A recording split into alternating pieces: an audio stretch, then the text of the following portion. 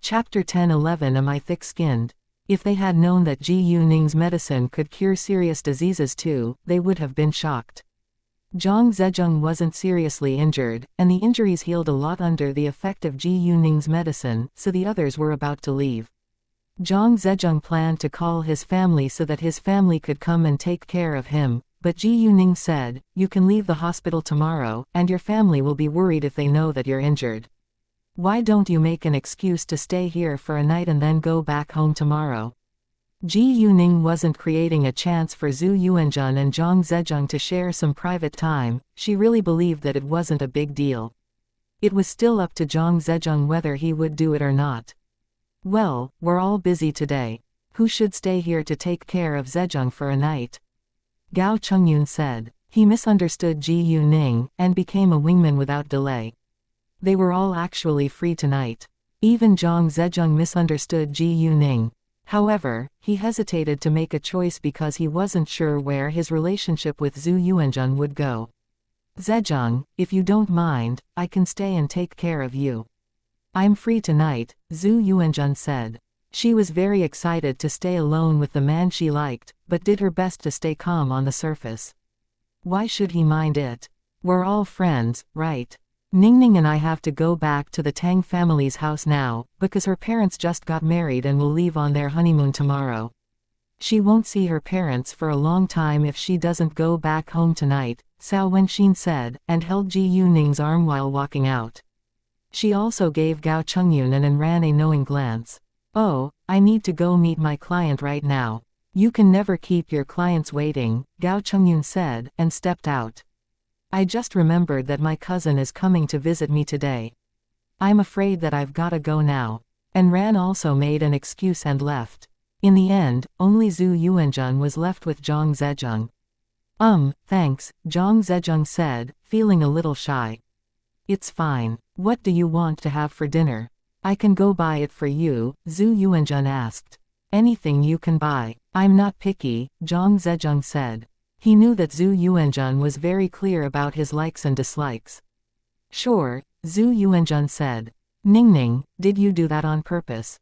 Cao Wenxin asked Ji Yuning once they left. "I didn't, I simply think that it isn't a big deal and he can leave the hospital tomorrow," Ji Yuning said and felt amused. She just gave some advice, and Zhang Zezheng made the decision on his own. "Ha ha, I thought you did that on purpose so that they could share some private time," Cao Wenxin said with surprise. "It is indeed a great chance for them to get to know more about each other," and Ran said.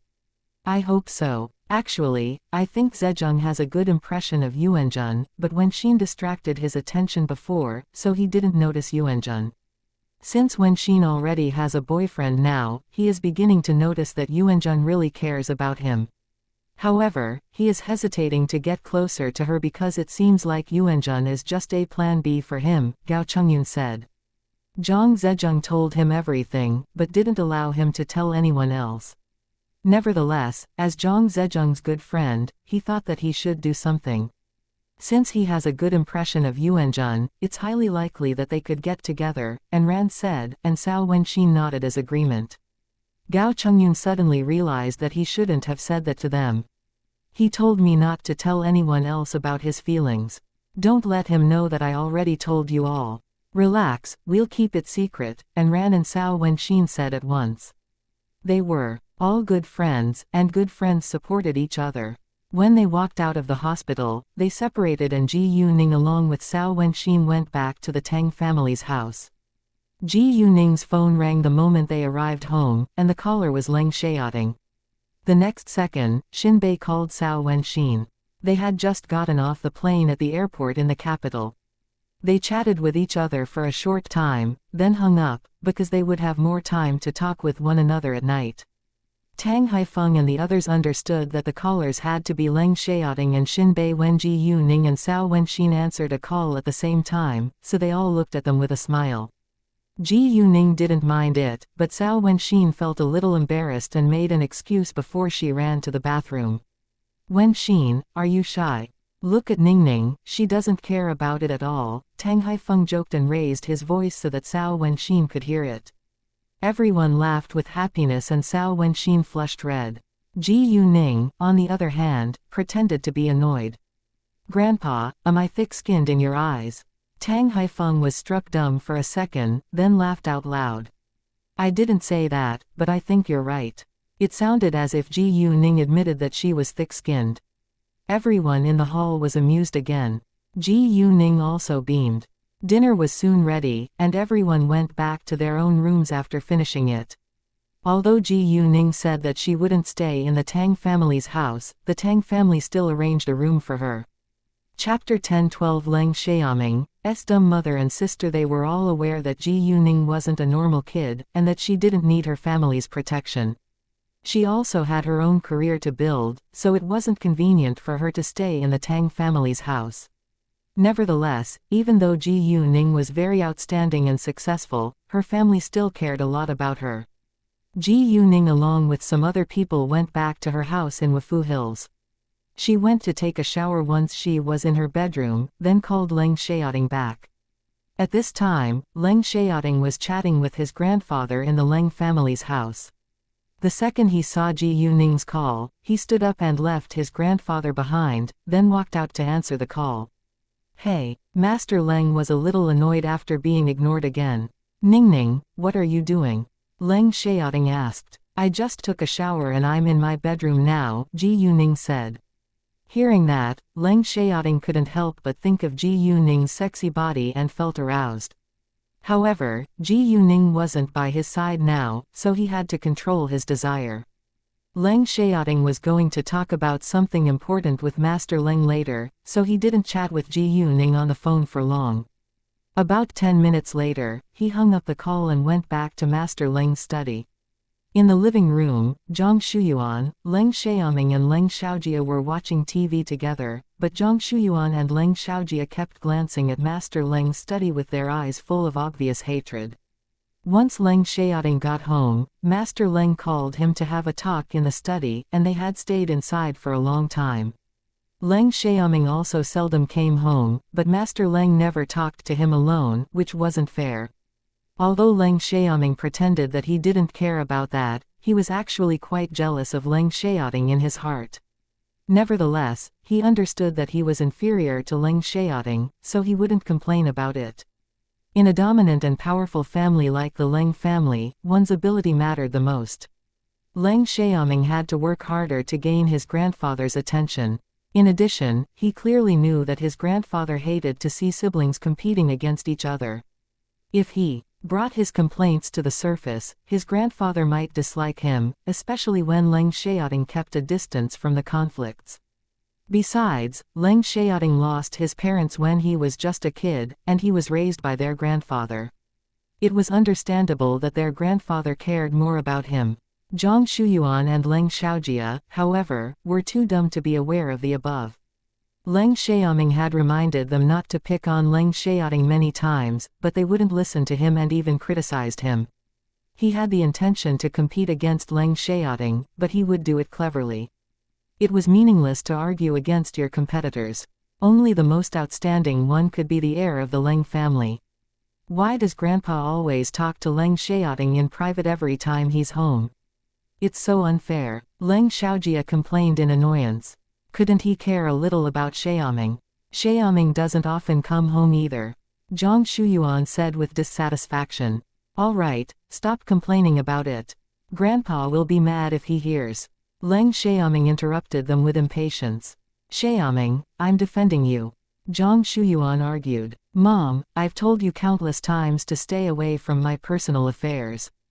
Don't you know that Grandpa hates to see competition between siblings?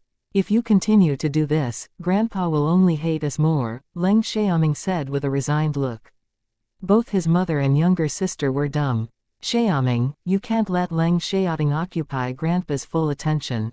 Leng Xiaojia said. She wasn't ambitious to inherit the Leng family's property, but she hoped that her older brother could do it. Enough. Leng Xiaoming snapped at her, then stood up and walked back to his room. Mom. Leng Xiaojia turned to her mother for support. Let him be. He's always like this. Although Zhang Shuyuan disliked Leng Xiaoming's behavior, she still valued her son above her daughter, so she sided with Leng Xiaoming. Leng Xiaojia didn't think further and thought that her mother cared more about her than her older brother. Right at this moment, Leng Xiaojia's friend called her and invited her to have a drink. Leng Xiaojia was in a bad mood now, so she agreed so that she could relax a little. Leng Xiaojia wasn't a kid and she had her own circle of friends, so Zhang Shuyuan didn't stop her from going out at night but only reminded her to be careful. The friend who called Leng Xiaojia was her lover, Smith. Therefore, Leng Xiaojia told Zhang Shuyuan that she would stay in her own apartment tonight. Zhang Shuyuan didn't think further and agreed. After hanging up the call with Leng Xiaoting, Ji Yuning suddenly remembered that she should go to Shang'antique now, so she changed at once, then left her house.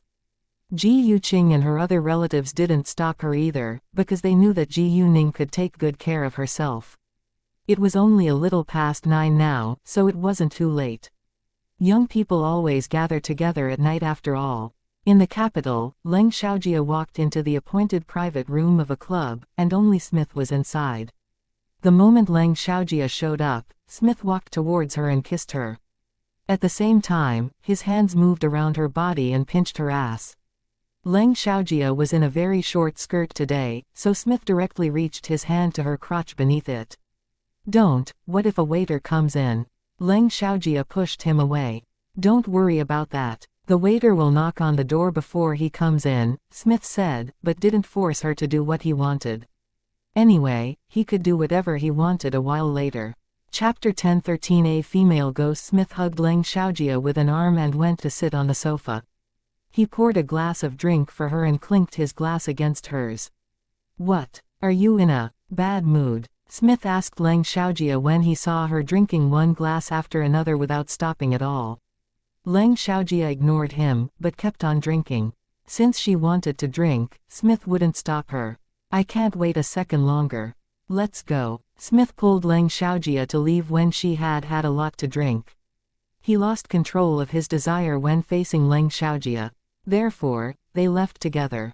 When they just walked out of the club, Leng Xiaojia met someone that she knew. Tang Yaxin was with another woman, but Qi Ziyu was absent. Tang Yaxin also loved playing around, and she stayed out late with her friends when Qi Ziyu wasn't with her. Although Tang Yaxin lived a life of decadence and self-indulgence, she would restrict herself when she was with Qi Ziyu because she liked him. "Hi, Miss Leng." Tang Yaxin greeted Leng Xiaojia politely, because Leng Xiaojia was from a family that was much more powerful than her family. "Nice to see you, Miss Tang," Leng Xiaojia said. They were merely acquaintances, and soon separated. Both of them came here for fun, so Tang Yaxin didn't pay much attention to the man standing beside Leng Xiaojia. After that, Tang Yaxin and her friend went to a private room in the club. There were 3 men and a woman inside, and they were all her friends. However, they weren't Tang Yaxin's real friends, but friends with benefits, and they just hung out, and had sex together. 2 men stood up once Tang Yaxin and the other woman walked inside. "You're finally here. We've waited for you for a long time. Come on, have a drink." One man hugged Tang Yaxin with an arm, then handed her a glass of drink. Tang Yaxin didn't mind at all, and drank it without hesitation. When Tang Yaxin was drinking, the man pinched her ass with great force, but Tang Yaxin said nothing, nor did she move away. The majority of rich people in the high society indulged themselves in alcohol and sex, but outsiders knew nothing about it. Even Qi Ziyu knew little about Tang Yaxin's private life.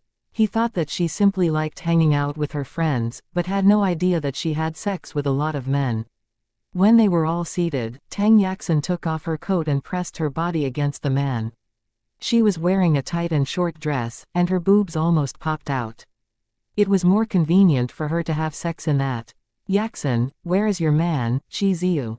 the man asked her. "He went abroad, and won't be back until a few days later," Tang Yaxin said.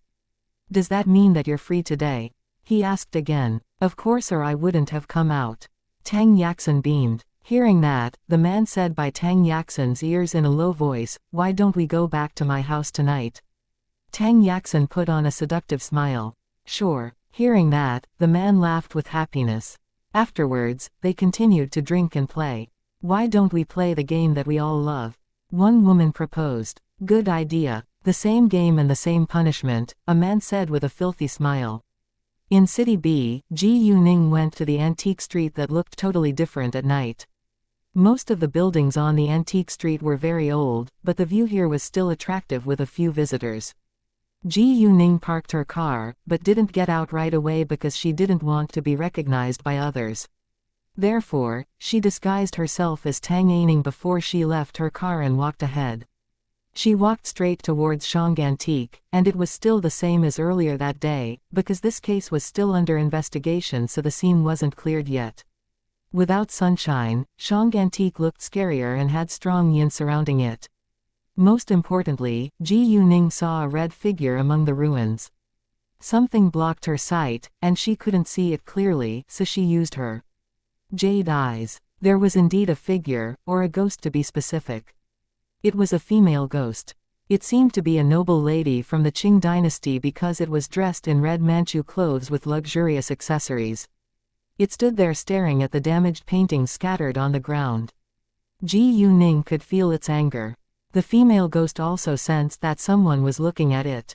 It turned and found Ji Yuning. The moment its sight fell on Ji Yuning, it was stunned because Ji Yuning was looking at it. Ji Yuning didn't avoid its eyes, and stared straight at it. She did it on purpose so that the female ghost would know that she was able to see it. The female ghost was surprised and confused, because it couldn't believe that a human could see it. It stood there in silence, and didn't know what to do. Like that, a human and a female ghost stared straight at each other in the night. Within a minute, Ji Yuning moved her eyes away from the female ghost. She checked her surroundings and ran towards the ruins when she made sure that there was nobody around her. The female ghost was shocked seeing Ji Yuning running over. Chapter 10:14 Why are you helping me? The female ghost subconsciously moved a few steps backwards. It wasn't scared of Ji Yuning, but stayed alert. Ji Yuning stopped when she was 2 meters away from it. Did you cause the collapse? Although she asked it that question, she already had the answer. Ji Yuning thought that the female ghost must have done it for a reason. There must be something hidden behind this store. The female ghost was very surprised when Ji Yuning talked to it. It was true that this human could see it. The female ghost stayed alert and asked, "So what? Who are you? How can you see me? Why did you do it?" Ji Yuning asked again. It was obvious that the female ghost was annoyed by that question, and it shouted in anger all of a sudden, "They tore the painting of me to pieces. Without the painting, I have nowhere to stay, and I can never meet my husband again." Speaking to the end, the female ghost seemed to want to kill. The owner of Shang Antique just got a new batch of ancient objects last night, and there was a painting among it. The female ghost was the figure in the painting. In fact, the owner of Shang Antique was innocent because it was a staff member who tore the painting to pieces, not him. When the owner of the Shang Antique and the staff member saw the painting of the beautiful woman, both of them were stunned by her beauty. However, the staff member kept staring at the woman in the painting when he was at work. All of a sudden, the beautiful woman became a ghost in his sight, which scared him and he tore it to pieces in fear. As a result, the female ghost lost the place where it stayed, and it became homeless. Out of fury, she made Shang Antique collapse. As a ghost, it was unusually powerful, so it was very easy for it to destroy a small building. The staff member was very lucky, because he wasn't killed but just got injured in the accident. Even though the staff member survived, Ji Yuning had no sympathy for him, because it was his fault which caused the collapse. The staff member probably didn't think that he had done anything wrong, but he shouldn't have torn the painting to pieces. Nevertheless, it wasn't appropriate for the female ghost to stay in this world, so Ji Yuning thought that she should find a good way to deal with it. At the same time, Ji Yuning wondered who her husband was. Ji Yuning understood that it must have something to do with the painting. "What will happen to you without the painting?" Ji Yuning asked. The female ghost sneered, which was quite scary. "Without the painting, I'll be trapped here forever."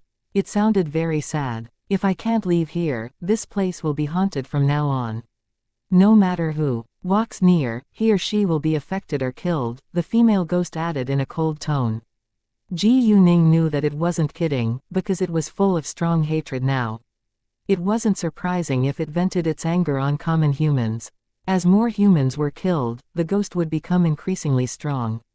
It wouldn't be easy to persuade the female ghost not to hurt innocent human beings.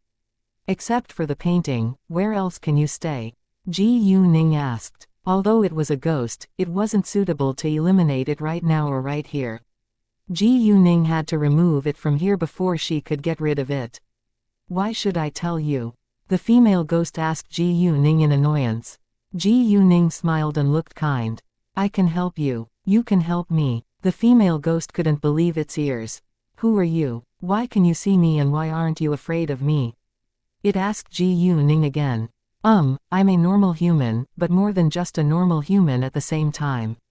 I have a pair of eyes which can see many things that others can't, Ji Yuning said. I've seen many ghosts before, so I'm not afraid of you at all. You've seen many ghosts before. The female ghost was shocked. Why do you want to help me?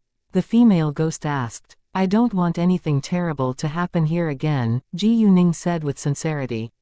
Ji Yuning saw that this female ghost wasn't evil, just troublesome. There was no need for Ji Yuning to deceive it. It would be better if she could solve this problem in harmony. The female ghost hesitated for a while, because it indeed needed someone's help to get back to the painting. It seemed like only Ji Yuning was able to help it right now. Well, I can go back to the painting as long as you can repair it, the female ghost said, pointing at the painting lying on the ground. Ji Yuning turned to see the painting, and found that except for the beautiful women, there was also a man along with beautiful mountain scenery in it. The man's face was unclear in it, because he stood a little far away and was practicing with a sword. The beautiful woman, who was this female ghost, was playing a zither, but not in the red clothing. The beautiful woman was the main character in the painting, so her face was very clear with vivid features. Chapter 10:15 A deal with the female ghost. Ji Yuning understood that the man in the painting must be the female ghost's husband. The painting won't be the same even if I stick the pieces back together, Ji Yuning said. It's fine as long as they can be a whole, the female ghost said. Well, I think that's easy and I can do it for you right now, Ji Yuning said, and a bottle of glue showed up in her hand the next second, which amazed the female ghost. The female ghost thought that Ji Yuning could use magic. Ji Yuning would keep her magical power as a secret in front of humans, but it would be fine if she used her magical power in front of ghosts. Humans couldn't see ghosts, so ghosts weren't able to leak the information to them. In addition, Ji Yuning also needed to show her ability to make the ghosts fear her. Didn't you say that you're just a normal human? How come you can use magic? The female ghost asked. I'm sorry, it's a secret. Don't worry, I won't use it against you as long as you're cooperative, Ji Yuning said. The female ghost closed its mouth at once. It sensed that Ji Yuning wasn't simple at all, so it didn't dare to annoy her. Ji Yuning soon stuck the pieces of the painting back together, but there were many cracks left on it. The female ghost's face lit up the second the painting went back to normal, but its pale face looked quite frightening with the happy expression. Please wait a moment. I need to have a try to see whether I can stay in it, the female ghost said to Ji Yuning. Afterwards, the female ghost became a thin line of red light then entered the painting. The female ghost didn't actually become a part of the painting, but it was appreciating the world displayed by the painting. In the world, there were real mountains, houses, flowers and trees. The man was dancing with a sword, while the woman was playing the zither. Everything seemed to be a movie which was played in front of the female ghost. Although it couldn't touch them, it felt quite satisfied watching them from the side. The female ghost could only feel happiness when it was with its husband at this moment. It didn't forget that Ji Yuning was still waiting for her outside the painting, so it came out a few seconds later. It put on a serious face and said to Ji Yuning, if you don't want me to cause any trouble again if this painting is torn to pieces, please take good care of it. If this painting is badly damaged, it'll be meaningless to repair it. The female ghost threatened Ji Yuning because it was unwilling to be apart from its husband again. It was what Ji Yuning wanted too, so she didn't mind it. No problem, I'll put it away properly, Ji Yuning said. Great, the female ghost said. When it was about to get back to the painting, Ji Yuning stopped it. Wait a second, what? The female ghost asked. Could you please tell me where this painting was kept before? Ji Yuning understood that this batch of ancient objects must be out of a grave, and there must be many still on the market. The female ghost was struck dumb for a second. It looked sad, then stayed alert. Why do you want to know? Since the painting of you is here, the place where it was kept before must have been disturbed by someone. Those ancient objects are all covered in yin, and you should know that yin is harmful for normal humans. I think I should do something, Ji Yuning said. Ji Yuning wouldn't sit on her hands. She was the only one in this world who could see ghosts and monsters with her jade eyes, and she had met multiple strange things ever since her rebirth. It must have something to do with her, so she had the duty to investigate it. The female ghost suddenly thought of something, and it believed that only this young girl in front of it could help it. After thinking for a while, the female ghost said, I can tell you, but you must help me do something. What is it? Ji Yuning asked. She didn't agree with the female ghost right away, because she wasn't sure whether she could help it or not. Although Ji Yuning seemed to be super powerful and like there was nothing she couldn't do, it didn't mean that she could solve every problem. Please help me move the master coffin in that grave to another place so that nobody can damage it again, and the painting of me should be put into the coffin too, the female ghost said. Sure, it's easy, Ji Yuning said. Afterwards, the female ghost told Ji Yuning the location of the grave. I don't know how long I've been dead till now, so I probably can't tell you the detailed location of the grave. I was born in 1681 and died in 1697. I was 16 that year when I died, and it was my wedding day. The female ghost told Ji Yuning the tragic story behind her death. I was the daughter of a cabinet official, and grew up with the son of a duke. We became a couple after overcoming many difficulties, and thought that we could finally live a happy life together. However, my husband abruptly died of a serious disease on our wedding day, and people blamed me for it. I suffered from verbal abuse and humiliation, but my husband's mother burned me to death in the end. She even made people believe that I committed suicide out of guilt. Chapter 10:16 The tragic story. I didn't understand why she would do that to me until I stayed in her room for a few days as a ghost. It turned out that my husband wasn't her biological son. She became pregnant at the same time as another woman, and the prince said that whoever gave birth to a boy would be his wife. She was worried that the baby in her belly might be a girl, so she prepared a little boy when she was about to deliver. If she gave birth to a girl, she would replace the girl with the boy. Without surprise, she gave birth to a girl, and the prepared boy replaced her biological daughter as planned. The boy was precisely my husband. In that way, my husband became the son of the duke, while she became the duchess. However, she got pregnant again 3 years later, and it was a boy, so she began to keep a distance from my husband. The duke, however, treated my husband very well and even chose my husband to be the heir, which was unacceptable in her eyes. Therefore, she schemed against my husband on our wedding day. Hearing that story, Ji Yuning was surprised to know that the female ghost was born in a family of power. Since it was the grave of a duke's son, there had to be many valuable ancient objects inside. If all of them were dug out and put on the market, many people could be affected by the yin. Even though my husband died, he was still a son of the duke, and the duchess kept his real identity secret to prevent her dirty deed from being exposed.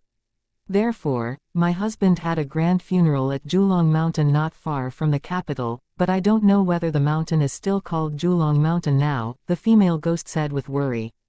Julong Mountain still exists, and I've heard of it before, Ji Yuning said. Ji Yuning had heard of Julong Mountain because there was a Julong Mountain Villa at the foot of it. Julong Mountain Villa was a high-end private club, and people who went there for a meal or vacation were either super rich or powerful. In her previous incarnation, she had been there a few times for tasks. Great, you can call me out when you arrive at Julong Mountain, and I can lead the way for you, the female ghost said with excitement. I'll go to the capital to deal with something in a few days, so you can wait for it, Ji Yuning said. Sure, the female ghost said. Get back in the painting so that I can take you away, Ji Yuning said. The female ghost became a thin line of red light and entered the painting, then Ji Yuning rolled it up and put it into the telepathic eye space. After that, Ji Yuning let the Jiao out and asked it whether it could absorb the yin here. If it couldn't, Ji Yuning would use her night luminescent pearl to do it. The Zhao nodded and absorbed the yin in the building, so the building soon went back to normal. Without delay, Ji Yuning put the Zhao away and left. In the capital, Leng Xiaojia and Smith went to have rough sex in a hotel. While Tang Yaxin and the man also went back to the man's house later. There were all kinds of people in this world. Some liked to live a peaceful life, while some needed excitement every day. Leng Xiaojia was single, so there was nothing wrong even if she had sex with a random man, but Tang Yaxin was different. She already had a fiancé, so it was amoral that she still made love with another man.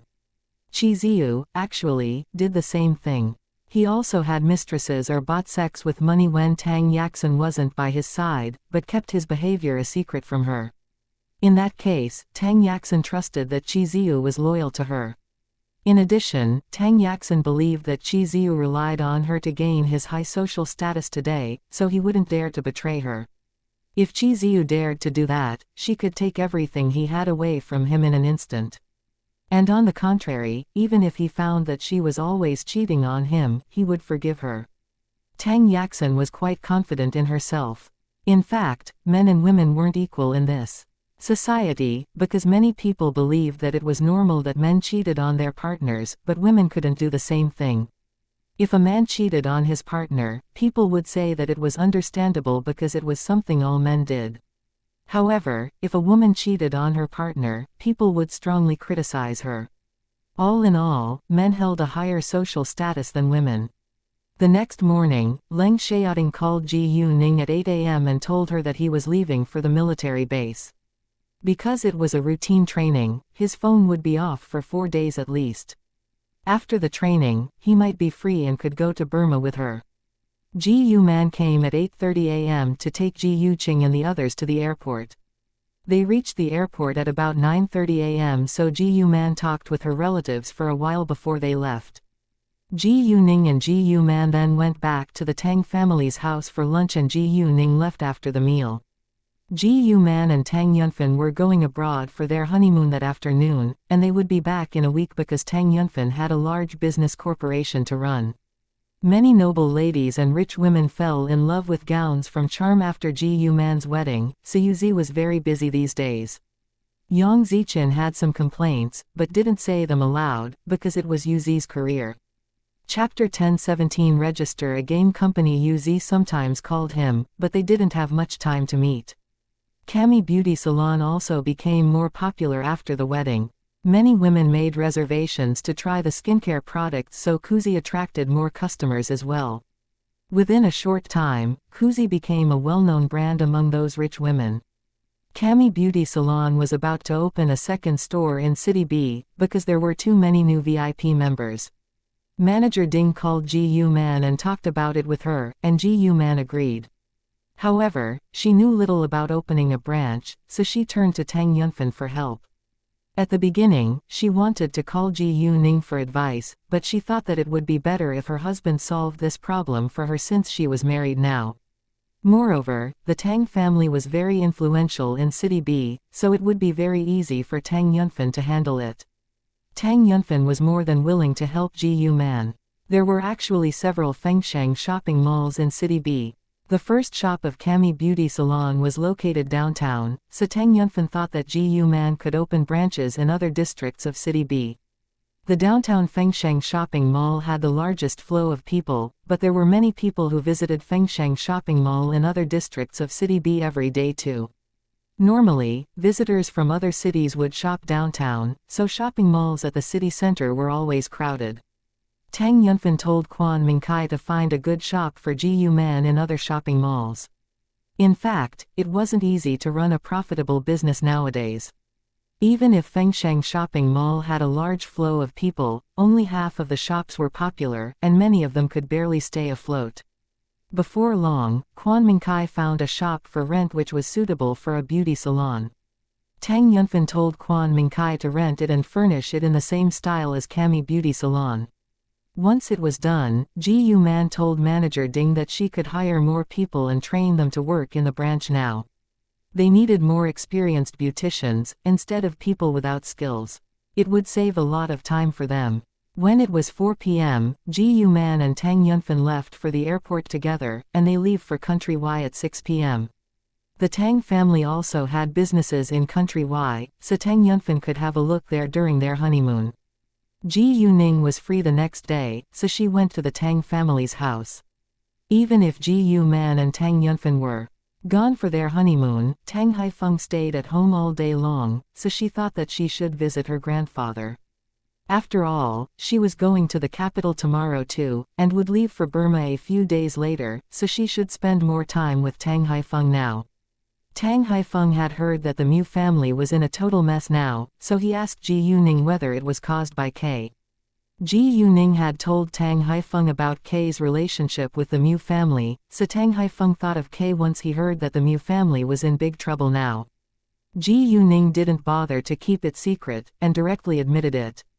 Tang Haifeng didn't criticize her, because the Mu family asked for it themselves. If Mu Shushan hadn't treated his ex-wife so badly before, his son wouldn't have taken revenge. Tang Haifeng had no sympathy for the Mu family. He looked kind and nice in his family's eyes, but he could be very cruel to his enemies and bad people. Even though the Mu family had cooperated with the Tang family in business, Mu Shushan wasn't a good man in Tang Haifeng's eyes. Besides, Ji Yuning told him not to get involved in this, so he would definitely stay away from it. Ji Yuning flew to the capital a day later. She arrived at the airport of the capital at 10:20 a.m. She had called K before she left for the capital and asked K whether he was free to pick her up. K got excited the moment he heard that Ji Yuning was coming to the capital. Of course I'm free, but since you'll be in the capital soon, when will you register a game company? K couldn't wait for a second longer, because the game was already done and had passed the alpha test. He was ready to release it once the game company was established. Ji Yuning was amused that K was being so urgent, but she could understand his feelings. I'll be reaching the capital around 10:20 a.m., and it takes 40 minutes to get to the city center. So we can go finish the legal procedure together before lunch. Great. K was thrilled. Coincidentally, Ji Yuning ran into Chi Ziyu, who just off the plane too. Ji Yuning pretended that she didn't see him. Chi Ziyu, however, couldn't ignore Ji Yuning because she was a gorgeous girl. At the very beginning he paid attention to her because of her relationship with the Shu family, but now he somehow felt that she was very special. Although she stayed aloof, she was too beautiful and attractive to be ignored. Therefore, Chi Ziyu walked to Ji Yuning and greeted her. Hi, what a coincidence. Hi, Ji Yuning said, but didn't bother to smile at him. Afterwards, she walked away leaving him behind. Chapter 10:18 K meets his father being ignored. Chi Ziyu was a little displeased, but didn't mind it, because they were simply acquaintances. Without delay, Chi Ziyu followed Ji Yuning. May I know your name? Men were all the same. If a woman was very interested in him, he wouldn't pay attention to her and even thought that she was annoying. However, if the woman kept a distance from him or even deliberately ignored him, he would have a burning desire to attract her attention. Chi Ziyu had never been ignored by any women before, so Ji Yuning's behavior aroused his interest. In addition, Ji Yuning was his type. My surname is Ji Yu, Ji Yuning said without looking at him. Although Ji Yuning hated Chi Ziyu, she couldn't show her real feelings on her face at this time. If Chi Ziyu felt her strong hatred towards him, he might become alert and pay more attention to her, which could cause unnecessary trouble. Miss Ji Yu, do you need a ride? Chi Ziyu asked her. Thanks, but my friend is fetching me, Ji Yuning said. Fine. Since she said that, Chi Ziyu didn't insist. He stopped and watched Ji Yuning getting into the car. When Ji Yuning was gone, he turned to his own car in the parking lot. K drove Ji Yuning to the administration for Industry and Commerce. Have you prepared all the documents? Ji Yuning asked. Sure, Kenji has checked them for me too, K said with excitement. Ji Yuning smiled. K looked like a happy little boy who just got sweet candies. Afterwards, Ji Yuning called Chen Kanji and told him to book a room for lunch. They would dine together with Lu Zan and Lu Xiao. They hadn't gathered together in a long time. Lu Zan was delighted to know that Ji Yuning was coming, and he couldn't wait to share the good news about infinite horror with her. Ji Yuning and K filled in some forms when they arrived at the government building. After they handed in the necessary documents, the only thing they needed to do now was to wait. When they arrived at the appointed restaurant, it was almost 12 p.m. Chen Kanji and the others were already there, and they had ordered many dishes. Once Ji Yuning and K arrived, the dishes would be placed on the table. However, they encountered a familiar face in the hall. The person was Mu Shushin, K's biological father and enemy. The second K saw Mu Shushin, his face changed. Probably because Mu Shushin hadn't seen K for many years, he failed to recognize K, but greeted Ji Yuning first. "Miss Ji Yu, what a coincidence. It's so nice to see you again," Mu Shushin said politely. In fact, he didn't look well because the Mu family was still in a complete mess. Even though K, who worked for Ji Yuning, had a long-standing grudge against the Mu family, the Tang family was still one of the Mu family's important business partners. The Mu family was also invited to attend Ji Yuman and Tang Yunfan's wedding.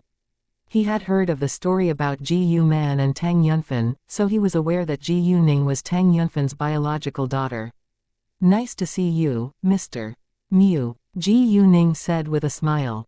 Even though Mu Shushin failed to recognize K, he thought that K looked quite familiar, but he couldn't remember where he had seen K before. "Mr. Mu, nice to see you." K opened his mouth at this moment.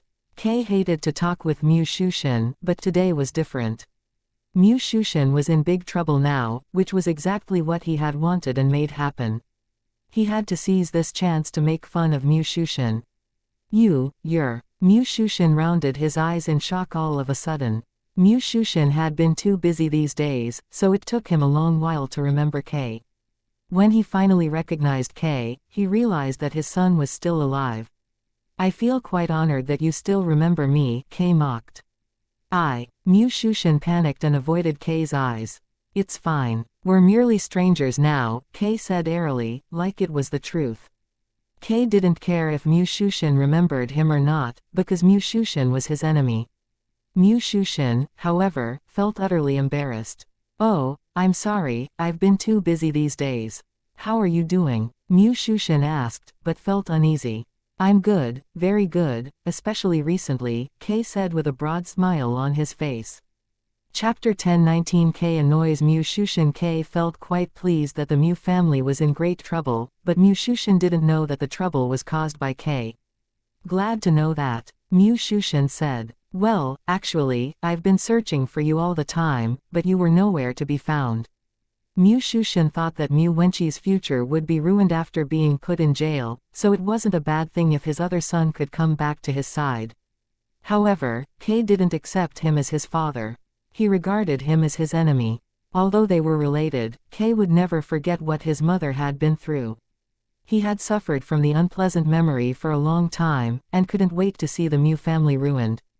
Really? K obviously didn't believe it.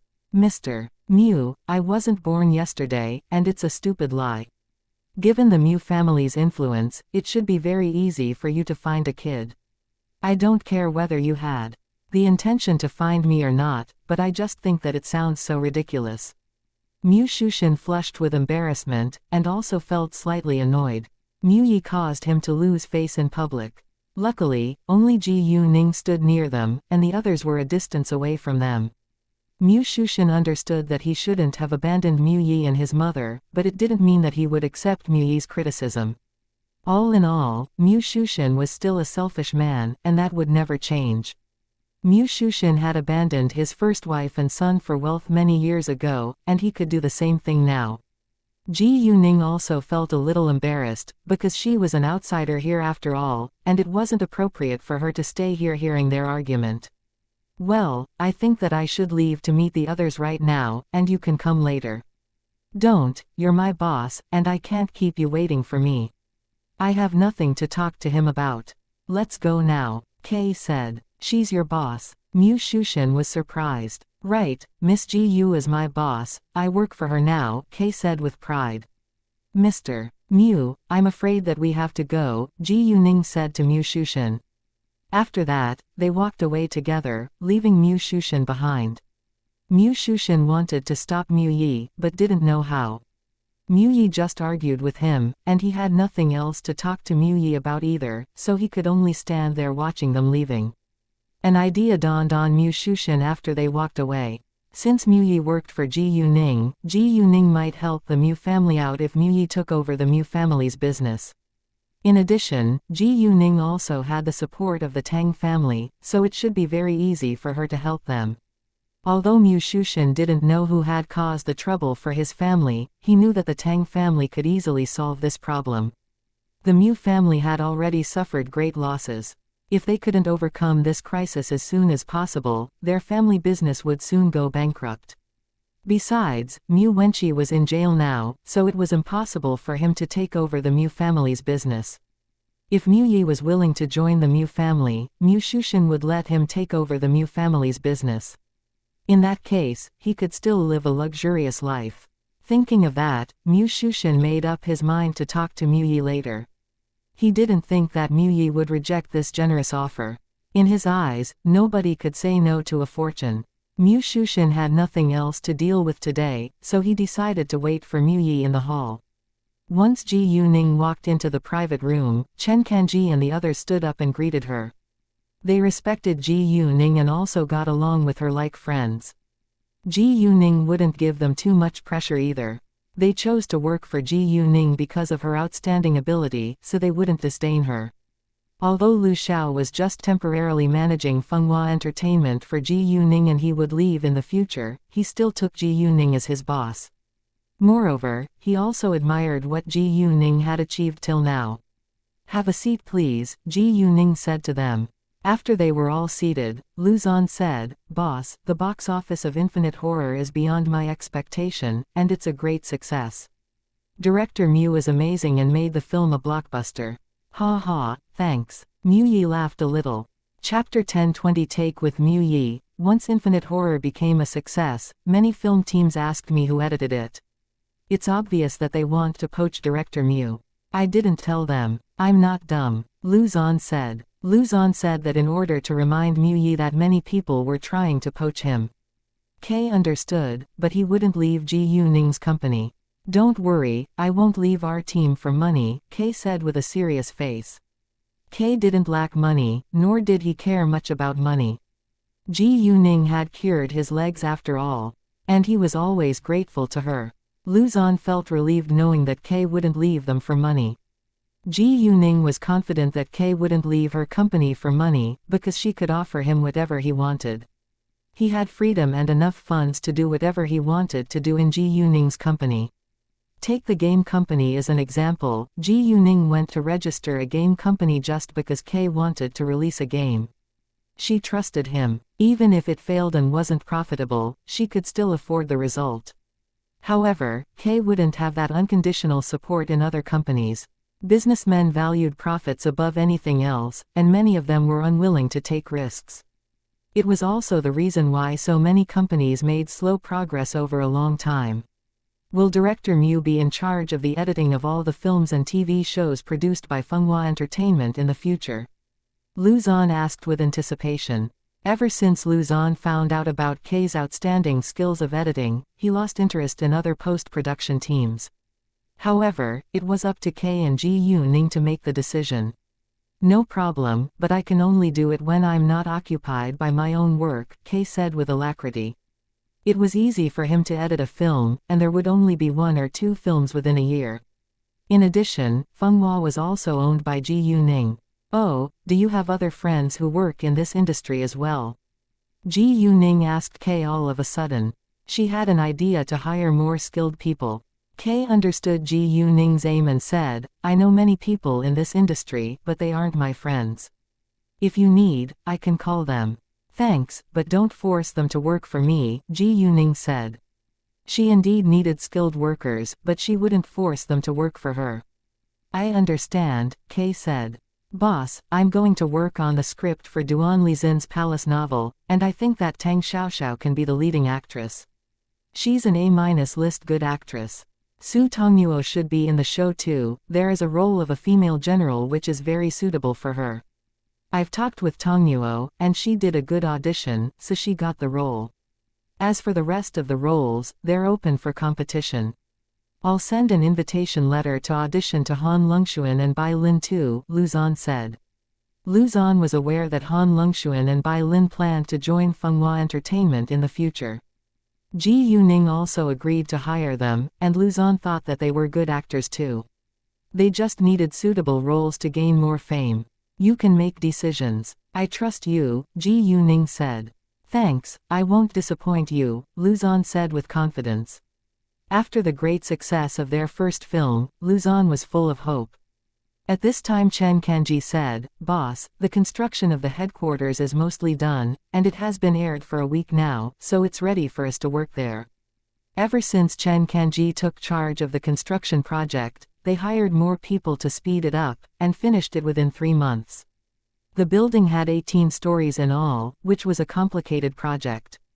For now, 80% of it was done, and it had been aired for a week. Great, you'll be responsible for that, Ji Yuning said. No problem, Chen Kanji said. After lunch, Ji Yuning planned to take some antiques to Xianxia Antique Store at the Antique Street. Boss, let me drive you there. Kay said. It's fine. I'll go to the headquarters with you first, then I'll drive there myself, Ji Yuning said. If Kay went there with her, it wouldn't be convenient for her to take out antiques from the telepathic eye space. After that, they went back to the headquarters together. However, Mu Shushin stopped Kay in the hall of the restaurant. Hi, Miss Ji Yu, can I talk privately with Mu Yi for a while? Mu Shushin asked Ji Yuning. Since Ji Yuning was Mu Yi's boss, he should ask for Ji Yuning's permission. To his surprise, before Ji Yuning could say anything, Kay interrupted them. I don't think it's necessary. Chapter 1021 Abandoned Family for Career. Chen Kanji knew Mu Shushin, so he was mad too when he saw Mu Shushin. Mu Shushin was the man who caused the death of Mu Yi's mother, and Mu Yi had lived his life in pain for the past few years. Chen Kanji was also happy to see the Mu family's current terrible situation. However, he was surprised when Kay and Mu Shushin talked to each other like they had already met before. Lu Zan and Lu Xiao didn't know Mu Shushin, but they noticed that Mu Shushin resembled Kay, so it was obvious that their relationship wasn't simple. Given Kay's attitude towards Mu Shushin, they couldn't be close. Mu Yi, I just need 5 minutes. Can we have a private talk? Mu Shushin asked with a serious face. He was confident that he could persuade Kay to help him in 5 minutes. Seeing Mu Shushin being so serious, Kay realized what he wanted to talk with him about. Fine, 5 minutes. Afterwards, he said to Ji Yuning, Boss, please leave without me, I'll go back on my own later. Sure, Ji Yuning said, then left with the others. Before they walked out of the restaurant, Chen Kanji glanced at Kay and Mu Shushin. In fact, he was worried that Kay might lose control and say or do something inappropriate, because he knew how much Kay hated Mu Shushin. Mu Shushin noticed Chen Kanji's glance, but didn't pay much attention to it. Boss, have they already met each other? Chen Kanji asked Ji Yuning outside. What did Mu Yi say or do? Chen Kanji asked. He was fine, but Mu Shushin was annoyed by him, Ji Yuning said. Hearing that, Chen Kanji felt relieved. Mu Shushin, Mu Yi. Hearing that, both Lu Zan and Lu Xiao realized their relationship, but neither of them said it aloud. Kay followed Mu Shushin to sit by a tea table in the hall. Mu Shushin handed Kay the menu, but Kay didn't take it. I don't want to drink. Since Kay didn't want to drink, Mu Shushin put the menu down and directly talked to him. Mu Yi, I know that you dislike me, and I've always felt guilty of what I've done to you. Can you give me a chance to make it up to you? How? Kay asked and sneered. You can join the Mu family, and be the heir of our family's business, Mu Shushin said with confidence. The Mu family. I think that it should be the Zhu family, because you married into the Zhu family, Kay said. You. Mu Shushin was struck dumb for a second and got furious, because Kay hit the point and humiliated him. Fine, it's the Mu family, because you made it. Even if it's the Mu family's business, isn't it going bankrupt now? Kay sneered again. How could you? Mu Shushin was astonished. Fine, since you've heard of it, I can tell you the truth. It's true that the Mu family is in a mess now, but a starving camel is still bigger than a horse.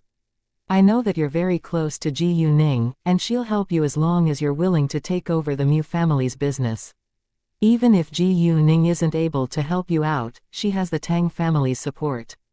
There is nothing the Tang family can't do in City B, Mu Shushan said. Mu Shushan took it for granted, but it sounded ridiculous in Mu Yi's ears. Aren't you afraid that your wife and son will compete against me in the future? Kay asked. I'm the leading role in the Mu family now, they can't make the decision, Mu Shushan said. He believed that Mu Yi asked him for details because he was considering his offer. I love freedom more than money and fame, Kay said. You can't live your life without money and fame. You're a grown-up man, and you should take your career as the first priority. Mu Shushan criticized Kay. At this moment, he forgot how terrible his relationship with Mu Yi was, and he thought that he could criticize or even snap at. Mu Yi is a father. Do you mean that I should learn from you and abandon family for career? Kay said in anger. Men probably should pay more attention to their career, but it wasn't persuasive at all when Mu Shushan said that. A real man would fight for his future with his own ability, but Mu Shushan had abandoned his family for a rich girl. He was shameless and selfish. He was also ruthless because he had no moral standards. Mu Shushan got furious when Mu Yi mocked him, but he had to admit that it was the truth. Even though it was the truth, he didn't feel regretful at all. If he hadn't done that, he couldn't have become successful. In addition, he had secretly supported Mu Yi and Mu Yi's mother. If his second marriage hadn't been exposed, he would have supported Mu Yi till Mu Yi graduated from college. Mu Shushan thought that he had done everything he could, but it was unacceptable in Mu Yi's eyes. Chapter 1022 I caused you to be in trouble. Oh, by the way, I don't lack money at all, because Miss Ji Yu offers me a very generous pay. My annual package is dozens of millions of yuan, and my job isn't tiring. I'm living a good, happy life now, and I don't want to change it, Kay said. He loved freedom, but also wanted to do something meaningful, and now he had a good job and lived a happy life. Mu Shushan was shocked when he heard that Kay earned dozens of millions of yuan every year. It couldn't just be salary, and Kay should be a shareholder. It was true that Kay was a shareholder of Shengning. However, the Mu family had over 1 billion yuan in assets, and Mu Shushan didn't think that Mu Yi was willing to give up 1 billion yuan for just dozens of millions of yuan. Mu Yi, are you sure that you don't want to take over the Mu family's business? Will you give up 1 billion yuan for just over dozens of millions of yuan? Mu Shushan asked. If so, Mu Yi would be an idiot in Mu Shushan's eyes. Actually, there were many people who wouldn't be tempted to do anything for money. Aren't you afraid that Miss Ji Yu will act against the Mu family if she knows that you're trying to poach me? Kay sneered. Well, Mu Shushan was struck dumb for a second. He didn't think further about it, but simply believed that Ji Yuning would help him for Mu Yi's sake. Given Mu Yi's close relationship with Ji Yuning would indeed help him if he needed her help. Mu Yi understood it very well, but he didn't need it right now. All right, time's up. I have to leave now. Kay checked the time, and stood up. Wait a second. Mu Shushan stopped him at once. Mu Yi, think about it. You could be the heir of the Mu family. Mr. Mu, forget it. Even if I take over the Mu family's business, neither Ji Yuning nor the Tang family will give me a helping hand. To be honest with you, even I won't stop the person destroying the Mu family, Kay said with determination. It seemed like he couldn't wait to see the Mu family ruined. In other words, it was very likely that Mu Yi would make Mu Shushan a mere figurehead once he took over the Mu family's business. Mu Shushan was Mu Yi's enemy after all, and it would never change. Mu Shushan finally realized that Mu Yi was happy to see the Mu family in trouble. Mu Yi, you. Mu Shushan pointed at Mu Yi with his finger, but didn't know how to criticize him. Right, I'm happy to see the Mu family in great trouble, Kay said and didn't bother to hide his strong hatred towards the Mu family. Mu Shushan, I clearly remember how you betrayed my mother, and how my mother died. Mu Shushan panicked a little when Mu Yi became so aggressive. He was astonished to find that Mu Yi hated him so deeply. However, Mu Shushan still had no idea that it was Mu Yi who caused his family the trouble. Mu Yi only needed a computer which was connected to the internet to do whatever he wanted. Well, it's time for you to know the truth now. I'm the person who causes the great trouble for the Mu family, and I won't stop doing it, Kay said with pride and pleasure. What? It's you. Mu Shushin rounded his eyes in shock. He couldn't believe his ears when he heard that Mu Yi was the one who caused the Mu family to be in a complete mess now. He was also surprised by Mu Yi's ability. Mu Yi, however, ignored Mu Shushin and his question, then directly walked out. Mu Shushin didn't chase Mu Yi, because he was out of energy now. He felt utterly uncomfortable and vomited a mouthful of blood before he fainted. Someone in the hall noticed him, and called an ambulance at once. Although Kay didn't witness the scene, he heard the noises behind his back. He guessed that something bad must have happened to Mu Shushin, but he had no sympathy for him at all. Instead, there was a satisfied smile on his face. Mu Shushin, you deserve it, and it's not over yet. Ji Yuning and Chen Kanji had a tour in the headquarters, and Ji Yuning talked with Song Manny for a while before she left. She drove to the antique street, while Kay went back to the CEO's office at the same time. Chen Kanji was worried about Kay the entire time, in case Kay fought with Mu Shushin. How is it? Chen Kanji asked Kay with concern the second Kay showed up. Kay sat on the sofa with his legs crossed. He planned to let me take over the Mu family's business so that Ji Yuning and the Tang family would help the Mu family out. Saying that, Kay laughed.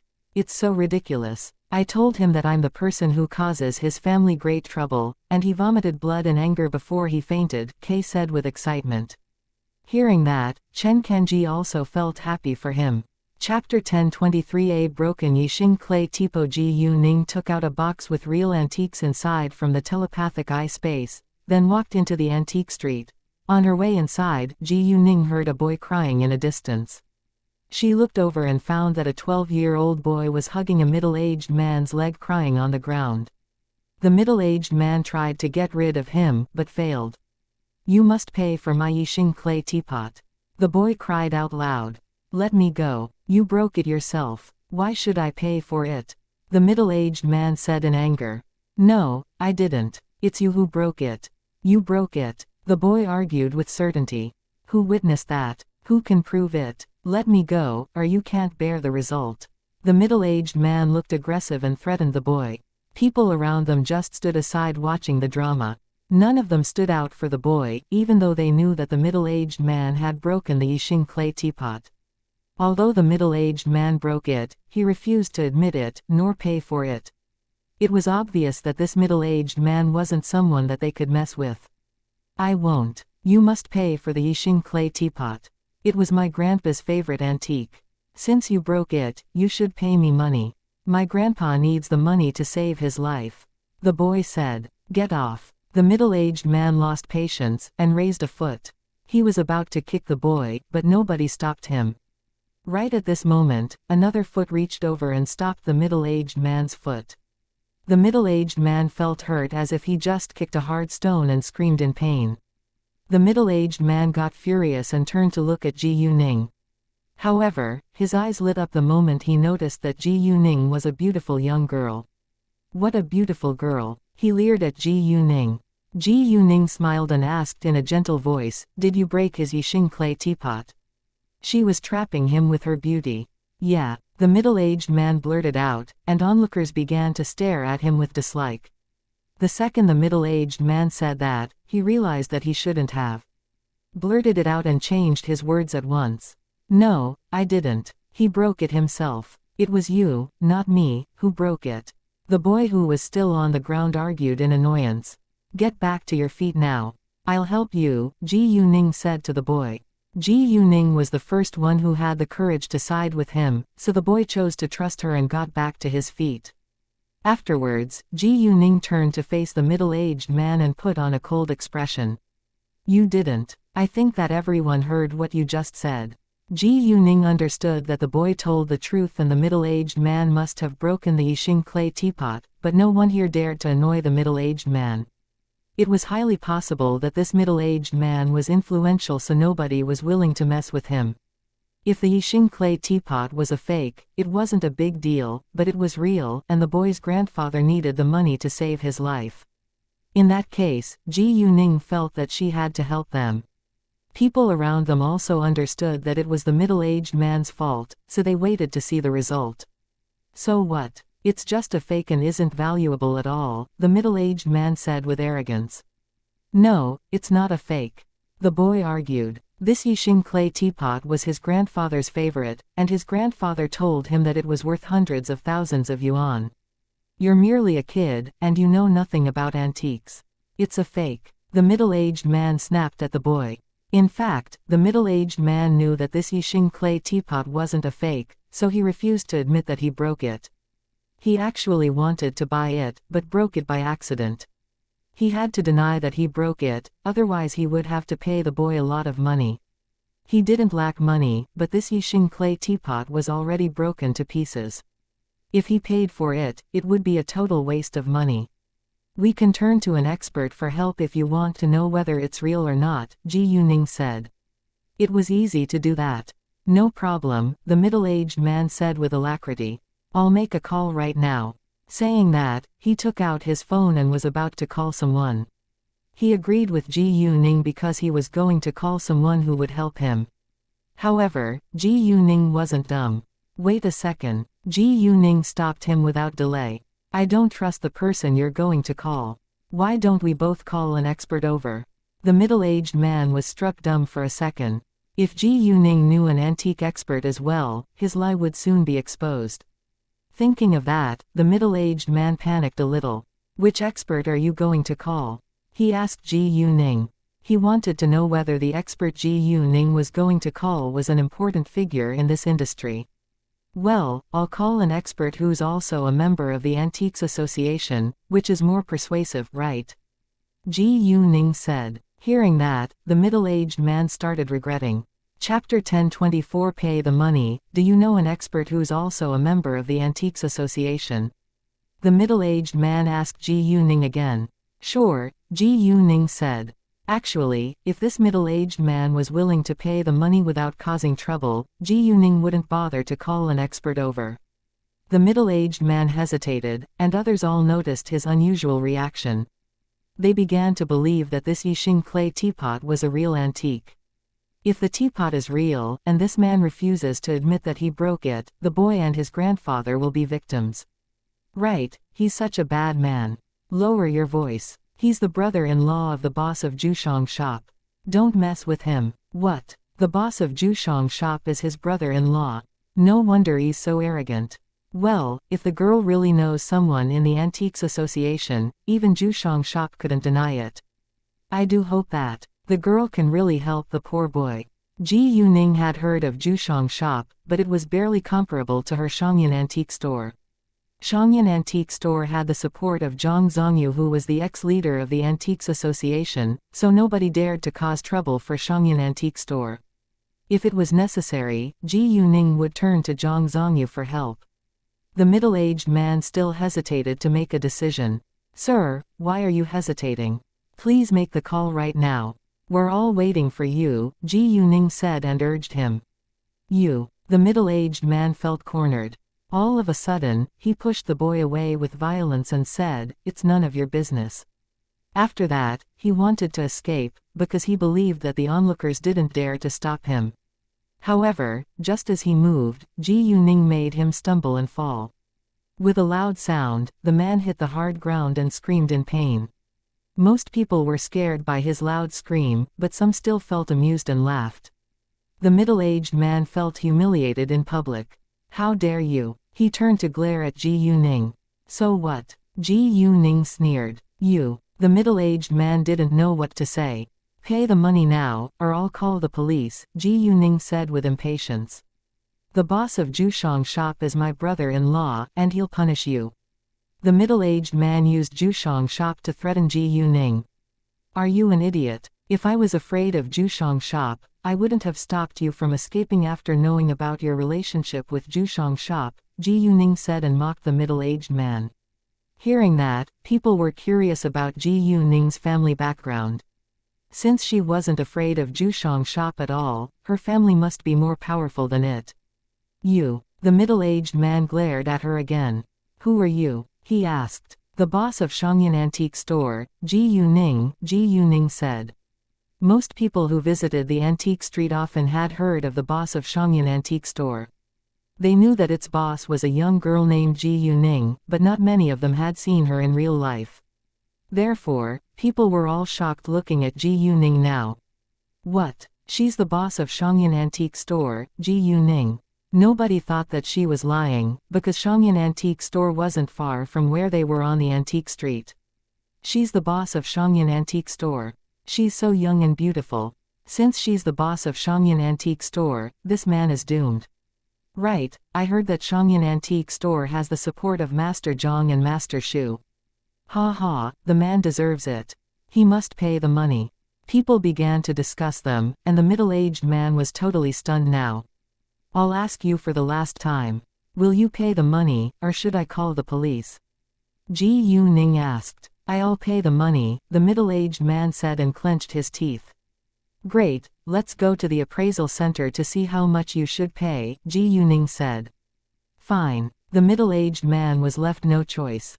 He tolerated the pain around his body, and did his best to get back to his feet.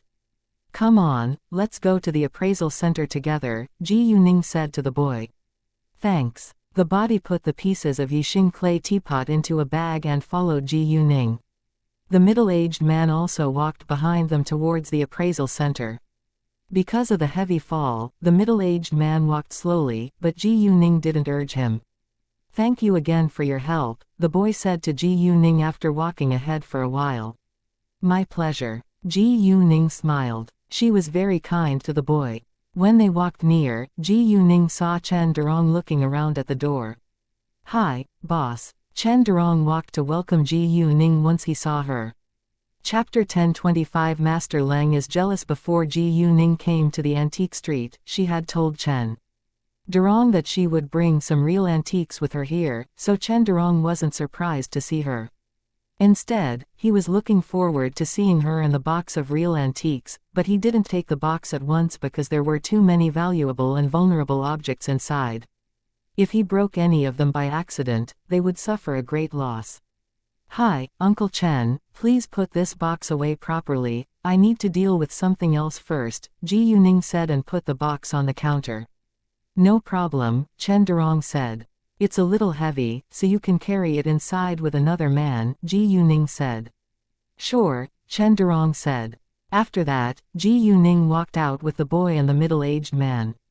Chen Durong also recognized the middle-aged man when he saw him, but he didn't ask any questions.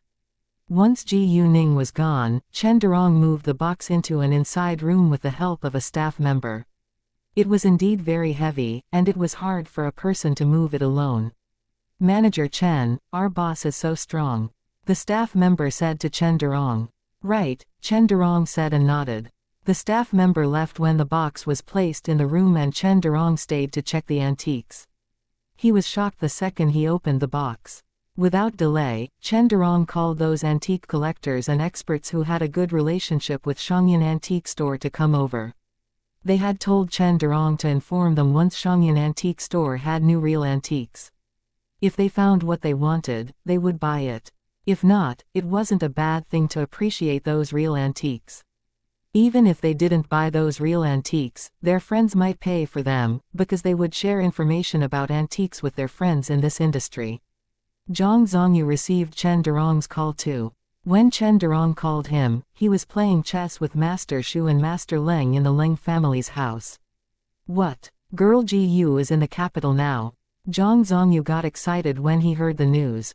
Ji Yuning had cured his disease, so he was always grateful to her. Master Leng and Master Shu were also surprised to hear that. Girl Ji Yu is here. Master Leng asked with happiness. He ached to see his future granddaughter-in-law. Yes, our boss is here, Chen Durong said on the phone to Zhang Zongyu. Where is she right now? Zhang Zongyu asked. She left to deal with something first and will be back soon, Chen Durong said. Great, tell her to wait for me. I'm coming, Zhang Zongyu said. Sure, I'll tell our boss, Chen Durong said. After hanging up the call, Zhang Zongyu stood up at once. Let's go meet Girl Ji Yu at the antique street. We're going to meet my future granddaughter-in-law. Why are you so excited? Master Leng said. In fact, he was a little unhappy to hear the news that his future granddaughter-in-law was in the capital from another person's mouth. Ji Yuning was his future granddaughter-in-law, and she should have called him first. Master Leng blamed Leng Xiaoting for that, because Leng Xiaoting wouldn't bring Ji Yuning to meet him until Ji Yuning went to study in the capital university. He decided to meet Ji Yuning himself. "Ha ha, Leng, are you jealous of me? Why don't you tell girl Ji Yu that you're Xiaoting's grandfather later? You can exchange phone numbers with her so that she can call you if she comes to the capital again in the future," Zhang Zongyu said. As Master Leng's friend, Zhang Zongyu was unwilling to see him being unhappy. "I will do that later," Master Leng said with determination. After that, they left for the antique street together. At the same time, Ji Yuning arrived at the appraisal center. It was an undeniable truth that the Yixing clay teapot was real, and it was of high quality too, so it was worth around 500,000 yuan. Therefore, the middle-aged man had to pay 500,000 yuan for it. However, the boy didn't have an ID card nor bank card, so he could only get a check, which wasn't safe. On their way here, Ji Yuning got to know that the boy's parents died when he was very little and he grew up with his grandfather. In that case, Ji Yuning called the police for help, because she didn't have much time to take care of the boy.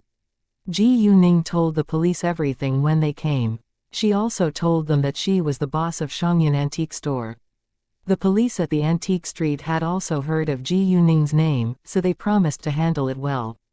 Afterwards, Ji Yuning handed the police a bottle of power crystals, which was medicine for the boy's grandfather.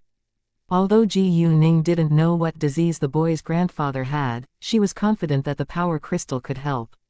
500,000 yuan was also enough for the boy's grandfather to recover from the disease.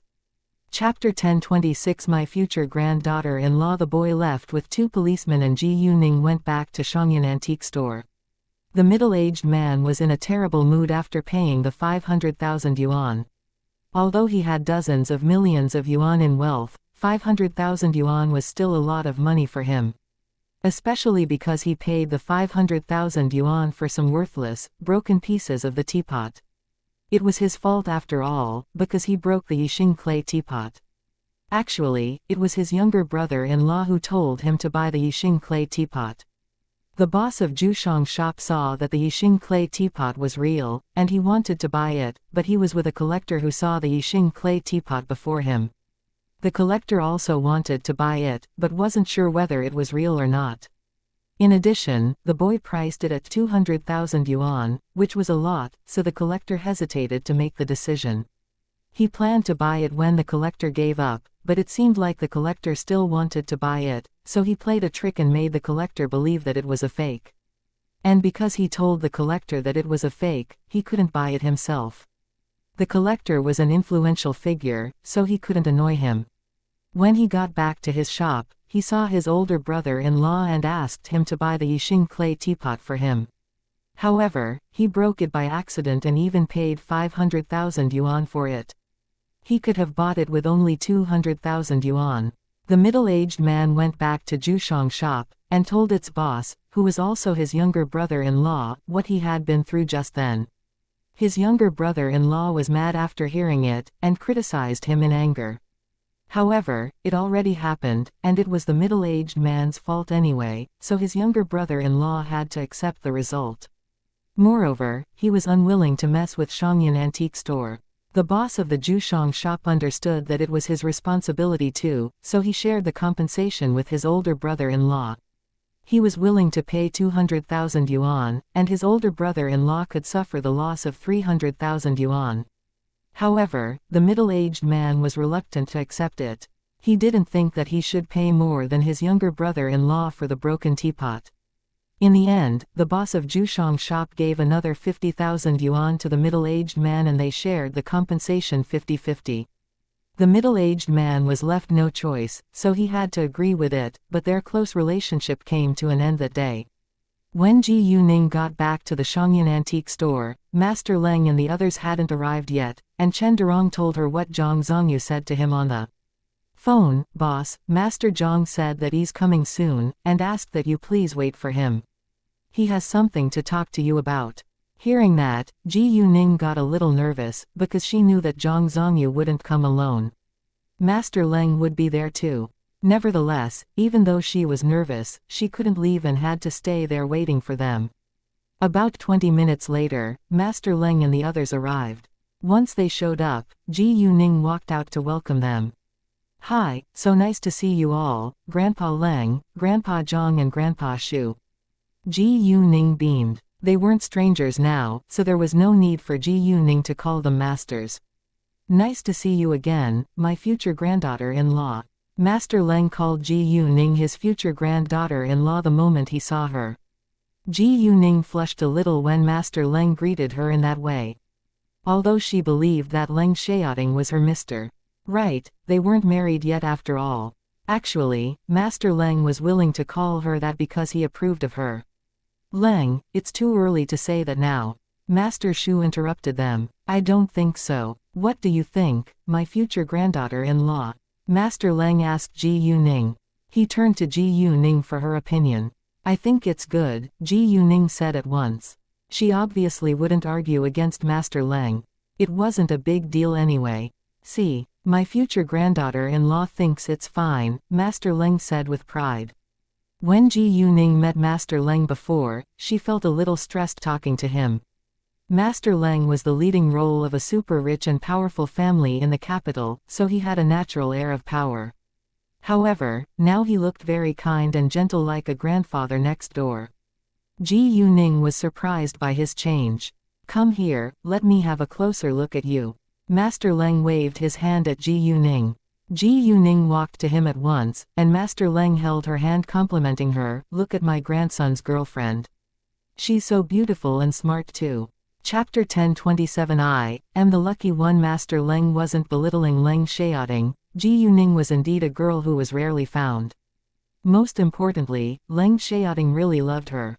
Therefore, in Master Leng's eyes, it was Leng Xiaoting's luck that his beloved girl also loved him. "Grandpa Leng, I'm the lucky one for being able to meet Xiaoting," Ji Yuning said with a smile. It was also the truth because Leng Xiaoting was also a rare handsome and rich young man who could stay loyal to his partner. "Ha ha, right." Master Leng laughed with happiness. He felt very satisfied that his grandson found a good girl to spend the rest of his life with. However, Master Leng looked a little worried the next second. Girl Ji Yu, I understand that you're too young to get married now, but could you become engaged to Xiaoting first?" Master Leng couldn't wait to accept Ji Yuning as a member of the Leng family, in case it changed in the future. Although Leng Xiaoting had told him that they were going to be married one day, he was still worried about it. It was hard to see what would happen in the future after all. Ji Yuning was a little surprised. "Leng, don't scare girl Ji Yu like that. You just met her for the first time," Master Shu said. Master Leng smiled and said, "All right, let's drop this topic. Girl Ji Yu, please don't mind it. I'm not forcing you to do anything." "Grandpa Leng, I don't mind, but I need to talk about it with my parents and grandfather," Ji Yuning said. In fact, Tang Haifeng also thought that it was a good idea for them to get engaged now before they got married in the future. It was a great alliance between two powerful families.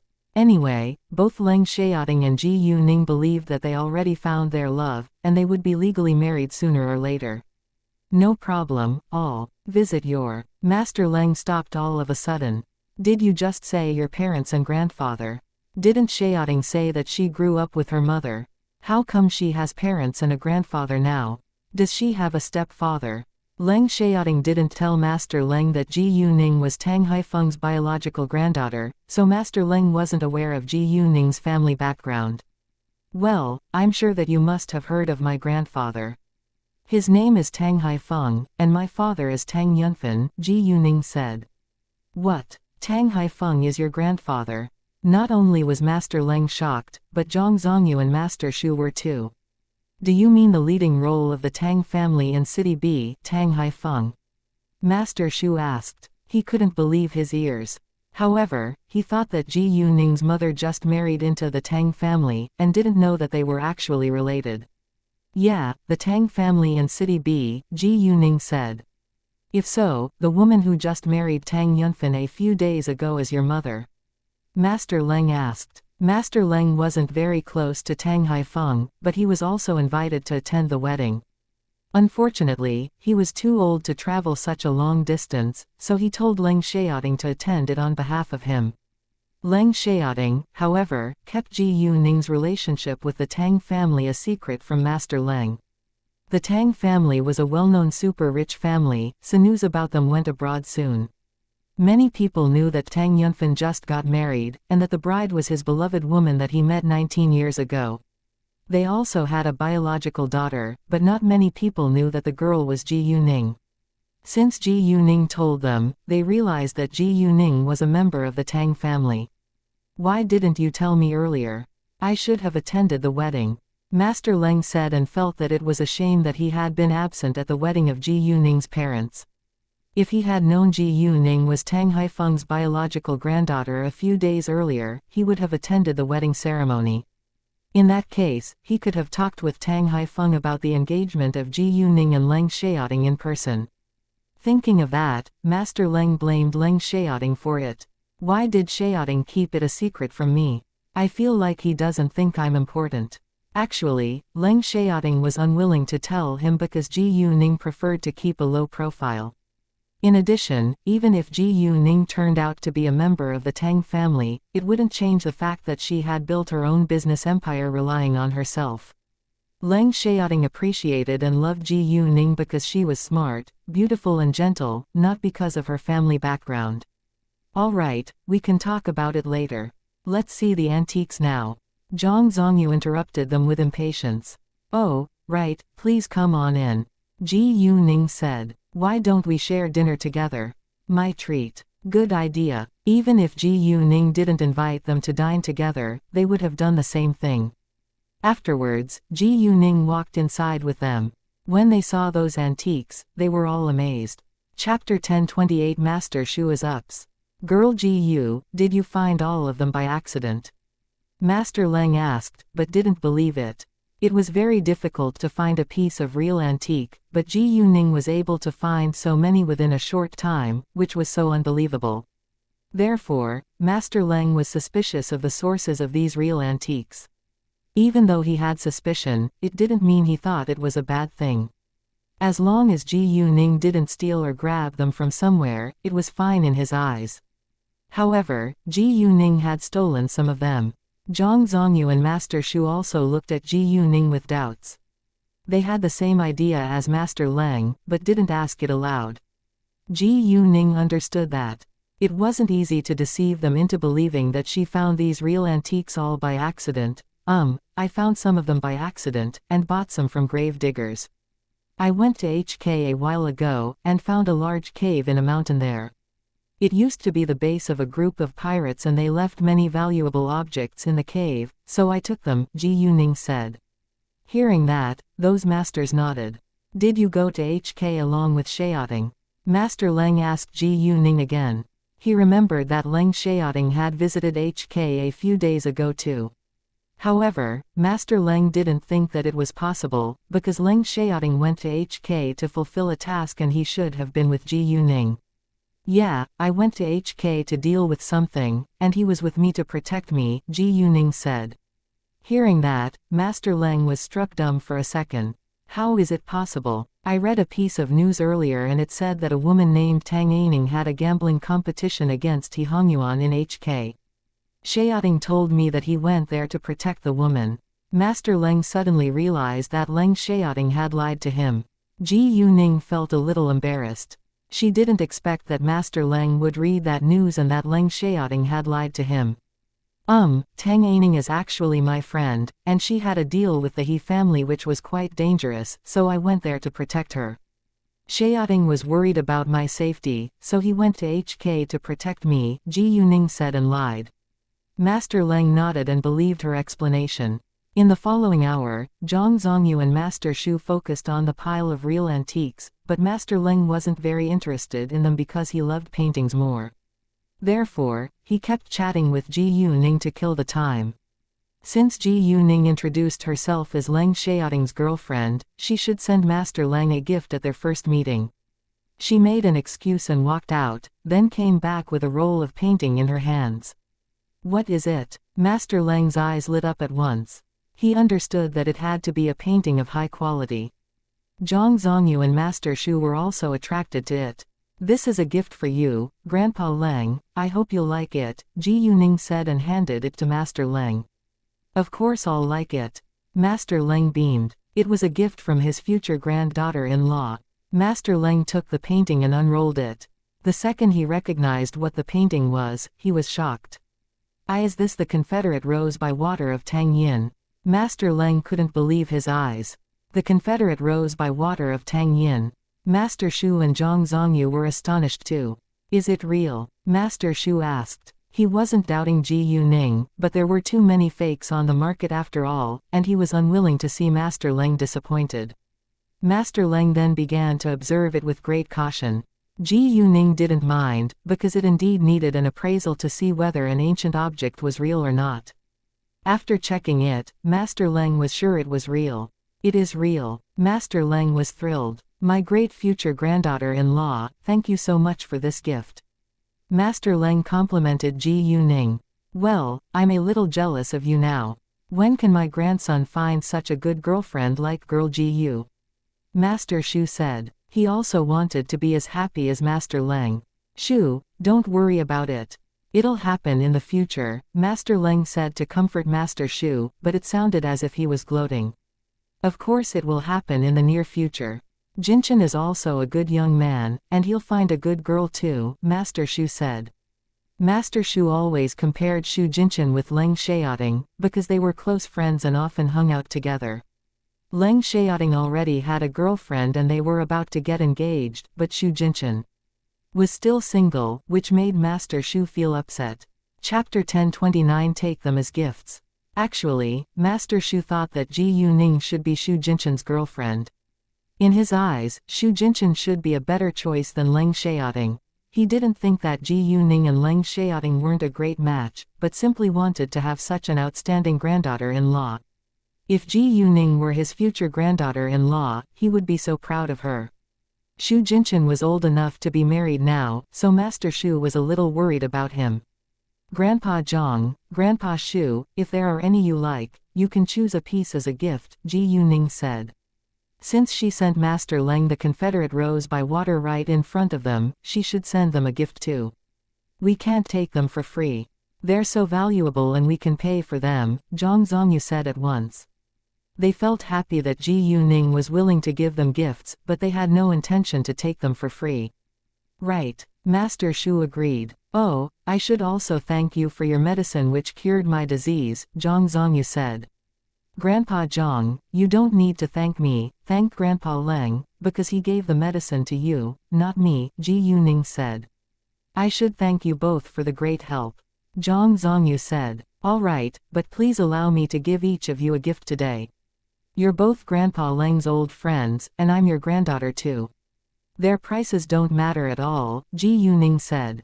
She really wanted to give them a gift, so she hoped that they would accept it. Ha ha, ha ha. Zhang Zongyu and Master Shu were amused and laughed with joy. Just take it. My granddaughter-in-law does it out of kindness, and you can't turn her down, Master Leng said and helped Ji Yuning. He understood that Ji Yuning was a very kind and generous girl. Since Master Leng said that, Master Shu and Zhang Zongyu were absolutely happy to receive a gift. Both of them chose an antique they liked and thanked Ji Yuning again. A while later, a few antique collectors came, and they all knew Master Shu and Zhang Zongyu, so they weren't surprised to see them. However, when their sight fell on Leng Weihua, they got excited, because it was very rare to see him in real life. Because of Leng Weihua, they felt a little nervous. When it was about 4:30 p.m., they left for dinner together. Ji Yuning asked them where they wanted to have dinner. They disliked dishes in hotels because those dishes always looked good but tasted terrible. They preferred to have some really delicious food in an underground restaurant. Accordingly, Ji Yuning took them to an underground restaurant which was located in a suburb near the capital. Although it was far from the antique street, it was close to their houses. So it would be convenient for them to go back home after dinner. They would arrive at the underground restaurant at about 5 p.m., and it would take half an hour for the dishes to be placed on the table. So before they set off, they needed to call for a reservation in advance. Luckily, there was still a private room available. Master Leng told Ji Yuning to sit in his car, and said that his bodyguard would drive Ji Yuning's car. On the way there, Master Leng chatted casually with Ji Yuning. They got along quite well, although there was a huge age gap between them. About half an hour later, they arrived. The underground restaurant was very large, but there were only a few private rooms so that people could have more space to dine. They saw the boss of the underground restaurant waiting for them outside when they arrived. The boss was a middle-aged man around 40, and he walked forward to welcome them without delay. "It's a great honor to see you all, Master Zhang, Master Leng, Master Shu." They were frequent visitors here, but the boss of the underground restaurant would still welcome them in person every time they showed up. "Hi, how's the business today?" Master Shu asked with a broad smile, like they were old friends. "Not bad." The boss also smiled, then guided them inside. Once they entered the restaurant, they met a familiar face, Shen Yangfeng. Shen Yangfeng and his friends also gathered there to share dinner. The smile disappeared from Master Leng's face when he saw Shen Yangfeng. He wanted to ignore Shen Yangfeng, but Shen Yangfeng already walked to him. "Hi, nice to see you all." "Hi," Master Leng said, but had no intention to talk to him further. Chapter 1030 Leng Xiaojia dislikes Ji Yuning because of what the Shen family had done. Master Leng felt hurt and kept a distance from them, but he wouldn't show his real feelings on his face before the dirty secret was exposed. "Who's this girl?" Shen Yangfeng was a little surprised to see Ji Yuning. "This is my granddaughter-in-law, Xiaoting's fiancé," Master Leng said. "What? Xiaoting's fiancé?" Shen Yangfeng was shocked. How come his girlfriend has become his fiancé so soon? This girl looks so beautiful. It's impossible for my daughter to win against her. Is there anything wrong with that? Master Leng frowned in annoyance. No, not at all, Shen Yangfeng said at once. "Great, we should go inside now," Master Leng said. Hearing that, Shen Yangfeng moved aside. From the beginning to the end, Shen Yangfeng failed to sense any differences in Master Leng's attitude towards him. Zhang Zongyu and Master Shu weren't aware of what the Shen family had done behind Master Leng's back, and Master Leng had no intention to tell them. The fewer people who knew, the better it would be. When they entered the private room, they ordered dishes and chatted together. It was already 7 p.m. after they finished dinner, and they were about to go back to their own homes. "Girl Ji Yu, where do you stay in the capital?" Master Leng asked. "I stay in Xiaoting's house," Ji Yuning said. She didn't think that it was inappropriate. "Great." Master Leng smiled with satisfaction. "I know that you won't stay in the Leng family house right now, so I won't invite you to go back with me, but do share a meal with us in the Leng family house when Xiaoting is back, alright?" "Sure, I'll go visit you with Xiaoting once he's back," Ji Yuning said. "Girl Ji Yu, if you're free, you can visit me as well. Qinyan also aches to see you again," Master Shu said. "I will," Ji Yuning said with a smile. She had contacted Shu Qinyan and the others when she arrived at the capital because they were her friends too. However, she was busy today, so she could only gather together with them tomorrow. "Don't forget to visit me." Zhang Zongyu invited Ji Yuning. "Ha ha, I won't," Ji Yuning said and laughed. Leng Xiaoting's phone was turned off now, or Master Leng would have called him and showed off that he just met Ji Yuning. Ji Yuning didn't go back to Leng Xiaoting's house right away, but left for Julong Mountain, because she needed to deal with what the female ghost told her to do as soon as possible. In the Leng family's house, only Leng Xiaoting and Leng Xiaoming were absent. Leng Yuanqin and Leng Yuanzheng were in their own studies. While Zhang Shuyuan and Leng Xiaojia, Yu Yin and Leng Xiaoxun, and Leng Xiaoxi and her mother were in the living room. Although Zhang Shuyuan didn't have a good relationship with Yu Yin, they got along with each other peacefully. Leng Xiaoxun, however, was arguing with Leng Xiaojia as usual, and everybody was already used to it. Master Leng looked happy and excited the entire time, which aroused their curiosity. "Grandpa, what happened? Why do you look so happy?" Leng Xiaoxun asked. Except for Leng Xiaoting, Leng Xiaoxun was the closest to Master Leng, and the rest of the people all stood in awe of him. "Have a guess." Master Leng smiled. Leng Xiaoxuan's sight fell on the roll of painting in Master Leng's hands. "Oh, you just got a good painting from a famous artist." "Ha ha, right. It's the Confederate Rose by Water by Tang Yin," Master Leng said with pride. "Most importantly, the person who gave this to me is very special." "Who is it?" Leng Xiaoxun asked in a hurry. The others also looked at Master Leng with confusion. "She's Xiaoting's girlfriend, my granddaughter-in-law," Master Leng said and laughed with satisfaction. Granddaughter-in-law. They were all curious about Leng Xiaoting's girlfriend. "You just met Xiaoting's girlfriend. What does she look like? Is she a beauty?" Leng Xiaoxun bombarded Master Leng with questions. He was also very curious about Leng Xiaoting's girlfriend, but Leng Xiaoting never told him details. "She is indeed very attractive, and she's also very young but has already achieved a lot," Master Leng said. He didn't bother to hide his approval of Ji Yuning. Really, Leng Xiaojia got jealous. She couldn't believe that a beautiful young girl could achieve a lot at such a young age. In fact, Leng Xiaojia understood that her grandfather wouldn't compliment a girl for no reason, but she simply felt uncomfortable when her grandfather thought so highly of Leng Xiaoting's girlfriend. She hated Leng Xiaoting and everyone who had a close relationship with him. Master Leng sensed Leng Xiaojia's hatred towards Ji Yuning, and felt displeased. "To be honest with you, Xiaoting's girlfriend is going to get engaged to him, and she'll visit us here when Xiaoting comes back home in a few days. Be kind and polite to her. She isn't a weak nor simple girl, and I don't think you want to mess with her." After that, Master Leng turned around and walked away. Chapter 1031. I love this drama. Hearing the warning, the other members of the Leng family didn't think that it was a bad thing, but Leng Xiaojia and Zhang Shuyuan felt uncomfortable, because they had the intention to pick on Ji Yuning in the future. However, now they couldn't do that. "Why does grandfather defend her so much? She hasn't married into our family yet," Leng Xiaojia complained once Master Leng was gone.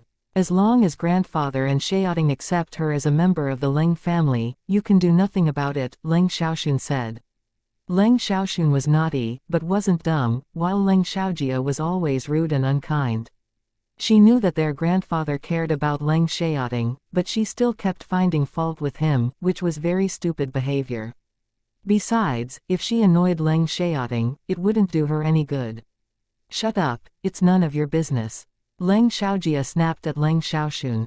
"It is none of my business, but I love this drama," Leng Xiaoxun said, while sitting at ease on the sofa eating an apple. "You." Leng Xiaojia was mad, but didn't know what to say. She glared at Leng Xiaoxun, but Leng Xiaoxun ignored her. "Well, I'm looking forward to meeting Xiaoting's girlfriend," Leng Xiaoxun said with anticipation.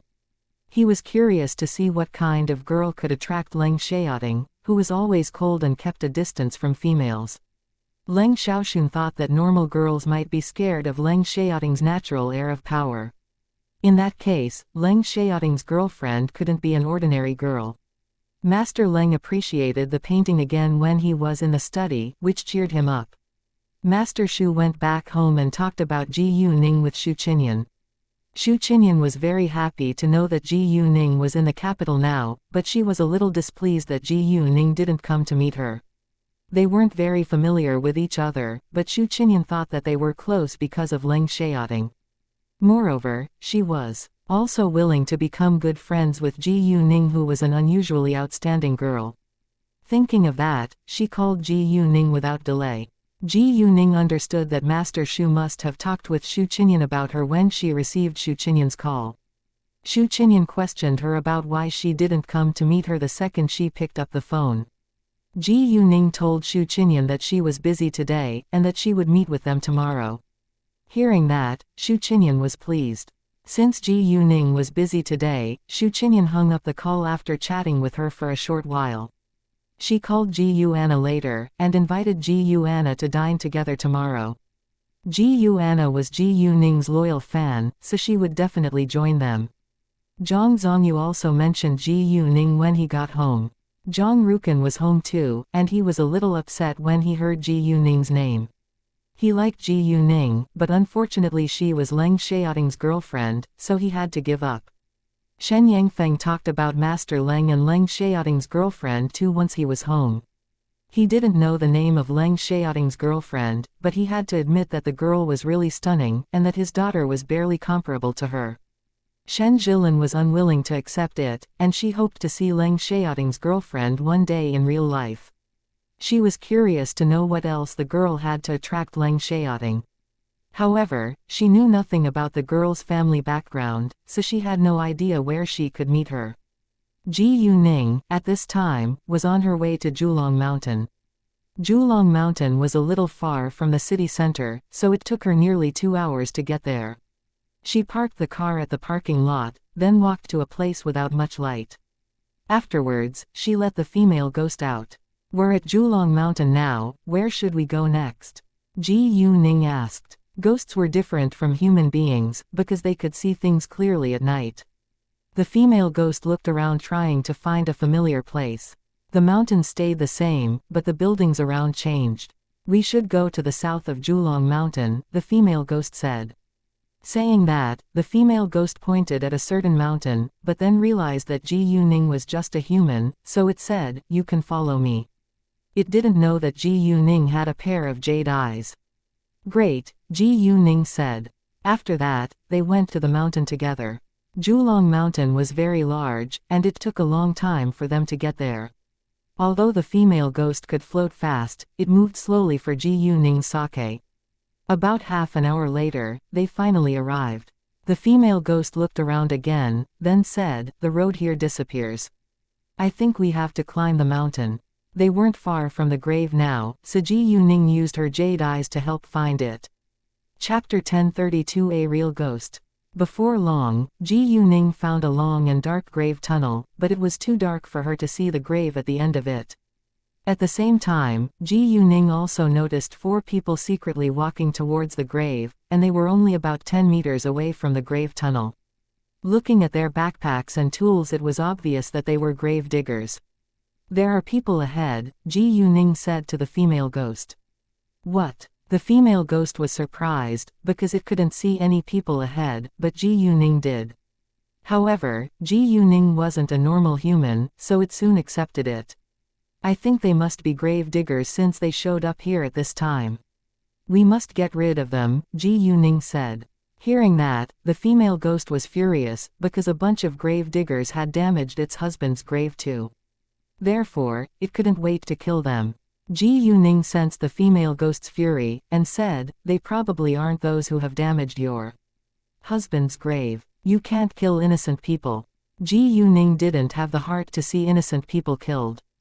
Although she wasn't very sure that they weren't the same people who had damaged the female ghost's husband's grave, it was too cruel if they were killed right in front of her. The female ghost curbed its anger. "I can scare them away." Although only Ji Yuning could see it, it could cause violent wind to scare people away.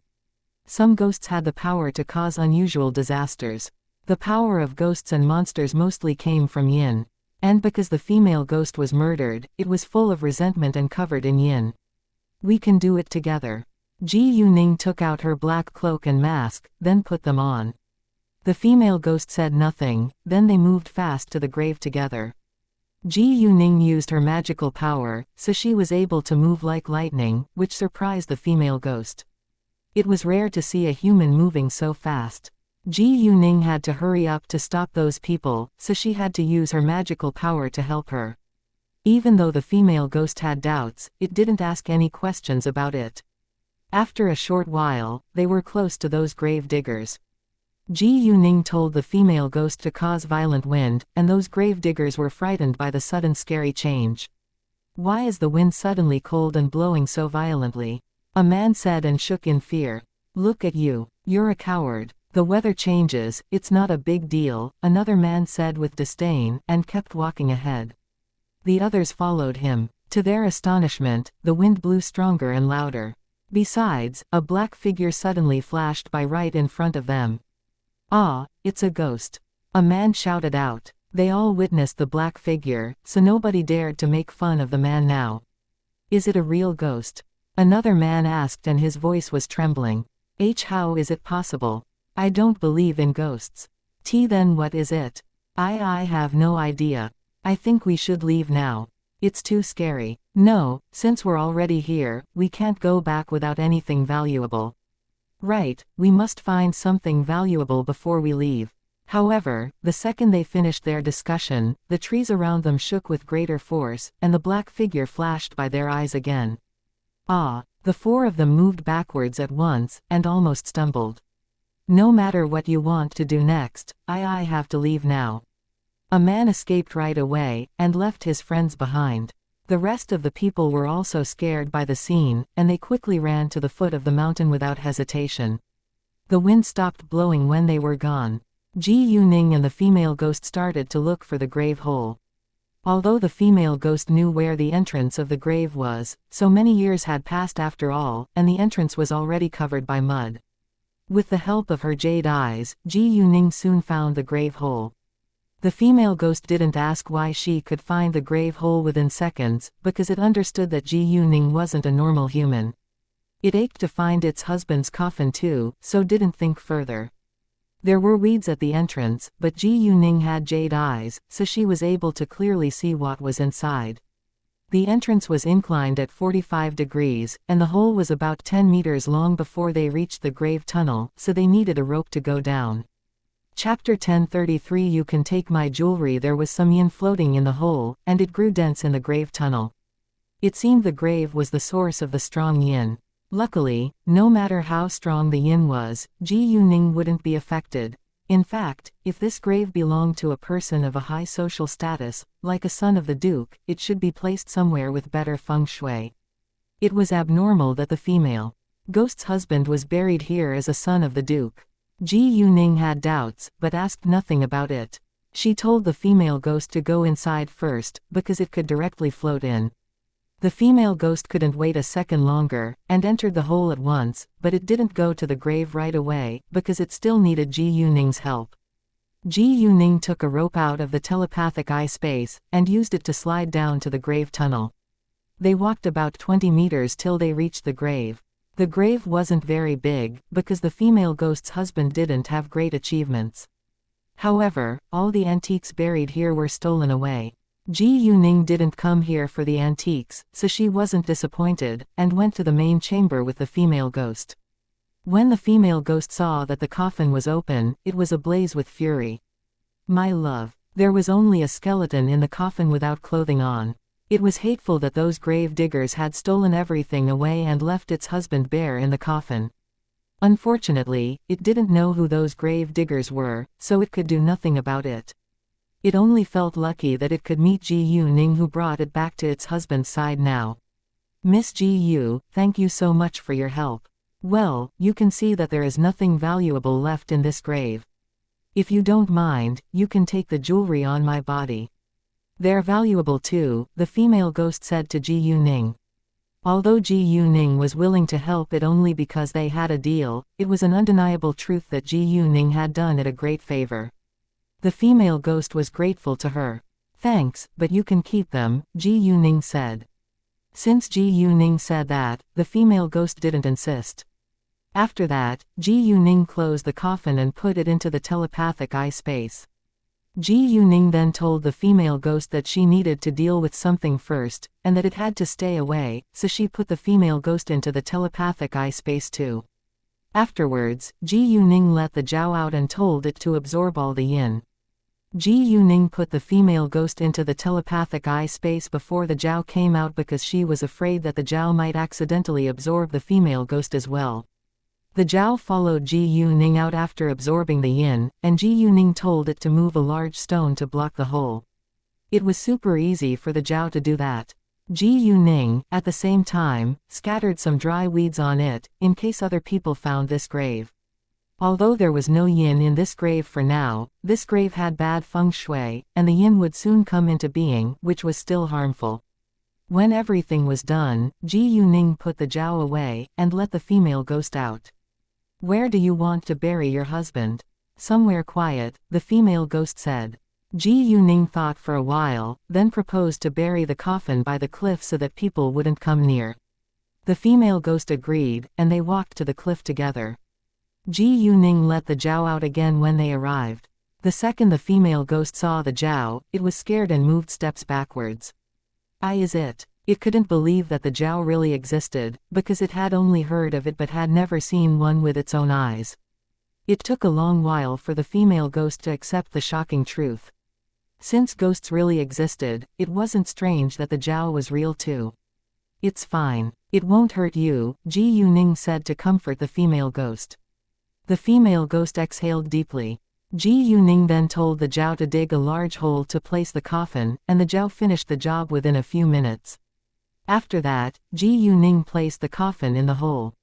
She opened it, and took out the painting from the telepathic eye space. Miss Ji Yu, thank you so much. The female ghost thanked Ji Yuning again. Then went into the painting.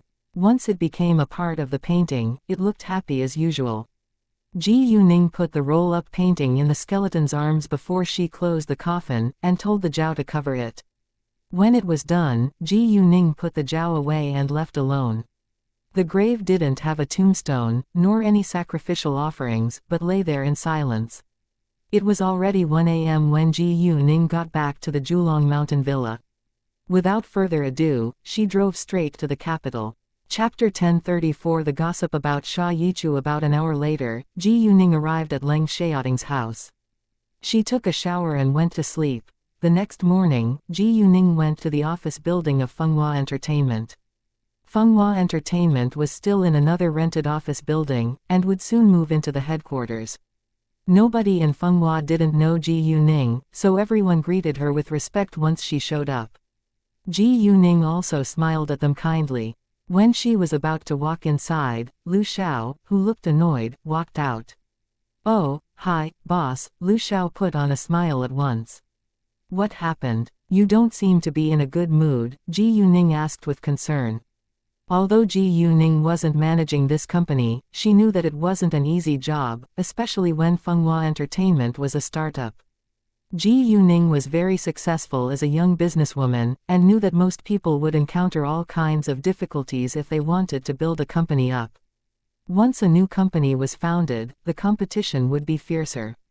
In that case, the new company might be the target of those dominant companies in the industry. After all, it was much easier to defeat a new company before it grew powerful. Ji Yuning could become so successful within a short time not only because she was very outstanding but also because of her connections. There were many entertainment companies that still tried to seize a chance to suppress Fenghua. When Sha Yichu went home yesterday, she met a man who recognized her in the parking lot. They talked with each other for a while, and entered the same building, but were caught by the paparazzi.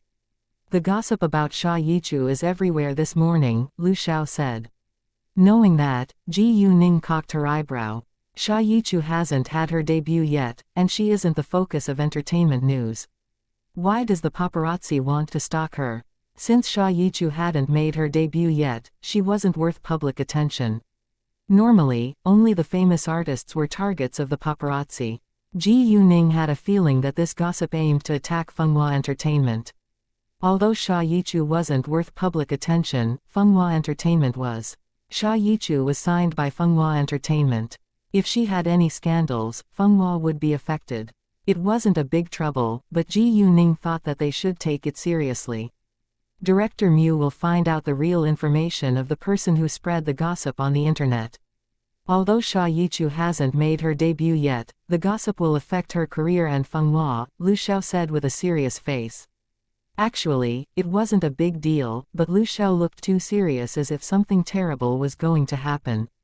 It seemed like he cared too much about Sha Yichu. An idea dawned on Ji Yuning and she joked, "Why'd I somehow feel that you are personally worried about Sha Yichu? Is there anything going on between you two?" Ji Yuning wasn't sure, but she thought that it was quite possible. Artists didn't have as much freedom to date someone they liked as ordinary people did, and office romance wasn't allowed in many entertainment companies. Ji Yuning, however, wouldn't forbid her staff members to do that, but there were rules too in her company. Lu Xiao flushed a little with embarrassment, but he also understood that office romance would affect a singer's career, so he had no plan to admit it. Therefore, he changed the topic. "Boss, don't joke about me. There is nothing special between us. Do you have anything to deal with in the company?" Since Lu Xiao was unwilling to talk about it, Ji Yuning wouldn't ask further, but she still said, I won't interfere in my staff members' personal affairs, and it totally depends on their willingness whether they should make it public or not. Oh, where is Tang Xiaoxiao? Hearing that, Lu Xiao was excited.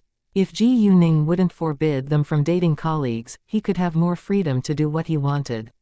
Tang Xiaoxiao is reading a script in the office, Lu Xiao said, and his phone rang at this moment. Go do your job, and I'll go find her myself, Ji Yuning said. It's Director Mu's call. I think he must have the result. Do you want to hear it? Lu Xiao asked. Ji Yuning nodded, and stayed. Lu Xiao picked up the call and Kay told him that he had already found the photo of the man who took the pictures of Sha Yichu.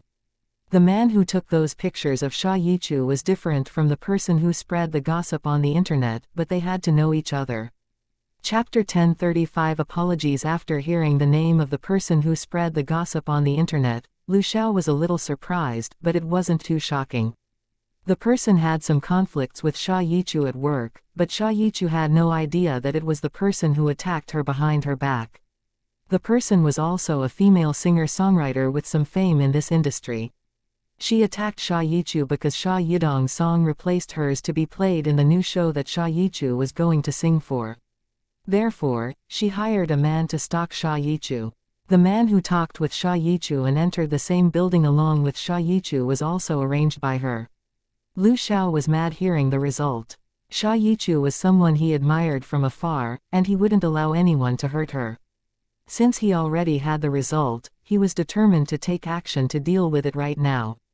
Boss. Lu Xiao composed himself, but Ji Yuning interrupted him before he could explain it to her. I already heard it. Ji Yuning had good hearing, so it wasn't difficult for her to hear their conversation on the phone. It wasn't a big trouble, so Lu Xiao could handle it, and Ji Yuning had no intention to get involved in it. You can handle it yourself. After that, Ji Yuning left for the office. Lu Xiao, at the same time, called the director of the new show and shared the result with him. The director of the new show was reluctant to see any negative news about Sha Yichu at this key moment because they were publicizing the new show now. Lu Xiao explained it and the director trusted him. They both thought that it was better to make people believe that the gossip was just a misunderstanding. The director also agreed to cooperate with Lu Xiao. In the office, Tang Xiaoxiao, Su Tongnuo and Duan Lizin were talking about roles in the script. The scriptwriter was Duan Lizin, so she clearly knew every role in the novel, and she was introducing them to Tang Xiaoxiao and Su Tongnuo. Ji Yuning pushed the door open and interrupted their discussion. Seeing Ji Yuning, they all stood up and greeted her. They knew that Ji Yuning was in the capital now, so they weren't surprised to see her. Hi. Ji Yuning smiled, then turned to Tang Xiaoxiao. How are you? Do you like to work here? Tang Xiaoxiao beamed. Yeah, I love working here. Fenghua Entertainment was very different from other companies in the entertainment industry because everyone focused on their own job. There were fewer people who would scheme against each other. Glad to know that, Ji Yuning said. After talking with the director of the new show, Lu Xiao logged into the official Weibo account of Fenghua Entertainment and sent out a message. Fenghua Entertainment official. As for the gossip of Sha Yichu and a strange man entering the same building, we already find the truth. It's caused by the competition for a song played in the XXX show. To make it clear, we announce that Sha Yichu has won the chance to sing the song for the show. No matter who you are, please stop defaming Sha Yichu and Fenghua. We also need your apologies, or we'll reveal real information about you. Once the post was sent out, it attracted a lot of attention. In the beginning, many people thought that it was a publicity stunt, but the show already gained a lot of attention now, so people began to believe that Sha Yichu was innocent. In addition, it wasn't the first time that Fenghua Entertainment had helped an artist clear his or her name, so more and more people chose to believe Fenghua's explanation. The director of the new show also reposted it, which made it more persuasive. Within a short time, everyone got to know that Sha Yichu was going to sing a song for the new show. It was kept a secret before, but now it was public. Most internet users were aware that Sha Yichu had been the ghost singer for Pei Henna, and they all loved Pei Henna's voice, so they were looking forward to hearing Sha Yichu's song. Chapter 1036. A pair of shameless people. Meanwhile, many people were curious about the person who tried to trap Xianxia with that dirty trick. The person who did it also paid attention to the latest news about it, and she felt scared as well as mad after reading the announcement from Fenghua. She knew that she shouldn't have messed with Fenghua. She felt regretful, because her career would be affected by her stupid move. Therefore, no matter how unwilling she was, she had to use a secret Weibo account to apologize to Xianxia. Within minutes, hundreds of thousands of criticisms filled the page of the Weibo account, which almost drove her crazy. She had made a terrible mistake, but fortunately not many people knew that she was the person who attacked Xianxia. Xianxia wasn't affected by this mess too much, because she had done nothing wrong, and she believed that both Fenghua and Lu Xiao would handle it well. She didn't even know the result until she walked out of the music studio. Xianxia was a little surprised when she saw Ji Yuning in the office. She didn't expect that Ji Yuning would visit the company today. "Hi, boss," Xianxia said to Ji Yuning. "It seems you're in a good mood," Ji Yuning joked. "Well, it wasn't a problem in my eyes, because I've done nothing wrong," Xianxia said with a smile. "I believed that the company and manager Lu would handle it well." Ji Yuning smiled and said to all of them, "No matter what trouble you might encounter in the future, you all should stay calm and trust the management of our company as long as you're confident that you haven't made any mistakes." "Thanks, boss." They felt touched that their boss was willing to protect them. Ji Yuning dined at the cafeteria of Fenghua at noon. And after lunch, Ji Yuning left for the stores of Jade Beauty Jewelry in Kalane. She went to Jade Beauty Jewelry first, and there were many people in it. Although Ji Yuning owned this store, not many service staff members knew her, because she hadn't shown up before. "Welcome, miss, please look around as you like. You may try if you find anything you want to try," a saleswoman said to Ji Yuning politely at the counter. They had received professional training, so they were always kind and gentle to any customers. "Thanks," Ji Yuning said and walked around in the store. At the front of a counter, a woman said to a saleswoman, "Please pack this up." Right at this moment, another woman stopped them.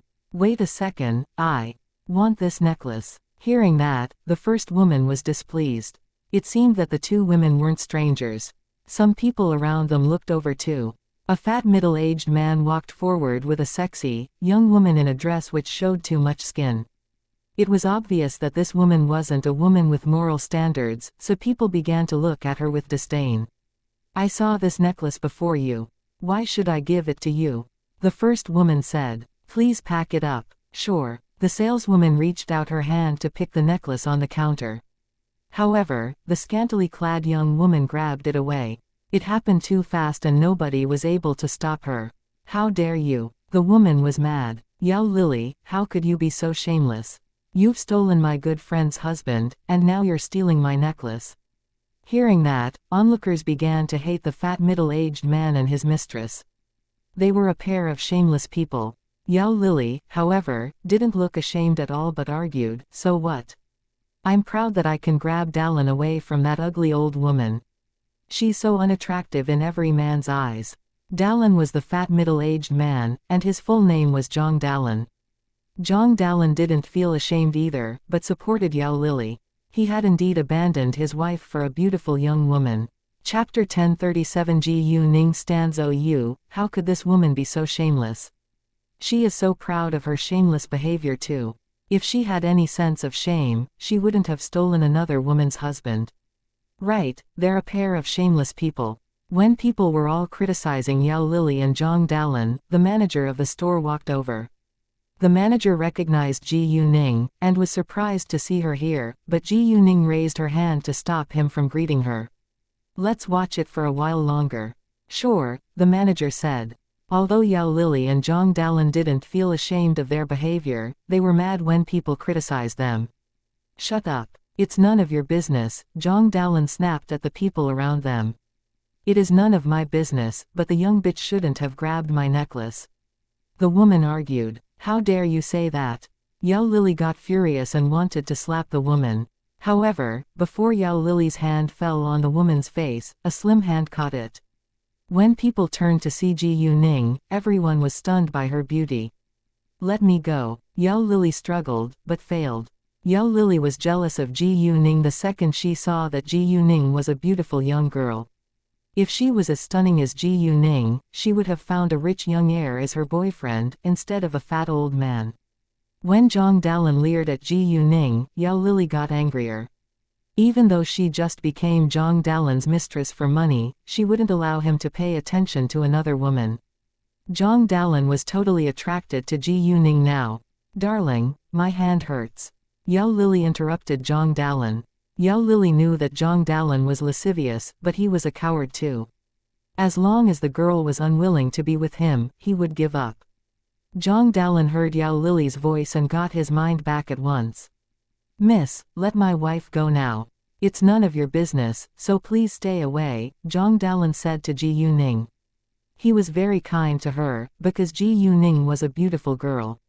If Ji Yuning were ugly or had a plain face, he would have sworn at her. You're causing trouble in my store. Shouldn't I stop you? Ji Yuning sneered at Zhang Dalin. What? Her store? Is she the boss of Jade Beauty Jewelry? They had all heard that the boss of Jade Beauty Jewelry was a young girl named Ji Yuning. They had also seen Ji Yuning's photo on the internet, but to their surprise, they were able to see the famous young businesswoman in real life today. Wow, she is the boss of Jade Beauty Jewelry. She must be Miss Ji Yu, and she looks much prettier than her photo. More and more people surrounded them after knowing that Ji Yuning was here. Even staff members in the store gathered together talking about her. They were all her fans. What? You're the boss of Jade Beauty Jewelry? Yao Lili couldn't believe her ears. If so, she was even more jealous of Ji Yuning, because Ji Yuning was prettier and richer than her. Oh, I'm so sorry, Miss Ji Yu, Zhang Dalin said and apologized at once. He was barely comparable to Ji Yuning after all. Although he was rich, Ji Yuning was much richer than him and she had powerful connections too. Ji Yuning let Yao Lili go and spread her palm open. Give it to me. She was telling Yao Lili to give the necklace back to her. Yao Lili was reluctant to do it, and felt utterly embarrassed now, but she didn't dare act against Ji Yuning. In fact, she had no interest in this necklace, but was deliberately annoying the woman, because the woman was the friend of Zhang Dalin's ex-wife. The woman had slapped Yao Lili once to support Zhang Dalin's ex-wife, so Yao Lili always wanted to pay her back. Chapter 1038 Feign Injury. Ji Yuning gave the necklace back to the woman and said, I'm sorry for the trouble. If you still want to buy this necklace, you can have 20% off. Hearing that, people were surprised, because 20% off was a lot of money. Thanks, Miss Ji Yu, I love this necklace, and I still want it, the woman said with a happy smile. It wasn't bad if she could save some money. Well, whoever pays a bill today here can have 15% off, Ji Yuning turned around and said to the rest of the people in the store. Although 15% off wasn't much as 20% off, people were still happy to save some money. Others also understood that the woman could have a bigger discount given what had just happened. It wasn't easy to get a discount here anyway. Thanks, Miss Ji Yu, everyone thanked Ji Yuning. If they all had 15% off, Ji Yuning could suffer a loss of millions of yuan, but it wasn't a big deal in her eyes. It was necessary for her to do that to cheer everyone up in the store. Oh, by the way, these two people should be blacklisted, Ji Yuning said in the end. Hearing that, everyone was surprised again, but also felt satisfied with the result. Nobody liked Zhang Dalin and Yao Lili's shameless behavior.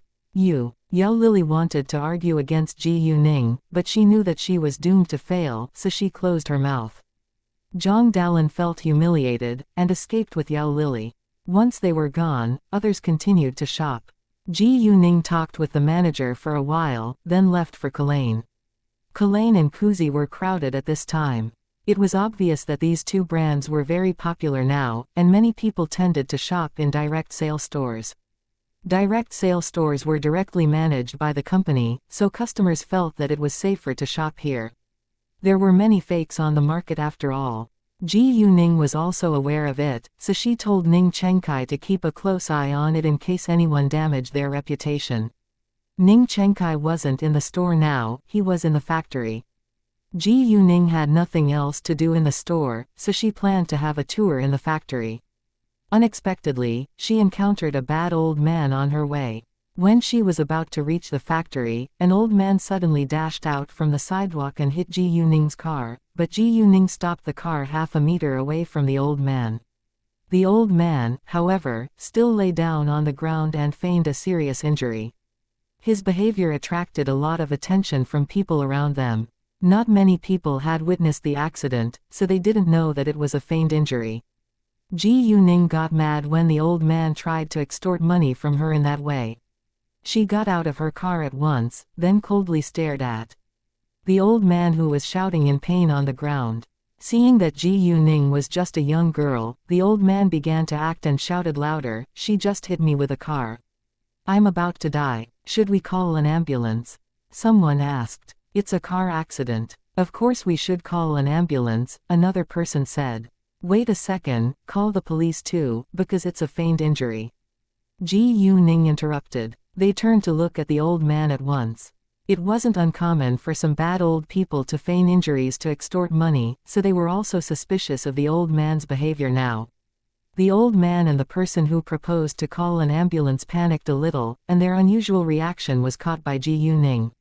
It was obvious that they were a group. "How could you say that? I think that you are simply unwilling to pay the compensation. He's an old man and he's seriously injured now." The young man who teamed up with the old man criticized Ji Yuning at once. The old man began to act again. "This young girl is so cold-blooded. She just hit me, and now she wants to escape." Hearing that, onlookers didn't know whom they should believe. "Well, I have a driving recorder in my car, and we can check the video to see who is right. There are surveillance cameras everywhere, and we can call the police to find out the truth," Ji Yuning said. People started to side with Ji Yuning because she looked confident and calm. The old man and the young man felt regretful now. Wait. They stopped Ji Yuning when she took out her phone. Chapter 1039. They escaped. What? Ji Yuning stopped and stared straight at them. She knew that they panicked. She was curious to see how they would stop her.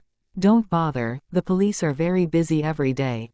I think that the old man isn't seriously injured. Why don't you just pay him several hundred yuan?"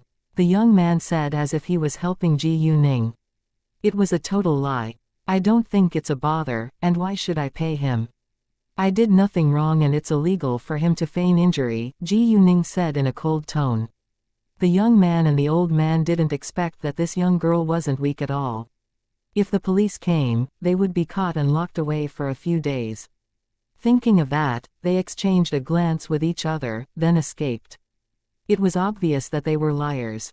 They're liars. They're so shameless. They should have been hit to death by a car. Since they escaped, Ji Yuning let them go, because she didn't suffer any damage. Onlookers were still criticizing the young man and the old man, but Ji Yuning just felt bored and walked away. She got in her car and left without hesitation. After she was gone too, the people dispersed. When Ji Yuning arrived at the medicine factory of Kalane, Ning Chenkai told her that the bottle of pills she gave him was almost empty. Ji Yuning then gave him another bottle with over 100 pills inside. A single bottle of 100 pills could make profits of 80 million yuan, which was much more profitable than selling just power crystals. Nevertheless, Ji Yuning was still willing to do that, because it could cure many people. When Ji Yuning left the medicine factory, it was past 4 p.m., and she thought that she should call Xu Qinyan and the others. They could meet at 5 p.m. before they went to dine together. Xu Qinyan picked up the call the second she called her. Before Ji Yuning could say anything, Xu Qinyan said, "Ji Yuning, I've been waiting for your call all day long." Actually, Xu Qinyan thought that Ji Yuning would call her earlier that afternoon, but she didn't receive her call until now. Even Ji Yuanna had the same idea. They both thought that they could meet Ji Yuning earlier. Ji Yuanna was really excited to see her idol today. Xu Qinyan understood that Ji Yuning must be busy, so she didn't interrupt her. Ji Yuning was a successful businesswoman after all, and there were a lot of things she needed to deal with. Xu Qinyan, on the contrary, was free every day and had tons of time to kill. Her grandfather had also urged her to find a job or build her career like Ji Yuning.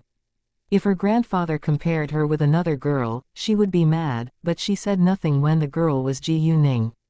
Ji Yuning was the most outstanding girl she had ever seen. She knew that she wasn't able to surpass Ji Yuning, so she admired her. And since she admired her, she wouldn't be jealous of her. I've not been free until now, and I called you at once, Ji Yuning said. Where do you want to dine together? Ji Yuning was going to buy a meal for them, so she let them choose. Why don't we go to the food street? I haven't been there in a long time, Xu Qinyan said with excitement. Xu Qinyan didn't have many friends, and when they met they always dined together in a fancy restaurant, so she already had enough. Sometimes, she ached to try some simple but delicious food. No problem, do you need me to pick you up? Ji Yuning asked. I can pick Anna up with my car, so that it'll be more convenient for us to go back home later, Xu Qinyan said. Great, see you then, Ji Yuning said and hung up. See you, Xu Qinyan said. After that, Xu Qinyan called Ji Yuanna without delay, and Ji Yuanna urged Xu Qinyan to pick her up right away. Ji Yuanna's car broke down yesterday, so she had to wait for Xu Qinyan to pick her up. If it was possible, she would leave to meet Ji Yuning as fast as she could. When Xu Qinyan walked out of her family's house, she met her older brother, Xu Jinlin. Xu Jinlin asked her with curiosity after seeing her so happy, Qinyan, why are you so happy? Chapter 1040 I want a hug too, I'm going to dine with Ji Yuning, Xu Qinyan said with a broad smile. Ji Yuning, is she Leng Xiaoting's girlfriend? Xu Jinlin asked again. Yeah, Xu Qinyan replied. Thinking of Ji Yuning, Xu Jinlin remembered what had happened in HK last time. He felt lucky that he hadn't annoyed someone he shouldn't mess with. Xu Qinyan left to pick Ji Yuanna up without delay. Ji Yuanna's home wasn't far away, and Xu Qinyan arrived there about 20 minutes later. Why are you so late? Ji Yuanna complained the moment she saw Xu Qinyan. Come on, you know how terrible the traffic jams are in the capital. Xu Qinyan rolled her eyes at Ji Yuanna. All right, let's go. Ji Yuanna got in the car at once. Afterwards, they went to the food street. Unfortunately, the car broke down halfway. Shit. Ji Yuanna was annoyed. Let me call Ji Yuning first in case she waits for us for too long, Xu Qinyan said with a resigned look. They were only about 10 minutes of driving away from the food street, but it would take a long time to repair the car. When Ji Yuning received Xu Qinyan's call, she had just reached the food street. Ji Yuning, have you arrived there? My car just broke down at XX Road. I'm afraid that you'll have to wait for us for a while longer, Xu Qinyan said. Call someone to repair it, and I'll come to pick you up right now, Ji Yuning said. It's fine. Don't bother. Xu Qinyan felt a little embarrassed. It's no bother at all. I'm coming, Ji Yuning said. Since Xu Qinyan's car didn't work properly now, she should go over to have a look. Xu Qinyan agreed, because Ji Yuning wasn't far from them. Therefore, Ji Yuning drove to pick them up. Xu Qinyan also made a call to deal with the broken car. About 10 minutes later, Ji Yuning arrived but the repairman was still absent, so they had to wait for a while longer. Oh my goddess Ji Yu, give me a hug. I missed you so much. Ji Yuanna threw herself into Ji Yuning's arms. Ji Yuning laughed and hugged her. Been a while. I want a hug too. Xu Qinyan ran to Ji Yuning as well. Xu Qinyan thought that she was more familiar with Ji Yuning than Ji Yuanna was, so she should have the same treatment. Ji Yuning felt amused and hugged Xu Qinyan too. Is there anything wrong with the car? Ji Yuning asked. No idea, but it won't start, Xu Qinyan replied. Ji Yuning had a look at it, but couldn't see the problem, so she left it alone. They waited for another 20 minutes, before the repairman finally came. Luckily, there weren't many vehicles on this road, so the broken car didn't cause a traffic jam. Xu Qinyan left the car to the repairman, then got in Ji Yuning's car. It was already 6 p.m. when they arrived at the food street, but it was actually a good time to have dinner. They hadn't made the decision of what to eat, so they walked along the street looking around. Vehicles weren't allowed to enter this street, so they all had to walk. However, when they left the parking lot, Ji Yuning suddenly saw a familiar car, which belonged to Tang Yaxin. An idea dawned on Ji Yuning, and she parked her car next to Tang Yaxin's car. Afterwards, she left with Xu Qinyan and Ji Yuanna. They walked ahead for a short distance, before Ji Yuning made an excuse to go back to her car. She told Xu Qinyan and Ji Yuana that she left her phone in the car, but she actually wanted to go back to the parking lot. Xu Qinyan and Ji Yuana then stopped and waited for her, while Ji Yuning went back to the parking lot alone. Ji Yuning went back to her car and opened a car door. She took out 2 nails from the telepathic eye space, and secretly punctured the tire of Tang Yaxin's car like lightning. It happened too fast for the surveillance cameras to catch her movement. Moreover, she didn't go near Tang Yaxin's car at all, so she wouldn't be the suspect.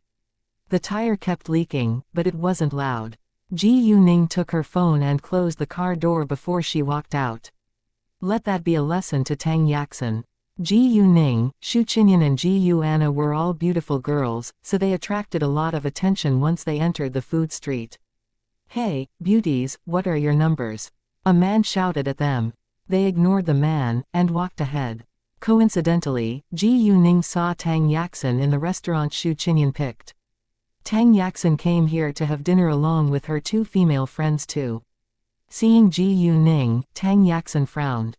She recognized that Ji Yuning was the girl who had bought Xianxia antique store at the auction last time.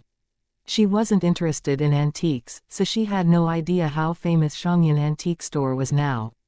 In fact, Tang Yaxin had no grudge against Ji Yuning, but she somehow hated Ji Yuning very much. Chapter 1041 Furious Tang Yaxin. Although Tang Yaxin disliked Ji Yuning, she had to greet Xu Qinyan and Ji Yuana politely, so she walked towards them with a smile. "Hi, so nice to see you, Miss Xu and Miss Ji Yu." They were all members of the high society, and often met each other at different parties. Tang Yaxin only greeted Xu Qinyan and Ji Yuana because their families were more powerful than hers. In fact, Tang Yaxin was jealous of Xu Qinyan and Ji Yuana because of their family background. Even though the Tang family was already very influential in the capital, she wasn't satisfied and always wanted to be the best. And if she couldn't, she had to please those who held a higher social status than her. "Nice to see you too, Miss Tang," Xu Qinyan kindly said to Tang Yaxin. She wasn't aware that Tang Yaxin hated Ji Yuning. She disliked Tang Yaxin as well because she knew that Tang Yaxin's mother had been a mistress. It was hard for them to like the daughter of a mistress. "There is only one private room left in the restaurant. Why don't we dine together?" Tang Yaxin said. She came here earlier than them, so she booked the last private room. Tang Yaxin hoped that she could have a closer relationship with Xu Qinyan and Ji Yuana. It was beneficial for her family after all. "Thanks, but we can dine somewhere else since there is no available room," Xu Qinyan said. "Fine." Tang Yaxin didn't insist. Xu Qinyan, Ji Yuning and Ji Yuana left together, while Tang Yaxin and her friends went to the private room. A while later, Xu Qinyan found another good restaurant and they decided to dine there. Tang Yaxin finished dinner earlier than them, so she left earlier too. When she saw that the tire of her car was flat, she was furious. After checking, she saw the 2 nails. "Who did that?" Tang Yaxin raised her voice in anger. "Yaxin, we can go check the surveillance cameras," her friend said. Afterwards, they went to the surveillance room. The man who worked in the room checked the surveillance video at once. However, nobody got near her car while she was away. Ji Yuning did come back after stopping her car for a short while, but she didn't come close to Tang Yaxin's car either. If nobody got near Tang Yaxin's car, who punctured the nails into the tire? They found no clues from the surveillance video, so it wasn't the parking lot's fault. Tang Yaxin had to give up, but she made up her mind to find the person who did it. She was unwilling to let the person get away with it, because she was sure that it wasn't an accident. Ji Yuning and her friends finished dinner at 8 p.m. Xu Qinyan didn't want to go home so early, so she proposed that they go have fun together in a bar. They went to Song Nan's bar together. Because they were going to drink, they couldn't drive home later, so Xu Qinyan said that they could hire designated drivers or her older brother could come to send them home. Ji Yuning didn't mind, since Xu Qinyan and Ji Yuana wanted to drink, she would go with them. They hadn't seen each other in a long time after all. On the way, Xu Qinyan called Song Nan and asked him whether there were vacant seats. Song Nan's bar was always popular and many people made reservations in advance. So normally, there were no good seats left at this time. Song Nan said, "I can keep some for you, Miss Shu." Song Nan would usually keep a good table for his friends, in case they needed it. When Shu Qinyan, Ji Yuning and Ji Yuana went to the parking lot, Tang Yaxin was already gone. However, her car was left there for repairs. Qi Ziyu also had the key to this car, so Tang Yaxin told him to handle it. Ji Yuning could imagine how furious Tang Yaxin was when she found the flat tire. "Look at this car, its tire is flat," Shu Qinyan said all of a sudden. "Let it be," Ji Yuning said in a good mood. Nobody paid any more attention to it, and they left for Song Nan's bar. "Oh, Ji Yuning, how did you feel when you met Grandpa Leng yesterday?" Shu Qinyan asked Ji Yuning with curiosity. "I felt nervous in the beginning, but soon relaxed," Ji Yuning said. "You're so unbelievable. I've known Grandpa Leng for nearly 20 years, but I still get nervous every time I see him," Shu Qinyan said. "Me too," Ji Yuana agreed. Chapter 1042-1 vs. 10. Ji Yuana wasn't afraid of the older generation in her own family, but she became very quiet whenever she saw Master Leng. It was as if a rat saw a cat. Ji Yuning was amused, but understood their feelings. Even she stood in awe of Master Leng.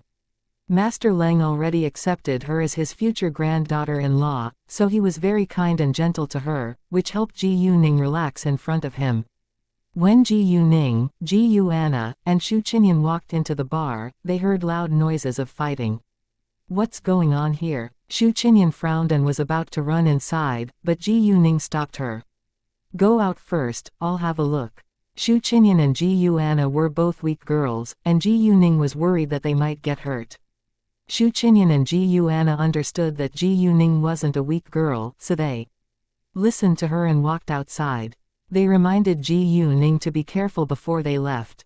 Once Shu Qinyan and Ji Yuana were gone, Ji Yuning strode to the place where the fight was happening. Two groups of men were fighting against each other. Song Nan tried to stop them in vain, but his head was hit with a beer bottle. It was bleeding, but it wasn't serious. Ji Yuning supported Song Nan to stand aside, then went to deal with the men who were fighting. She moved like lightning, and beat all of them up within seconds. People only saw a figure flashing by and then the two groups of men were laying beaten on the ground. The violent affray ended too. When people found out that it was a young girl who beat all of them up, they were shocked. "Jesus, she's so unbelievable. She was able to beat 10 men up in seconds, by herself. It's so exciting. Miss Ji Yu." Song Nan also rounded his eyes in shock. Since Ji Yuning was here, Shu Qinyan must be here as well. "If you want to fight again, I can help," Ji Yuning said to the men on the ground in a cold tone. The two groups of men were scared by Ji Yuning's agility and strength. "If you don't want to fight, then pay the compensation now," Ji Yuning said, and nobody dared to argue against her. After that, she walked to Song Nan and gave him a bottle of magical power liquid. "Mr. Song, you can apply this to your injury and tell someone to calculate the damages. They can't leave before they pay the compensation." "Thanks, Miss Ji Yu," Song Nan said. The customers in the bar were also cleared out. Song Nan didn't charge them, because they were innocent. Before long, there were only staff members along with the two groups of men left in the bar. Those men were all injured to different degrees, but none of them were seriously injured, so nobody called an ambulance before they paid the compensation. Shu Qinyan and Ji Yuana didn't walk inside until then. They were a little frightened when they saw the bleeding wound on Song Nan's head. "Song Nan, are you all right?" "I'm fine," Song Nan said with a smile. "You're fine. It's bleeding." Shu Qinyan rolled her eyes. "Then stop asking me if you can see it with your own eyes," Song Nan said. Shu Qinyan was struck dumb for a second. "All right, could you stop arguing for a while? You should deal with the wound first," Ji Yuana said to Song Nan. "Oh, right, wait here for me. I'll go deal with the wound," Song Nan said. Afterwards, he walked towards the washroom because there was a mirror. "What happened?" Shu Qinyan glanced at those men who were lying on the ground, then asked Ji Yuning. "No idea. They probably had a conflict after drinking a lot, Ji Yuning said. A short while later, Song Nan walked back and said to Ji Yuning with excitement, "Miss Ji Yu, this medicine is so unbelievable. The wound stopped bleeding, and isn't painful at all now. The wound on Song Nan's head wasn't deep, so it should be gone overnight." Hearing that, Shu Qinyan opened her mouth before Ji Yuning could say anything. "Of course it's unbelievable, because it's the medicine produced by Kulain. Don't you know that it's Ji Yuning's company?" Both Shu Qinyan and Ji Yuana had heard of Kulain, so they weren't surprised by the medicine's effect. "What? Kulain is Ji Yuning's company?" Song Nan was surprised. He had heard of Kulain and its good reputation, and he also had many medicines produced by Kulain in his home, but he wasn't aware that Ji Yuning was the owner of Kulain. Song Nan wasn't familiar with Ji Yuning, so he only knew a little about her. He seldom read the news, so he missed a lot of shocking news about Ji Yuning too. "Let's go have a seat there. My bar is closed today, so you can enjoy yourself as you like." They walked to a nearby table together. Chapter 1043 Curse the Elderly. In the end, the two groups of men had to pay 60,000 yuan for the damages. It was very fair, because Song Nan's bar could make over 100,000 yuan a day. The two groups of men shared the compensation 50-50. They weren't poor, so it wasn't a lot of money in their eyes. Besides, they were scared of Ji Yuning, and didn't dare escape, so they paid the money and left for the hospital. When it was 10 p.m., Zhang Rukan came. Zhang Rukan was just walking by, so he decided to go inside to have a look. He didn't tell Song Nan that he was coming, so he had no idea that Ji Yuning was in the bar. He saw that the door was closed but the lights were on in the bar, and got confused before pushing the door open and walking inside. There was music playing in the bar, but he didn't hear many people talking. He was a frequent visitor here, so the bartender recognized him and didn't stop him. "What happened?" Zhang Rukan asked the bartender. "Some people had a fight here today, so our boss closed down for the night. Now he's drinking with his friends over there," the bartender said and pointed to one side. "Some people had a fight here today." Zhang Rukan frowned, and looked in the direction the bartender pointed. At this moment, Ji Yuning noticed him, and said to the others, "Rukan is here." Hearing that, they all turned to look at Zhang Rukan. Song Nan stood up at once. "Hi, why didn't you tell me you're coming?" "I was just walking by," Zhang Rukan said. "Come on and have a seat," Song Nan said. Zhang Rukan walked over with a smile. When his sight fell on Ji Yuning, he was surprised. "Oh, hi, when did you come to the capital? Why didn't you call me to have a drink together?" Zhang Rukan pretended to be sad. In fact, he did actually feel a little sad because he still liked Ji Yuning. At the same time, he also felt happy to see her again. "I just came yesterday, and have been busy till this afternoon," Ji Yuning explained. Zhang Rukan sat down, and Song Nan poured a glass of drink for him. Actually, Zhang Rukan had no plan to drink tonight, because he was going to drive, but he forgot about it when he saw that Ji Yuning was here. Because of the wound on his head, Song Nan didn't drink, but just chatted with them. They didn't stay in the bar for too long, and separated at 11 p.m. They all drank a little, so Shu Qinyan called a designated driver. Although Song Nan didn't drink and was willing to drive them home, Ji Yuning thought that it would be inconvenient for him to do so. They had already hired a designated driver after all. Zhang Rukan couldn't drive either because he drank too, so he left his car at Song Nan's bar, then got in Ji Yuning's car. They lived in the same living area. Even though Zhang Rukan knew that it was impossible for him to be with Ji Yuning, he couldn't help but want to get close to her. Therefore, he didn't take a taxi home, but shared the car with Ji Yuning. They went to Ji Yuana's home first, then Shu Qinyan's home before they finally went back to the living area where Ji Yuning and Zhang Rukan lived. When they were outside of the living area, Ji Yuning told the designated driver to leave, and she drove inside herself. She drank a lot, but was fine because of her magical power. Ji Yuning didn't go back to Leng Xiaoting's house until she drove Zhang Rukan back to his own house.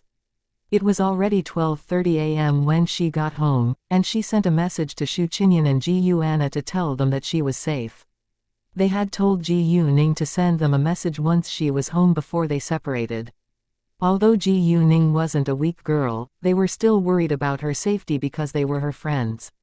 Ji Yuanna and Shu Qinyan were relieved when they received Ji Yuning's message. Ji Yuning took a shower before she went to sleep. The next day, Ji Yuning got up early to run. In the morning, after running for half an hour, she saw an old man suddenly fall on the ground not far ahead of her. Two old men by his side stopped at once, and went to check his condition. Seeing that, Ji Yuning ran to them without delay. The old man who fainted was around 60 years old, and Ji Yuning felt that he was still breathing, but his breath was very weak. It was possible that he could die if he didn't receive immediate treatment. Ji Yuning took out a power crystal and squatted to feed it to the old man.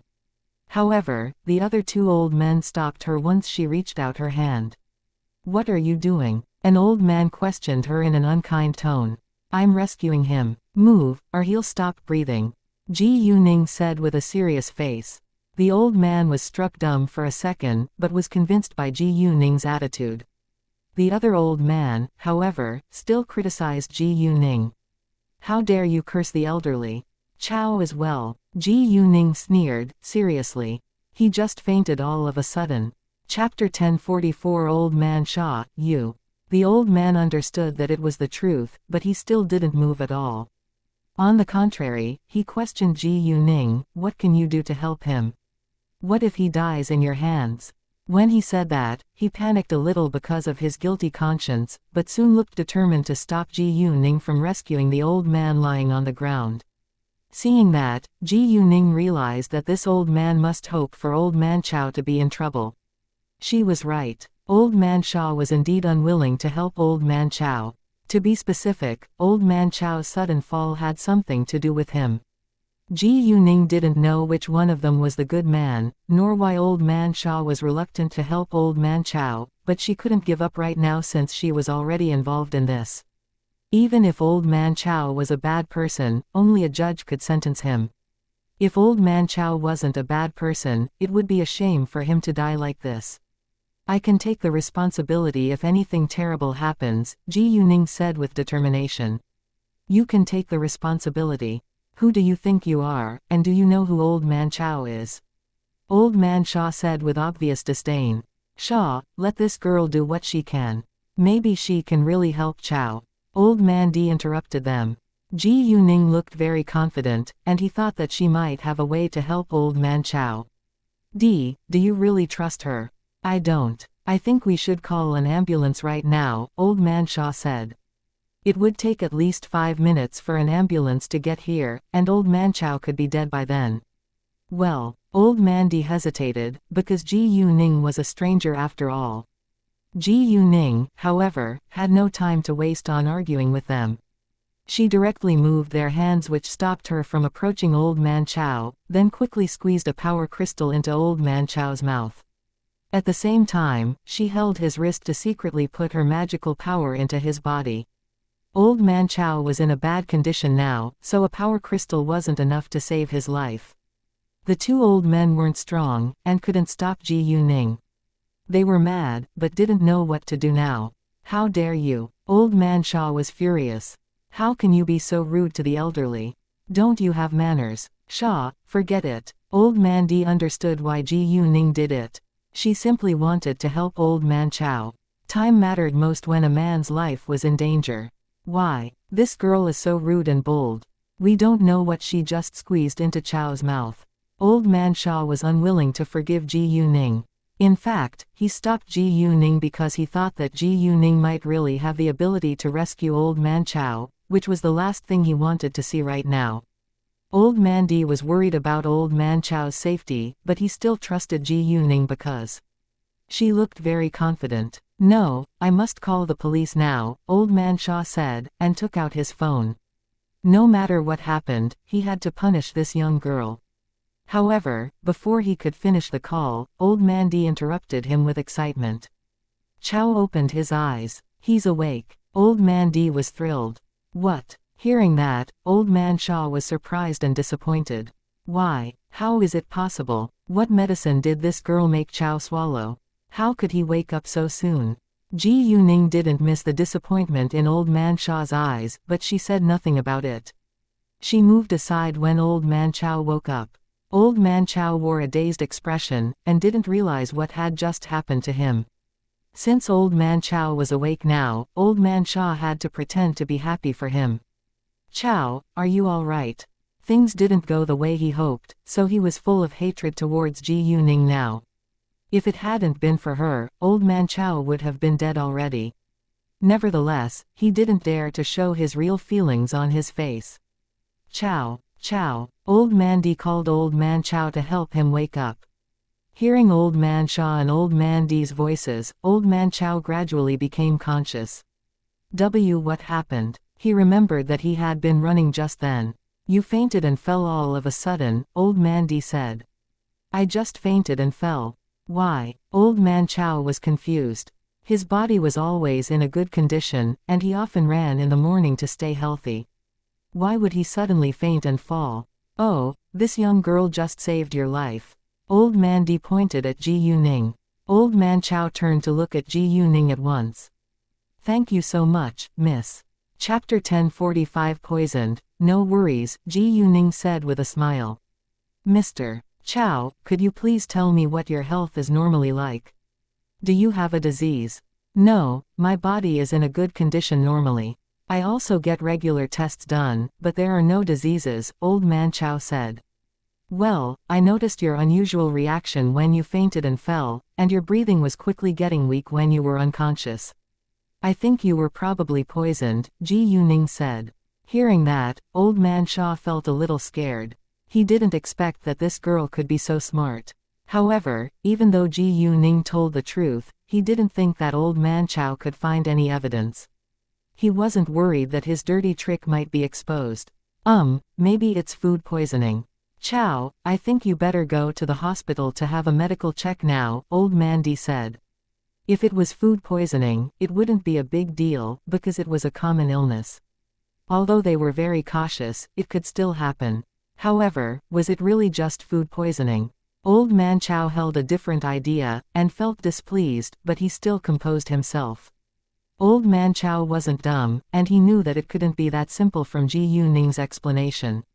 He knew that there was someone who always wanted him to die in order to grab his family's property away, but he was surprised that the person would directly poison him. Even though he couldn't say anything about it now, he made up his mind to find out who the mastermind was. Ji Yuning excused herself afterwards. Seeing Ji Yuning walking away, Old Man Shaw was determined to punish her. Ji Yuning was free that morning, so she decided to eat at home and go to the headquarters of her corporation in the afternoon. After having breakfast, Ji Yuning read books in the bedroom. At 9 a.m., Ji Yuning heard someone opening the door of the house.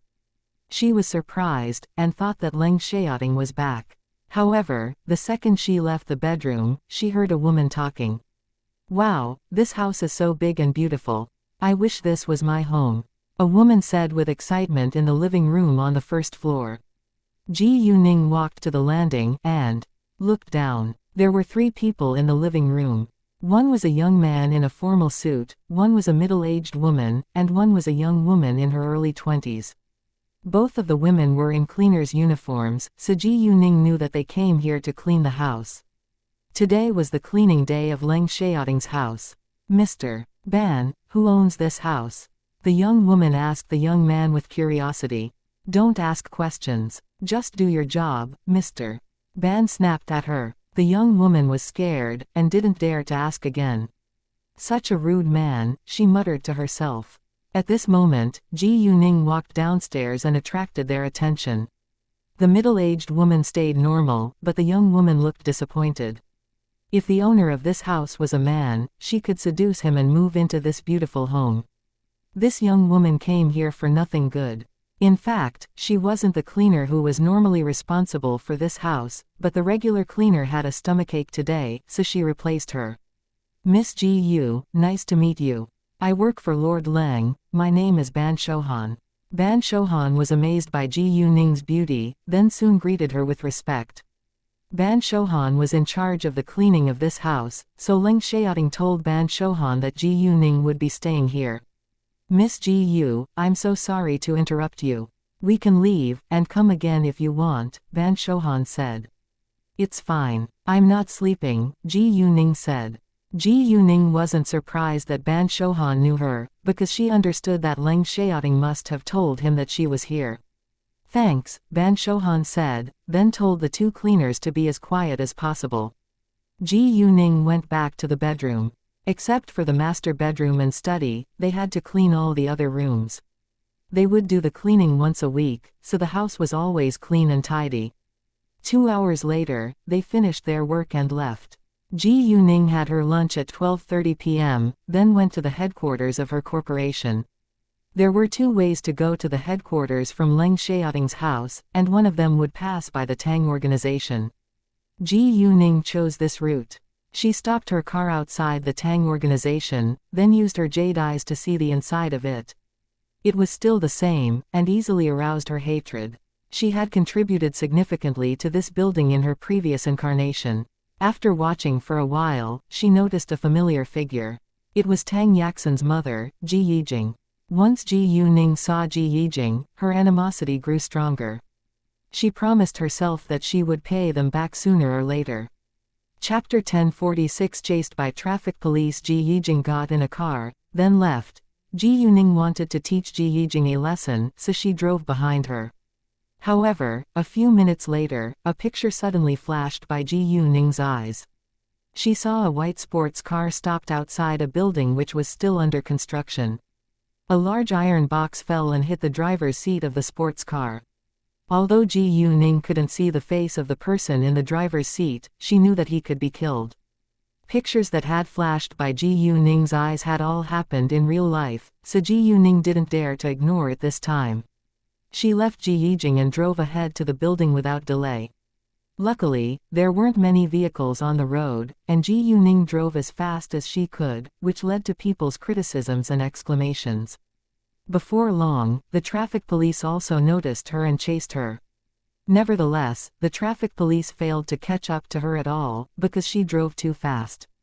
No matter how the traffic police blared their sirens, Ji Yuning wouldn't stop. Although the traffic police were amazed by Ji Yuning's driving skills, they were mad at her dangerous action. About 4 minutes later, Ji Yuning arrived at the building, and saw the white sports car outside it. There were 2 young men chatting in the car. It seemed that they were waiting for someone. There was another car stopped ahead of it, and it was followed by a vacant parking space. Ji Yuning wouldn't block its way, so she stopped her car aside. It was forbidden to park cars here, and it would affect the traffic too, but Ji Yuning didn't have much time as the iron box was about to fall from the building. She ran to the white sports car, and pressed her hands against its bumper. Her behavior surprised the 2 young men in the car. Hey, what? When a young man was about to question her, the car moved, which shocked them. Jesus, is she actually moving the car by herself? Not only the 2 young men in the car, but passers-by were also astonished by Ji Yuning's unbelievable strength. Within 5 seconds, Ji Yuning moved the car backwards 2 meters, and she walked to the side too. The 2 young men sitting in the car still didn't understand why Ji Yuning did that. All of a sudden, the large iron box fell from the 10th floor of the building. It fell fast, and hit the ground after a few seconds with a loud sound. The loud sound shocked everyone near the building. When people saw the twisted iron box with scattered tools, they all rounded their eyes in shock. The box fell at the same place where the driver's seat of the white sports car was just then. If the sports car hadn't been moved backwards, the man sitting in the driver's seat would have been smashed. People turned to look at Ji Yuning with curiosity. It seemed that Ji Yuning knew what would happen, so she ran to rescue the 2 men.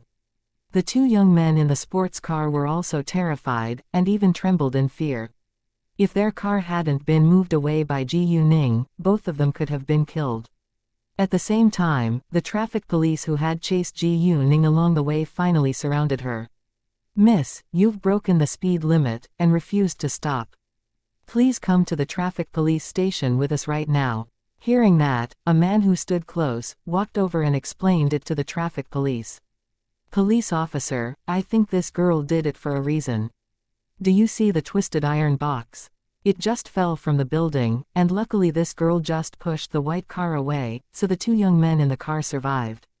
If it was an emergency, Ji Yuning might be lightly punished. What? This girl just pushed the car away. Hearing that, the traffic police were shocked. They couldn't believe that it was true because they didn't witness it with their own eyes.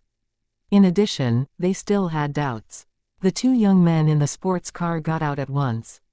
They walked to the traffic police together.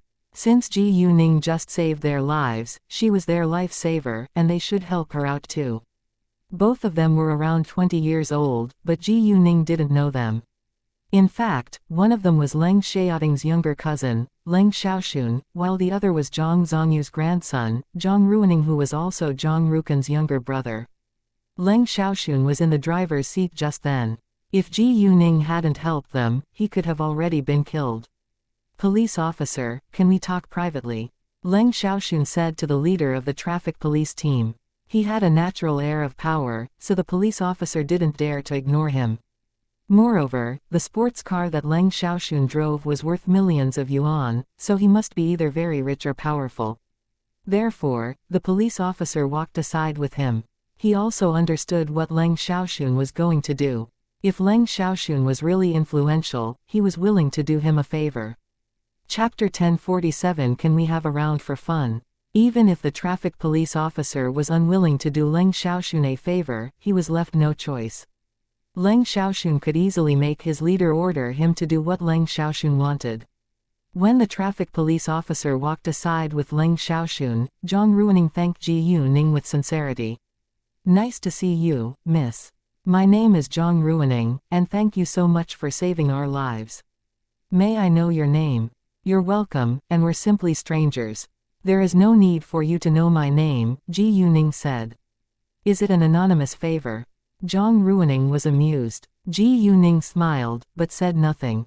Not far away from them, Leng Xiaoxun directly showed the traffic police officer his ID card. "My family is the dominant Leng family in the capital. I understand that what the girl just did isn't appropriate, but she did it to save my life, so please let her go." Leng Xiaoxun's ID card proved everything. The second the traffic police officer saw his ID card, he was shocked. He didn't expect that he could meet an important member of the Leng family today. Since Leng Xiaoxun was involved in this, he didn't dare to turn him down. "Well, of course," the traffic police officer said at once. Although Leng Xiaoxun was only about 20, while the traffic police officer was over 30, he still felt nervous standing in front of Leng Xiaoxun. "Thanks," Leng Xiaoxun said. He was unwilling to force this traffic police officer to do him a favor, but it was different this time. Ji Yuning was his lifesaver after all. "My pleasure, Lord Leng," the traffic police officer said with respect. After that, the traffic police left, and onlookers immediately realized that Leng Xiaoxun wasn't a common citizen. Anyway, Ji Yuning just saved their lives, so it was understandable that she wouldn't be punished. She didn't cause any damage either. "Miss, thank you so much for saving our lives. My name is Leng Xiaoxun. May I know your name?" Leng Xiaoxun asked Ji Yuning. She heard Leng Xiaoxun's talk with the traffic police officer, and she was surprised to find that he was Leng Xiaoting's younger cousin. Ji Yuning also knew that Leng Xiaoxun was Leng Yuanzhen's son. Although Leng Xiaoting wasn't close to him, they got along well. In addition, Leng Xiaoxun was the only younger cousin that Leng Xiaoting was willing to admit was family. Therefore, Ji Yuning didn't regard him as a stranger. They were about to have a formal meeting too. Zhang Ruining, however, felt a little displeased, because Ji Yuning refused to tell him her name. Was it because Leng Xiaoxun was more handsome than him? Leng Xiaoxun felt that Ji Yuning's name sounded familiar, but couldn't remember who she was. As a result, he didn't know who Ji Yuning was. "Miss Ji Yu, would you mind sharing afternoon tea with us?" Leng Xiaoxun said. Leng Xiaoxun invited her to do that because he really admired Ji Yuning's unbelievable courage and strength. He wanted to know more about her. Leng Xiaoxun was a kung fu lover, and he begged Leng Xiaoting to have a round of kung fu competition with him every time Leng Xiaoting came home. Seeing Leng Xiaoxuan's expression of anticipation, Ji Yuning agreed, thinking that she had nothing else to deal with right now. "Sure." Leng Xiaoxun was thrilled when Ji Yuning agreed. He said, "Why don't we go to the Tangyan Tea House?" Ji Yuning had heard of the Tangyan Tea House. It was a famous high-end tea house with a relaxed atmosphere. They got in their own cars, and left for the Tangyan Tea House. When they were in the car, Zhang Ruining suddenly remembered something and asked Leng Xiaoxun, "Xiaoxun, shouldn't we wait for your cousin Zhaolin?" "Nope, call him and tell him to take a taxi home by himself," Leng Xiaoxun said. Zhang Ruining wore a resigned look, then called Leng Xiaoxun's older cousin, Yu Zhaolin. Yu Zhaolin hadn't finished the thing he was dealing with yet when he received Zhang Ruining's call, and he had no idea what had happened outside just then. Before long, they arrived at the Tangyan Tea House. Tangyan Tea House was very large and consisted of 2 buildings of 2 different styles along with a big garden. Leng Xiaoxun didn't book a private room, but chose to enjoy the tea at a gazebo so that they could see the beautiful view and breathe fresh air. After ordering tea, Leng Xiaoxun said, "Miss Ji Yu, may I directly call you Ji Yuning?" "Ji Yuning, have you practiced kung fu for a long time? How did you manage to push such a heavy car?" Leng Xiaoxun asked with curiosity and admiration. "Yeah, I've practiced kung fu for a long time," Ji Yuning said. "Can we have a round for fun?" Leng Xiaoxun asked. It was his real aim, and he couldn't wait for it. They just had a round for fun, because Leng Xiaoxun was barely comparable to Ji Yuning as to martial arts skills. In fact, if Leng Xiaoxun was better than Ji Yuning, he wouldn't have been amazed by what she had done. Even Xu Jinchen, who wasn't a match for Ji Yuning, was able to push a car. Therefore, Leng Xiaoxun was inferior to Xu Jinchen. Chapter 1048 For Fun or For Real? Ji Yuning didn't despise Leng Xiaoxun, but he wasn't a match in her eyes. With Ji Yuning's agreement, Leng Xiaoxun stood up at once. There was an empty ground near them, which was available for them to have a round for fun. "Do you need me to be gentle?" Ji Yuning asked Leng Xiaoxun when they stood several meters away from each other. "Not at all," Leng Xiaoxun said. He knew that Ji Yuning wasn't a weak girl from what she had done, but he was reluctant to look weak in front of a girl. Since they were going to have a kung fu competition, they should do their best. Afterwards, they began to attack each other. Leng Xiaoxun understood that Ji Yuning was strong, so he had no intention to be gentle in the competition either. Ji Yuning, at the same time, wouldn't pretend to be weak as long as he wasn't hurt. Leng Xiaoxun punched Ji Yuning without delay, but Ji Yuning caught his fist the second he moved, which shocked him. What was worse, he failed to withdraw his fist. Leng Xiaoxun punched Ji Yuning again with his other fist, but Ji Yuning caught his other fist once more.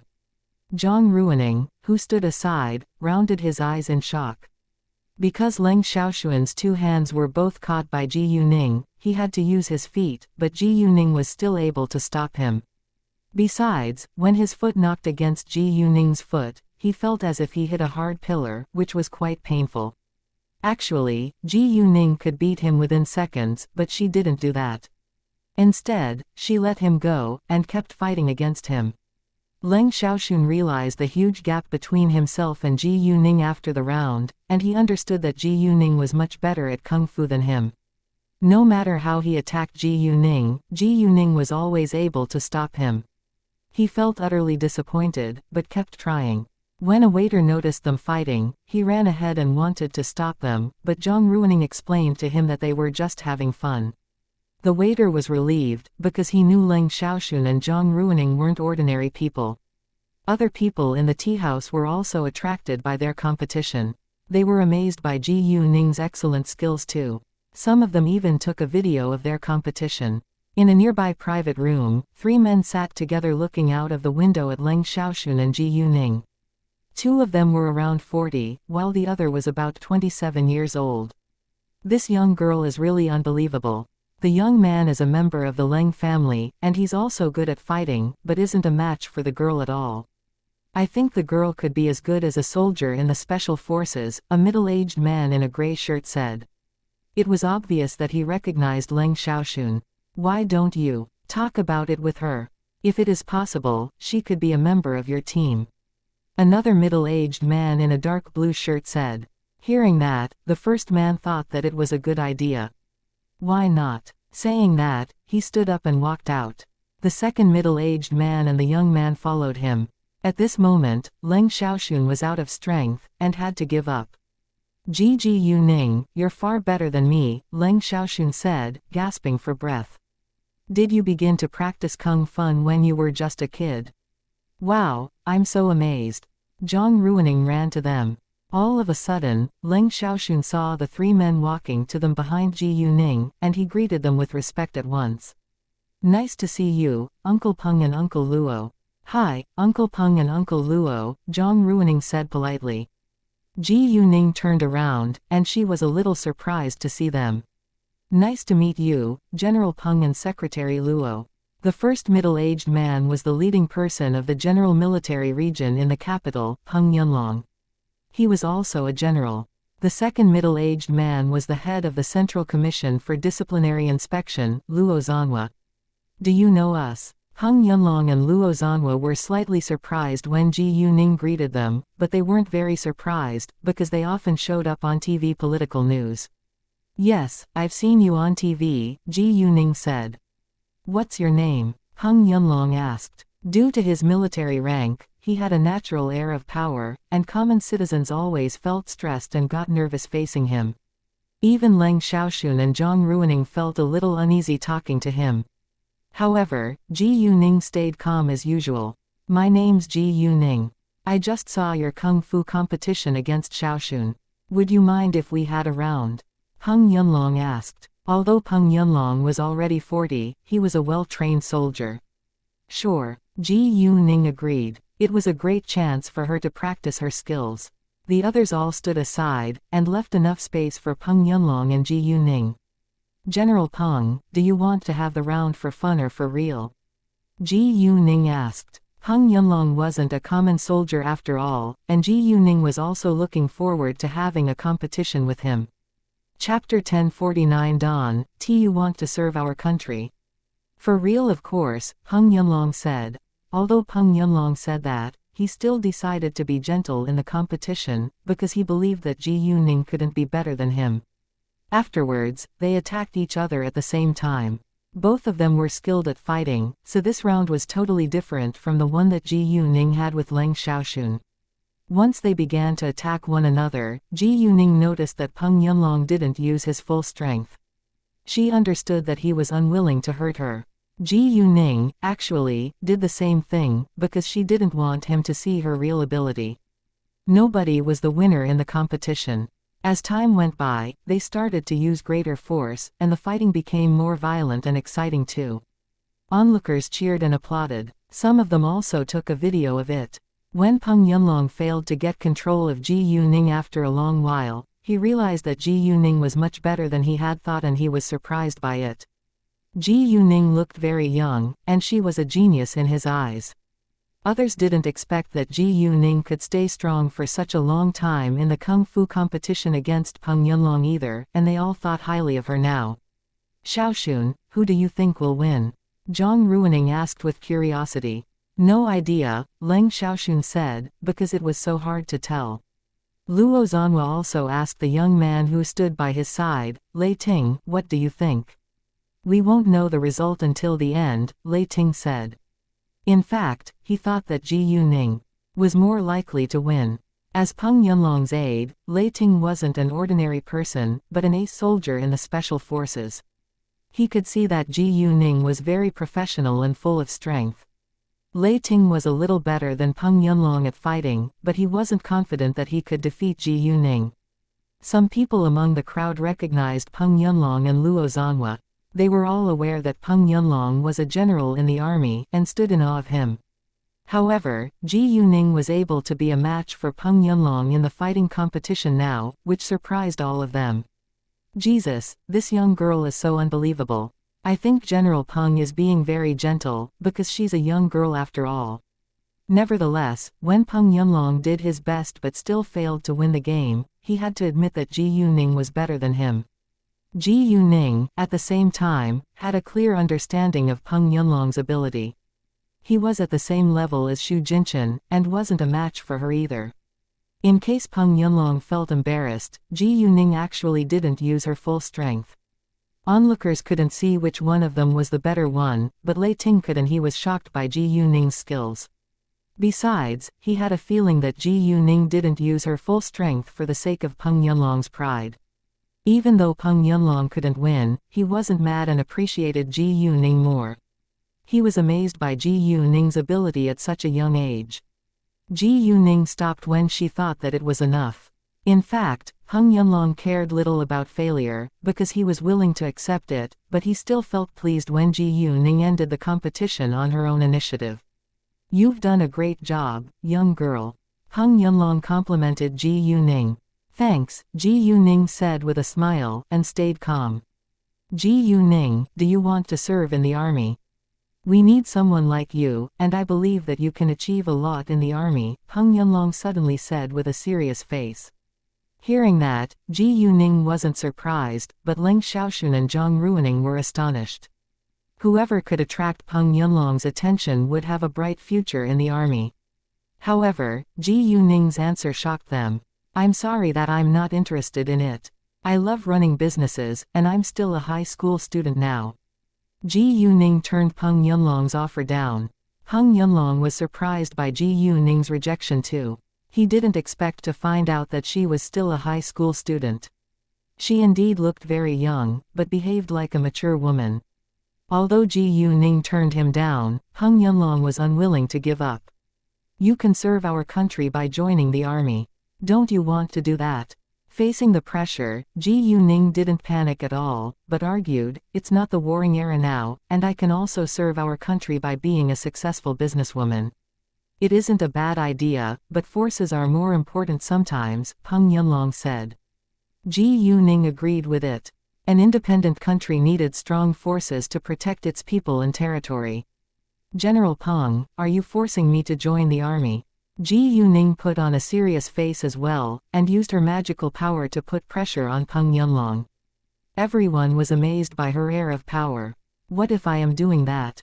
Peng Yunlong asked her. "Well, I think you probably have to ask the permission of someone," Ji Yuning said with a smile on her lips. "Who is it?" Peng Yunlong was curious. Chapter 1050 Ji Yuning's business empire. Right at this moment, Ji Yuning's phone rang before she could say something. She set a special ringtone for Leng Xiaoting, so she knew that he was the caller once the ringtone sounded. Leng Xiaoting was the one Peng Yunlong had to ask for permission. "What a coincidence. He just called me. Please excuse me for a while," Ji Yuning said. "Sure," Peng Yunlong said. He was curious to know who the person was. Ji Yuning picked up the call at once. "Hi, have you finished your task?" "Yeah, where are you now?" Leng Xiaoting asked. Ji Yuning had sent Leng Xiaoting a message and told him that she was in the capital now, so he could read the message once he got off the plane. "I'm at the Tangyan tea house now. How about you?" Ji Yuning asked. "I'll be there in 20 minutes, Leng Xiaoting said. He wasn't far from the Tangyan tea house. Afterwards, she turned to look at Peng Yunlong. "General Peng, the person you need to ask permission from is about to come. Would you mind waiting for him?" "No problem," Peng Yunlong said. He had no plan to leave here right away after all. Peng Yunlong then invited Ji Yuning and the others to have a seat in the private room he booked. Leng Xiaoxun and Zhang Ruining felt uneasy, but Ji Yuning stayed calm. Actually, both Leng Xiaoxun and Zhang Ruining were curious about the person, but it wasn't appropriate for them to ask that question at this moment. After hanging up the call with Ji Yuning, Leng Xiaoting called Master Leng. "Hi, Grandpa," Leng Xiaoting said. "Are you back in the capital now?" Master Leng asked. "Great, come and dine with us along with girl Ji Yu this afternoon," Master Leng said. "I need to ask her first," Leng Xiaoting replied. "She's promised to visit me, so you must come home this afternoon to share a meal with me." Master Leng said. "I think I need to ask her for her opinion first. What if she's busy this afternoon?" Leng Xiaoting insisted. Hearing that, Master Leng remembered that Ji Yuning was a busy, successful businesswoman, so he agreed. "Fine, go ask her whether she's free this afternoon." "I will," Leng Xiaoting said before he hung up. Peng Yunlong asked Ji Yuning when they were all seated in the private room, "Ji Yuning, you told me that you love running businesses. How much do you know about it?" It's not easy to run a profitable company, and you might have outstanding debts. Ji Yuning was just a high school student, so Peng Yunlong thought that she couldn't know much about running a business. Even the other people in the room held the same idea. What Peng Yunlong just had said was also true. Ji Yuning smiled and said, "Well, I do know a little about running a business, but I can hire capable people to do it for me, and I can be the boss or investor. How can you make sure that they will do their best and stay loyal to you?" Peng Yunlong asked. "I actually want to ask you the same question, General Peng. Aren't you afraid that I can't stay loyal to you?" Ji Yuning asked. Peng Yunlong was struck dumb for a second, and didn't know what to say. To his surprise, Ji Yuning had the gift of gab. Luo Zhanhua was amused seeing Peng Yunlong's expression. He hoped that Peng Yunlong could have such a talented girl be a member of the special forces, but he didn't want Ji Yuning to be forced to join the army. "I didn't know that you have the gift of gab," Peng Yunlong said. "Ha ha." Ji Yuning laughed a little. Peng Yunlong shook his head, and dropped this topic. "Girl Ji Yu, what industry are you going to be involved in?" Luo Zhanhua asked. "Jewelry, antiques, real estate, hotels, restaurants, shopping malls, the entertainment industry, skincare products, and so forth. I'm doing them right now," Ji Yuning said. Those were some industries that Ji Yuning was already involved in right now, but they thought it was just her ambition. "You're really ambitious. Can you manage to do all of them? You must be down to earth," Peng Yunlong said. Although Ji Yuning was indeed excellent at kung fu, he didn't think that she could do so well at business too. "I understand. To be honest with you, I'm already involved in those industries right now," Ji Yuning said with a smile. "Yes, you heard me right," Ji Yuning said. However, none of them could believe their ears. If it was true, Ji Yuning must be super rich. "What are the names of your companies?" Peng Yunlong asked. "Jade Beauty Jewelry, Xianxia Antique Store, Kuzi, Kalane, and Fenghua Entertainment are my famous companies in the capital, while some are in other cities," Ji Yuning said. "You're the boss of them." Luo Zhanhua was astonished, because those were all famous and popular companies in the capital these days. Peng Yunlong didn't know much about them, but he knew that they must be very influential seeing Luo Zhanhua's expression. Chapter 1051 The person is Leng Xiaoting, Ji Yuning, no wonder I felt this name sounded familiar. You're the owner of Jade Beauty Jewelry, Xianxia Antique Store, Kalane, Kuzi, and Fenghua Entertainment. Leng Xiaoxun said with great surprise. Zhang Ruining was also amazed after knowing Ji Yuning's companies. They weren't aware of the news about Ji Yuning on the internet yet, or they would have been more shocked. "Yes, I own all of them. General Peng, maybe you don't know much about them, but you can ask Secretary Luo whether I'm good at running businesses," Ji Yuning said with confidence. Peng Yunlong turned to look at Luo Zhanhua at once, and Luo Zhanhua said to Ji Yuning, "You're a genius in business." "A genius in business." Peng Yunlong took a long breath in. It was a very high compliment, especially from Luo Zhanhua. Afterwards, Luo Zhanhua told Peng Yunlong some details about those companies, and Peng Yunlong was stunned. Ji Yuning was indeed a genius in business. "Did you establish all of them on your own?" Peng Yunlong found it hard to believe. Ji Yuning didn't feel displeased facing Peng Yunlong's doubt, because she knew that she was too young to be so successful. "Yes," Ji Yuning said with certainty. "Although I simply made some investments and established them with my powerful connections too, I'm confident that they're very profitable." It wasn't shameful that she had gained help from others to build her companies. Peng Yunlong was stunned, and didn't know what to say. At this moment, Ji Yuning's phone rang again, and Leng Xiaoting told her that he was in the tea house now. Ji Yuning then told Leng Xiaoting the number of the private room they were in. "Who is the person?" Peng Yunlong asked with curiosity. "My boyfriend," Ji Yuning said with a happy smile. "Why do you need your boyfriend's permission to make the decision?" Peng Yunlong asked again. Peng Yunlong was reluctant to give up, and tried to persuade Ji Yuning to join the army again.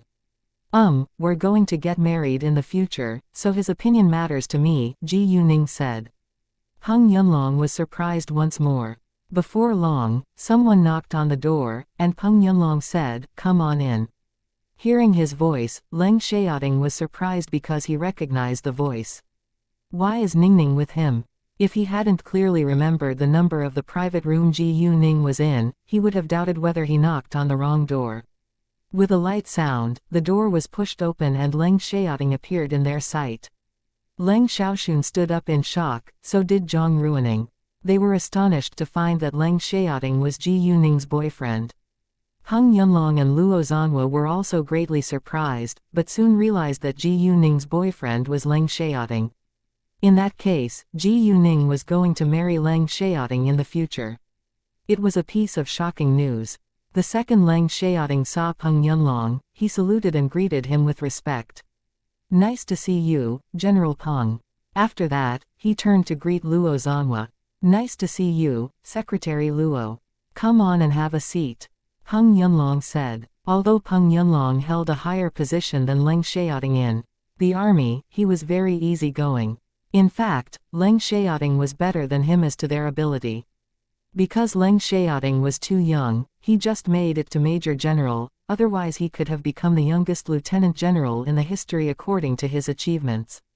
Most importantly, Leng Xiaoting had made all of his achievements on his own, instead of relying on his family background.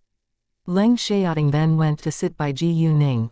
Seeing that, Leng Xiaoxun and Zhang Ruining rounded their eyes in shock. Jesus, Ji Yuning is Xiaoting's girlfriend. Leng Xiaoxun was more shocked than anyone else in the room, because Master Leng always complimented Leng Xiaoting's girlfriend in front of them. Now he finally realized why his grandfather liked Ji Yuning so much. Ji Yuning, you're going to be my cousin-in-law. Leng Xiaoxun said. Hearing that, Leng Xiaoting gave him a glance, and Leng Xiaoxun felt a little scared, but he didn't think that he said anything wrong. He was like a rat in front of a cat now. Why are you here too? Leng Xiaoting asked. I invited Ji Yuning to share tea here, then ran into Uncle Peng and Uncle Luo, Leng Xiaoxun replied. When did you meet each other? Leng Xiaoting asked again. Just a while ago, Ruining and I were waiting for cousin Zhaolin under a building, but a heavy iron box suddenly fell, and Ji Yuning pushed our car away beforehand, so we were able to survive. In order to thank her, we came here to enjoy tea together, Leng Xiaoxun said. Thinking of the accident, Leng Xiaoxun and Zhang Ruining were still frightened. Chapter 1052 I Dawn, T agree Leng Xiaoting nodded, but said nothing further, because he knew Ji Yuning's ability very well. Peng Yunlong, however, was surprised by Ji Yuning's brave behavior. A car weighed a lot, and it wasn't easy to push it away after all. Xiaoting, there is something General Peng wants to talk with you about, Ji Yuning said all of a sudden. Leng Xiaoting looked at Peng Yunlong with a serious face at once. General Peng, what can I do for you? Although Peng Yunlong was aware that Leng Xiaoting was Ji Yuning's boyfriend now, he was still unwilling to give it up, so he said, well, the thing is that I think Ji Yuning is a rarely found girl, and I hope she can join the army to serve our country. What do you think? Peng Yunlong didn't tell Leng Xiaoting that Ji Yuning had actually turned him down. He hoped that Leng Xiaoting might agree and that Ji Yuning might listen to Leng Xiaoting. However, Leng Xiaoting remembered his parents' death the moment he heard that, and he didn't want Ji Yuning to join the army, especially the special forces. He was reluctant to see Ji Yuning be in great danger. If Ji Yuning was willing to do it herself, he wouldn't stop her even if he disagreed. If Ji Yuning was unwilling to do it, he would support her staying away from danger. General Peng talked that with me, and I rejected it, but General Peng insisted, so I used you as an excuse, Ji Yuning said before Leng Xiaoting asked her. Hearing that, Leng Xiaoting felt relieved. General Peng, I'm sorry. I don't agree. Fine, I won't mention it again. Peng Yunlong was disappointed. He couldn't force Leng Xiaoting to do what he wanted. By the way, your girlfriend is really outstanding, Peng Yunlong added. Leng Xiaoting smiled and said, thank you, General Peng. It wasn't easy for others to see Leng Xiaoting smiling. After a while, Leng Xiaoting and Ji Yuning excused themselves, and Leng Xiaoxun along with Zhang Ruining also left the tea house. Xiaoting, where are you going next? Leng Xiaoxun asked once they were outside. To deal with something, Leng Xiaoting said. Leng Xiaoxun didn't tell him details, so Leng Xiaoxun stopped asking about it. Will you go home today? I'll see, Leng Xiaoting said. Fine. Leng Xiaoxun closed his mouth. After that, Leng Xiaoting walked away with Ji Yuning. Give me the car key, Leng Xiaoting said to Ji Yuning when they were in the parking lot. Ji Yuning took out the car key and gave it to him. Leng Xiaoting opened the car door of the front passenger's seat for Ji Yuning, and he didn't go to sit in the driver's seat until Ji Yuning was seated well. Seeing that, Leng Xiaoxun and Zhang Ruining had to admit that Leng Xiaoting had changed a lot ever since he was in love. Are you busy this afternoon? Leng Xiaoting started the car and asked Ji Yuning. Hearing that, Ji Yuning understood that Master Leng wanted to meet her in the Leng family's house. She smiled. Nope. My grandpa wants to see you, Leng Xiaoting said. Why don't we go visit him this afternoon? Leng Xiaoting asked again. In fact, he was looking forward to bringing Ji Yuning back home to have a formal meeting with his grandfather.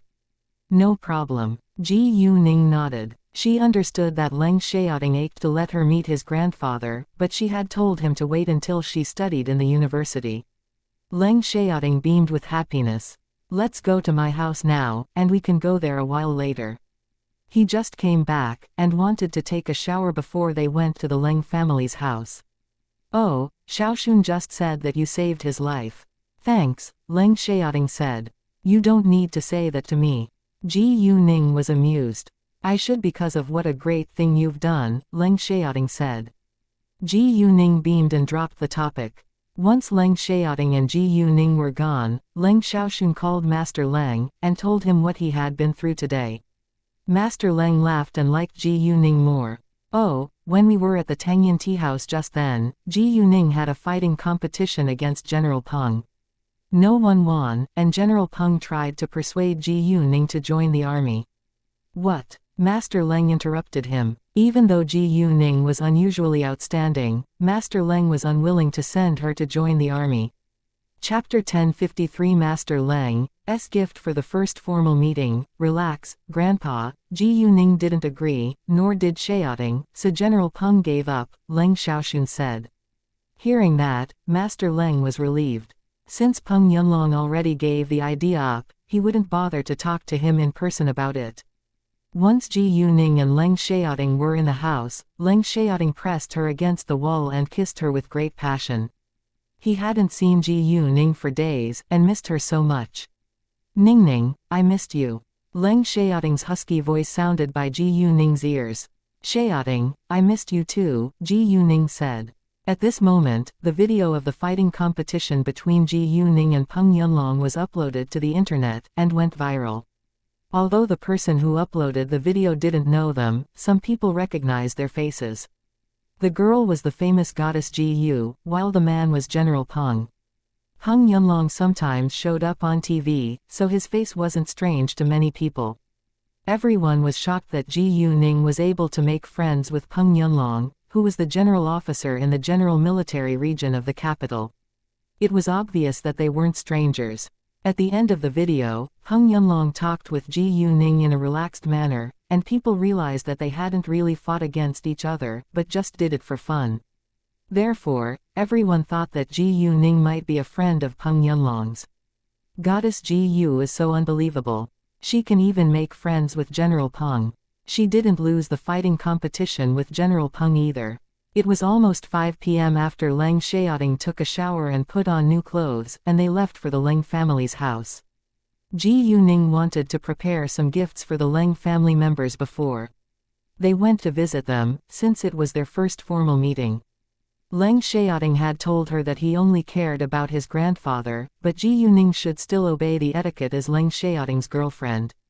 If she didn't bring gifts, the members of the Leng family might have a bad impression of her. Leng Xiaoting agreed with it in the end. Actually, he had also prepared some good tea and drinks as gifts. Ji Yuning planned to buy something more herself, but Leng Xiaoting said tea and drinks were enough, so Ji Yuning gave the idea up. Ji Yuning had met Master Leng before, so she wasn't nervous this time.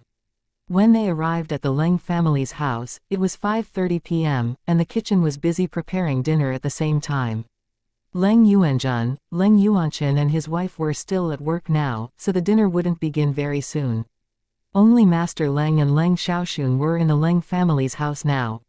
Master Leng kept chatting with Ji Yuning once she showed up, and ignored Leng Xiaoting. "Girl Ji Yu, you don't need to bring so many gifts," Master Leng said, because he already accepted Ji Yuning as a member of his family. In addition, Ji Yuning had sent him many priceless gifts before. He didn't want her to spend too much money on gifts. "Well, it's our first formal meeting, and I should bring some gifts, or the others might think that I'm impolite," Ji Yuning said. Master Leng laughed. "All right, but don't do it again the next time." "I won't," Ji Yuning said.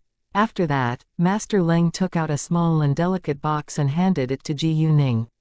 "Girl Ji Yu, this is a little gift to you. It's not as valuable as those gifts you've sent me. Please don't be disappointed." "Of course I'm not. I love it, and thank you so much, Grandpa," Ji Yuning said. She took the box with a broad smile on her face.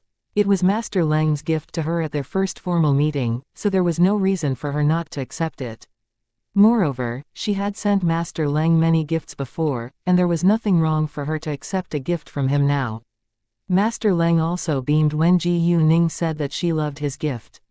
He was happy to see Ji Yuning accept it. Ji Yuning opened the small box, and there was a white jade bracelet inside. Although it looked ancient, it was covered in dense magical power. This is a family heirloom from the older generation of the Leng family, and it belonged to Xiaoting's grandmother. Although it's not very expensive, it's meaningful, so I'm giving it to you today, and I wish you and Xiaoting a happy ending, Master Leng said. This jade bracelet reminded him of his deceased wife. "Grandpa, I promise I'll take good care of it, and live a happy life with Xiaoting," Ji Yuning said. "Great, great." Hearing that, Master Leng almost cried. Leng Xiaoxi came home from her school at 6 p.m. She greeted Master Leng and Leng Xiaoting when she saw them. However, when Leng Xiaoxi's sight fell on Ji Yuning, her eyes lit up at once. "Hey, are you Goddess Ji Yu?" Leng Xiaoxi recognized Ji Yuning, because she was Ji Yuning's fan too. Leng Xiaoxun was confused, and asked, "Goddess Ji Yu? Do you mean Ji Yuning?" He hadn't read much news about Ji Yuning on the internet, so he didn't understand what Leng Xiaoxi was talking about. Chapter 1054 Mind Your Manners. Ji Yuning was very stunning, so it was totally understandable that people called her Goddess Ji Yu, but Leng Xiaoxun was very curious why Leng Xiaoxi called Ji Yuning the same way.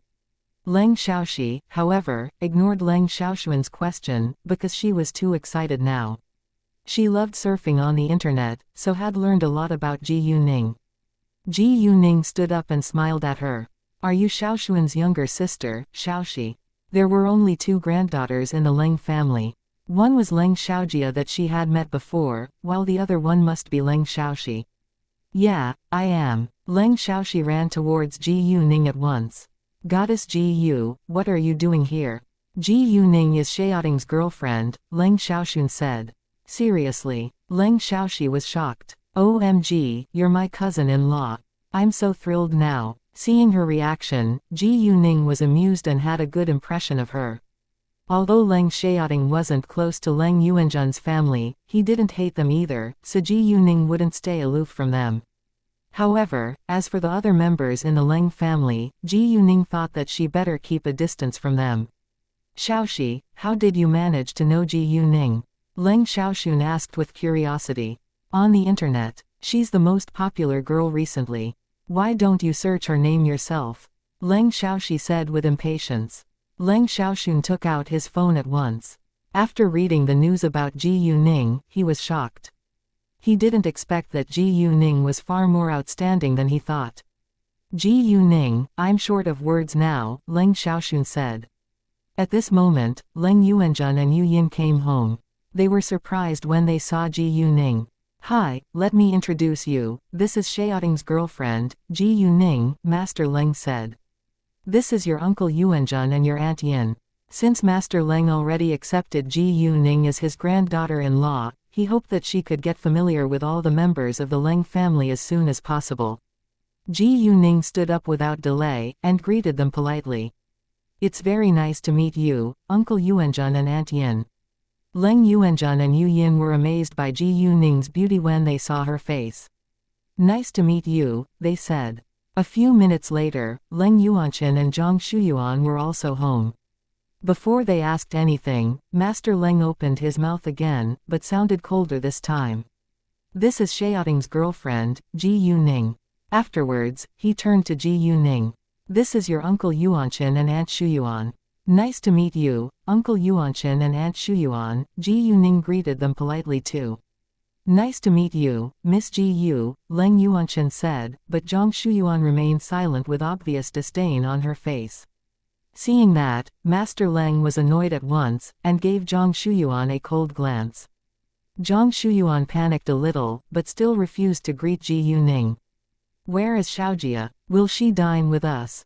If not, we'll dine first, Master Leng said. Leng Xiaojia had graduated for a long time, but she was still jobless and played around all day long. And although the Leng family was affluent, nobody liked a good-for-nothing. In fact, Leng Xiaojia put all her attention into clothing design now, which was her major, but she hadn't achieved anything yet. Zhang Shuyuan was dissatisfied with Master Leng's attitude towards Leng Xiaojia, but didn't dare complain. Dad, Xiaojia will be home in 5 minutes, Zhang Shuyuan said after hanging up the call with Leng Xiaojia. Fine, we can wait for her for 5 minutes. If she doesn't show up within 5 minutes, we'll enjoy the dinner before her, Master Leng said, then apologized to Ji Yuning. Girl Ji Yu, I'm sorry to keep you waiting. It's fine, Grandpa, Ji Yuning said with a smile. Zhang Shuyuan felt displeased that Master Leng was so kind and gentle to Ji Yuning. Leng Xiaojia was Master Leng's granddaughter, but Master Leng had never been so gentle to her. About 4 minutes later, Leng Xiaojia showed up, but she clenched her teeth in anger the second she saw Ji Yuning. Why are you here? Her rude attitude annoyed both Leng Xiaoting and Master Leng. It was obvious that they had a conflict.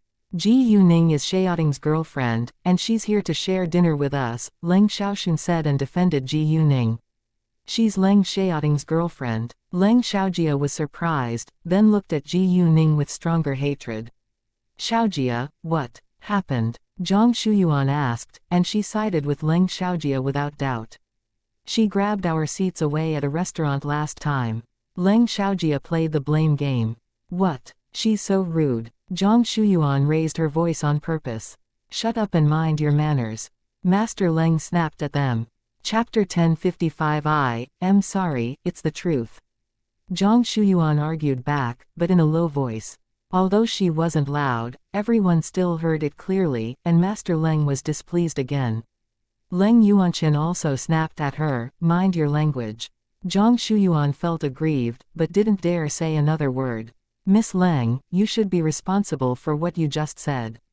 There are surveillance cameras in the restaurant and we can easily find out who stole whose seats. Ji Yuning wasn't mad, but she refused to submit to unreasonable blame. Leng Xiaojia was struck dumb for a second, and panicked. Seeing her reaction, Master Leng, Leng Xiaoting, Leng Xiaoxun and Leng Xiaoxi were all mad. Leng Yuanzhen and Yu Yin also frowned. Leng Yuanqin was annoyed too, because Leng Xiaojia's behavior embarrassed him in front of Master Leng. Even though Leng Xiaojia couldn't prove that she was innocent, she was unwilling to give up picking on Ji Yuning. Well, since you're Leng Xiaoting's girlfriend, why did you stay out late with Zhang Rukan that night? Do you regard Zhang Rukan as a B plan? How can? Enough. Master Leng couldn't stand it anymore and interrupted Leng Xiaojia. He understood that Ji Yuning had many friends, and it was very normal for people to have heterosexual friends after all. In addition, Ji Yuning was a businesswoman, and she needed to socialize with different people, especially those who could help her. Zhang Rukan was a member of a powerful family, so it was a good thing that Ji Yuning could make friends with him. Miss Leng, don't you have male friends? Do you always become entangled with your male friends in a romantic relationship? Ji Yuning asked and mocked Leng Xiaojia.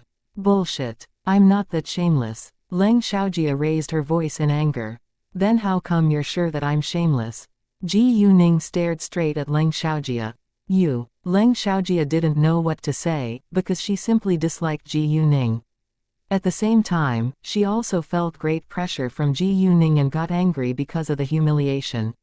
Not everyone behaves like you, Leng Xiaojia. Leng Xiaoxun interrupted them, and defended Ji Yuning. It's none of your business. Leng Xiaojia vented her anger at Leng Xiaoxun.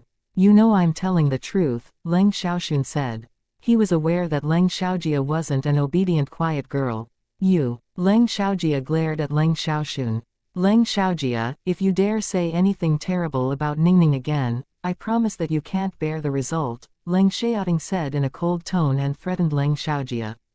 He couldn't stand to see Leng Xiaojia humiliating Ji Yuning right in front of him. Facing Leng Xiaoting's threat, Leng Xiaojia shut her mouth. She hated Leng Xiaoting and always acted against him, but she had to admit that she was scared of him too. Leng Xiaojia, did you forget my warning? Do you want to ruin our family? If you're unhappy to be here, don't come back again, Master Leng said. Leng Xiaojia rounded her eyes in shock. She didn't expect that her grandfather would side with Ji Yuning. However, before she could say something, Leng Yuanqin gave an order. Xiaojia, apologize to Miss Ji Yu, now. Leng Yuanqin cared a lot about his face and pride, so he ordered Leng Xiaojia to apologize since it was her fault. Zhang Shuyuan wanted to help Leng Xiaojia, but she could do nothing about it now. Leng Xiaojia was reluctant to do that. Apologize. Leng Yuanqin ordered again. Master Leng and the others all stared at Leng Xiaojia. It seemed that they wouldn't let her go unless she apologized. Even Ji Yuning looked coldly at Leng Xiaojia. If Leng Xiaojia didn't apologize, she would use violence to teach her a lesson. No matter how unwilling Leng Xiaojia was right now, she had to yield. I'm sorry. Her voice was very low. Although Ji Yuning heard it, she purposely said, Miss Leng, what did you say? Could you please speak louder? You. Leng Xiaojia felt utterly humiliated. Zhang Shuyuan opened her mouth at this moment. We all heard it. Are you doing that on purpose? Sorry, I don't have good hearing, Ji Yuning said, which obviously was a lie. You. Zhang Shuyuan was mad, but Leng Yuanqin glared at her, so she had to shut her mouth. Leng Xiaoting supported Ji Yuning, so did Master Leng, because they both thought that Leng Xiaojia wasn't loud enough. Even if Leng Xiaojia's apology was insincere, it must be loud. I'm sorry. Leng Xiaojia raised her voice, then turned around walking upstairs. She was too mad to have dinner now. Nobody stopped her, and it wasn't a bad thing that she was absent for dinner. Zhang Shuyuan looked at Ji Yuning with her eyes full of hatred, but she couldn't say or do anything. She finally realized why Master Leng had told them that Ji Yuning wasn't weak at all. Leng Xiaojia learned her lesson today. Chapter 1056 Ms. Zhang. After that, they began to enjoy dinner together. Although they sat randomly around the table, Master Leng was the only one who could sit on the master's seat. Master Leng pulled Ji Yuning over and told her to sit by his right side, while Leng Xiaoting sat by Ji Yuning's right side. Because of what had just happened, Zhang Shuyuan lost her appetite, so did Leng Yuanqin, but the others were in a good mood. Master Leng even kept refilling Ji Yuning's bowl during dinner. Luckily, Ji Yuning could eat all of it. In Master Leng's eyes, Ji Yuning was already a member of his family, and he had a very good impression of her. Leng Xiaojia repeatedly threw her pillow against the bed to vent her anger in her room. Damn you, Ji Yuning. You'll be abandoned by Leng Xiaoting one day in the future. You'll be raped to death. Leng Xiaojia viciously cursed Ji Yuning. Zhang Shuyuan was also annoyed by Ji Yuning, so she still tried to pick on her. Miss Ji Yu, may I know where you are from? Even though she sounded polite, she failed to hide her malicious aim. City F, Ji Yuning said. She wasn't afraid of her at all. City F, isn't it a third-tier city? What does your family do, Miss Ji Yu? Zhang Shuyuan asked again with disdain. Can't you be quiet for a while? Master Leng snapped at her in annoyance. Grandpa Leng, it's fine. Since Ms. Zhang wants to know more about me, I'm willing to share some information with her, Ji Yuning said to comfort Master Leng. She didn't call Zhang Shuyuan Aunt Shuyuan, but Ms. Zhang, which showed that she was unwilling to be close to her. Master Leng didn't say anything further, because he knew that Ji Yuning was able to handle it well. My mother owns a beauty salon. Ji Yuning answered Zhang Shuyuan's question. How about your father? Zhang Shuyuan asked at once. Well, my father is involved in many industries, Ji Yuning said, but didn't tell her the details. Oh, sounds great. What's the name of your father's company? Zhang Shuyuan asked. I'm sorry but I can't tell you many details, Ji Yuning said. She didn't want to use the Tang family's influence to help herself now, because Zhang Shuyuan was no match for her. However, Zhang Shuyuan believed that Ji Yuning's family business must be too small to show off. Fine, I probably have never heard of it before, because I only know the most famous, large companies, Zhang Shuyuan said. There is no need for you to know details about Ji Yuning's family business, because Ji Yuning's business empire alone is enough to shock you, Leng Xiaoxun said. He couldn't stand Zhang Shuyuan's face that was filled with obvious disdain anymore. Miss Gu's business empire. Hearing that, Zhang Shuyuan and the others were greatly surprised. They couldn't believe that Ji Yuning was able to run a business empire at such an early age. Didn't you just buy a set of jewelry from Jade Beauty Jewelry? Ji Yuning owns it. You're using skincare products from Kuzi, right? Ji Yuning owns that too, and there are many other famous companies owned by her, Leng Xiaoxun said with pride. It sounded as if he was the boss of those companies. What? She owns Jade Beauty Jewelry and Kuzi? Zhang Shuyuan was shocked. In fact, both Zhang Shuyuan and Yu Yin were fans of Jade Beauty Jewelry. They loved Kuzi too, but didn't pay much attention to the founder of those two brands. To their astonishment, Ji Yuning was the owner of Jade Beauty Jewelry and Kuzi. Right, I'm the boss of Jade Beauty Jewelry and Kuzi, Ji Yuning said with a calm face. I'm also surprised to know that Ms. Zhang likes my company's products. Since you're Xiaoting's aunt, you can have 20% off the next time. Ji Yuning said that simply to make fun of Zhang Shuyuan. Since Zhang Shuyuan hated her so much, Zhang Shuyuan might stop buying from Jade Beauty Jewelry and Kuzi. It was nothing in Ji Yuning's eyes. Even if Zhang Shuyuan accepted the discount, Ji Yuning didn't mind it at all.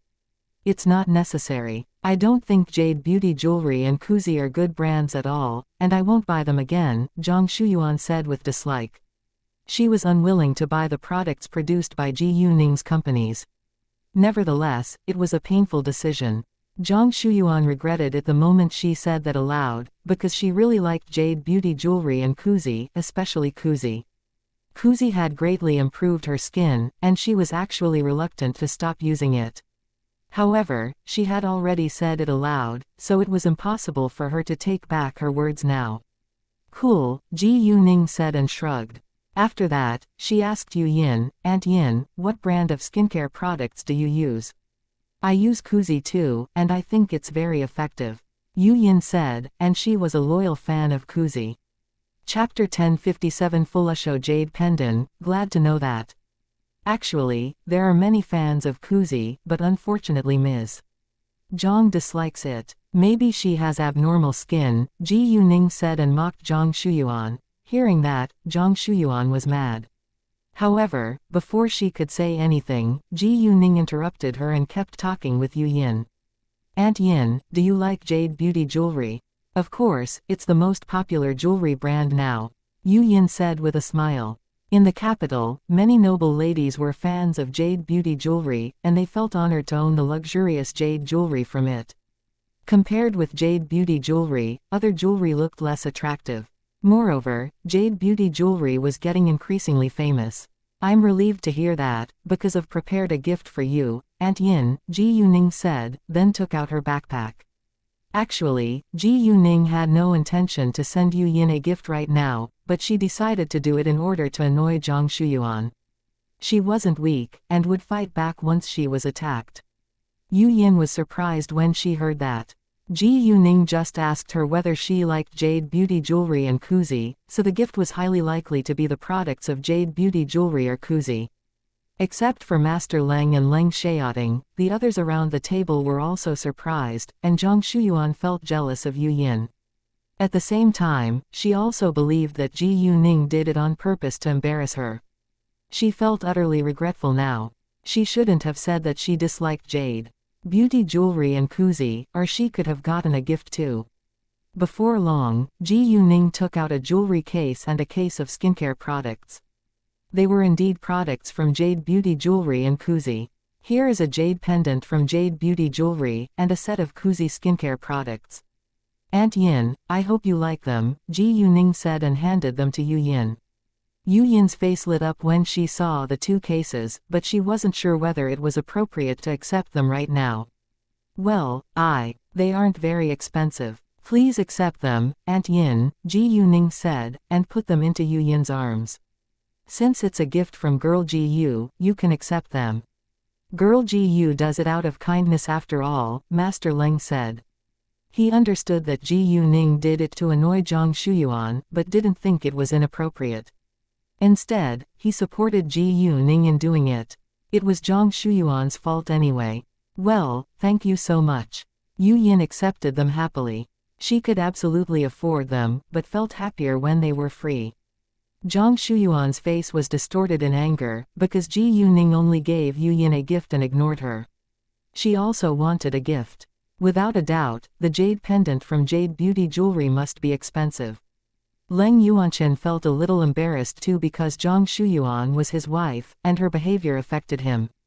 However, it was Zhang Shuyuan's fault after all, so he couldn't blame Ji Yuning. Anyway, he had a terrible impression of Ji Yuning, but Ji Yuning didn't care about it at all. After that, they continued to enjoy dinner, because it wasn't appropriate for Yu Yin to open the jewelry case now. When they finished the dinner, they went to share tea in the living room and chatted with each other. Yu Yin didn't open the jewelry case until now. Zhang Shuyuan wanted to go upstairs once she finished dinner because she was unwilling to stay with Ji Yuning for a while longer, but she ached to see what was in the jewelry case. Yu Yin was surprised again the second she saw the jade pendant. Jesus, it's a Fulasho jade pendant. A Fulasho jade pendant cost at least 3 million yuan. Except for Master Leng and Leng Xiaoting, the others were all astonished by Ji Yuning's generosity. Master Leng wasn't surprised because Ji Yuning had sent him several more expensive gifts. The king's green jade alone was worth over 100 million yuan. Leng Xiaoting wasn't surprised because he knew that Ji Yuning was always generous. Zhang Shuyuan, however, couldn't be more jealous now. Aunt Yin, you can have 20% off when you spend money in Jade Beauty Jewelry and Kuzi again in the future. If you go there with your friends can have the same discount as you, Ji Yuning said. Although she gave Yu Yin the gift in order to irritate Zhang Shuyuan, she was willing to be kind to Yu Yin. Ji Yuning had a good impression of Yu Yin, because Yu Yin held no grudge against her or Leng Xiaoting. Leng Xiaoting only cared about Master Leng in the Leng family, but Ji Yuning understood that he also ached for familial love. If Leng Xiaoting could have some family members who really cared about him, it wouldn't be a bad thing. Chapter 1058 Yu Yin approves of Ji Yuning. Miss Ji Yu, do you think that we can't afford internationally famous luxurious jewelry brands? This brand isn't international at all. I don't think it's a good gift. Zhang Shuyuan was just trying to stir things up because she was jealous. Yu Yin, however, didn't care about her opinions at all. Thanks, I think it's a good gift, and I like it very much, Yu Yin said to Ji Yuning. Although Ji Yuning had the gift of gab, she wouldn't argue with those who didn't have hatred towards her. She would only treat kind people better once she felt kindness. Therefore, Yu Yin had a better impression of Ji Yuning now. Even though Yu Yin clearly knew that Ji Yuning purposely did it to irritate Zhang Shuyuan, she still sensed Ji Yuning's kindness. Anyway, she disliked Zhang Shuyuan too. Don't you have a sense of shame? It's cheap and worthless, Zhang Shuyuan mocked Yu Yin. Shuyuan, it's over the top. Ji Yuning is just being kind, and her kindness is priceless. No matter how rich the Leng family is, we shouldn't spend money with wild abandon, Yu Yin said. Zhang Shuyuan was mad. Enough. Leng Yuanchen interrupted her. Couldn't you be quiet for a while? Zhang Shuyuan wanted to say something again, but didn't dare to utter a word when she saw Leng Yuanchen's cold expression. She felt utterly embarrassed, then left without delay. Leng Yuanchen also made an excuse to go to his study. The others in the room didn't care about it, and continued to chat with each other. Leng Xiaoxun said, Dad, Mom, do you know how awesome Ji Yuning is? She owns other companies except for Jade Beauty Jewelry and Kuzi. He directly took out his phone and searched Ji Yuning's name on the internet before he showed the results to Leng Yuanjun and Yu Yin. Goddess Ji Yu is my idol, Leng Xiaoxi said, and didn't bother to hide her admiration towards Ji Yuning. Ha ha, I have a very outstanding granddaughter-in-law. Master Leng also showed off. Grandpa Leng, there is still a lot I can do, Ji Yuning said and felt amused. It's the truth that you're already very outstanding and successful, Master Leng said. After reading the news about Ji Yuning, Leng Yuanqin and Yu Yin were both amazed. To their astonishment, Ji Yuning was able to achieve so many things at such an early age. It was totally beyond their imagination. In their eyes, Ji Yuning was a talented genius.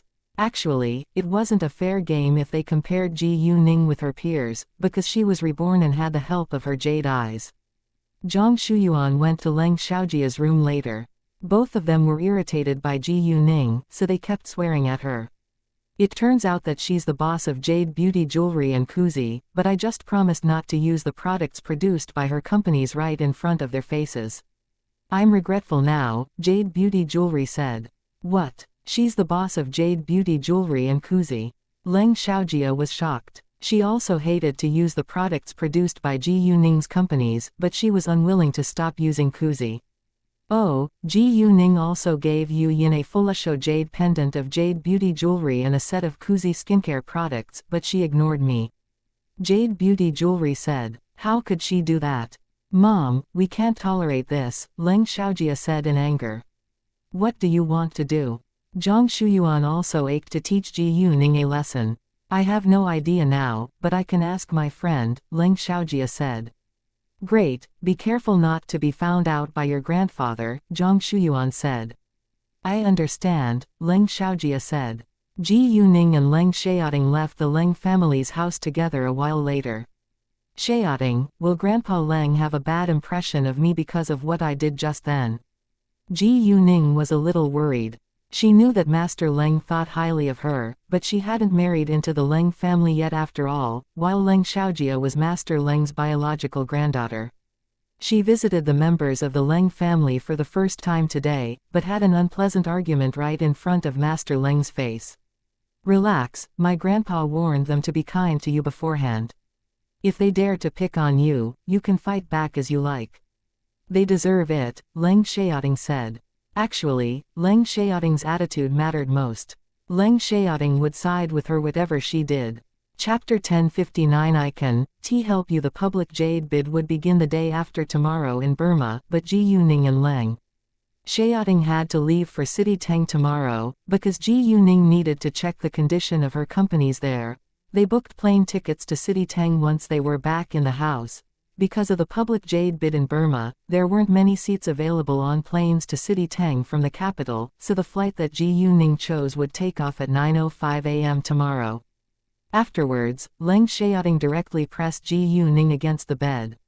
Leng Xiaojia, at the same time, gathered together with her friends in a bar to talk about how to teach Ji Yuning a lesson. Except for Leng Xiaojia and Xianxia, there were two other young and handsome men in the room, but they looked slovenly. Leng Xiaojia asked, Zhao Kai, do you have any good ideas? I want to teach a little bitch a lesson.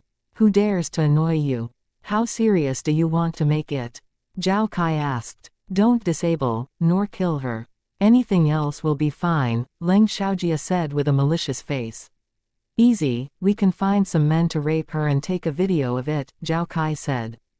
Good idea. Leng Xiaojia wore a satisfied smile.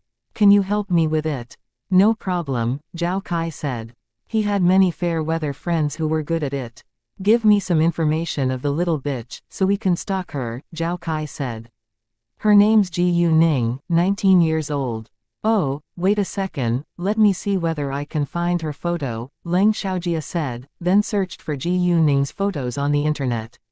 Leng Xiaojia wasn't aware of Ji Yuning's great fame now, and she only knew Ji Yuning was the boss of Jade Beauty Jewelry and Kuzi. Therefore, she typed Ji Yuning's name along with Jade Beauty Jewelry to search for Ji Yuning's photos.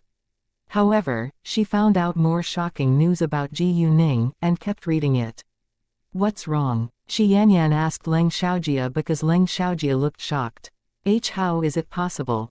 Leng Xiaojia couldn't believe her eyes. What? Zhao Kai and another man asked her too.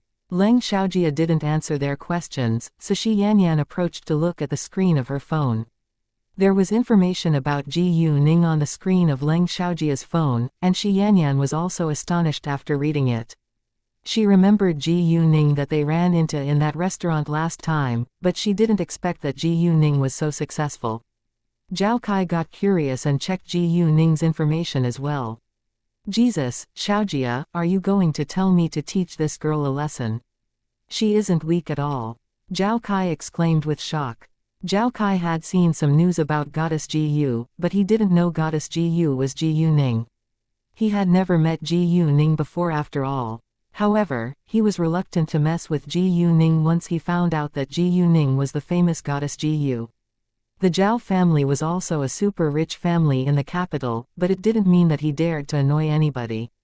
He clearly knew that he shouldn't mess with important or influential figures. Well, I don't think we can catch her, let alone rape her, another man said. With a loud sound, Leng Xiaojia hit her phone against the table and said in anger, how is it possible? Xiaojia, why do you hate Ji Yuning so much?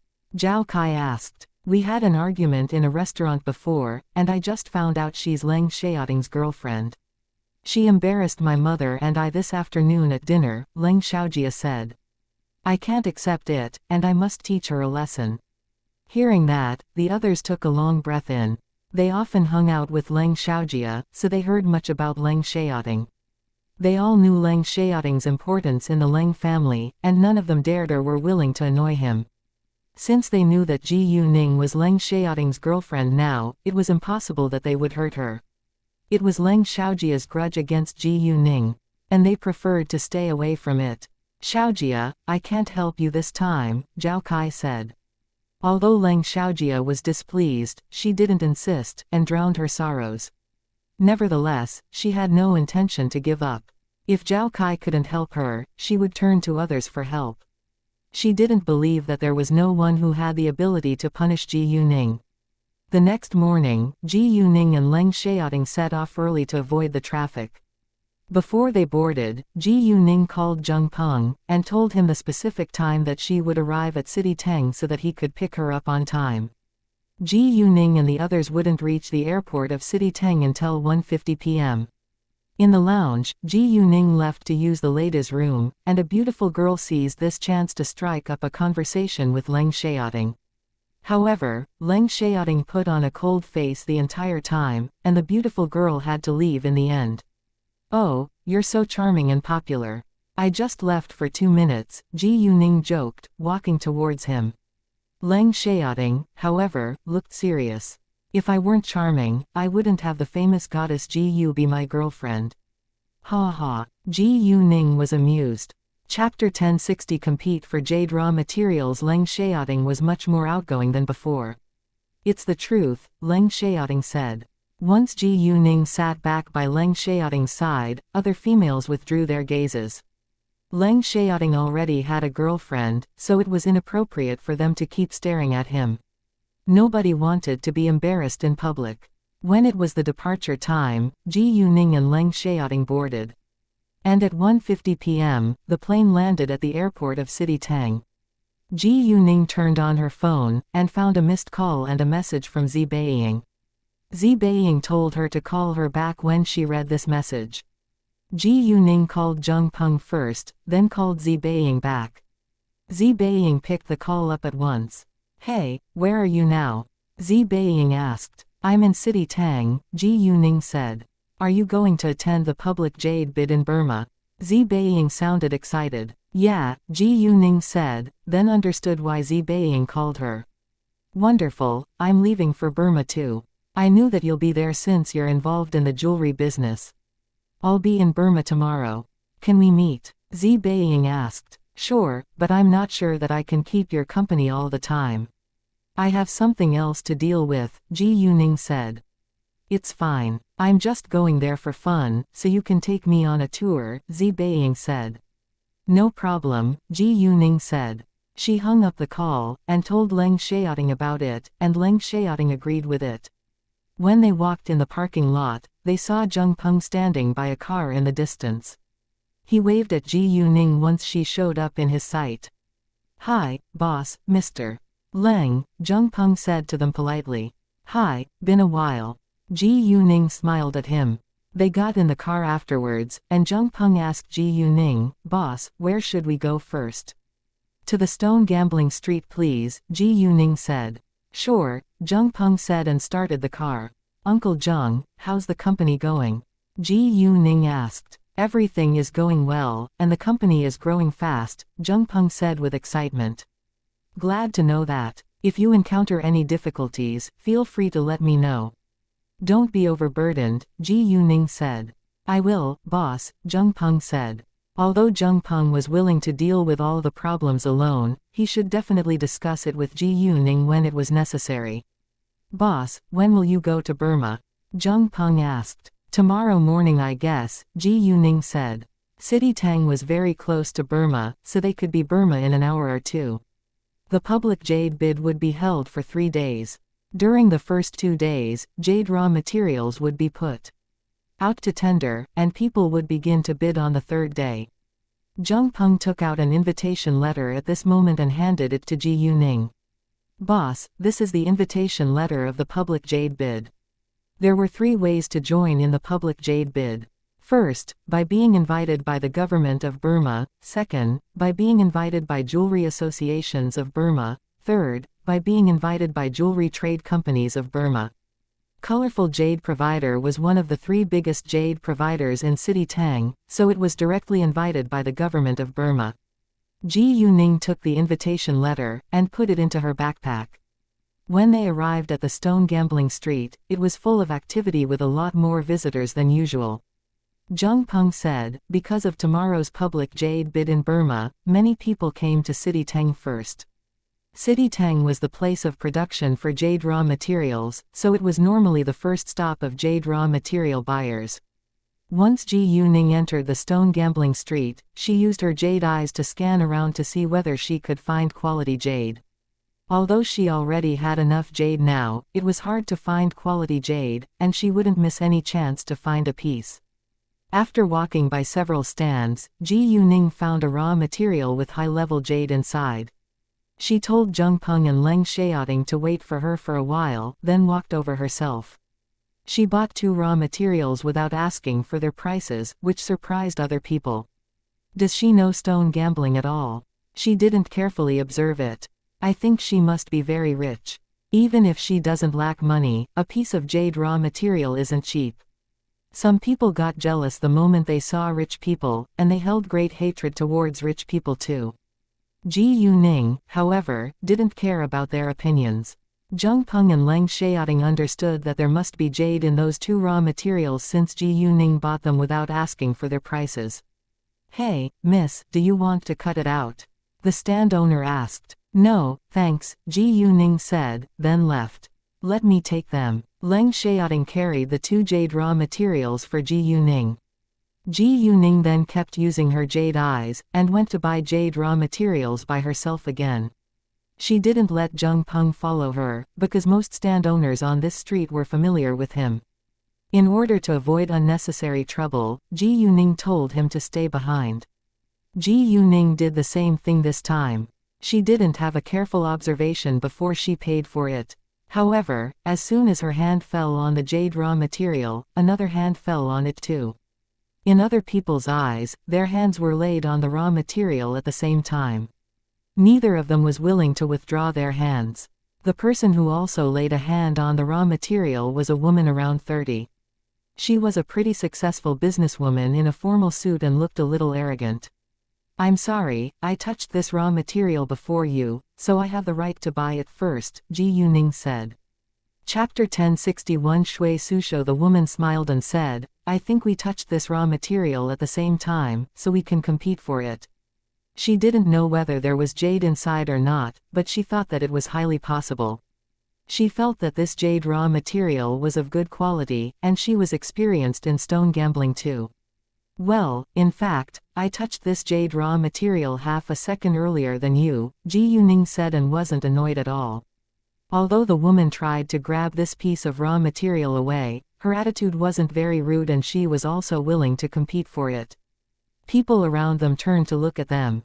None of them had paid attention to them before, so nobody knew whether they touched this raw material at the same time. The stand owner did see both of their hands, but he thought they touched this raw material at almost the same time.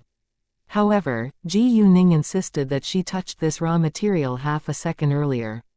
Zheng Peng and Leng Xiaoting also noticed the argument. Zheng Peng asked, "It seems that boss encountered trouble, do we need to help her?" "It's fine. She can handle it." Leng Xiaoting clearly heard their discussion, and knew that it wasn't a big deal. Since Ji Yuning told them to wait for her, they should listen to her. If Ji Yuning couldn't solve this problem, she would turn to him for help. "Can you prove it?" the woman asked. "There are surveillance cameras everywhere. It's easy to find out the truth," Ji Yuning said, then turned to look at the stand owner. "Right." Seeing Ji Yuning being so confident, the stand owner nodded. Yeah, great." The woman had no intention to give it up. Even if the surveillance video proved that she was half a second later than Ji Yuning, she could apologize. It wasn't easy to find a piece of jade raw material of high quality, so she was unwilling to miss it. Afterwards, the stand owner told his assistant to guard the stand, and he went to check the surveillance video along with Ji Yuning and the woman. After watching the video, they found that Ji Yuning indeed touched the raw material half a second earlier than the woman. "Well, fine, I'm sorry. This is yours," the woman said, although she was disappointed. "Thanks," Ji Yuning said, then turned to the stand owner. "Please weigh this. I want to buy it."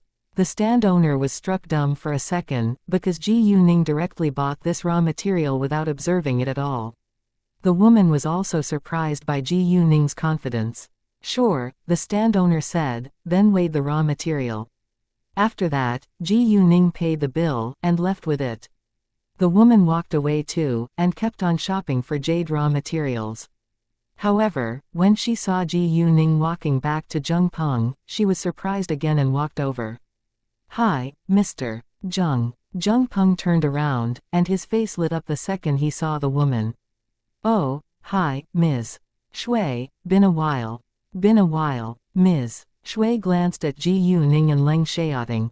She was a little stunned by Leng Xiaoting's outstanding appearance, but soon calmed herself down. She wasn't a young girl anymore, so she had no interest in handsome young men. "Ms. Shui, please let me introduce Ji Yuning. She's my boss," Zheng Peng said. Hearing that, Shui Susho was shocked. She knew that the boss of Colorful Jade Provider was a young girl, but she didn't expect that the young girl was Ji Yuning. "I'm so sorry, Miss Ji Yu. I didn't know that you're the boss of Colorful Jade Provider." Shui Susho apologized again. She respected Ji Yuning, who was a successful young businesswoman, and they had cooperation in business too. Shui Susho worked in the jewelry industry, and was responsible for acquiring jade. She was one of the clients of Colorful Jade Provider. "It's not a big deal, Ms. Shui," Ji Yuning said. "Boss, this is Manager Shui of XX Jewelry Company. She's in charge of jade purchasing and also a client of our company," Zheng Peng said to Ji Yuning. XX Jewelry Company was a famous company in the jewelry industry. "Oh, Ms. Shui, thank you so much for purchasing jade from my company," Ji Yuning said. "I should thank you, Miss Ji Yu, because the jade from your company is always of high quality," Shui Susho said. "Glad to cooperate with you." Ji Yuning smiled. "Me too," Shui Susho said. "Please excuse me, I need to leave now." "Bye-bye," Ji Yuning said. Before long, Ji Yuning and others arrived at the factory of Colorful Jade Provider. Those jade raw materials she just bought all had jade inside, so she planned to cut them out at the factory. Stone cutters were already used to cutting jade out every day, and it wasn't surprising at all when Ji Yuning came with several good jade raw materials. They were curious why almost every piece of the raw materials in this factory had good jade inside, but they didn't dare to ask further about it, because they had signed an agreement not to leak any information. Nevertheless, many peers in the same industry were jealous of Colorful Jade Provider. They all wanted to find out the reason, but no workers working in this factory were willing to tell them. Actually, none of them knew the real reason. Chapter 1062 Help Shui Susho Ji Yuning, Leng Xiaoting and Zheng Peng left the factory at 5 p.m. for dinner. Coincidentally, they met Shui Susho again at the restaurant. There was a man following Shui Susho, he must be her secretary. There was another middle-aged man and a young woman with Shui Susho, and the young woman was obviously the middle-aged man's secretary. It dawned on Ji Yuning that women always had male secretaries, while men often had female secretaries. Shui Susho didn't see them, so Ji Yuning didn't greet her. However, Ji Yuning noticed something abnormal in the middle-aged man's eyes. It seemed that this man was going to trap Shui Susho, but it had nothing to do with her, so she didn't pay much attention to them. After a short while, Ji Yuning found that Shui Susho was dining in the next room. Because she thought that the middle-aged man behaved strangely, she used her jade eyes to see what they were doing in the next room. She was right. Ji Yuning caught Shui Susho's secretary secretly put a pill into her glass when he was pouring wine for her. It turned out that both the middle-aged man and Shui Susho's secretary planned to hurt her. "Uncle Zheng, do you have Ms. Shui's phone number?" Ji Yuning asked all of a sudden. "Yes, I do," Zheng Peng said, and took out his phone at once. "Please call her right now. I have something to tell her," Ji Yuning said in an urgent tone. She was reluctant to get involved in another person's personal affairs, but she should do something since she already found out the dirty trick. "Sure." Zheng Peng called Shui Susho without delay, then handed his phone to Ji Yuning. Leng Xiaoting glanced at Ji Yuning. He knew that she did it for a reason. In the next room, Shui Susho just raised the glass and was about to have a drink, but her phone rang at this moment. She said something to the middle-aged man, then picked up the call. Ji Yuning felt relieved. "Hi, Mr. Zheng," Shui Susho said. "Ms. Shui, it's me, Ji Yuning," Ji Yuning said. Shui Susho was surprised. "Oh, hi, may I help?" Shui Susho asked. "I just saw you in XX restaurant, but you were with your friends, so I didn't greet you. I just thought of something important. Can I talk with you for a minute right now?" "I'm in number 666 room," Ji Yuning said. "Please come alone." Shui Susho didn't understand why Ji Yuning suddenly called her, but she knew that it must be something important. Therefore, she agreed. "No problem, I'm coming." After hanging up the call, Shui Susho said to the middle-aged man, "Mr. Zheng, I'm so sorry. The boss of Colorful Jade Provider is in the next room right now, and she needs to see me for a while. I'll be back in a few minutes." "Sure," the middle-aged man said, and didn't think further. He believed that nobody would find out his dirty trick. After that, Shui Susho stood up and left. Someone knocked on the door of the private room where Ji Yuning stayed, and Ji Yuning opened the door in person. "Hi, Miss Ji Yu, Mr. Zheng." Shui Susho greeted Ji Yuning and Zheng Peng after she walked inside. She didn't know Leng Xiaoting, so she didn't greet him. Leng Xiaoting didn't know Shui Susho either, so he remained silent. "Ms. Shui, I noticed something strange with the middle-aged man who came here with you. The young man by your side." Exchanged glances with the middle-aged man too. "I have a bad feeling and I think that you should be careful. You better not drink or eat tonight," Ji Yuning said. Shui Susho wasn't dumb, and she realized what would happen to her the moment Ji Yuning said that. In fact, she had a premonition herself when her boss assigned the middle-aged man to be the vice president. The middle-aged man didn't get along with her, so she was worried that he might scheme against her someday. However, she hadn't found any solid proof yet. To her astonishment, her secretary was also involved in this. She wasn't sure whether her secretary had already betrayed her because the young man had worked for her for several years. She decided to investigate later. Seeing Shui Susho's reaction, Ji Yuning understood that she must have suspicions of the middle-aged man. "Miss Ji Yu, thank you so much for telling me that," Shui Susho said with sincerity, but the problem was that she couldn't leave right now. Even though she knew she was in a dangerous situation now, she had no evidence. Besides, the dishes could have nothing harmful inside. "You're welcome. I just have a bad feeling and I hope that you can stay safe. I understand that you can't leave right now. If you trust me, you can take this pill. If there really is something harmful in the drink or dishes, it can protect you, Ji Yuning said, and took out a porcelain bottle from her backpack. Shui Susho was surprised and held doubts. Anyway, since Ji Yuning was kind enough to remind her to be careful, Ji Yuning wouldn't hurt her, so she accepted it. Thanks, Miss Ji Yu. Be careful, Ji Yuning said. I will, Shui Susho said. Before she left, she stared at the bottle with hesitation for a while, but still opened it at the end and took the pill inside. The pill melted the second it was put into her mouth, and she felt quite comfortable. Chapter 1063 Go to Burma. She had stayed up very late every night with her work these days, and lacked sleep and energy, but this pill refreshed her. Ji Yuning's medicine was unbelievable. When Shui Susho got back to the next private room, she composed herself and said, I'm so sorry to keep you waiting. It's fine, the middle-aged man said. Let's enjoy our dinner now. Although Shui Susho was still worried, she had to eat with them. The other 3 people around the table, however, checked Shui Susho's reaction once in a while. They felt quite confused seeing her being clear-headed and conscious for so long. The medicine would come into effect within a minute, but nothing happened to Shui Susho even after a few minutes. Shui Susho didn't miss their glances, so she was sure that there must be something harmful in the dishes on the table. Her secretary was also disloyal to her. Thinking of that, she felt hurt and disappointed. Nevertheless, she had to stay calm and pretend that she knew nothing about it. She was also sure that Ji Yuning's pill was very effective, so she enjoyed the dinner as she liked and even invited the middle-aged man to share a drink with her. Ji Yuning was still a little worried about Shui Susho's safety, so she used her jade eyes to check her condition. The middle-aged man, who was Mr. Zhao, and the others couldn't help but keep glancing at Shui Susho when she stayed normal. It was hard for Shui Susho to ignore their glances now, so she asked, Why are you looking at me so often? They panicked and withdrew their glances at once. Mr. Zhao said, Nothing. Ms. Shui, you have a very good appetite today. I thought you would eat little in order to stay in shape like other women. I don't care about it and I eat as I like, Shui Susho said.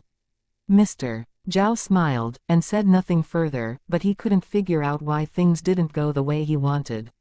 He didn't think that Shui Susho had found out about his dirty trick at all. Is the pill not effective? Mr. Zhao was disappointed, but he didn't dare to annoy Shui Susho right now. Therefore, they separated after dinner. Ji Yuning was also relieved since nothing terrible happened.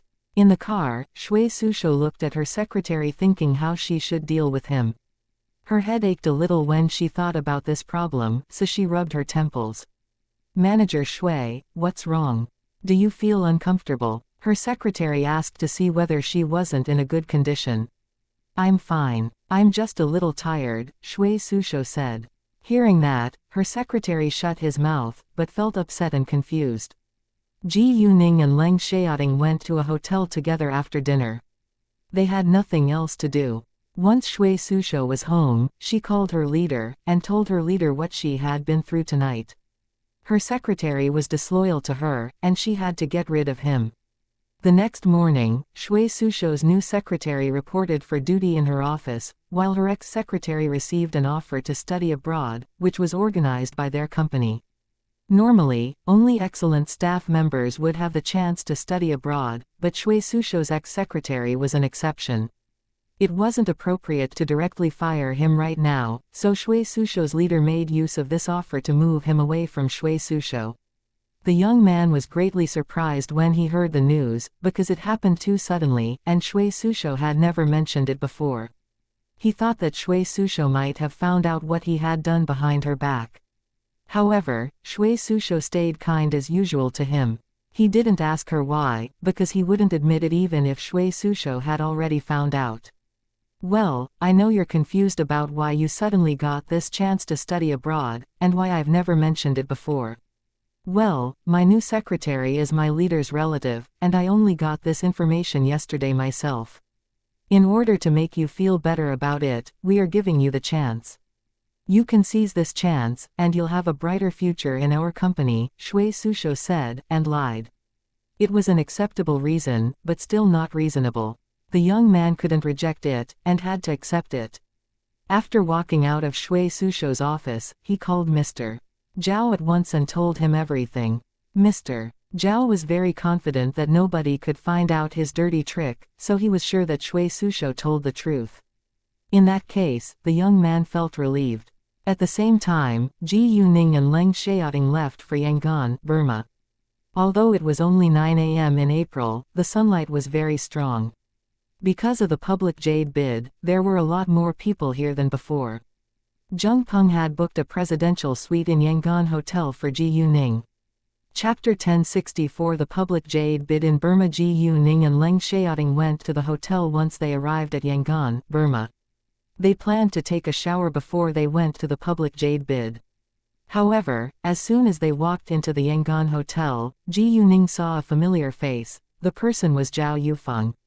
Zhao Yufeng's face lit up the second he saw Ji Yuning. What a coincidence, Miss Ji Yu. Zhao Yufeng greeted Ji Yuning with a broad smile, then his sight fell on Leng Xiaoting. Nice to see you, Mr. Leng. Hi, Uncle Zhao, when did you come here? Ji Yuning smiled at him, while Leng Xiaoting just nodded an acknowledgement. Zhao Yufeng understood that Leng Xiaoting always stayed cool, so he didn't mind it.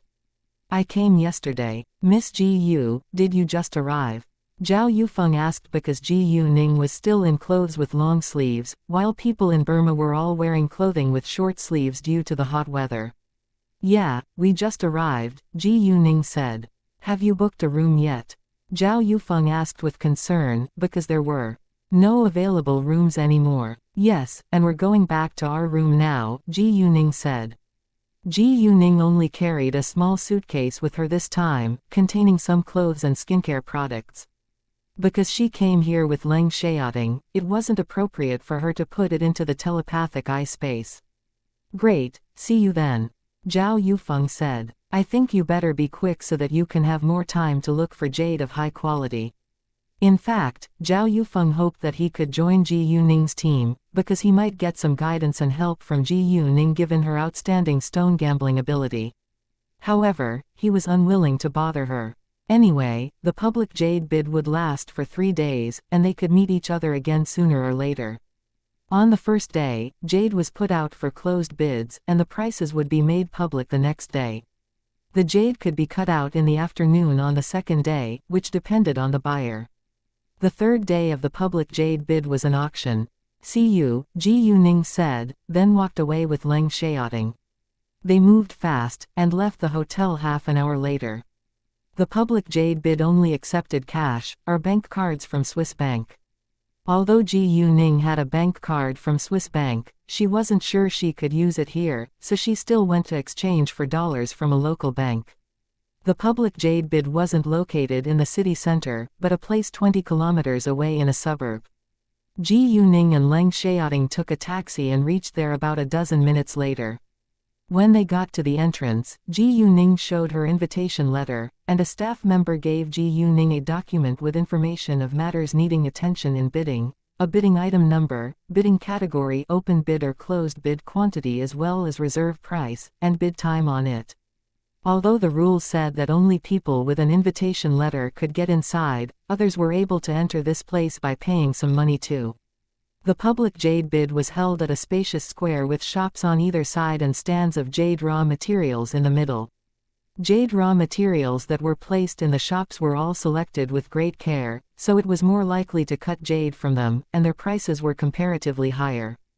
On the contrary, the jade raw materials placed on those stands were picked at random, so it was less likely to cut jade from them, and so their prices were lower. The shops around the square had 3 stories. Only the first floor was open for buyers, and the second along with the third floor was a tea house or a restaurant, which were only available for people with an invitation letter. And across the square, there was a 5-story building where the jade auction would be held. There were many people on the square, but luckily the square was large enough that it wasn't crowded. However, there were countless jade raw materials placed in the square, and it was impossible for a normal person to have a look at all of them. It wasn't a problem for Ji Yuning however, because she had a pair of jade eyes. There was no limit for one's bids. As long as you have enough money, you could bid for every piece of jade raw material. However, nobody would do that. There were thousands of jade raw materials in the square, but there wouldn't be jade in every piece of them. It was highly risky, and no one was willing to do that. Ji Yuning held a pen and a piece of paper in her hands. She started from the stands, because there were too many people inside those shops at the moment. People could only make closed bids on the first day, so there might be many people who bid for the same piece of jade raw material, and only the most generous buyer could get it. Because there were too many jade raw materials, not every piece was bid for. Ji Yuning decided to put in a higher bid if she found any she liked. She was going to make a lot more money than the bid after all. Leng Xiaoting followed Ji Yuning in silence. Even though Ji Yuning didn't talk to him, he didn't feel bored at all. Ji Yuning would only choose jade raw materials with jade above medium-high level inside, but it wasn't suitable for her to bid too many times, so she would let Leng Xiaoting help her do it. In most cases, there was only stone in those jade raw materials. There might only be 10 jade raw materials with jade inside among a pile of jade raw materials, so it wasn't easy to find a jade raw material with jade of high quality inside. After checking 5 stands, Ji Yuning bid on 5 jade raw materials. When she came to the 9th stand, she met Zhao Yufeng again. He was with several other businessmen. "Hi, Miss Ji Yu." Zhao Yufeng greeted her. Ji Yuning glanced at the jade raw material in Zhao Yufeng's hands, then smiled and said, "Well, I don't think there is jade in it." Hearing that, Zhao Yufeng put it down at once. Chapter 1065 Encounter Amy. However, a man by Zhao Yufeng's side was displeased, and said with a cold face, "You're just a young girl.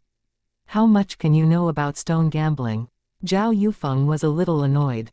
"Chairman Wu, Miss Ji Yu is my friend, so please show some respect."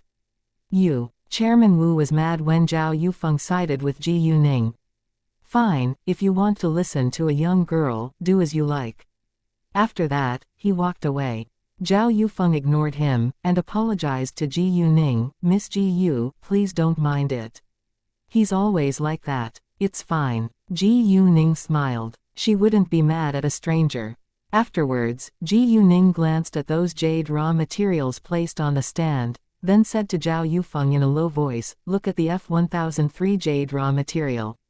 I think there might be jade in it." There was a piece of medium-high level jade in it, and Ji Yuning said that to give Zhao Yufeng a hint. Zhao Yufeng understood it and he also trusted Ji Yuning.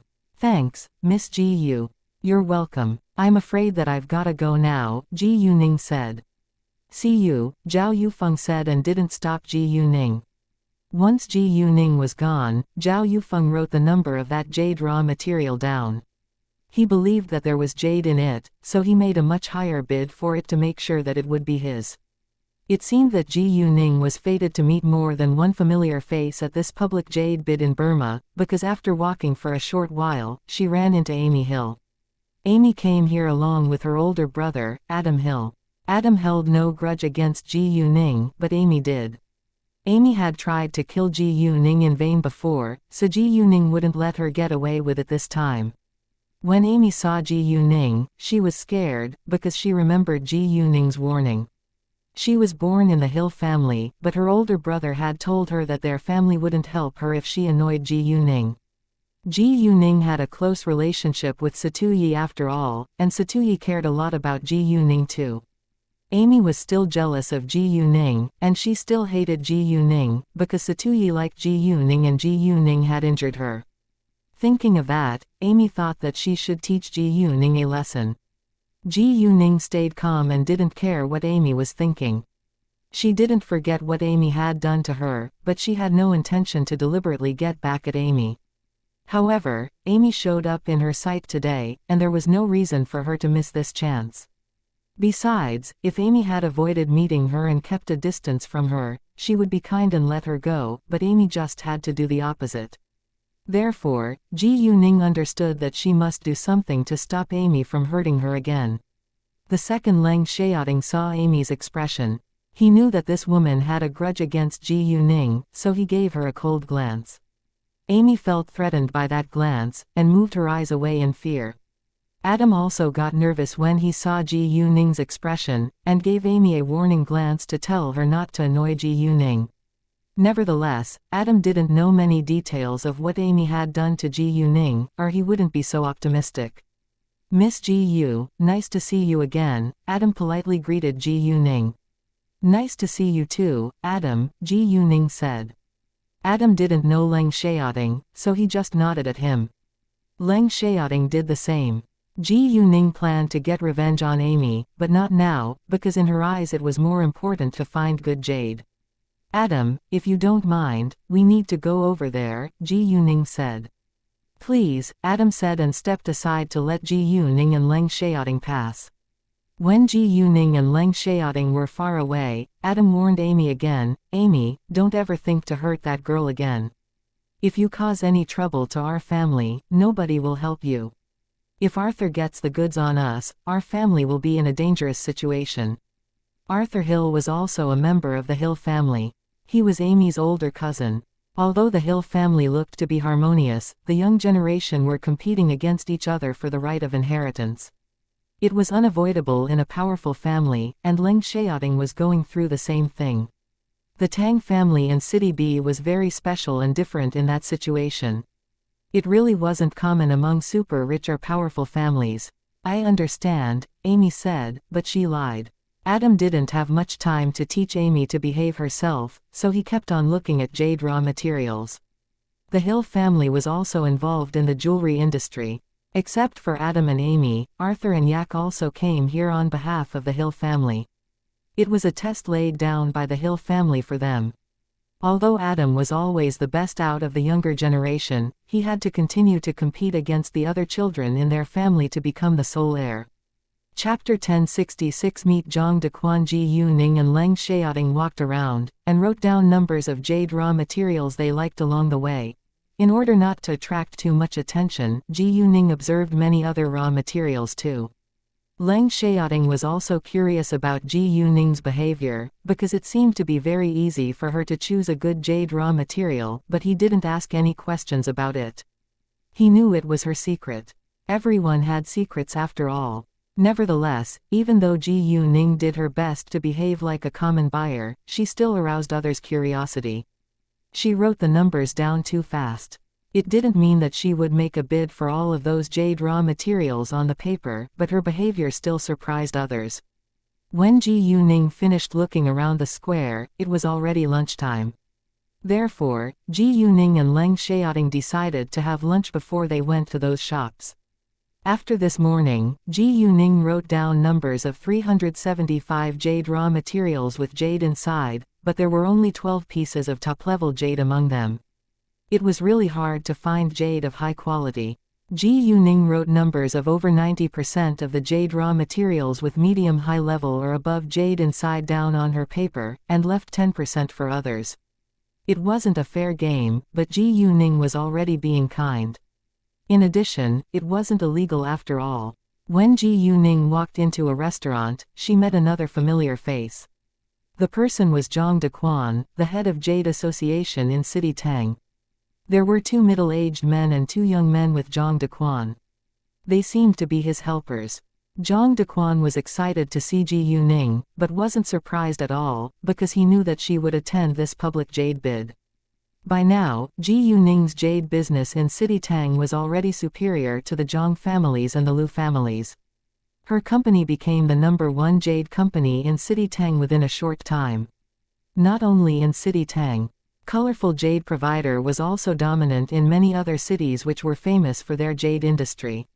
It was very difficult for other jade companies or jade providers to compete against Colorful Jade Provider. Other businessmen in the same industry were jealous of it, but they could do nothing about it.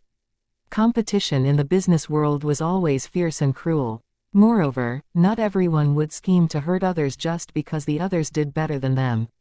In fact, only evil people couldn't tolerate the fact that someone could be more successful than them. The Wang family in City Tang was a great example. Nowadays Ji Yuning's company, the Zhang family's company and the Lu family's company were the 3 largest jade developers in City Tang. The Zhang family was amazed by Ji Yuning's achievement, but they weren't jealous of her, and they even hoped to maintain a good relationship with her. The Lu family had tried to scheme against Ji Yuning behind her back before, but they failed and gave up. Neither of the two families was willing to have the same result as the Wang family. Miss Ji Yu, nice to see you again. Zhang Dequan beamed the moment he saw Ji Yuning and walked to her. The other people with Zhang Dequan were surprised when they saw Zhang Dequan being so polite to a young girl. Since Zhang Dequan was so polite to her, the young girl couldn't be an ordinary girl. Master Zhang, been a while.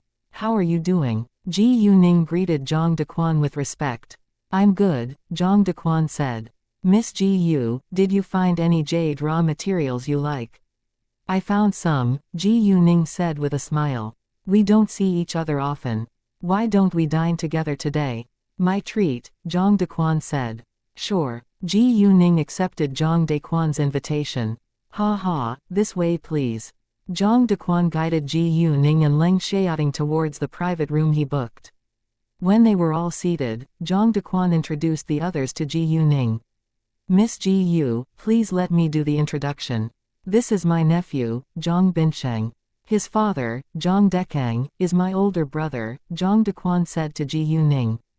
Zhang Binsheng was the heir of the Zhang family, and he had learned a lot from Zhang Dequan. He wasn't bad at stone gambling and the members of the Zhang family got along with each other, so they didn't have many conflicts although they did have to compete against one another for the heir position. Zhang Binsheng was the winner of the competition in the end because of his outstanding ability, and the Zhang family was in harmony now. Binsheng, this is the boss of Colorful Jade Provider, Ji Yuning. Zhang Dequan turned to Zhang Binsheng. Nice to meet you, Mr. Zhang. Ji Yuning politely greeted Zhang Binsheng. Zhang Dequan was greatly surprised to hear that Ji Yuning was the owner of Colorful Jade Provider. Nice to meet you too, Miss Ji Yu. Zhang Binsheng smiled at Ji Yuning. He really appreciated her outstanding ability. Zhang Dequan didn't introduce the other three men to Ji Yuning because they weren't very important. The middle-aged man was Zhang Binsheng's secretary, while the two young men were their bodyguards. Ji Yuning didn't introduce Leng Xiaoting to them either, but they understood that Leng Xiaoting was from a powerful family too given his natural air of power. After lunch, they had a rest for a while, then went outside to keep on looking around for good jade raw materials. Chapter 1067 Lu Weiwei Zhang Dequan and Ji Yuning were going to separate once they left the restaurant. However, they met several members of the Lu family when they reached the first floor. Lu Wiley, the oldest son of the Lu family, who was 34, and Lu Weiwei, who was his younger sister and was 27 this year, came on behalf of the Lu family. There were 2 stone gambling experts and 2 bodyguards with them too. Although Lu Wiley was the heir of the Lu family, he wasn't very good at stone gambling, so he brought 2 experts with him. And because Burma was always involved in wars, so it was much safer to have some bodyguards by his side. The second Lu Wiley saw Zhang Dequan and his group, he greeted them, "Hi, Master Zhang, and Lord Zhang." He greeted them on his own initiative, but didn't sound kind. The Zhang family and the Lu family were competitors in the jade industry after all. Lu Weiwei, on the other hand, was stunned by Leng Xiaoting's appearance. She could barely move her eyes away from him. Lu Weiwei had a plain face, but thought too highly of herself, and was only attracted to handsome men. She would do anything in order to get a handsome man she was attracted to. Leng Xiaoting, however, felt disgusted when Lu Weiwei fixed her eyes at him. He didn't lose his temper just because she was staring at him, but simply moved a little farther away from her. However, Lu Weiwei wouldn't withdraw her leer, causing Ji Yuning to frown with displeasure. "Hi, Lord Lu and Miss Lu," Zhang Dequan said. "Master Zhang, what do you think of today's jade raw materials?" Lu Wiley asked. "Hard to tell," Zhang Dequan replied. "Master Zhang, you're being too modest. I think you can get a lot of good jade raw materials today," Lu Wiley said with jealousy evident in his tone. Yes, he was being jealous. Zhang Dequan was the head of the Jade Association in City Tang, and he was well known for his excellent skills at stone gambling. Therefore, Lu Wiley got jealous upon thinking that Zhang Dequan could get a lot of jade today. "Ha ha, I hope so." Zhang Dequan said. At this moment, Ji Yuning used her jade eyes to see the numbers on the piece of paper in Zhang Binsheng's hands. She planned to bid for different jade raw materials from them to avoid conflicts. If they still had conflicts, Ji Yuning was willing to leave some to them in case they got nothing at the end of the day. Good luck. Lu Wiley also laughed a little, but with a cold face. Afterwards, Lu Wiley's sight fell on Ji Yuning. He was struck dumb for a second, then realized who Ji Yuning was. This miss must be Miss Ji Yu, who just replaced the Wang family and became one of the 3 largest jade providers in City Tang, right? Lu Wiley purposely asked this question with arrogance to take Ji Yuning down a notch. He understood that Ji Yuning wasn't simple since she could replace the Wang family, but he didn't believe that she was able to do it alone. In fact, Lu Wiley thought that Ji Yuning was too young to be important. Yes, I did replace the Wang family, Ji Yuning said with confidence. Very well. I'm surprised that Miss Ji Yu is able to make such a great achievement at such an early age. Lu Wiley said in an ironic tone. In his eyes, Ji Yuning was simply a little girl, and the real boss of Colorful Jade Provider must be someone else. Lu Wiley was curious why Ji Yuning was chosen to represent Colorful Jade Provider. He was too self-satisfied to face reality. It's not a big deal, Ji Yuning said and took Lu Wiley's irony as a compliment. If you'll excuse me, we need to leave now. Ji Yuning hated Lu Weiwei staring at Leng Xiaoting, and couldn't stand it a second longer. Lu Wiley didn't stop her, but Lu Weiwei opened her mouth. Wait a second. After that, she walked straight towards Leng Xiaoting and said to him, Hey, why don't you give me your phone number? We can share a meal together someday. Saying that, she put on a smile she thought was attractive, but it actually was quite disgusting. Leng Xiaoting ignored Lu Weiwei. It was as if Lu Weiwei wasn't talking to him. Ji Yuning stood in between them and coldly looked at Lu Weiwei. Miss Lu, don't you think it's too much that you ask my fiancé for his phone number right in front of me? Other people also disliked Lu Weiwei's behavior, but they weren't surprised because they knew her personality very well. Fiancé. Lu Weiwei was a little surprised, but soon sneered, so what? You aren't married yet, so he's still available. Chapter 1068. A warning to the Lu family. Hearing that, everyone was shocked by Lu Weiwei. Although Leng Xiaoting and Ji Yuning indeed hadn't got married yet, they were already engaged. She was challenging Ji Yuning by saying that to Ji Yuning's face. Leng Xiaoting was mad this time, and glared at Lu Weiwei. Lu Weiwei felt scared. Even though she knew both of them were annoyed now, she was unwilling to give up because Leng Xiaoting was the most handsome man she had ever seen. Witnessing Lu Weiwei's inappropriate behavior, Lu Wiley had no intention to stop her. Nobody could tell what he was thinking. Zhang Dequan was willing to support Ji Yuning, but he also knew that Ji Yuning wasn't a weak girl. Miss Lu, it sounds that you're very confident about yourself, but I think that you're no match for me, Ji Yuning said. Ji Yuning seldom attacked others in public, but Lu Weiwei was asking for it. Lu Weiwei was mad when Ji Yuning despised her. I was born in the Lu family. So, I'm the boss of Colorful Jade Provider. Ji Yuning said. A jade provider is barely comparable to my family's wealth, Lu Weiwei said with disdain. Lu Weiwei had heard little about Colorful Jade Provider, so she thought that it wasn't important. Weiwei. Lu Wiley had to stop her at this moment. Although a jade company was indeed barely comparable to their family's wealth, it wasn't a good thing if they had a bad relationship with its boss. Colorful Jade Provider was one of the 3 most famous jade companies in City Tang after all. Lu Wiley didn't care about Ji Yuning, but he was afraid of the real boss behind her back. Zhang Dequan and the others thought that Lu Weiwei was quite stupid after hearing her opinion of Colorful Jade Provider. She had no idea how fierce the competition in the jade business in City Tang was. Am I wrong? Lu Weiwei didn't think she was wrong. Ji Yuning laughed a little. You're right. A jade company isn't worth mentioning compared with your family's wealth, but I had ruined the Wang family before I built Colorful Jade Provider. Lu Weiwei was shocked. Lu Wiley also rounded his eyes in shock. They had heard news about it, but didn't believe that a young girl could do that.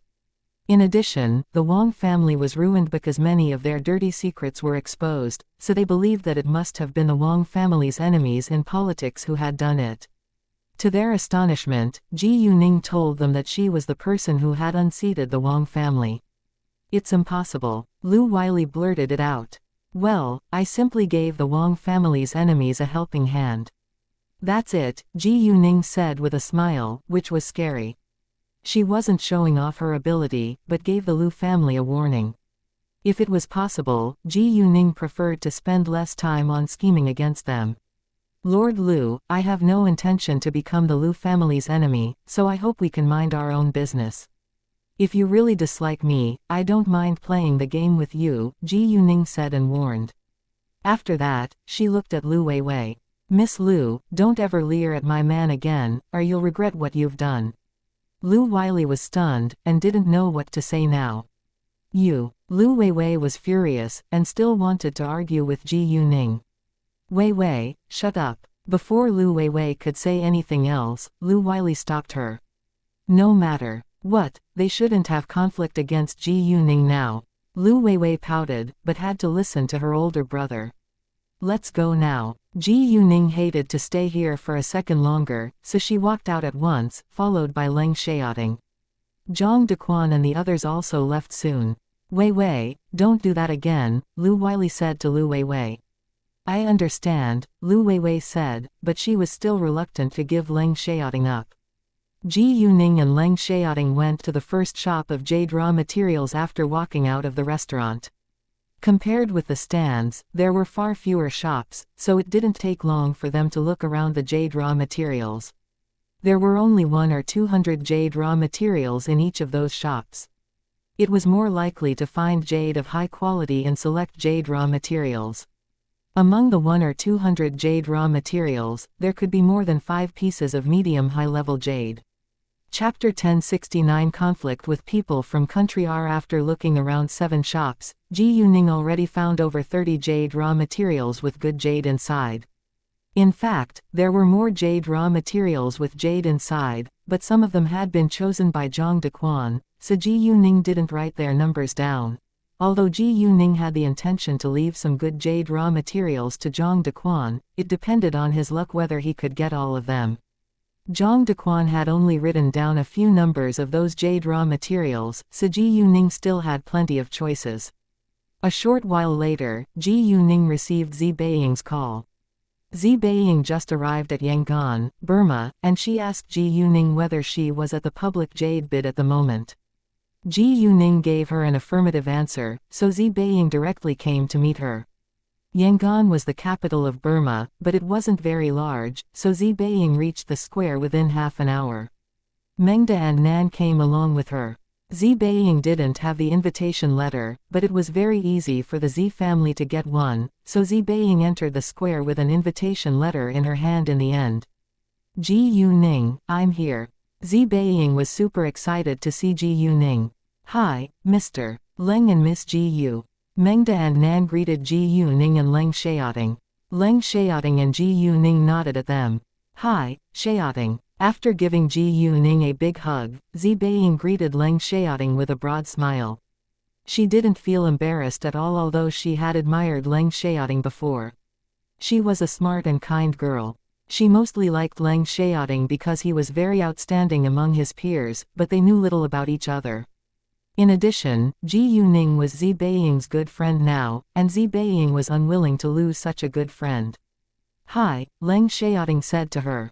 "Ji Yuning, what do you think of the jade raw materials in the square?" Zi Beiying asked Ji Yuning.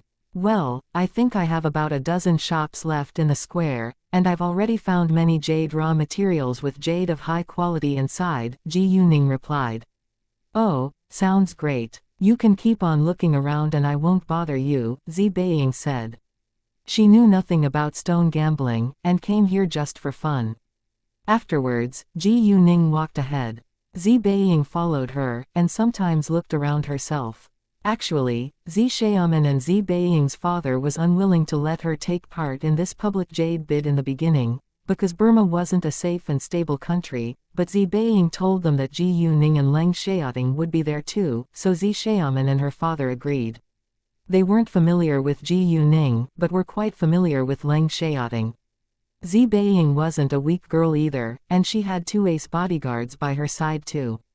With Leng Xiaoting's help, they believed that she would be safe.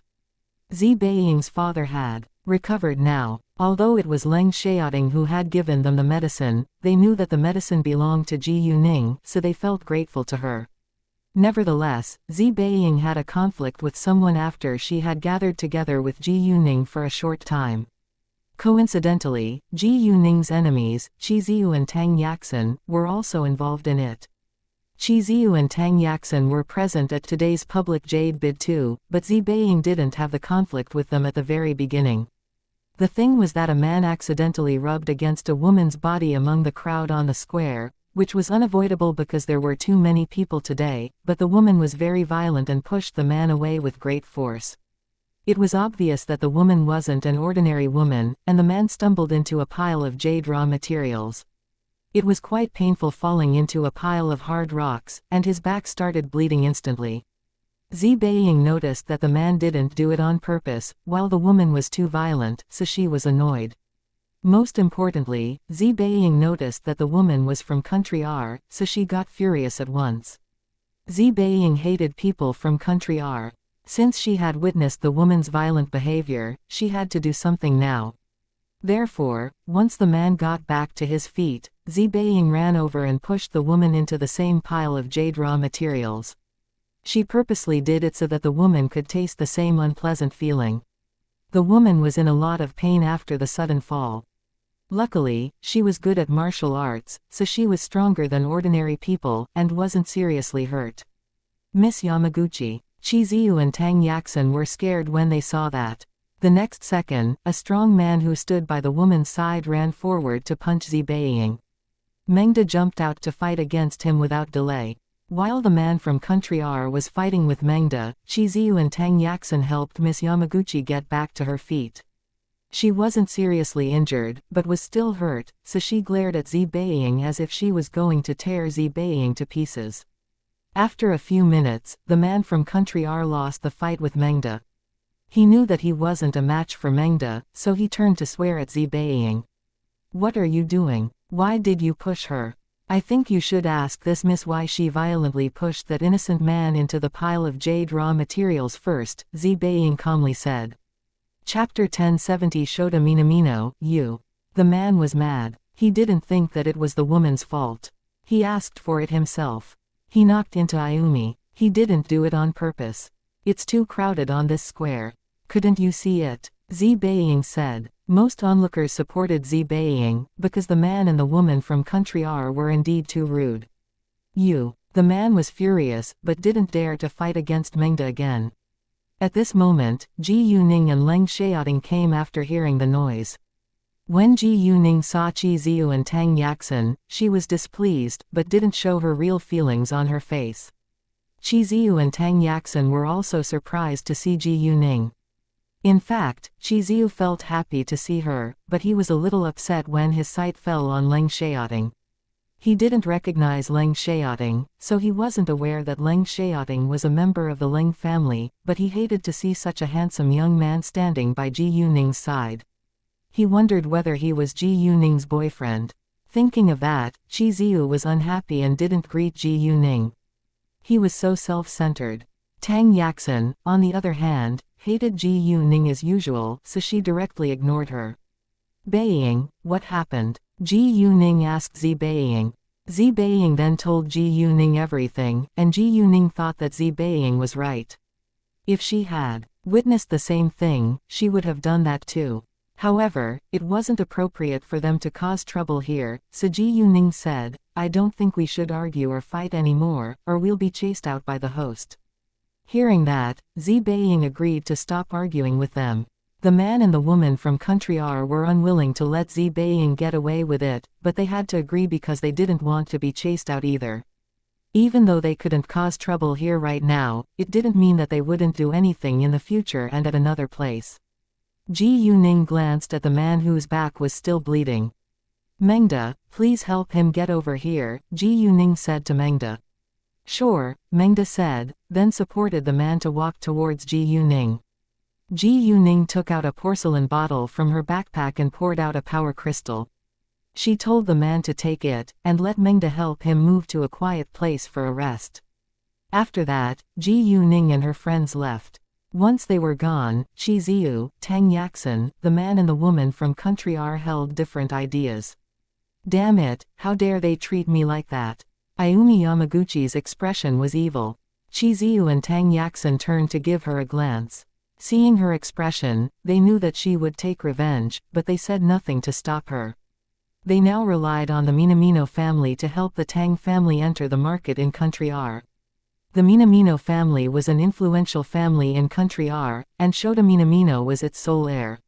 As long as Shota Minamino was willing to help them, it would be easy for them to enter the market in Country R. Ayumi, don't worry. I promise that I'll take revenge for you, Shota Minamino said. He liked Ayumi Yamaguchi and his heart ached for her when he saw her hurt. However, Ayumi Yamaguchi disliked Shota Minamino because he wasn't good-looking, but she didn't reject him either. In fact, Shota Minamino was a plan B in Ayumi Yamaguchi's eyes. Shota Minamino was aware of it, but he was willing to be a backup. Although they weren't a couple on the surface, they did everything a couple did. Therefore, Shota Minamino thought that it wasn't a big deal that Ayumi Yamaguchi didn't accept him as her boyfriend. Takuya, go follow them. I want to know which hotel they are staying at. Be careful not to be noticed by them, Shota Minamino said to a young man by his side. He just had a fight with Mengda, so he knew that they weren't weak. Yes, sir, Takuya said and left. Ayumi Yamaguchi was injured now, so she needed a rest. The Minamino family was also involved in the jewelry industry, but jade jewelry was just a part of their family's business and they didn't know much about jade raw materials. They came here mainly for the auction which would be held on the third day. It wasn't important for them to join in the first 2 days of the public jade bid. In that case, Shota Minamino went back to the hotel along with Ayumi Yamaguchi. Qi Ziyu and Tang Yaxin also left. They were in the same group as Shota Minamino and Ayumi Yamaguchi, so it wasn't appropriate for them to stay if they left. Ji Yuning soon noticed that someone was stalking them, and she knew the person must be sent by Shota Minamino. She did nothing, because she wanted to know what the person was going to do. Actually, Ji Yuning planned to cause big trouble because Qi Ziyu and Tang Yaxin were also involved in it. Since Qi Ziyu and Tang Yaxin were in the same group as the two people from Country R, Ji Yuning thought that it was a good chance to teach them a lesson too. Ji Yuning couldn't wait to see them in trouble. Chapter 1071A Unique Skill. The National College entrance examination was just a month away, and Ji Yuning would go to the capital after it. It would be the moment that she started to attack the Tang family in the capital. Tang Bingsun couldn't live long. Because of the argument, Zi Beiying didn't dare to walk around alone again, so she followed closely behind Ji Yuning. She soon found out that Ji Yuning wrote the numbers of the jade raw materials at a fast speed, which aroused her curiosity. Although she knew little about stone gambling, she noticed that most people had to observe the jade raw materials for a long time before they wrote some numbers down. Ji Yuning, on the other hand, didn't hesitate to write one after the other. Ji Yuning, how could you be so fast? Zi Beiying asked, feeling confused. I have a unique skill, Ji Yuning said. What is it? Zi Beiying asked. I can't tell you, Ji Yuning said. Fine. Zi Beiying was a little disappointed. Before long, Ji Yuning finished looking around the last dozen shops.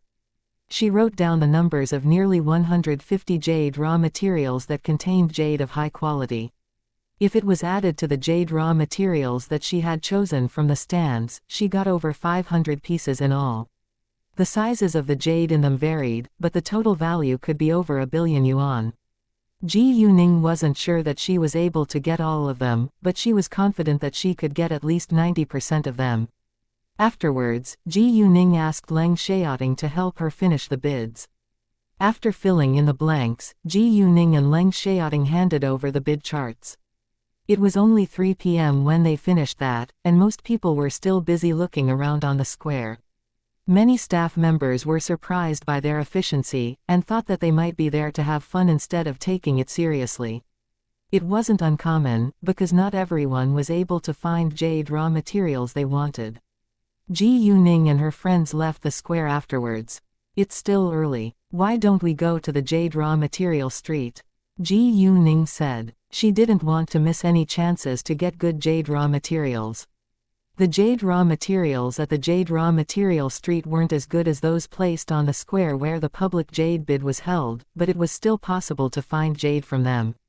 Good idea. Zi Beiying cheered. She came here to have fun, so she obviously wouldn't reject it. Since they didn't drive there, they took taxis. Ji Yuning and Leng Xiaoting shared one, while Zi Beiying and her 2 bodyguards shared another. When they arrived at the jade raw material street, there were many people there. Not everyone would be invited to the public jade bid, and not many were willing to pay a large amount of money for it, so they chose to visit the jade raw material street. The first thing Ji Yuning needed to do now was to rent a small storehouse to store the jade raw materials she was going to buy. She could secretly put them into the telepathic eye space if it was possible. It was easy to rent a small storehouse on this street. After that, Ji Yuning rented a cart and walked into the jade raw material street. Takuya was still following them. It still only took Ji Yuning a little time to find the good jade raw materials she wanted, and she only spent a few minutes in each shop. Leng Xiaoting was already used to it, and Zi Beiying also knew that it was because of Ji Yuning's unique skill, but Takuya was confused. He knew how hard it was to find a jade raw material with jade inside, and that it normally took a long time for a person to find one. He couldn't figure out the answer, so he kept following them. About an hour later, Ji Yuning reached the end of this street and she got around 200 jade raw materials with jade inside in all. They moved them back to the storehouse together. Ji Yuning, how will you move so many jade raw materials back to the city you live in? Zi Beiying asked, looking at the large pile of jade raw materials. In the storehouse, they needed legal documents to move jade raw materials from Burma. And it was difficult to get those legal documents, so Zi Beiying was worried. I'll figure a way out, Ji Yuning said. She wasn't worried about it at all. She had her telepathic eye space. Since Ji Yuning said that she could handle it, the others stopped asking about it. If you need my help, just tell me, Leng Xiaoting said. It's fine. I know how to deal with them, Ji Yuning said with a smile. Xiaoting, could you help me return the cart? Ji Yuning said to Leng Xiaoting. She used this excuse to send him away. Let Mengda do that, Zi Beiying said. She thought that there was no need for Leng Xiaoting to do it in person. Thanks, but I can do it, Leng Xiaoting said. Ji Yuning needed his help, and he was unwilling to bother others. Chapter 1072 to XX Mountain. Alright, I need some space now. Would you please wait for me outside? I'll be out after leaving some marks on the jade raw materials, Ji Yuning said. Can I help? Zi Beiying asked. Thanks, but I need to do it myself, Ji Yuning said.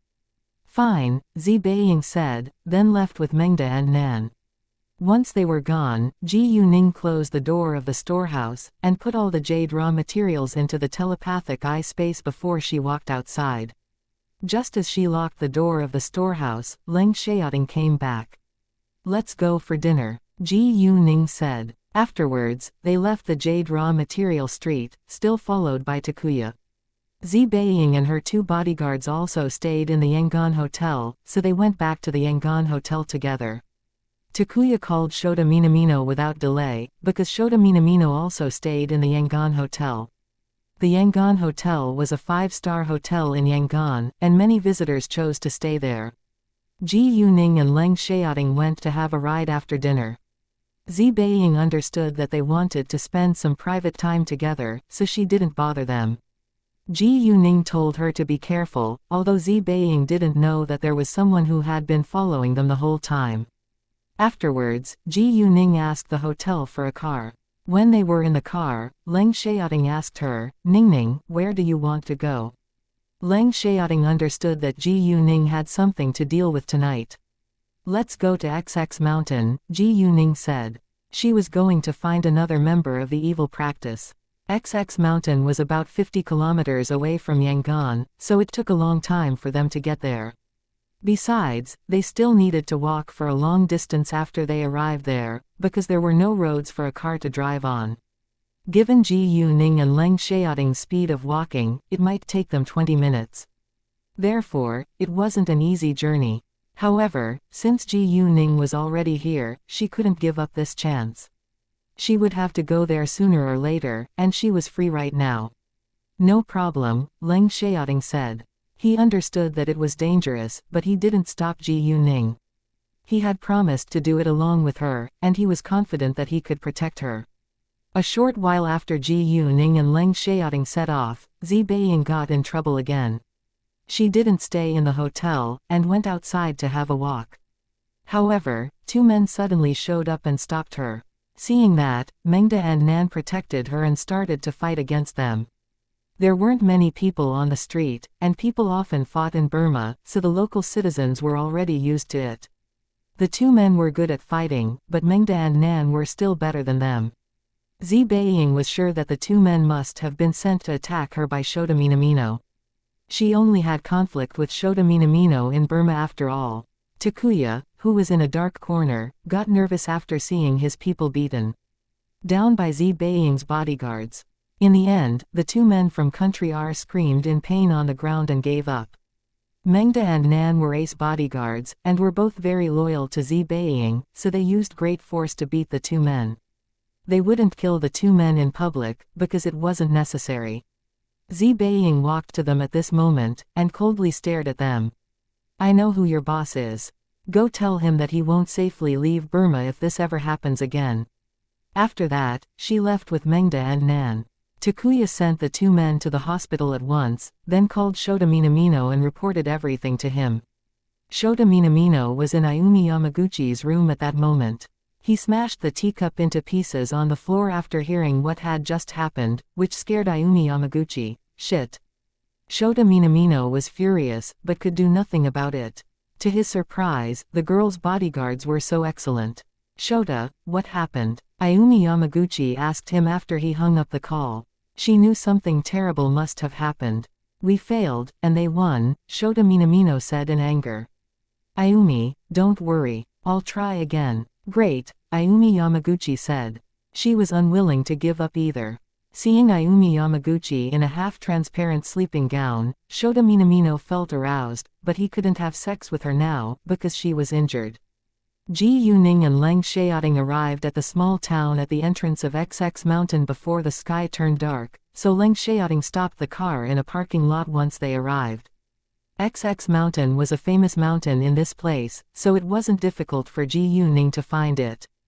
Chapter 1073 Meet the second member of the evil practice. Ji Yuning and Leng Xiaoting sped up. It was already dark when they reached the foot of the mountain. It looked quite scary because of a black mist in the woods that dimmed the moonlight. Leaves rubbed against each other and birds made hoarse sounds once in a while, which made it even more creepy. Ji Yuning didn't walk in at once, but used her jade eyes to look around to see whether she could find the second member of the evil practice. She failed to find him, but noticed dense yin at another place in the valley. The valley was a little far away, so Ji Yuning wasn't able to see it clearly, but she was sure that the man was there. No matter what, she had to go there to find it out. Leng Xiaoting silently remained by Ji Yuning's side the entire time. Afterwards, Ji Yuning walked towards the valley. The XX mountain was very rugged, and it was hard for ordinary people to climb up it, but it wasn't a problem for Ji Yuning and Leng Xiaoting. Leng Xiaoting understood that Ji Yuning wasn't a weak girl, but he still kept paying attention to her in case she fell. Ji Yuning used her jade eyes along the way to help her check the surroundings. Since this place was well known for hidden treasure, she should try to find some. The farther they walked into the woods, the colder they felt. Ji Yuning took out the night luminescent pearl, then put it into a small bag with a string. She gave the small bag to Leng Xiaoting and said, "Wear this on your neck, then you won't feel cold anymore." Although Leng Xiaoting was a strong young man, he might be affected by yin without having the magical power to protect himself. How about you? Leng Xiaoting was worried about Ji Yuning's safety. I'm fine. The cold wind won't affect me, Ji Yuning said. Leng Xiaoting knew that she wasn't lying, so he accepted the night luminescent pearl. After going through a lot with Ji Yuning, Leng Xiaoting always had a feeling that Ji Yuning wasn't a common human being, but she was unwilling to tell him details, so he didn't ask further about it. He was a very considerate boyfriend. Leng Xiaoting soon felt better with the help of Night Luminescent Pearl. When they got close to the valley, Ji Yuning released some magical power which could attract the second member of the evil practice. Before long, both Ji Yuning and Leng Xiaoting heard loud noises. It wasn't because of the wind, and it was filled with danger. Ji Yuning looked ahead, and found a black figure flashing by. It moved like lightning, and it was only 10 meters away from Ji Yuning and Leng Xiaoting within seconds. The black figure stopped there, and observed Ji Yuning and Leng Xiaoting from a dark corner. He was the second member of the evil practice. When he sensed the magical power on Ji Yuning's and Leng Xiaoting's body, he looked greedy. He was surprised to find two human beings with strong magical power, and felt super lucky. Unfortunately, he didn't know that he was in danger now.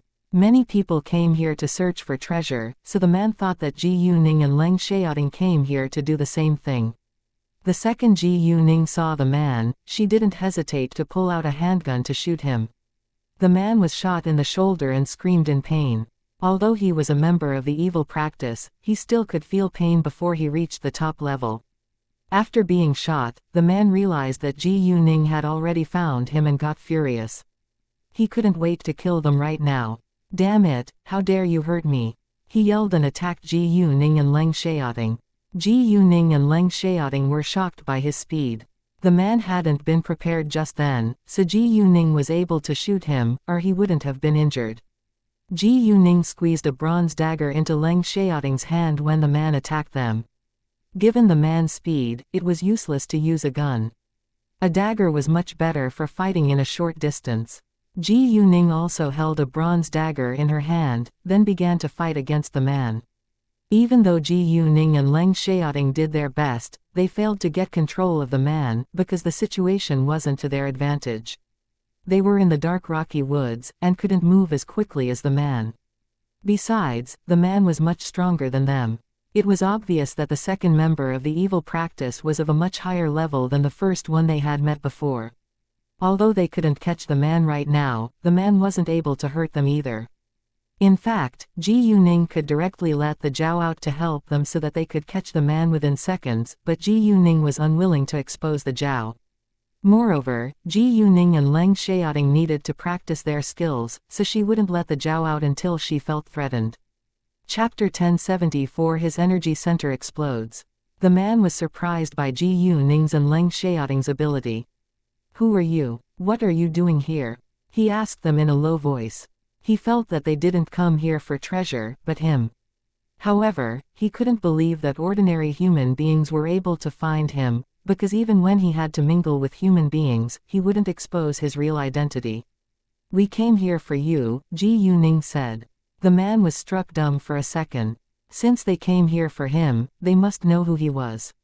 "What do you want to do after you find me?" he asked again. He thought it might have something to do with the evil practice. He was right. "I want to know more about the evil practice," Ji Yuning said. "Why?" he asked. "I just want to know more details. If you're willing to tell me, I can let you stay alive, or you could be killed." Ji Yuning threatened him. Actually, even if he told her everything, she wouldn't set him free, because he was harmful to society. On the other hand, the man wouldn't let her go even if she was willing to let him go, because she had magical power around her body, which was what he wanted most. The man laughed with disdain hearing Ji Yuning's threat. "Seriously, can you do that to me?" Although he couldn't win the fight against Ji Yuning and Leng Xiaoting now, he didn't think they were better than him.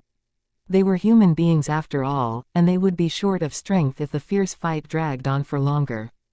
"Do you know why I knew you're here?" Ji Yuning said. The man was struck dumb again. Someone must have told them his location. An idea dawned on the man, but he wasn't sure it was the right answer. "Why?" he asked Ji Yuning. "Another member of the evil practice told me," Ji Yuning said, and the man immediately knew that it must have been his enemy. He was mad, but soon accepted it. They were enemies after all. "How is he now?" he asked. "He's dead," Ji Yuning said. "What? The man was shocked. He's dead. He couldn't believe his ears. Did you kill him? He asked. Yeah, I did, Ji Yuning said. So, will you tell me what I want to know or not? The man started to become afraid of Ji Yuning now. Since Ji Yuning could kill his enemy, it wouldn't be hard for her to kill him. However, he realized something important all of a sudden and sneered, do you think that I'll believe your words? He must have told you something about the evil practice too before he was killed by you. I don't think you'll let me go even if I tell you what I know. Anyway, we're not sure who will be the loser yet. The man doubted that Ji Yuning was able to kill him. He thought that Ji Yuning might be deceiving him.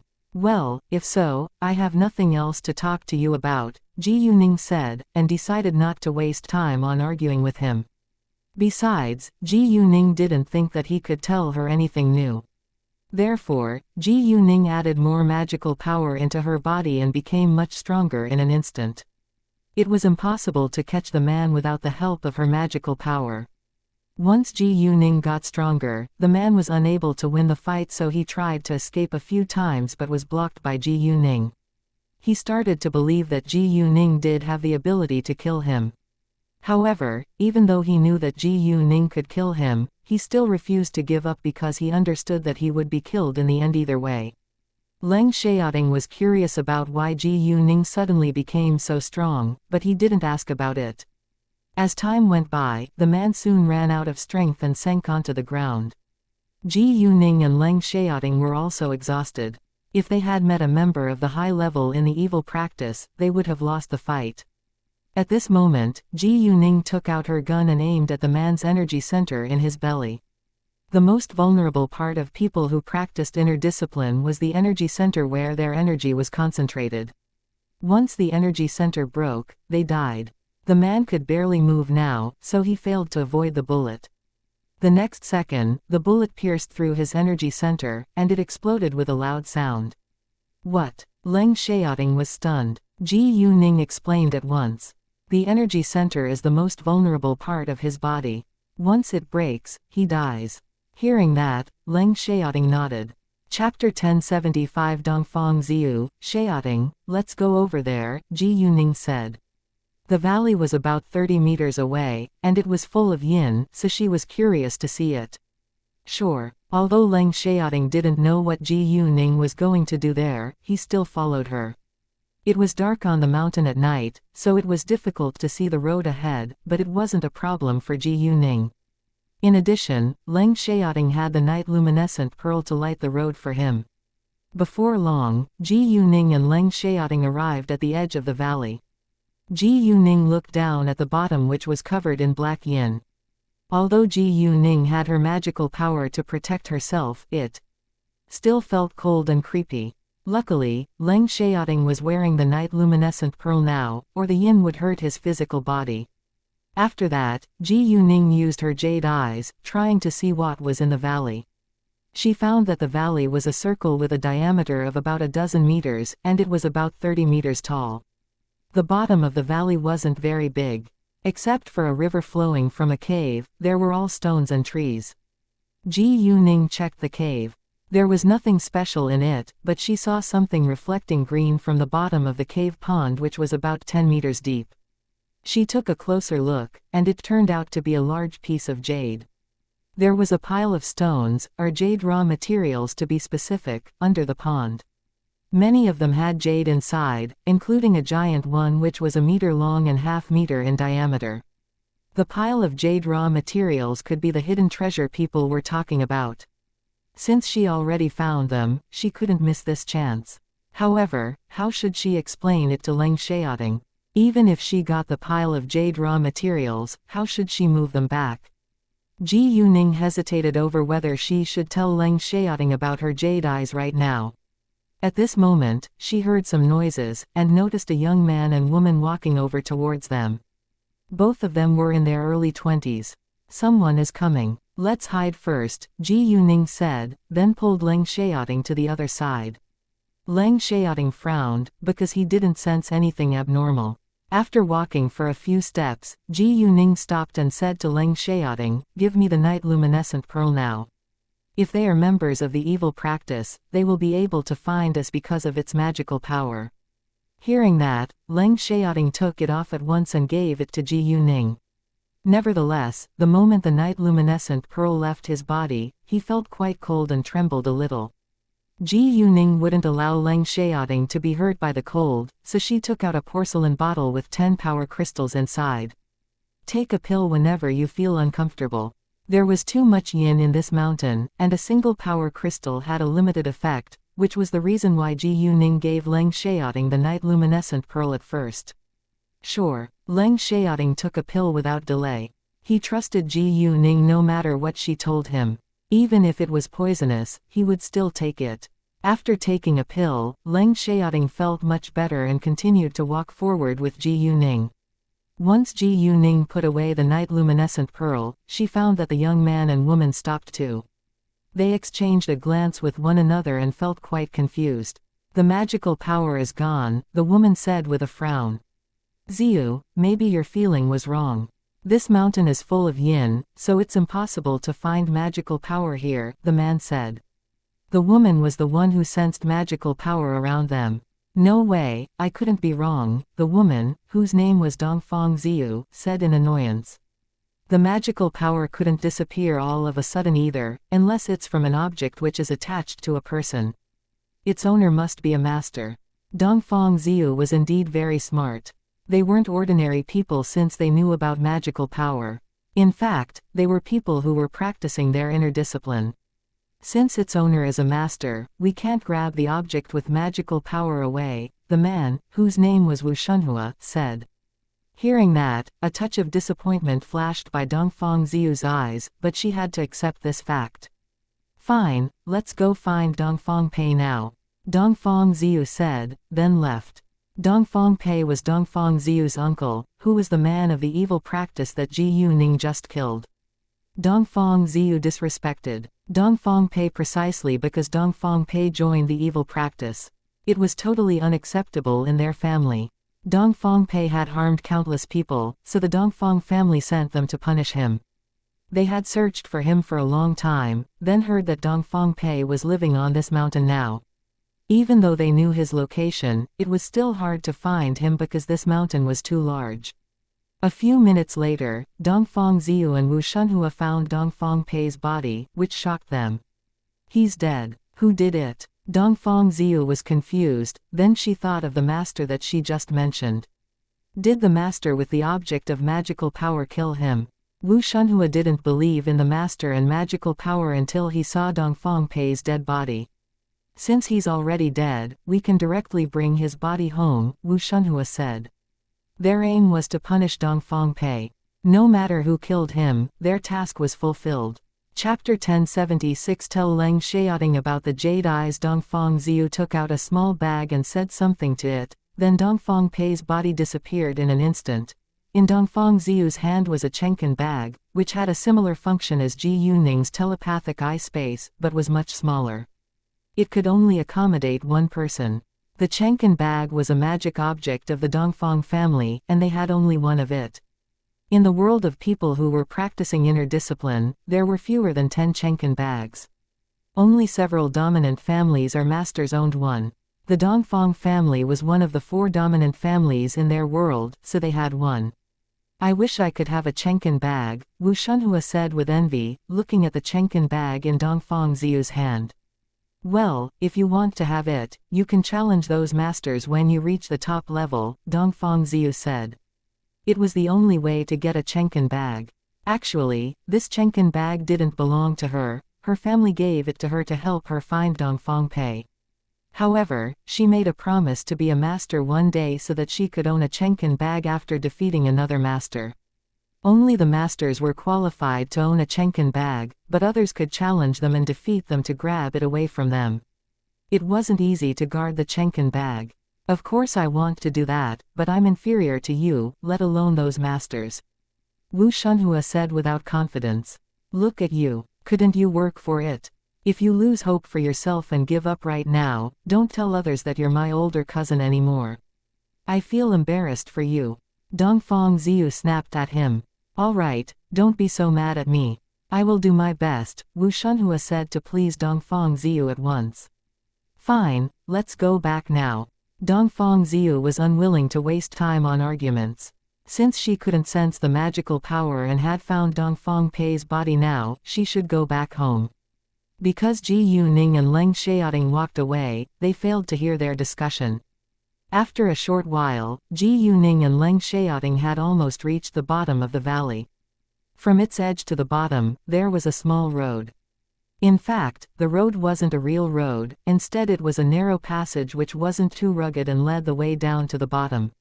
When they came to the bottom of the valley by the pond, Ji Yuning didn't immediately take action on what she was going to do, but looked at Leng Xiaoting with a serious face. Xiaoting, there is something I need to tell you. What is it? Leng Xiaoting got nervous hearing that. I understand that you're confused about the reason why I came down here.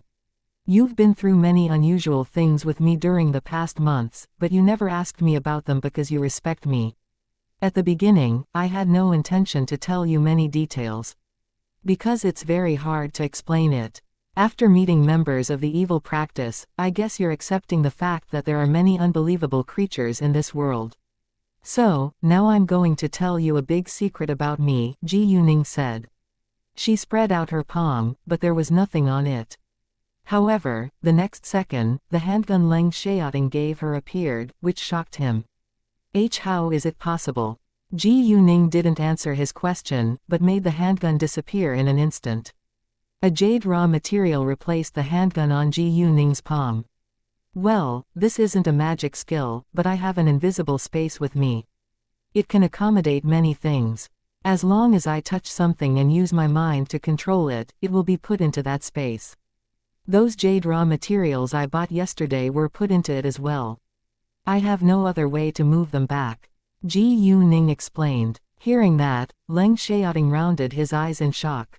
An invisible space. She can put so many jade raw materials into that invisible space. Although Leng Xiaoting was greatly surprised, it wasn't so hard for him to accept it after meeting members of the evil practice. Ji Yuning continued, the space is called the telepathic eye space because it's in my eyes. My sight is also much better than ordinary people. Most importantly, I have a pair of X-ray jade eyes, which helps me win the gambling competition every time. What? A pair of X-ray jade eyes? Leng Xiaoting was shocked again, but then soon understood why Ji Yuning was able to cut out jade every time. After a long while, Leng Xiaoting asked, why are you telling me this shocking secret about you right now? He didn't think that Ji Yuning should let another person know about it. Because I trust you, Ji Yuning said. Hearing that, Leng Xiaoting felt touched and hugged Ji Yuning at once. Ningning, don't worry, I won't tell anyone else. Please make a promise that you won't tell another person either, or you'll be in a very dangerous situation. Leng Xiaoting knew how greedy people could be. If other people found out about her jade eyes, they would do everything to take advantage of her. Of course I won't, Ji Yuning said. Xiaoting, I came down here because I saw that there are many good jade raw materials in the pond. Great, we can get them. Leng Xiaoting supported Ji Yuning in whatever she wanted to do. Ji Yuning took out 2 wetsuits from the telepathic eye space. Let's put it on. Don't wet our clothes. Seeing that, Leng Xiaoting was still surprised. It was so unreal. Thanks. Leng Xiaoting was about to take off his clothing.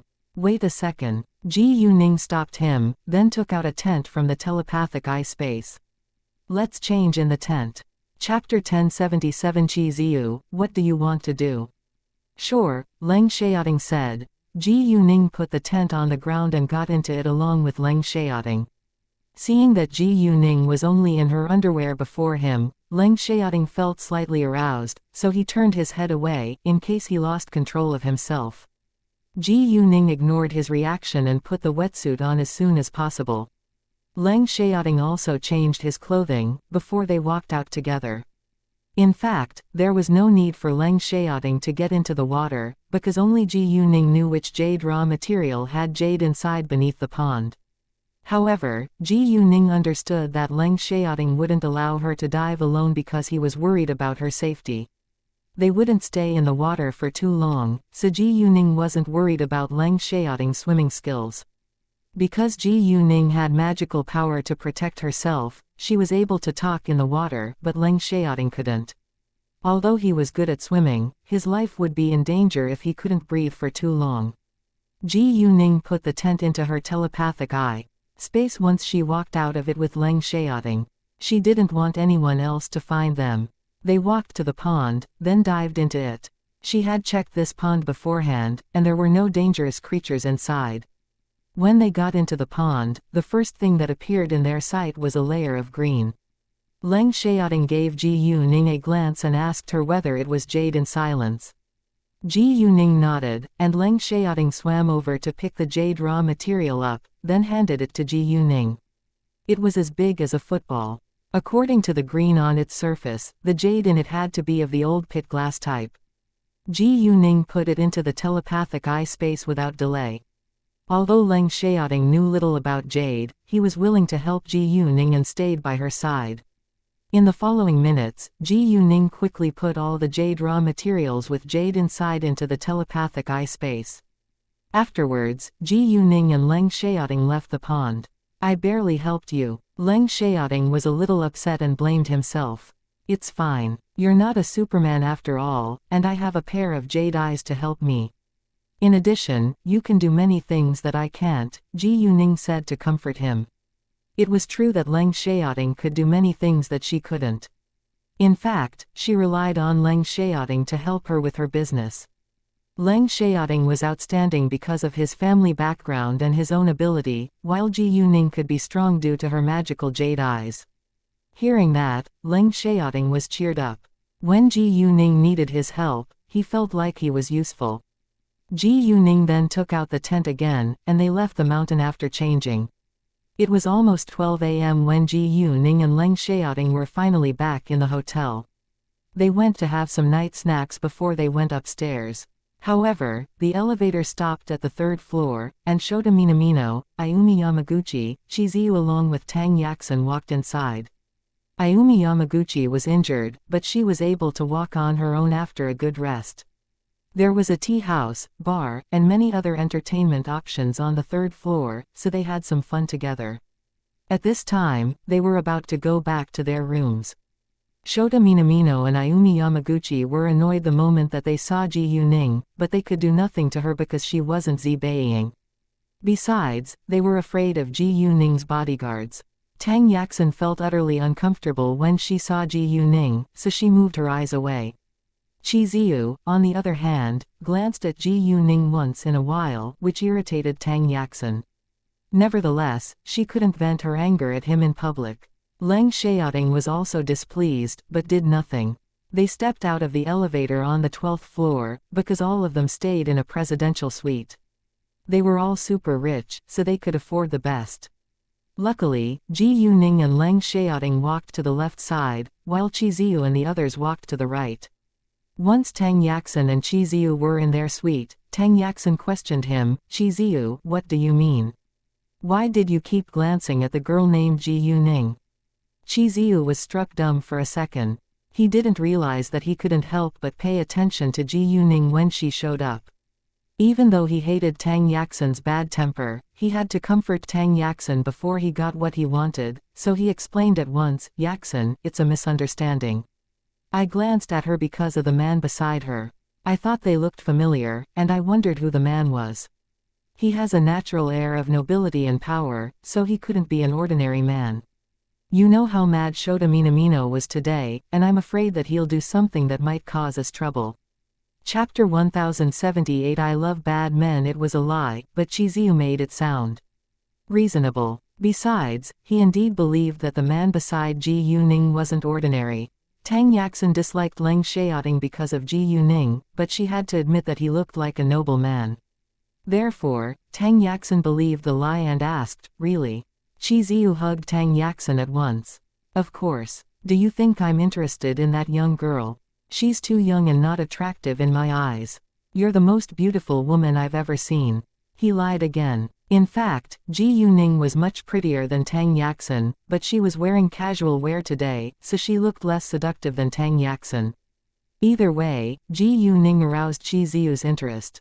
He liked sexy Tang Yaxin, but wouldn't reject the pure Ji Yuning. He had met so many hot women before, and found pure girls were the best now. Even if the man beside Ji Yuning was her boyfriend, she couldn't have much sexual experience. Tang Yaxin, on the other hand, had sex with countless men. Men weren't satisfied forever. Qi Ziyu began to caress Tang Yaxin's body and nibble on all her sensitive areas. She was soon aroused and forgot to be mad at him. It was easy for them to settle a disagreement by having sex. It worked every time. Qi Ziyu smiled with pride as Tang Yaxin moaned with pleasure when the foreplay began. Actually, Tang Yaxin loved having sex with Qi Ziyu. She had slept with Qi Ziyu for so many years, but still couldn't get enough. Qi Ziyu was excellent at getting her sexually excited, so she was unwilling to leave him. Qi Ziyu used that to make Tang Yaxin stay with him. If Tang Yaxin lost interest in him, she would replace him with another man. She had no sense of loyalty after all. That being the case, Qi Ziyu had to do his best to keep her interested. Fortunately, they were about to be married soon, and it wasn't easy to get a divorce after that. "Ah, don't, you're a bad man," Tang Yaxin moaned. "Do you like it?" Qi Ziyu asked in a husky voice by Tang Yaxin's ear. "Yeah, I love it when you behave like a bad man, ah." "Great, I'll do my best to make you feel satisfied," Qi Ziyu said, and tore Tang Yaxin's clothing apart. He pressed her against the sofa and became rough. After the foreplay, he penetrated her. Qi Ziyu moved fast and kept knocking against Tang Yaxin's body. Tang Yaxin enjoyed it very much, and kept moaning from the pleasure. They had varied postures in bed.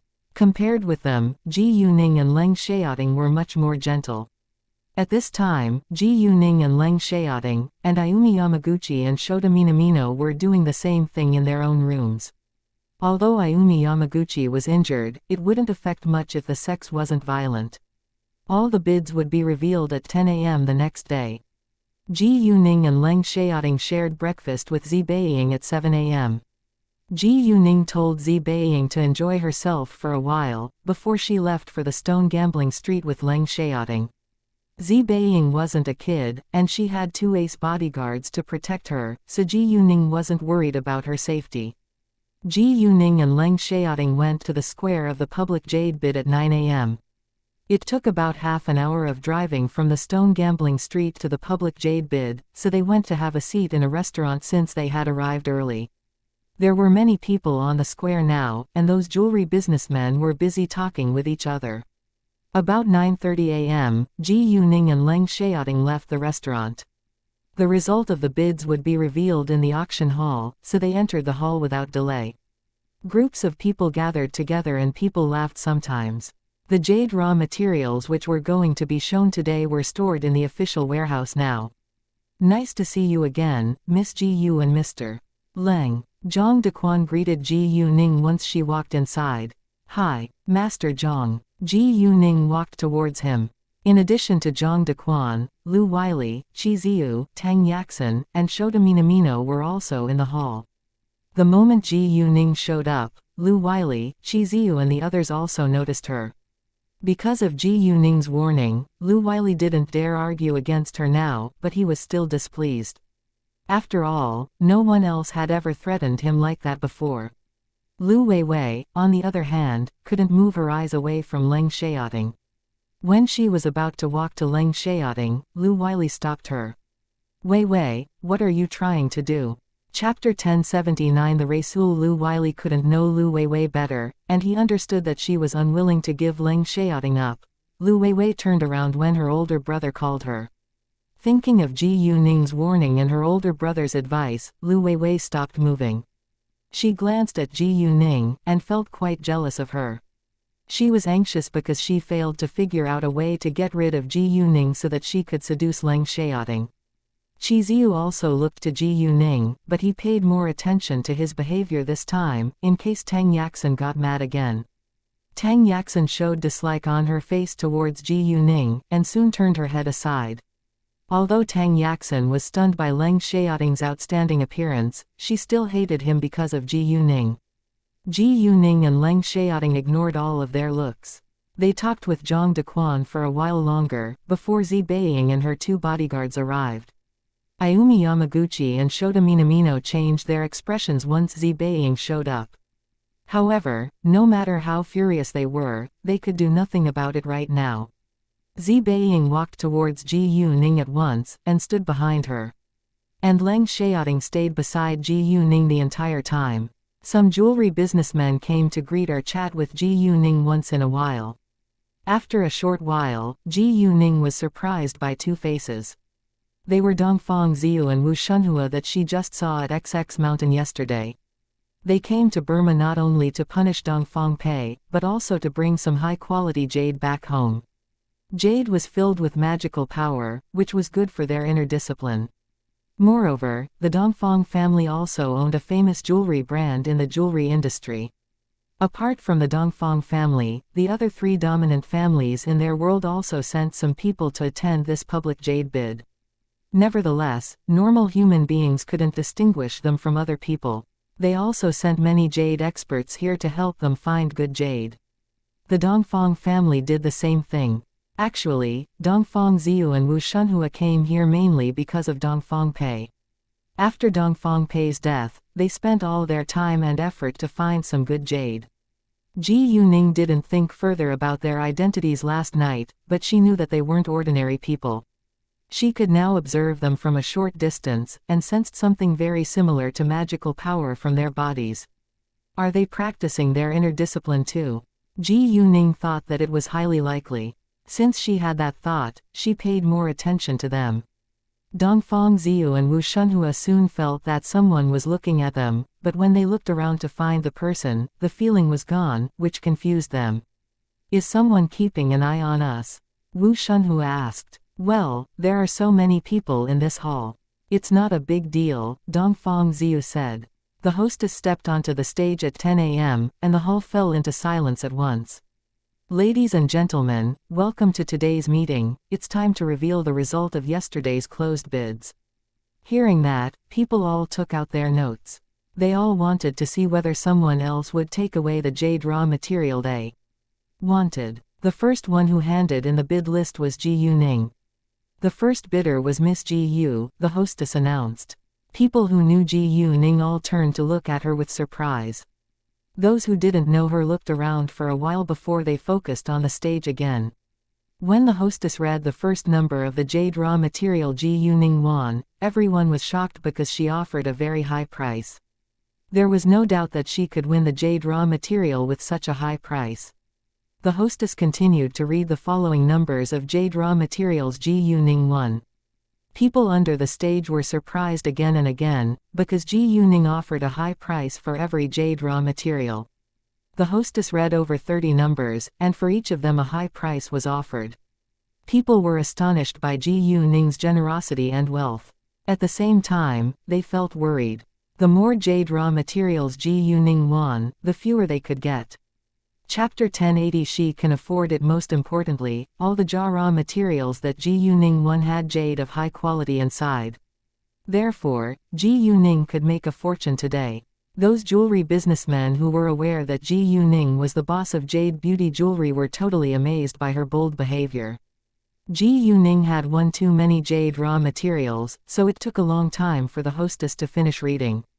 Ji Yuning won 346 jade raw materials in all. About 146 of them were picked from the shops by Ji Yuning, while the rest were chosen from the stands. There were a lot more jade raw materials on those stands, so Ji Yuning chose more from them. In fact, it wasn't an uncommon thing to bid for over 100 jade raw materials, but the point was that she offered a high price for each of them. Luckily, Ji Yuning was rich enough to afford the bill. She also had the help of her jade eyes, so she could make a lot of money with those jade raw materials. Uncle, we've bid for several of the same jade raw materials as Miss Ji Yu. Given her ability, it's highly possible that they have jade inside. In that case, we must have lost several pieces of high-quality jade. Zhang Binsheng said worriedly. No way, Zhang Dequan said. He was unwilling to accept the fact, but it was the rule that the jade raw materials would be sold to the highest bidder, so he could do nothing about it. Zhang Binsheng sighed with a resigned look. I don't think she can cut out jade from every jade raw material she wins. She might lose a fortune. Lu Weiwei cursed Ji Yuning after hearing Zhang Binsheng's conversation with Zhang Dequan. She didn't believe that Ji Yuning had the ability to cut out jade every time. Weiwei, shut up, Lu Weili snapped at her. Although he had the same hope, he understood that it wasn't appropriate to say it out loud. He refused to believe that Ji Yuning was so excellent at stone gambling, but he had to take it seriously since Zhang Dequan approved of her. The Lu family had also bid for many of the same jade raw materials as Ji Yuning, and they were upset too. They had chosen them after careful observation, so they were confident that they could cut out jade. If there was indeed jade inside, it would be a crying shame that they lost those jade raw materials to Ji Yuning, but no matter how disappointed they were, they had to accept the result. Ji Yuning and Leng Xiaoting heard what Lu Weiwei said, but they ignored her, because it wasn't going to happen. It was not only Lu Weiwei, many other people also hoped that Ji Yuning would lose a fortune. Tang Yaxin was included, because she hated Ji Yuning no less than Lu Weiwei did. After Ji Yuning, Leng Xiaoting was the second bidder. When the hostess said Leng Xiaoting's name, Qi Ziyu and Tang Yaxin were shocked and turned to look at him. Is he? Although they hadn't met Leng Xiaoting before, they had heard of his name. He was the well-known eldest grandson of Master Leng and the youngest major general in history. Nobody in the high society of the capital hadn't heard of his name as well as his achievements. However, not many of them were able to see him in real life, because Leng Xiaoting always stayed in the army. Qi Ziyu knew that Leng Xiaoting couldn't be an ordinary person, but his real identity still amazed him. Tang Yaxin was jealous of Ji Yuning after knowing Leng Xiaoting's family background. She couldn't help but admire Leng Xiaoting now. Leng Xiaoting was her idol ever since she learned of his achievements, but she never had a chance to meet him before. To her surprise, she met him right now, but he was with the girl she hated the most. Qi Ziyu didn't notice Tang Yaxin's reaction, or he would have felt uncomfortable. Ji Yuning and Leng Xiaoting sensed Qi Ziyu and Tang Yaxin's looks, but they didn't care about them. Leng Xiaoting won 321 jade raw materials in all. It was a little less than Ji Yuning's. That being the case, many other people lost jade raw materials with jade of high quality inside. Chapter 1081 Hope she loses money in business. Leng Xiaoting indeed won many jade raw materials from other people's hands. However, because Leng Xiaoting bid the same way as Ji Yuning, many people turned to look at him because he stood right beside Ji Yuning. They believed that he must be Leng Xiaoting. Some people thought that he might have bid on behalf of Ji Yuning. Lu Weiwei and Tang Yaxin had the same idea, so they felt utterly uncomfortable, like Leng Xiaoting had disappointed them. They were jealous of Ji Yuning, so they disliked everything Leng Xiaoting did for her. What's wrong? Qi Ziyu asked Tang Yaxin. Nothing, I just think the girl named Ji Yuning could lose a lot of money if there isn't jade in the jade raw materials that she won, Tang Yaxin said. Hearing that, Qi Ziyu said nothing. He also hoped that Ji Yuning could lose money in business. I don't think she can make money by doing this, Ayumi Yamaguchi said. Although Zi Beiying was the one who had offended her, Ji Yuning was Zi Beiying's friend, so she hated Ji Yuning as well. Saying that, she gave Zi Beiying and Ji Yuning a hostile glare. Zi Beiying turned to look at her at once, and showed obvious disdain. She wasn't afraid of Ayumi Yamaguchi at all. Ayumi Yamaguchi was furious when Zi Beiying gave her a provocative smile. She couldn't wait to tear Zi Beiying to pieces. Ayumi, don't worry. I promise that I'll pay her back for you, Shota Minamino said to comfort Ayumi Yamaguchi. The hatred he held for Zi Beiying deepened. Tomorrow was the last lady of the public jade bid, so he had to figure out a way to get revenge on her before that. He wished that they were in Country R right now so that he could easily punish Zi Beiying. Although Shota Minamino had failed once, he didn't think that his dirty trick was already exposed, and he kept sending other people to follow Zi Beiying. Zi Beiying and her bodyguards were clearly aware of it, but they were waiting for a good opportunity to solve this problem. She wasn't a weak girl, and even got excited about it. Qi Ziyu and Tang Yaxin had no intention to get involved in this mess. It took a long time for the hostess to finish reading the numbers of the jade raw materials that Leng Xiaoting won. The Zhang family and the Liu family had bid for many of the same jade raw materials as Leng Xiaoting, and they felt quite disappointed. After the result was revealed, they could go to move the jade raw materials. There were two ways to deal with the jade raw materials. One was to move them back home, and the other was to cut the jade out and sell the jade. The host of the public jade bid would arrange trucks to help them move the jade raw materials back home. It wasn't convenient for Ji Yuning to put them into the telepathic eye space now. If she wanted to cut jade out of them, she could sell the jade at the auction that afternoon. If she wanted to bring the jade away, she had to finish the legal procedures.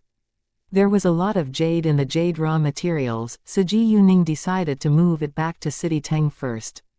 It only took 2 hours of driving from Yangon to City Tang. Ji Yuning wasn't interested in other people's results, she simply wanted to join the auction which would be held tomorrow. Therefore, Ji Yuning excused herself from Zi Beiying, then went to pick up her jade raw materials.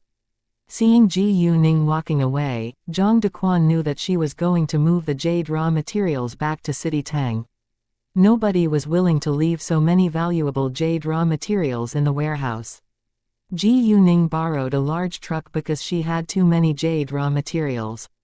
She checked them before the truck was loaded, and none of them had been replaced. No one knew whether there was jade in them, so nobody had replaced any of them. Although the public jade bid was held by the government of Burma, it didn't mean that it was totally fair and honest. After all, many people were jealous of Ji Yuning. About an hour later, Ji Yuning and the others left for City Tang. She called Zheng Peng on the way and told him to prepare a truck at the border. 2 hours later, the truck left Burma. Zheng Peng and 2 staff members were already waiting for them. They knew that Ji Yuning would bring a lot of jade raw materials back, but they were still amazed by the amount. Zheng Peng knew that there must be many pieces of jade in those jade raw materials. After moving the jade raw materials onto the truck arranged by Zheng Peng, Ji Yuning and Leng Xiaoting followed him back to City Tang. Chapter 1082 Bid for the jade. Ji Yuning stayed in the warehouse for a few minutes, then went back to Burma with Leng Xiaoting. It took a long time for the hostess to finish reading the list of jade raw materials that Ji Yuning and Leng Xiaoting won, while others only won dozens of jade raw materials. When it was about 1 p.m., the hostess finally finished reading all the numbers. The Zhang family won about 20 jade raw materials, including some that Ji Yuning left for them. The Liu family won the same amount of jade raw materials, but there were only a few pieces of low-quality jade in them. The Zhang family and the Liu family mainly came to strike up a relationship with their potential clients and partners in business, so they didn't care much about the results. Zhao Yufeng won 10 jade raw materials in all, and 5 of them had jade inside. All of them chose to send their jade raw materials back, while they would stay in Burma for the next day's auction. At 2 p.m., some people began to cut jade out of their jade raw materials, but there wasn't much jade of high quality. That being the case, people began to bid crazily for a violet jade once it was cut out. Zi Beiying came there for fun, but she couldn't sit still when Ayumi Yamaguchi joined the auction. Dongfang Ziyu was also competing for the violet jade. The violet jade was covered in dense magical power, but she couldn't absorb it with her eyes like Ji Yuning usually did, so she had to buy it. After absorbing the magical power, she could make jewelry with it and sell it. The violet jade was the size of half a football, and someone offered $1 million for it at the very beginning. $1.5 million, Ayumi Yamaguchi said. $1.6 million, Zi Beiying said. $1.7 million, Dongfang Ziyu said. As the price of the violet jade went up, more and more people stopped bidding for it. In the end, only Ayumi Yamaguchi, Zi Beiying and Dongfang Ziyu were still bidding for it. $5 million, Ayumi Yamaguchi said. Although it wasn't the highest price the violet jade could reach, it was almost there. If the price went higher, it wouldn't be a profitable deal. $5.1 million, Zi Beiying said. She was challenging Ayumi Yamaguchi. Zi Beiying enjoyed it when Ayumi Yamaguchi was mad at her. She didn't lack money at all. If the price was too high, she would probably quit. $5.2 million, Dongfang Ziyu said. Ayumi Yamaguchi and Zi Beiying were competing against one another, but Dongfang Ziyu really wanted the jade. Dongfang Ziyu knew that they were enemies, but couldn't stop them from raising the price. $5.3 million, Ayumi Yamaguchi said. $5.4 million, Zi Beiying said. Dongfang Ziyu stopped bidding this time. She didn't give up, but wanted to see how high the price was reaching. She was unwilling to waste too much money on it. $5.5 million, Ayumi Yamaguchi said. $5.6 million, Zi Beiying said. $6 million, Ayumi Yamaguchi said. $6.2 million, Zi Beiying said. $7 million. Ayumi Yamaguchi lost her patience. Well, fine, it's yours. Zi Beiying decided to quit. She didn't think it was embarrassing, because the jade wasn't worth that amount of money in any case. Ayumi Yamaguchi paid $7 million for it in the end, which wasn't a profitable deal. Ayumi Yamaguchi was furious, but she still laughed at Zi Beiying. You simply can't afford it. She didn't lack money either. $7.2 million. Dongfang Ziyu interrupted them. Hearing that, Zi Beiying was surprised and looked at Dongfang Ziyu. She thought that Ayumi Yamaguchi was stupid to pay so much money for a piece of jade, but didn't expect that there would be another person willing to pay a higher price for it. $7.3 million, Ayumi Yamaguchi said without thinking further. $7.4 million, Dongfang Ziyu said with determination. Ayumi Yamaguchi opened her mouth, but said nothing. She knew that it was meaningless to raise the price now. She competed against Zi Beiying not because she liked jade. In fact, compared with jade, she liked diamonds more. She bid for the jade only because Shota Minamino wanted it. Shota Minamino had told her that the jade was worth only $6 million. If the price was higher than $6 million, she could give it up. She didn't do that because Zi Beiying was unwilling to quit. Since Zi Beiying already quit now, there was no need for Ayumi Yamaguchi to compete for it. Ayumi Yamaguchi looked to Shota Minamino for his opinion, and Shota Minamino shook his head, so Ayumi Yamaguchi stopped bidding. Chapter 1083. Another round. As a result, Dongfang Ziyu paid $7.4 million for the violet jade. Miss Yamaguchi, since you're interested in the jade, why didn't you keep on bidding for it? Zi Beiying crossed her arms on her chest, looking at Ayumi Yamaguchi with arrogance. It's none of your business, Ayumi Yamaguchi said in anger. Fine. Zi Beiying shrugged. Within a short time, another jade of the Confederate rose type was cut out. Zi Beiying stared at Ayumi Yamaguchi with a fake smile on her face. It was obvious that she would compete against her once more if she joined in the bid. Although this jade wasn't as valuable as the violet jade, it was covered in magical power too, so Dongfang Ziyu focused on it as well. However, as long as Zi Beiying and Ayumi Yamaguchi joined in the bid, its price would definitely be absurdly high. Shota Minamino was also aware of this problem, so he bid for the jade this time. Nevertheless, it made no difference in Zi Beiying's eyes. She wouldn't stop competing against them anyway. Shota Minamino was mad, but couldn't do anything about it. In the end, Dongfang Ziyu got the jade of the Confederate rose type at a very high price. Shota Minamino had to give up again. Dongfang Ziyu hated to see them, because they showed up wherever a piece of jade was cut out. Ziyu, they're so terrible, Wu Shunhua complained. He didn't say it loudly, but in a low voice. Dongfang Ziyu disliked their behavior, but she had to accept it because she really needed jade with magical power. Because most jade raw materials with jade of high quality were taken by Ji Yuning, there were only a few pieces with good jade left. Dongfang Ziyu wouldn't buy jade of low quality, because the magical power was weak around it. If it was possible, Dongfang Ziyu would prefer to buy jade of the highest level. Shota Minamino, however, didn't have a high standard for the jade. Qi Ziyu and Tang Yaxin didn't follow Shota Minamino around the hall, because they didn't want to compete against him. That would damage their relationship. After a while, Zi Beiying lost interest and went back to the hotel for a rest. Once she was gone, Dongfang Ziyu felt relieved. Without their cutthroat competition, she could pay less for the jade. Shota Minamino was also relaxed. She's so hateful, Ayumi Yamaguchi said to Zi Beiying's back. Ayumi, I promise I'll teach her a lesson, Shota Minamino said to comfort her, but he already said that countless times without actually doing something about it. Ayumi Yamaguchi had enough of it, so she vented with anger at Shota Minamino. How? They're so good at fighting, and the public jade bid will be over tomorrow. We probably won't see them again. Shota Minamino didn't know what to say, because it was the truth. Shota, I understand you want to pay her back for me, but don't say that again before you really take action, Ayumi Yamaguchi said. All right. Shota Minamino understood that Ayumi Yamaguchi was in a bad mood. When Ji Yuning and Leng Xiaoting got back into Burma, it was already 5 p.m., so they directly went back to the hotel. Ji Yuning contacted Zi Beiying on the way, and found out that she was in the hotel at that moment. Since they were all in the hotel, they decided to gather together for dinner that evening. At 6 p.m., they went downstairs to the dining hall. Ji Yuning, when will you go back home? Zi Beiying asked Ji Yuning. When the public jade bid is over tomorrow, Ji Yuning said. Will you fly back to City B? Zi Beiying asked. Nope, I'll go to City Tang first, then fly to the capital the next day.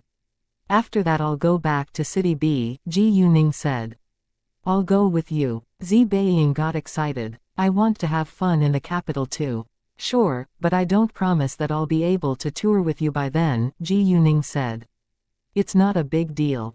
I have friends in the capital too, and I can take good care of myself. We can share a meal together when you're free, Zi Beiying said. She also wanted to spend more private time with Leng Xiaoting. During the dinner, Ji Yuning received a call from a stranger, which she answered. Chapter 1084 Mu Shushan calls for help. Hi, who's this? Ji Yuning asked. Hi, Miss Ji Yu, I'm Mu Shushan, and I'm so sorry to bother you now, but I have no choice. Mu Shushan apologized to her the moment Ji Yuning answered his call. Mu Shushan had lain in bed for a couple of days before he had gotten better. It was hard for him to accept the fact that his biological son had schemed against him.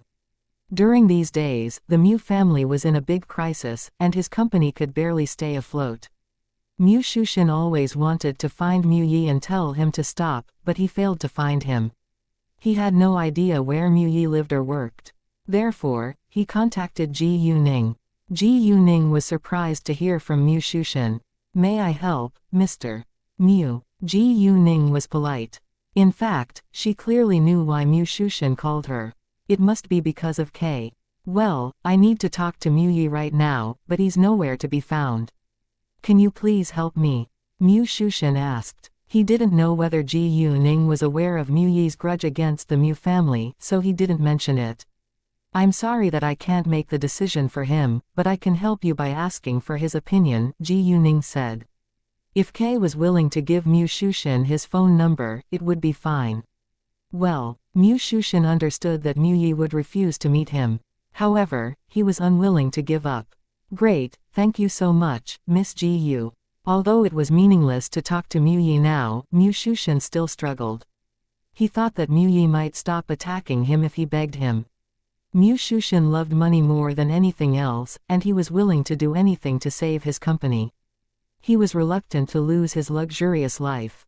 After hanging up the call with Mu Shushan, Ji Yuning called K.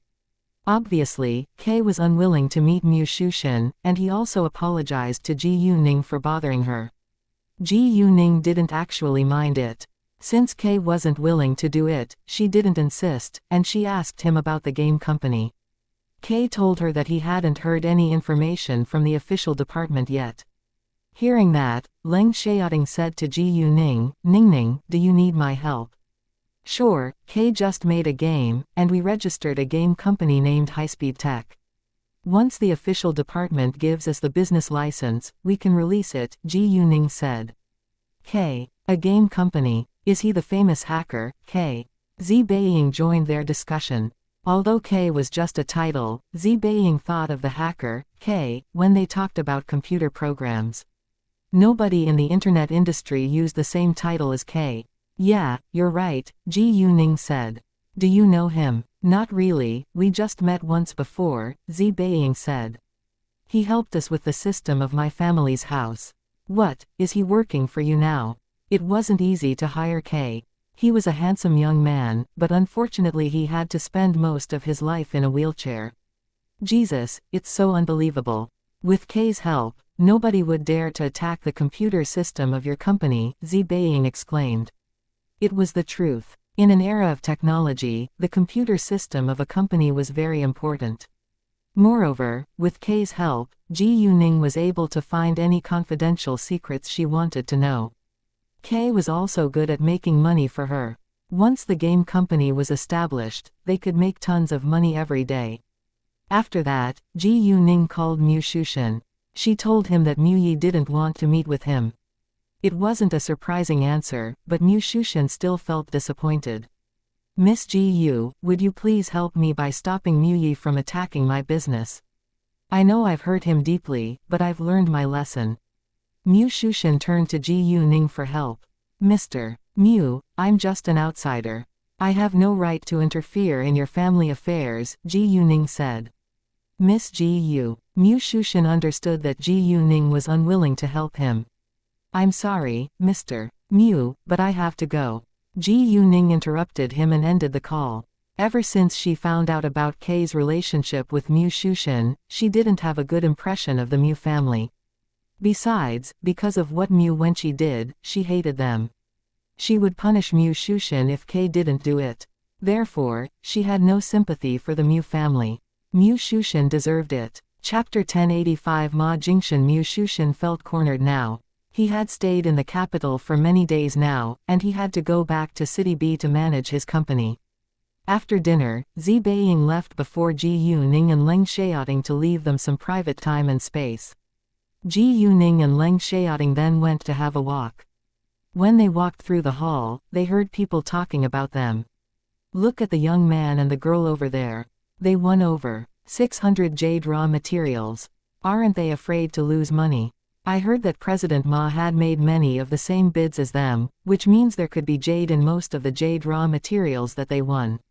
Even if you don't believe them, you should believe in President Ma's ability. President Ma's full name was Ma Jingshan, and he was the vice president of the Jade Association in County Yin, Province Yun, where jade raw materials were abundant. The Ma family was the largest jade raw material provider in County Yin, and its business had a similar size as well as assets as the three biggest jade raw material providers in City Tang. However, Ma Jingshan held a higher social status than Zhang Dequan. Ma Jingshan was the well-known king of stone gambling in the jade industry of Province Yun, because he was able to cut jade out of most of the jade raw materials he picked. Once Tang Aining appeared, people were distracted by her, and gave her the title of Queen of Jade. Nevertheless, Tang Aining seldom showed up in public, so many people hadn't seen her in real life before. They thought that Tang Aining would attend this public jade bid in Burma, but she didn't show up. Actually, she did show up, but as Ji Yuning. Ji Yuning hadn't heard of the President Ma before, but he sounded like an important figure. After hearing their discussion, Ji Yuning and Leng Xiaoting left the hotel, but they kept on talking about them.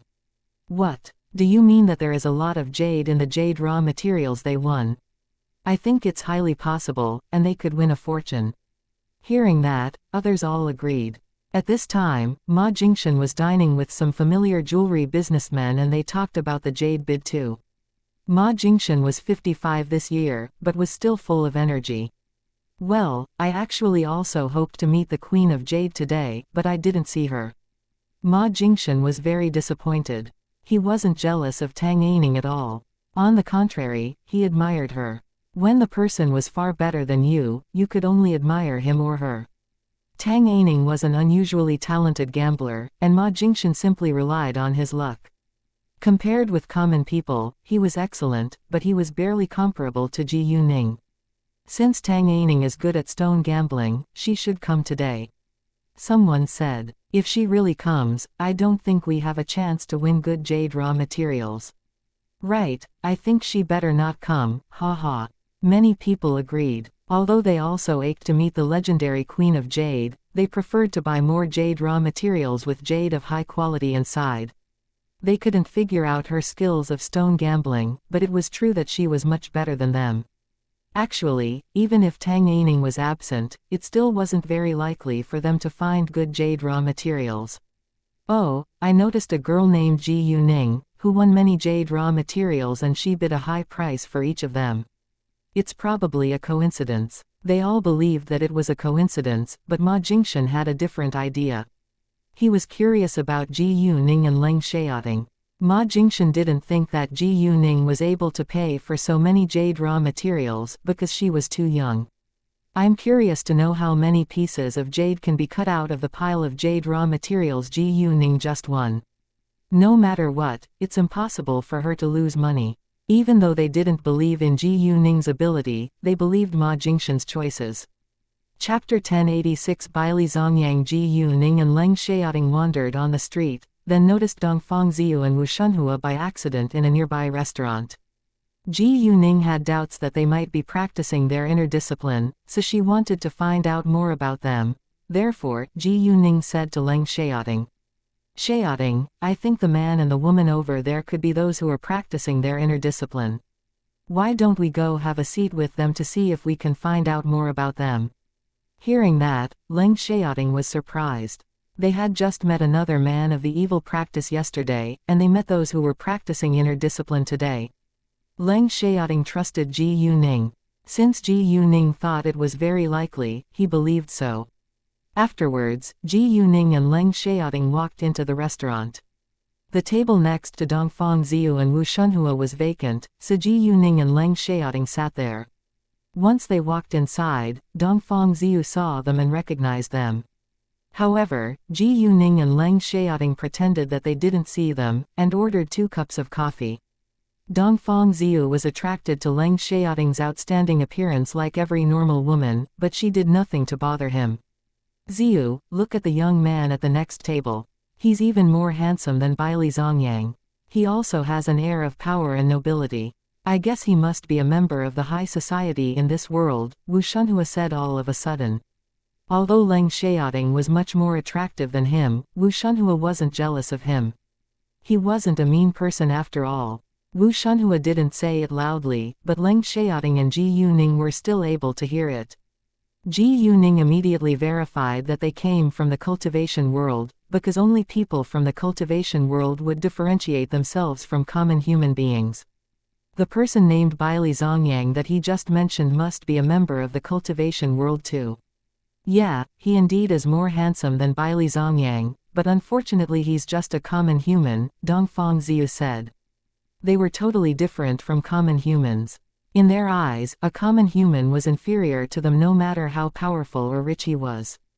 Just like how gods and goddesses looked at common human beings, they all believed that they were superior to them. "Oh, right, why don't you like Baili Zongyang? I think he's a quality man," Wu Shunhua asked. The Baili family was one of the 4 dominant families in the cultivation world, and it was actually more influential than the Dongfang family. Baili Zongyang was universally acknowledged as an outstandingly handsome young man, and he was also the sole heir of the Baili family. Countless women were attracted to him. Nevertheless, Baili Zongyang only liked Dongfang Ziyu, but Dongfang Ziyu didn't like him, which Wu Shunhua couldn't understand. "Well, I simply don't like him no matter how understanding he is. In addition, he chases me just because he thinks that I'm the only woman who matches him. He doesn't really like me, and he's a self-centered person," Dongfang Ziyu said. "All right, let's go now." Dongfang Ziyu didn't want to talk about it. In fact, she did admire Baili Zongyang before, because he was too outstanding to be ignored in the cultivation world. However, when she found out the real reason why he chose her, she didn't like him anymore. Dongfang Ziyu and Wu Shunhua left after they finished their meal, while Ji Yuning and Leng Xiaoting's coffee was just placed on the table. "Shall we follow them?" Leng Xiaoting asked. "No need. We'll see them again at the auction tomorrow," Ji Yuning said. Since they weren't common humans, it wouldn't be easy to follow them without being found out. That being the case, Ji Yuning and Leng Xiaoting enjoyed their coffee in the restaurant. Because of Leng Xiaoting's outstanding appearance, many girls paid attention to him, but none of them came over to strike up a conversation with him, so Ji Yuning didn't mind it. After finishing their coffee, Ji Yuning and Leng Xiaoting went back to the hotel. Ji Yuning received Master Leng's call. On the way, "Hi, girl Ji Yu, how are you doing in Burma? Is Xiaoting taking good care of you?" Master Leng said the second Ji Yuning answered his call. Ji Yuning felt touched that Master Leng cared about her. Grandpa Leng, I'm well, and Xiaoting is taking good care of me. We're good in Burma, Ji Yuning said. Great. Master Leng laughed with happiness.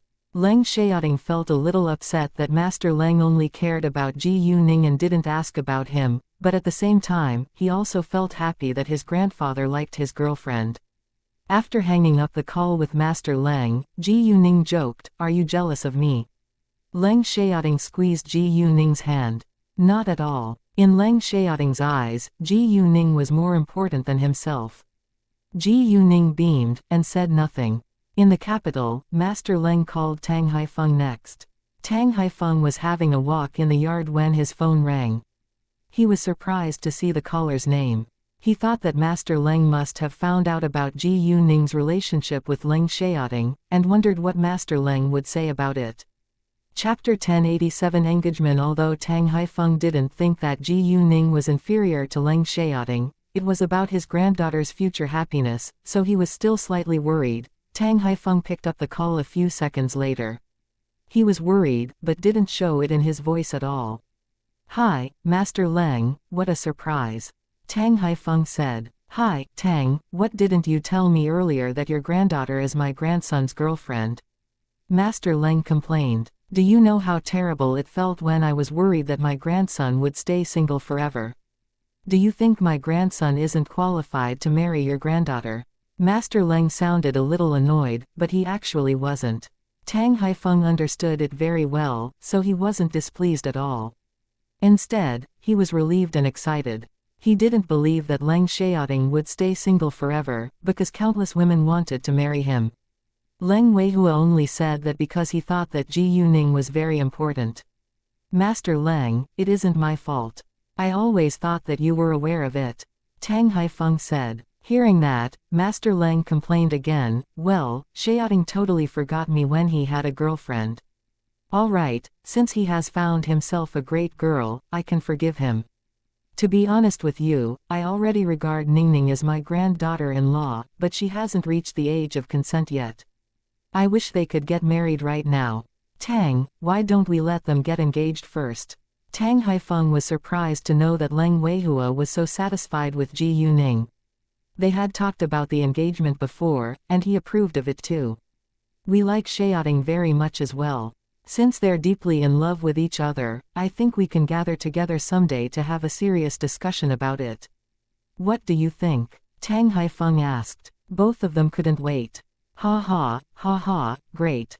Leng Weihua agreed. "I'll fly to City B, and we can talk about it then." Leng Weihua planned to visit the Tang family in person. "See you," Tang Haifeng said with happiness. If Ji Yuning and Leng Xiaoting were going to be engaged, the Leng family should visit the Tang family to make the proposal.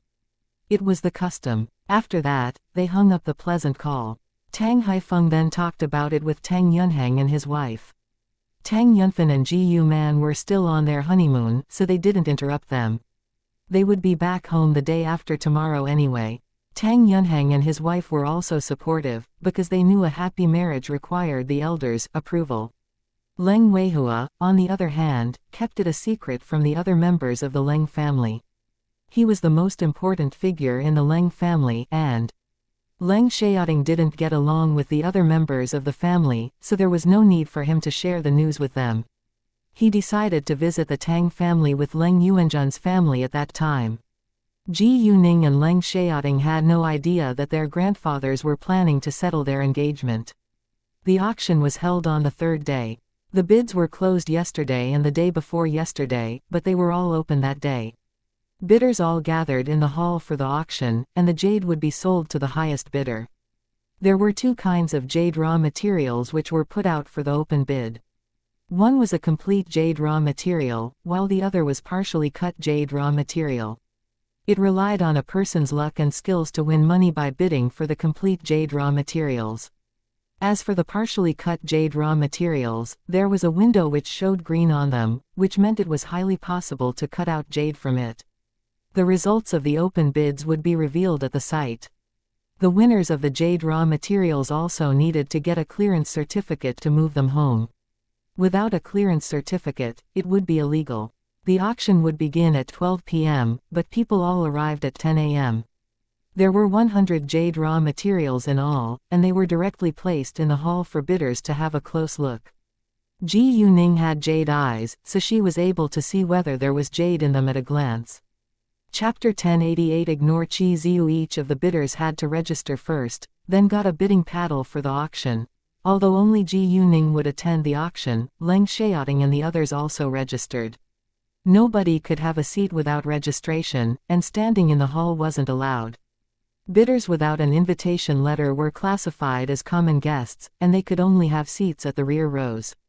When Ji Yuning and her friends came to register, they met Qi Ziyu and his friends.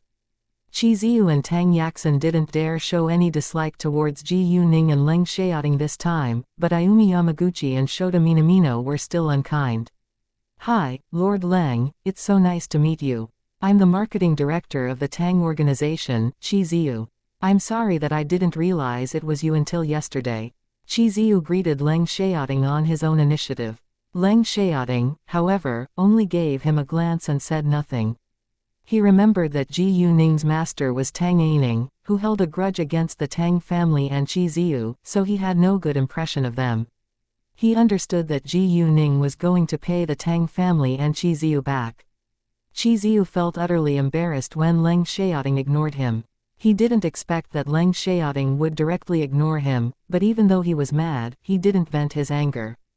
Tang Yaxin wanted to greet Leng Xiaoting too, but gave the idea up after Leng Xiaoting ignored Qi Ziyu. If there was another man who dared to ignore Qi Ziyu, she would argue with him, but she admired Leng Xiaoting, so she did nothing about it. Besides, she had also heard of Leng Xiaoting's cold character, so it wasn't strange that Qi Ziyu was ignored. Ayumi Yamaguchi, instead, mocked Leng Xiaoting, because she wasn't aware of his family background. "How could you be so rude? Didn't you hear Ziyu's greeting?" Hearing that, Qi Ziyu was scared and interrupted Ayumi Yamaguchi at once. "Miss Yamaguchi, it's not a big deal." He said it in a hurry, so it sounded as if he was criticizing her. He clearly knew that Leng Xiaoting wasn't someone that Ayumi Yamaguchi and Shota Minamino could mess with. Although the Minamino family was very influential in Country R, it wasn't the most powerful family, while the Leng family was the most powerful family in this country. Ayumi Yamaguchi was angry when Qi Ziyu didn't side with her. How? Shota Minamino, however, realized that something wasn't right. Not only was Qi Ziyu quite respectful of this young man, but he was also nervous when Ayumi Yamaguchi interrupted them. It all proved that this young man wasn't an ordinary man. "Ayumi, calm down." Although Shota Minamino liked Ayumi Yamaguchi and he tolerated her bad temper most of the time, it didn't mean that he would allow her to cause trouble. Hearing Shota Minamino's warning, Ayumi Yamaguchi curbed her anger. "Lord Leng, I'm sorry. Miss Yamaguchi is a foreigner, and she doesn't know much about the situation here. Please don't mind it." Qi Ziyu apologized to Leng Xiaoting at once. Leng Xiaoting remained silent, and ignored him. He never liked people from Country R. Besides, from the beginning to the end, the two people from Country R kept causing them trouble. Ji Yuning said to Leng Xiaoting at this time, "Let's go now." "Great," Leng Xiaoting said, then left with Ji Yuning. When they walked away, Zi Beiying gave Ayumi Yamaguchi a glance of disdain and said, "Don't think you're superior to others, otherwise you will probably be killed without any hints." After that, she turned around with pride. Even if they didn't dare to annoy Leng Xiaoting, they couldn't afford the result if Zi Beiying was mad. Leng Xiaoting couldn't kill anybody he wanted to, but Zi Beiying could. It was super easy for a powerful munitioner to get rid of an enemy in Southeast Asia. Ayumi Yamaguchi was angry when Zi Beiying said that to her face. "Ziyu, who are they?" Once Ji Yuning and the others were gone, Shota Minamino asked Qi Ziyu. "Lord Leng is the eldest grandson of the Leng family in the capital, and he's also the youngest major general in the military," Qi Ziyu said. "What?" Hearing that, both Ayumi Yamaguchi and Shota Minamino were shocked. They had heard of the number one family in the capital, and a major general was a very high level in the army. They were astonished by Leng Xiaoting's social status. "Miss Yamaguchi, please forgive me for being a little rude just then," Qi Ziyu said. "It's fine," Shota Minamino said. He felt lucky that Chiziu had stopped Ayumi Yamaguchi in time. Even though Shota Minamino's family was very influential in Country R, he knew that he shouldn't offend the most powerful family in this country. Ayumi Yamaguchi, at the same time, felt quite regretful. Her family wasn't better than the Minamino family in Country R, so she absolutely had no intention to offend the Leng family. A short while later, Dongfang Ziyu and Wu Shunhua came. In the hall, all the people who were interested in jade raw materials were present. The hall was very large and could accommodate about 2,000 people. Chapter 1089. The auction begins. Ji Yuning left with Leng Xiaoting and the others and went to find their seats. The seats were divided into 4 areas, A, B, C, and D. Area A was VVIP area, Area B was VIP area, while both Area C and Area D were for common guests. Ji Yuning came here as the boss of Colorful Jade Provider, which was an influential jade company in City Tang, so she had a seat in Area A. Zi Beiying and the others sat in the same area with her.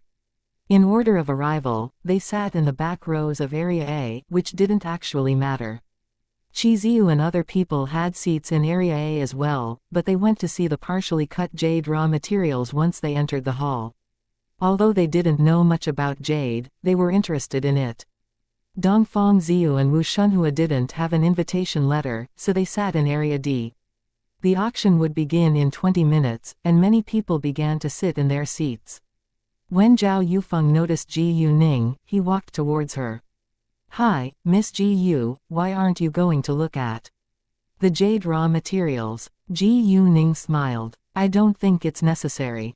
Hearing that, Zhao Yufeng smiled too. He understood that it was easy for Ji Yuning to get jade of high quality given her unbelievable ability. Afterwards, Zhao Yufeng went back to his seat in Area B. All the guests went back to their seats when it neared 12 p.m. Chiziu and the others walked to Area A. None of them dared to be unkind to Ji Yuning and her friends now. At 12 p.m., the auction began. On the stage, a beautiful young woman walked out in a red gown and her beauty stunned many people. "Good afternoon, ladies and gentlemen. Welcome to today's annual jade auction in Burma. Now please allow me to introduce the rules." The hostess simply introduced the rules of the auction to the audience. In fact, the rules weren't complicated. "All right, today's auction begins." Once the hostess made the announcement, all the information of jade raw material number 1 was shown on the big screen behind her. This jade raw material had a window of green on it, so it was obviously expensive. It was about 83 kilograms, and the exposed jade was the best old pit glass jade. Because the diameter of the window was just as large as that of an ordinary cup, bidders couldn't know the type, size, or quality of the jade inside. However, it was very easy for Ji Yuning to find out with the help of her jade eyes. In the jade raw material number 1, there was a piece of jade of old pit glass type. Moreover, it was very large and accounted for 2/3 of the jade raw material. Its opening bid was $1 million, and the bid increment couldn't be less than $500,000. According to the size of the jade in it, Ji Yuning thought that its price should be around 500 million yuan. However, because it was a partially cut jade raw material, other bidders might stop bidding when the price reached 200 million yuan, which was nearly $30 million. They didn't know whether there was really jade inside, so it was highly risky. In most cases, the outer layer of a jade raw material could be very thick, so people tended to believe that the jade in it was small. Anyway, it was rare to see a bid of over 300 million yuan. $2 million, $2.5 million, $3 million, $20 million. Before long, the price reached $20 million, and the bidder was Dongfang Ziyu. Although she didn't know how large the jade was in it, she wanted to have a try because it was a jade raw material of high quality. After the price reached $20 million, fewer and fewer bidders continued to bid for it. Ji Yuning remained silent till now. She planned to wait and bid at the last minute. Some people who were familiar with Ji Yuning, however, hesitated to join the game. They subconsciously thought that there might be no jade in number 1 jade raw material or it wasn't worth the price. Ji Yuning understood that she was affecting their behavior, but she didn't care about them. $24 million. $24.5 million. For now, only Dongfang Ziyu and a jewelry businessman were competing against each other. Once Dongfang Ziyu made the bid of $24.5 million, the jewelry businessman stopped bidding. It was a very high price after all. $24.5 million equaled 166 million yuan. Even though the window showed green old pit glass jade, it didn't mean that there would be valuable jade inside. $25 million. Ji Yuning finally made her bid. Hearing that, Zhang Dequan and many other jewelry businessmen who kept glancing at Ji Yuning got excited at once. Since Ji Yuning was willing to offer a high price for it, they knew that there must be a very valuable jade inside. In that case, some of them began to bid for the jade raw material. Ji Yuning actually felt a little uncomfortable because she knew that those jewelry businessmen did it on purpose. $25.5 million. $26 million, Dongfang Ziyu said. $26.5 million, Ji Yuning said. After several rounds, the other bidders all gave up, and only Dongfang Ziyu and Ji Yuning were left in the game. Chapter 1090 Ma Jingshan, $29.5 million, Dongfang Ziyu said. $30 million, Ji Yuning said. When the price reached $30 million, Dongfang Ziyu gave up, because it was the highest price she was willing to offer. Besides, Ji Yuning had no intention to stop bidding, and the price would only get higher and higher. Although she really wanted this jade raw material, she wasn't sure whether the jade in it was worth $30 million. Nobody was competing against Ji Yuning now, so the hostess opened her mouth after waiting for a few seconds. $30 million once. Twice. Any more bids? No one answered, and the hostess said, "All right, sold. Jade raw material number 1 now belongs to bidder A-122. Ji Yuning got it. It was a piece of old pit glass jade that was worth over 500 million yuan, and Ji Yuning only paid 204 million yuan for it, which wasn't beyond her estimation. Jade raw material number 2 was shown on the screen next. It was also partially cut with a piece of water-type jade inside, but its size wasn't big. Therefore, Ji Yuning didn't want to bid for it. Jade raw material number 3 wasn't cut open at all. There was a piece of jade inside, but its quality wasn't very good, so Ji Yuning gave it up too. Ji Yuning only wanted jade of high quality if it was a partially cut jade raw material. She didn't lack jade right now after all. Because Ji Yuning didn't bid, Dongfang Ziyu successfully got 2 pieces of jade after dozens of jade raw materials were sold at this auction. Ji Yuning wasn't aware that people from the cultivation world also needed the power of good jade to improve their inner discipline, so she thought that Dongfang Ziyu or Dongfang Ziyu's family was involved in the jewelry business. Without Zi Beiying's interference, Shota Minamino also won several pieces of jade. It was an official auction, so Zi Beiying couldn't cause trouble. Ji Yuning waited for a long time, but there was still no jade of high quality, so she remained silent. Although there were many pieces of good jade at this auction, the bidders were all rich people, so the prices were very high. When the 18th jade raw material was shown on the screen, Ji Yuning wanted it. She saw a piece of high-level jade in it. Its opening bid was $10,000 and the bid increment couldn't be less than $10,000. As time went by, the price rose to over $1 million. Ji Yuning didn't join the game at the beginning as usual. When the price increased to $2 million, only a few bidders were left competing for it. When the price came to $3 million, only 2 bidders were left.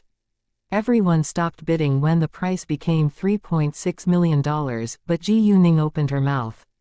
$3.7 million. $3.8 million. $3.9 million. $4.2 million, Ji Yuning said. Some people followed Ji Yuning into the bidding, but still gave up in the end. As a result, Ji Yuning got it. She did exactly the same thing in the following rounds once she found jade of high quality in the jade raw materials. Many bidders followed her, but none of them had enough money or courage to compete against her for the jade. The auction was divided into the first half and the second half. There were 50 jade raw materials sold in the first half, which took almost 2 hours. Afterwards, they had a break of half an hour before the second half began. During the first half of this auction, Ji Yuning got 3 partially cut jade raw materials and 3 complete jade raw materials. She was probably the one who won the most valuable jade. Dongfang Ziyu won 4 partially cut jade raw materials. Shota Minamino had 3 partially cut jade raw materials. Zhang Dequan only had 1 partially cut jade raw material and 2 complete jade raw materials. And Zhao Yufeng had a partially cut jade raw material and a complete jade raw material. Some of the other bidders also got some valuable jade raw materials. There were far more bidders than jade raw materials at this auction, so it wasn't easy to win more than 2 jade raw materials per person. The host of the auction provided desserts, fruit, and drinks for the guests at the restaurant next door, and people could have as much as they wanted. All the bidders were rich people, so the restaurant was luxurious too. Zhang Dequan, Zhao Yufeng and others walked to Ji Yuning once the first half was over. They kindly greeted each other and chatted casually. At this moment, Ma Jingshan also walked towards Ji Yuning, followed by other members of his family. Zhang Dequan, Zhao Yufeng and Ma Jingshan were very familiar with one another. Both Zhang Dequan and Ma Jingshan were members of the Jade Association, so they often met at different meetings. Zhao Yufeng was a jewelry businessman and he showed up often at meetings where jewelry businessmen gathered together. Therefore, Zhao Yufeng and Zhang Dequan weren't strangers. In addition, Zhao Yufeng had visited the Ma family's jade raw material shop many times before, so he and Ma Jingshan weren't strangers either. "Hi, Mr. Ma, nice to see you again." Zhang Dequan, Zhang Binsheng and Zhao Yufeng greeted Ma Jingshan. "Nice to meet you too, everyone." Ma Jingshan was also a very kind man. His sight fell on Ji Yuning then. "Miss Ji Yu, nice to see you. I'm the vice president of the Jade Association in Province Yun, and my name's Ma Jingshan. I can see that you're very talented at stone gambling." Ma Jingshan didn't take Ji Yuning lightly just because she was young, because he knew that Ji Yuning wasn't an ordinary girl. "My honor to meet you here, Mr. Ma," Ji Yuning said with a smile. Chapter 1091. Yes, it's me. Since Ji Yuning was also involved in the jade business, she had heard about Ma Jingshan too. Some people had talked about President Ma yesterday, but she hadn't heard his full name, so she wasn't aware that President Ma was Ma Jingshan. Not only was Ma Jingshan the vice president of the Jade Association in Province Yun, he was also a member of the famous Ma family in County Yin, Province Yun. The Ma family was the #1 jade provider in County Yin, and it was as influential and rich as the 3 jade providers in City Tang. Ji Yuning was obviously happy to make friends with such an important figure. "You're indeed a very smart girl," Ma Jingshan said with a smile. Ji Yuning's polite attitude left a good impression on him. After that, Ma Jingshan took out his name card and handed it to Ji Yuning. "This is my name card. Miss Ji Yu, whenever you visit County Yin, you can call me and you will be my distinguished guest there."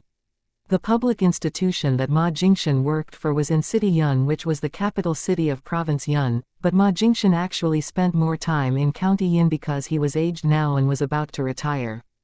"Thank you so much, Mr. Ma," Ji Yuning said and took Ma Jingshan's name card. She also politely handed Ma Jingshan her own name card.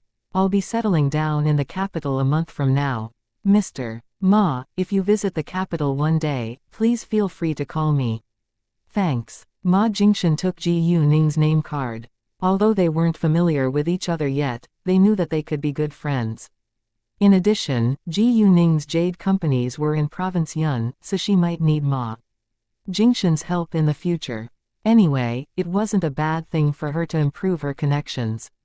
"Miss Ji Yu, does your family also run a jewelry company since you bought so many jade raw materials?" Ma Jingshan asked. He didn't think that Ji Yuning bought those jade raw materials for herself. Even though Ji Yuning behaved like a mature businesswoman, she was still too young. Ma Jingshan didn't know Ji Yuning's exact age, but he thought that she must be around 20 this year and should still be a student. Ji Yuning smiled and said, "Not really, I'm involved in the jade business myself." "What?" Ma Jingshan was shocked. He soon realized that Ji Yuning probably started a company on her own. "Mr. Ma, have you heard the news that the Wang family in City Tang was replaced by a new jade company not too long ago?" Ji Yuning asked. Yes, and I heard it's a woman who did it, Ma Jingshan said, then suddenly stopped. No way, is the woman you? He couldn't believe it, but it was highly possible. Yes, it's me, Ji Yuning said. She wasn't showing off, but she thought that she should be honest with her friend. They were doing business in the same industry, so it could help them avoid unnecessary and unjust competition if she told him the truth. Not only Ma Jingshan, but others by his sides were also astonished. To their astonishment, this young girl in front of them was able to replace the Wang family. They weren't sure whether Ji Yuning was the reason why the Wang family lost its influence and position overnight, but it still wasn't easy to replace it. In that case, Ji Yuning must have powerful connections or support behind her back.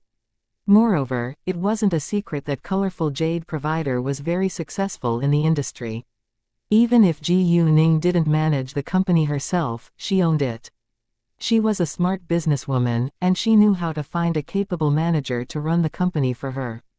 If she wanted to build her business empire, she had to learn how to rely on many skilled people to help her do that. Miss Ji Yu, may I know your age? Ma Jingshan asked. 19, Ji Yuning said. Hearing that, Ma Jingshan was greatly surprised. You're so much better than your peers. Ma Jingshan said. Thank you for your compliment, Mr. Ma, Ji Yuning said. We're doing business in the same industry, and competition is unavoidable, but I hope that we can compete with each other according to the rules instead of using some dirty tricks. Competition was always fierce in business. Sure, Ma Jingshan said and agreed. Peers weren't enemies, they could get along well with each other as long as nobody played dirty tricks. Afterwards, they went to the nearby restaurant together to have some drinks and food before then going back to their seats half an hour later. During the second half, Ji Yuning won 2 partially cut jade raw materials and 4 complete jade raw materials. Chapter 1092 Encounter Robbers. There was jade of high quality in each of those jade raw materials. When the auction came to the end, the last and most valuable jade raw material was shown on the screen. Ji Yuning saw a piece of the king's green in it. Although the king's green was at the same level as the old pit glass jade, its price was much higher. Even if it wasn't very large, it was super expensive. Other people in the hall, however, had no idea how big the king's green was inside. According to its size, Ji Yuning estimated it to be worth about 300 million yuan. Therefore, the bidding price should stop at 200 million yuan.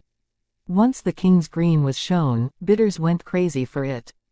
Even though the king's green was rarely seen, its price could be unreasonably high as well, so Ji Yuning remained silent for the time being.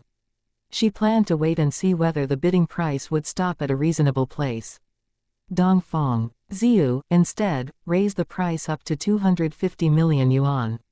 She was reluctant to miss the king's green because she sensed strong magical power from it. Although it wasn't the highest price the jade could be sold at, Ji Yuning gave it up, because it wasn't worth the effort. As a result, Dongfang Ziyu won the king's green. When the auction was over, they went to pay the bill and finish some legal procedures. Zhang Dequan, Zhao Yufeng and others walked to Ji Yuning once they left the hall. Miss Ji Yu, when will you go back? Zhang Dequan asked her. Very soon. How about you, Mr. Zhang? Ji Yuning said. Me too, Zhang Dequan replied. City Tang was very close and they could arrive there in 2 or 3 hours. Besides, Burma wasn't a safe country, so they should go back as soon as possible. Zhao Yufeng would leave once he finished the legal procedures too. There were several windows for people to fill out the documents, so Ji Yuning finished the legal procedures after a short while. Although she didn't have too many jade raw materials, they were too heavy to be carried with her. The host arranged a MPV for them to deliver them. Ji Yuning went back to the hotel to pack her baggage first, then left for City Tang. Even though Ji Yuning had the intention to keep an eye on Dongfang Ziyu, it wasn't the right time for her to do that right now. The cultivation world was separated from their world, and normal human beings couldn't reach it. In that case, even if Ji Yuning kept a close eye on Dongfang Ziyu and Wu Shunhua, they could still disappear from sight at any second. Moreover, it was very easy for Dongfang Ziyu and Wu Shunhua to find out who was following them.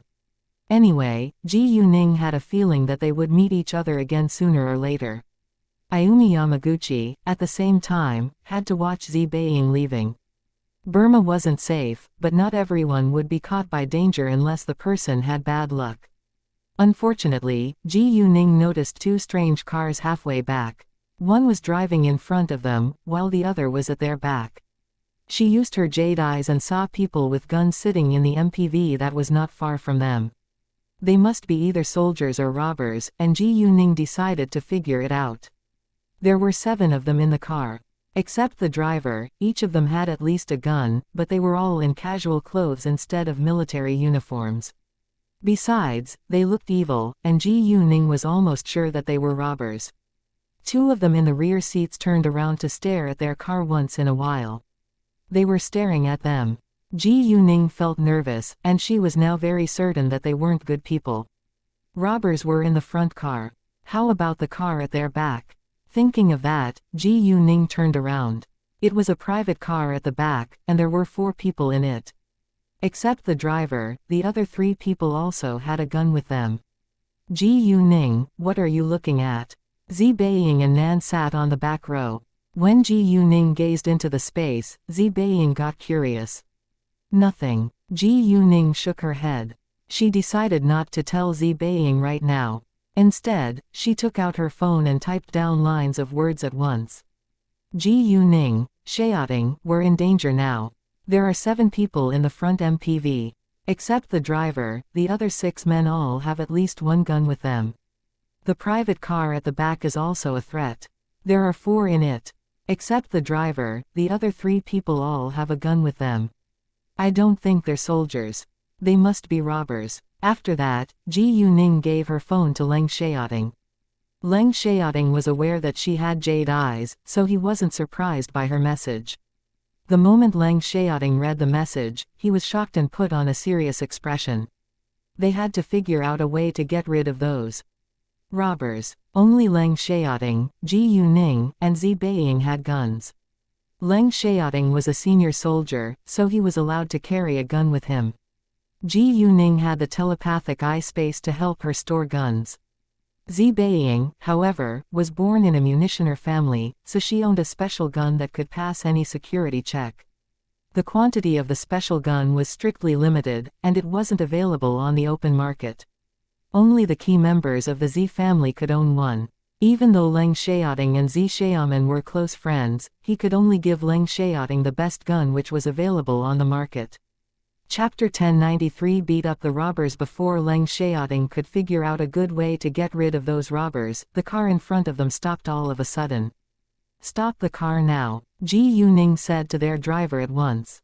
What's wrong? Zi Beiying asked with confusion, but Ji Yuning didn't have time to explain it to her. The driver listened to Ji Yuning and stopped the car, but they were only 3 meters away from the robbers now. Once their car stopped, those robbers jumped out with their guns. No way, robbers. The driver realized that something terrible was going to happen. The driver was a local citizen, so he knew how dangerous it could be. Mengda was sitting in the front passenger's seat, and he was also surprised by the scene. There were a bunch of robbers on the road ahead of them. What? Robbers? Zi Beiying and Nan exclaimed. You must have won too many valuable jade raw materials at the auction, and they noticed you. If they want your valuables, give it to them, and maybe you can survive, the driver said in a trembling voice. It had happened many times before that robbers would follow rich bidders on their way back home. Normally, they only wanted money, so they wouldn't kill. A few seconds later, the private car at the back stopped as well, and several men with guns got out of it without delay. It was impossible for Ji Yuning and her friends to escape now. Since they only want the valuable jade raw materials, we can give them to them. Stay alert. If it's possible, we can fight back, Ji Yuning said to Leng Xiaoting, Zi Beiying and the others. She didn't care about the jade raw materials, their safety was more important. However, if it was possible, she would seize the chance to fight back. The 5 of them were all ace fighting masters, so it was easy for them to beat up several robbers. Ji Yuning wouldn't allow anyone to take advantage of her and get away with it. Zi Beiying wouldn't swallow an insult either, so she was determined to fight back as well. The next second, their car was surrounded by the armed robbers. One of them walked forward and knocked on the car window to tell them to get out of it. Ji Yuning and the others listened to him. Several robbers pointed guns against their backs and forced them to squat to the side. "We just want money, not your lives. If you want to stay alive, be quiet," a robber said in English. They didn't bother to hide their actions. Even though other car drivers who passed by this road noticed them, nobody dared to stop them, instead they all sped up and left soon. Once Ji Yuning and the others got out of their car, those robbers got into it and removed all of the jade raw materials. 4 robbers were left to guard Ji Yuning and her friends, while the other 4 robbers moved the jade raw materials to their MPV. They didn't know that Ji Yuning and her friends weren't weak people, so they thought 4 of them could easily control them. Right as the other 4 robbers moved the jade raw materials to the MPV, Ji Yuning and her friends seized the chance. In tacit agreement, they began to attack those robbers. Those robbers were surprised and totally unprepared for it. Ji Yuning didn't hesitate and used her magical power to help her. She held 2 handguns in her hands, then shot at the 2 robbers in front. Bam, bam. The bullets hit them in their laps, and they fell down to the ground at once. The sudden gunshots shocked everyone, including Zi Beiying and the others, but Leng Xiaoting stayed calm. Zi Beiying and the others didn't know that Ji Yuning had guns with her, but they had no time to think further about it right now. The other 2 robbers put the jade raw materials in their hands down without delay, and got ready to fight back. However, before they could do it, Ji Yuning replaced her guns with daggers and cut their belts off, then threw their guns back to Leng Xiaoting. Leng Xiaoting had just beaten up 2 of the robbers, then ran towards Ji Yuning and picked the guns up like lightning. After picking up the guns that Ji Yuning threw to him, Leng Xiaoting quickly removed the guns from the 2 robbers who had been shot in their laps. Leng Xiaoting also heavily stomped on their chests, their ribs breaking with a clear sound. In that case, neither of them were a threat to them now. Mengda, at the same time, ran to the MPV driver and wanted to control the driver. With her jade eyes, Ji Yuning saw that there were no more guns or bombs left in the car, so she didn't stop Mengda. Within a short while, all the robbers were beaten on the ground. Chapter 1094 Meet Dongfang Ziyu again. Those robbers couldn't be more surprised now. They didn't expect to meet so many people who were excellent at fighting and had guns too. Ji Yuning moved her jade raw materials back to their car. As for the MPV driver, Ji Yuning had no intention to hurt him. The driver could drive those seriously injured robbers away. Knowing that Ji Yuning wouldn't hurt him, the driver felt quite relieved. He had thought that he would be killed today. Ji Yuning couldn't move all the jade raw materials back alone, so Zi Beiying and Nan ran to help her. Ji Yuning, you're so unbelievable. How could you beat them up within seconds by yourself? Zi Beiying was shocked by the scene. She knew that Ji Yuning wasn't a weak girl, but Ji Yuning's fighting skills were beyond her imagination. Leng Xiaoting was a little slower than Ji Yuning, because Ji Yuning had the help of her magical power. If she didn't use her magical power, she couldn't move faster than Leng Xiaoting. Ji Yuning only smiled and said nothing. Those robbers had guns with them, but they weren't skilled at fighting. They were merely stronger than ordinary people, but were barely comparable to Ji Yuning. Leng Xiaoting left all the guns in the MPV, because they couldn't leave with guns, it would cause them trouble. Zi Beiying and the others were here, so he couldn't put the guns into Ji Yuning's telepathic eye space either.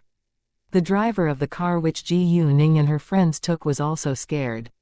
He was even trembling in fear now, so Mengda replaced him to drive the car. From the beginning to the end, there were few vehicles passing by this road. In addition, the fighting only lasted for 5 minutes, and they left soon. However, 2 minutes later, Dongfang Ziyu and Wu Shunhua passed by in a private car.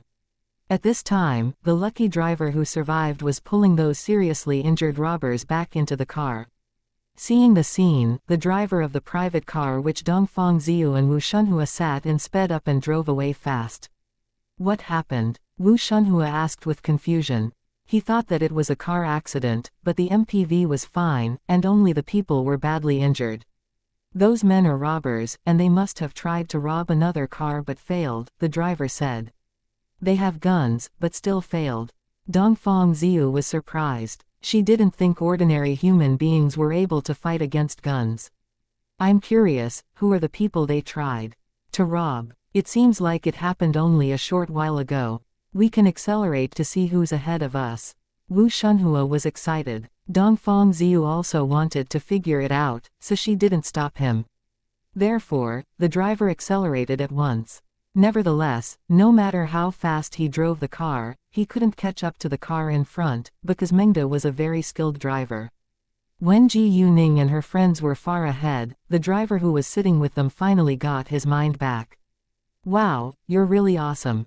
Although he thought that it was very dangerous for them to have fought back against those armed robbers, it was clear that those robbers weren't their match. About 8 p.m., they left Burma and Zheng Peng was waiting for them at the customs. Once they arrived, the driver from Burma drove the car back. Ji Yuning and the others then moved the jade raw materials to the car that Zheng Peng drove and they went to City Tang together. Dongfang Ziyu and Wu Shunhua came to the customs afterwards.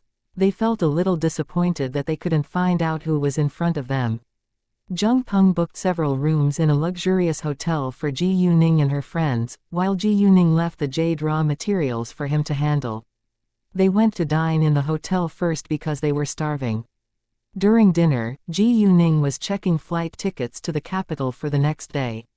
They weren't in a hurry, so she booked plane tickets at 2 p.m. tomorrow.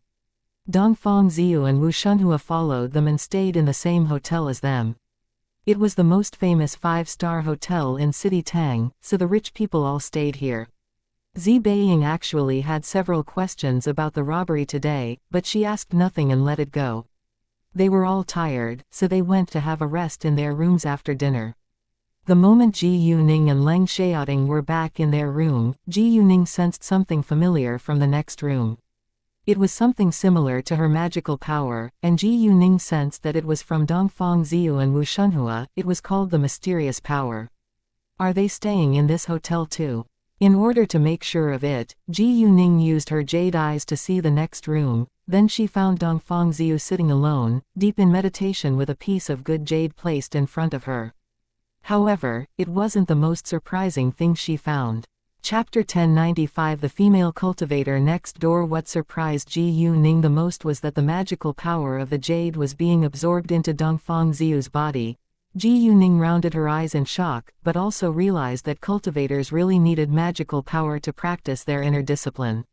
Although Dongfang Ziyu was in the middle of her practice, she sensed that someone was staring at her. However, she couldn't figure out why, because this room was completely closed. She had searched the room and found no surveillance camera. Maybe it was a wrong impression. She was in the middle of her practice now, so she couldn't stop, or her soul would be damaged. Therefore, she had to continue even if she felt like someone was staring at her. Ji Yuning also understood that cultivators all had acute senses, so she soon withdrew her look. Ningning, what's wrong? Leng Xiaoting asked Ji Yuning with concern. Be quiet. Ji Yuning made a hand gesture to tell Leng Xiaoting to keep his voice low, then pulled him into the bedroom. Dongfang Ziyu was sitting next to the living room, so Ji Yuning was worried that Dongfang Ziyu might hear their discussion. Zi Beiying was staying in the adjacent room next to their bedroom, but Zi Beiying was an ordinary person, so she couldn't hear their talk. Ji Yuning didn't open her mouth again until they were in the bedroom. The female cultivator is in the next room. Cultivators have acute senses, so we can't make too many noises tonight, Ji Yuning said all of a sudden. Leng Xiaoting understood Ji Yuning's meaning and felt a little upset because they couldn't have sex tonight. Ji Yuning simply thought it would be super embarrassing if Dongfang Ziyu heard the sound of them making love. Leng Xiaoting respected Ji Yuning, so he agreed. He only kissed and cuddled her before they went to sleep. Ji Yuning and Leng Xiaoting also didn't talk much in case Dongfang Ziyu heard anything important. Dongfang Ziyu stopped practicing at 11 p.m. After absorbing the magical power from the good jade, her mysterious power was improved a little, but she still needed to absorb more and more magical power. It would take a long time for her to get to the next level of her inner discipline. Dongfang Ziyu took a bath before she went to bed. The next day, everyone got up around 7 a.m. Ji Yuning and the others didn't see Dongfang Ziyu and Wu Shunhua when they left their rooms, but they met them in the dining hall. Dongfang Ziyu and Wu Shunhua were slightly surprised to see Ji Yuning and her friends, but they didn't pay much attention to them. Ji Yuning and others left after having breakfast. Ziyu, could they have been the ones robbed by those robbers? Wu Shunhua asked when Ji Yuning and her friends left. They could see that Ji Yuning and her friends were all good at fighting. Dongfang Ziyu thought that it was possible. If that's the case, they must be very excellent at martial arts, Dongfang Ziyu said. It wasn't easy to beat up 8 armed robbers. Although Ji Yuning also used guns, it was still very difficult. It's not important. Let's enjoy our breakfast now, Dongfang Ziyu added. Ji Yuning and the others planned to check out at 9 a.m. Will you go with us or not? Ji Yuning asked Zi Beiying. I'll go with you. I don't know what to do here, Zi Beiying said. Great, we'll check out at 9 a.m., Ji Yuning said. At 9 a.m., they checked out together and went to Colorful Jade Provider. Wow, there are so many pieces of jade. Zi Beiying exclaimed the second she walked into the factory. Even though she knew little about jade, she was aware that it was hard to cut out jade, especially jade of high quality. Nevertheless, Ji Yuning had jade eyes, so it was very easy for her to find good jade. Ji Yuning, I thought that you're only the owner of jade beauty jewelry, but it turns out that you own one of the 3 largest jade providers in City Tang as well. Zi Beiying admired Ji Yuning more than ever now. There is more you don't know, Ji Yuning said with a mysterious smile. Which other companies do you have? Zi Beiying asked curiously. It's not fun if I tell you directly. You can find out for yourself, Ji Yuning said. You're right. Zi Beiying nodded. At the same time, Dongfang Ziyu and Wu Shunhua went to the street of jade raw materials. They didn't play stone gambling, but just came here to bid for jade. After walking for a while, Dongfang Ziyu found the office of Colorful Jade Provider by the road. They didn't know that it was Ji Yuning's company, but thought that there could be a lot of jade. Without hesitation, Dongfang Ziyu and Wu Shunhua walked inside. Chapter 1096 Song Haoyu, welcome to Colorful Jade Provider Office. The receptionist greeted them politely. Do you have jade of high quality? Dongfang Ziyu asked. She hadn't heard of Colorful Jade Provider before, or she wouldn't have asked that question because Colorful Jade Provider was a well-known jade company in the jewelry industry now. Of course we have. Do you want to cooperate with us as a jewelry businessman, or to buy jade as a customer? The receptionist asked. There were 2 ways for Colorful Jade Provider to sell their jade. 1. To cooperate with jewelry businessmen. 2. To sell to individual customers. No matter which way was chosen, the amount was limited. Dongfang Ziyu and Wu Shunhua were happy to hear that. I'm just a customer, Dongfang Ziyu said. She knew that it needed legal documents to cooperate with a jade provider as a jewelry businessman, but she didn't have them right now. Well, we can only offer each customer 2 pieces of jade of different levels each month. Saying that, the receptionist took out a booklet with all the information of jade on sale inside. Although there were specific numbers of the size and weight of each piece of jade, they would measure again in front of the customer. In addition, the customer needed to sign a contract if he or she wanted to buy the jade. 2 pieces of jade each month. It was the first time that Dongfang Ziyu and Wu Shunhua had heard of jade purchasing limitation. Luckily, there were 2 of them, so they could buy 4 pieces of jade in all. They could also choose jade of different levels. Please have a seat and enjoy. The receptionist invited Dongfang Ziyu and Wu Shunhua to have a seat in the lounge, then gave them the booklet and poured 2 cups of tea for them. There was no top-level jade in the booklet, because top-level jade was kept for jewelry businessmen. In the end, Dongfang Ziyu and Wu Shunhua bought 2 pieces of jade. About 11 a.m., Ji Yuning and the others went to dine together with Zheng Peng. After lunch, it was already 12:30 p.m., so Zheng Peng drove Ji Yuning and her friends to the airport. The plane would take off at 2:10 p.m., so Ji Yuning and her friends arrived at the airport at 1 p.m. They booked plane tickets for the first class, so they had a separate VIP lounge. Zi Beiying was very excited thinking that she could have fun in the capital with Ji Yuning. This wasn't the first time that she had been to the capital, but she felt quite different this time. Xi Beiying was a little childlike normally, but could become very mature and stable when it was about something serious. Coincidentally, they met Dongfang Ziyu and Wu Shunhua again in the same plane. Dongfang Ziyu and Wu Shunhua sat in the economy class, so they didn't talk to each other. Why are we meeting them everywhere? Wu Shunhua said to Dongfang Ziyu. Ji Yuning also said the same thing to her friends. We've met them everywhere. In fact, Leng Xiaoting was worried every time they talked about cultivators, because he was afraid that they might hurt Ji Yuning. However, he couldn't stop her from fighting against them. Ji Yuning sensed Leng Xiaoting's emotional change, then said by his ears in a low voice to comfort him, I know you're worried about me, but they aren't members of the evil practice. I'll be fine. After an hour and 15 minutes, the plane landed at the airport of City Kun. It would stop here for 40 minutes. Visitors whose destination was City Kun all got off the plane, and Ji Yuning paid special attention to Dongfang Ziyu and Wu Shunhua. She found that they stayed in the plane, so she was sure that they were going to the capital as well. Since Dongfang Ziyu and Wu Shunhua were heading to the capital too, Ji Yuning thought that she should figure out what they would be doing there. Ji Yuning sent Ka a message at once, and told him to track Dongfang Ziyu and Wu Shunhua. Because she couldn't take photos of them, she simply described their appearances and ages to K. After that, Ji Yuning turned her phone off. Leng Xiaoting also checked his phone to see whether he had missed calls. He found that Xu Jinchen had called him and left a message. Xu Jinchen, Xiaoting, Song Haoyu is challenging you. Do you want to accept it? I know you're coming back to the capital today, so I need to ask for your opinion first. Although these were just lines of words, Leng Xiaoting could feel that Xu Jinchen was gloating now. Not only Xu Jinchen, but all the rest members of the Red Flame were doing the same thing.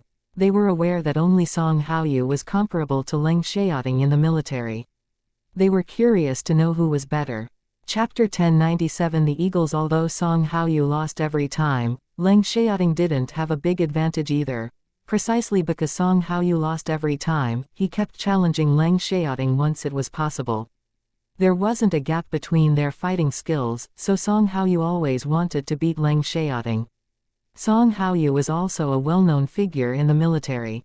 He was 29 this year and the leader of the Eagles, which was a top squad, but his military rank was lower than Leng Xiaoting.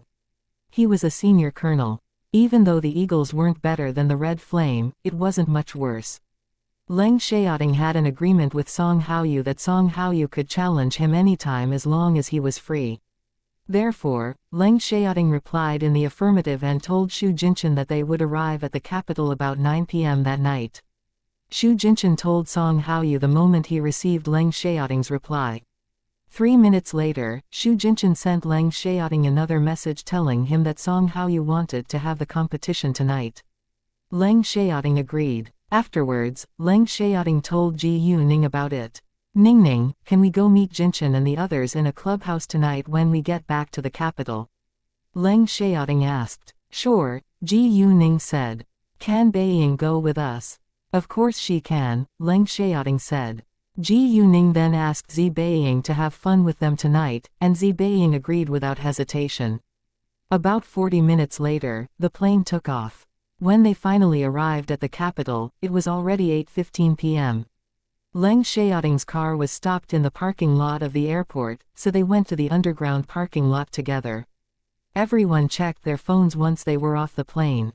Ji Yuning didn't pay much attention to Dongfang Ziyu and Wu Shunhua, because Kei would keep a close eye on them for her. Kei soon found Dongfang Ziyu and Wu Shunhua from the surveillance cameras according to Ji Yuning's description. He also saw Ji Yuning, Leng Xiaoting, and Xi Beiying. When Xi Beiying appeared in his sight, Kei was shocked. He clearly remembered that he had seen Xi Beiying once before. Xi Beiying was born in the most powerful munitioner family in Southeast Asia. How come she was with Ji Yuning now? Kei was impressed by Ji Yuning's connections again. Although he was surprised, it wasn't something he couldn't understand. He probably thought that everything was possible with Ji Yuning. Kei then turned to focus on Dongfang Ziyu and Wu Shunhua. Ji Yuning and the others left in the same car. The car was large enough to accommodate the 5 of them. When it was 9 p.m., they arrived at the appointed clubhouse and Leng Xiaoting gave Xu Jinchen a call. In a private room, Xu Jinchen, Xu Jinlin, Chen Meng, Song Haoyu and Song Haoyu's friend were drinking together. Song Haoyu was very handsome with delicate features, and he had a tall and strong build. Song Haoyu also looked a little cold, but he was still different from Leng Xiaoting because he was only cold when he was with strangers. When he was with his friends, he was quite kind and easygoing. Xu Jinchen shook his phone to Song Haoyu to show the caller's name and said, "Xiaoting's here." The next second, he answered the call and told Leng Xiaoting the number of the private room. "Song Haoyu, why can't you give up? You've never won," Xu Jinchen joked. He didn't think that Song Haoyu could beat Leng Xiaoting. Although Song Haoyu kept practicing his fighting skills, Leng Xiaoting was doing the same thing, and Xu Jinchen felt that Leng Xiaoting was quickly getting better and better these days. "I'll never give up," Song Haoyu said, then gave Xu Jinchen a glance of disdain. It meant that Xu Jinchen had easily given it up. Xu Jinchen didn't know what to say, because it was the truth. A long time ago, he also had made a promise to surpass Leng Xiaoting one day, but gradually gave up and forgot his words. Hearing that, Chen Meng didn't dare say a word, in case Song Haoyu disdained him too. Actually, it wasn't their fault, because Leng Xiaoting was really a hard act to follow. Song Haoyu wouldn't give up challenging Leng Xiaoting, but it was impossible for him to win. Before long, Leng Xiaoting and the others came. When they walked inside, everyone was surprised. Song Haoyu didn't expect to see Leng Xiaoting coming inside with women. He thought that Leng Xiaoting never liked being close to women. "Hi, Jinchen, Chen Meng." Zi Beiying greeted Xu Jinchen and Chen Meng at once. "Oh, Miss Zi, what a surprise." Xu Jinchen said. "Hi, Miss Zi," Chen Meng said. "Ha ha, I come here for you, so that we can have fun together," Zi Beiying said with a broad smile. Chapter 1098 Wu Mina. Xu Jinchen laughed and said, "Great, come here and have a seat." "Thanks," Zi Beiying said. "Hi, Xiaoting, this is." Song Haoyu stood up when Leng Xiaoting walked inside, but he was very curious about the young girl who was standing by Leng Xiaoting's side. He wondered whether the girl and Leng Xiaoting were girlfriend and boyfriend, but thought that it wasn't likely. However, before Leng Xiaoting could say anything, Xu Jinchen interrupted them. "Please allow me to make the introduction. This is our Major General Leng's girlfriend." "What?" Song Haoyu rounded his eyes in shock. "Hi." Ji Yuning smiled at him. "Oh, hi," Song Haoyu said at once. "All right, have a seat, everybody," Xu Jinlin said. "Ji Yuning, Miss Zi, this is Song Haoyu, Ji Yu Zichuan, and my older brother, Xu Jinlin," Xu Jinchen said to Ji Yuning and Zi Beiying. "Nice to meet you all," Zi Beiying said. "Nice to see you," Ji Yuning said. "This is Xiaoting's girlfriend, Ji Yuning, and this is our brother's younger sister, Zi Beiying," Xu Jinchen said to his friends. "Nice to see you, Miss Ji Yu and Miss Zi," Song Haoyu, Ji Yu Zichuan and Xu Jinlin said. "All right, let's have a drink together." Xu Jinchen proposed and raised his glass. They drank red wine, so everyone had a sip of it. "When will you have the competition? Right now, or in a while?" Xu Jinchen asked. "They just arrived. We can relax for a while," Song Haoyu said. "Competition? What competition?" Ji Yuning was confused and glanced at Leng Xiaoting, but she didn't ask him any questions. Although Ji Yuning didn't ask, Leng Xiaoting explained it to her of his own accord. "We'll have a competition of our fighting skills." "Relax, Ji Yuning, it has happened many times, but Xiaoting has never once lost," Xu Jinchen said, in case Ji Yuning was worried about Leng Xiaoting's safety. However, Ji Yuning wasn't worried at all because she trusted him. During this time, Leng Xiaoting became physically stronger with the help of her power crystals and he was able to move faster than usual. "Xu Jinchen, although I've never won, couldn't you save some face for me?" Song Haoyu argued. "Do I need to do that? You'll lose it sooner or later." Xu Jinchen rolled his eyes at Song Haoyu. "You're a loser too," Song Haoyu said. They argued with each other for a short while, then stopped. "Why don't we have the competition now, in case we drink too much later?" Leng Xiaoting stood up. "Great." Song Haoyu agreed. Since they were going to have a competition of fighting skills, they needed to go to a special martial art room. Song Haoyu already booked a VIP martial art room for them. Their private room was on the 3rd floor, while the martial art room was on the 1st floor. "Oh, hi, Jinchen." Just as they reached the 1st floor, a surprised female voice sounded from the center of the hall. They turned around and found a beautiful young woman walking towards them excitedly. Nevertheless, Shu Jinchen didn't seem happy to see her. "Hi, Miss Wu." "Jinchen, what a coincidence," Wu Mina said, then she saw Shu Jinlin and greeted him too. "Oh, hi, nice to see you again, Jinlin." "Nice to see you, Miss Wu," Shu Jinlin replied politely. It was obvious that Shu Jinchen and Shu Jinlin weren't close to Wu Mina, and they even deliberately kept a distance from her. Although Wu Mina didn't know Leng Xiaoting and Song Haoyu, she was impressed by their handsome looks. She felt she was quite lucky today to meet so many good-looking men. "Sorry, Miss Wu, we've gotta leave now," Shu Jinchen said and interrupted Wu Mina's thought. "What?" Wu Mina got her mind back and asked, "Why do you have to leave so early?" "Jesus, Mina, are these handsome men all your friends? Why don't you introduce them to us?" At this moment, 2 women walked up to Wu Mina. "Come on, let's have fun together tonight," one of them said. Both of the 2 women were flirtatious. "Shut up," Wu Mina snapped at them, in case Shu Jinchen was displeased. "Jinchen, I'm sorry. They're just kidding. Please don't be mad," she added. The 2 women shut their mouths at once. They weren't mad at Wu Mina, but were confused about why Wu Mina behaved so strangely. They thought that Wu Mina probably admired this man. It was very normal because Shu Jinchen was really handsome. "Miss Wu, I don't mind, but we do have to leave now," Shu Jinchen said.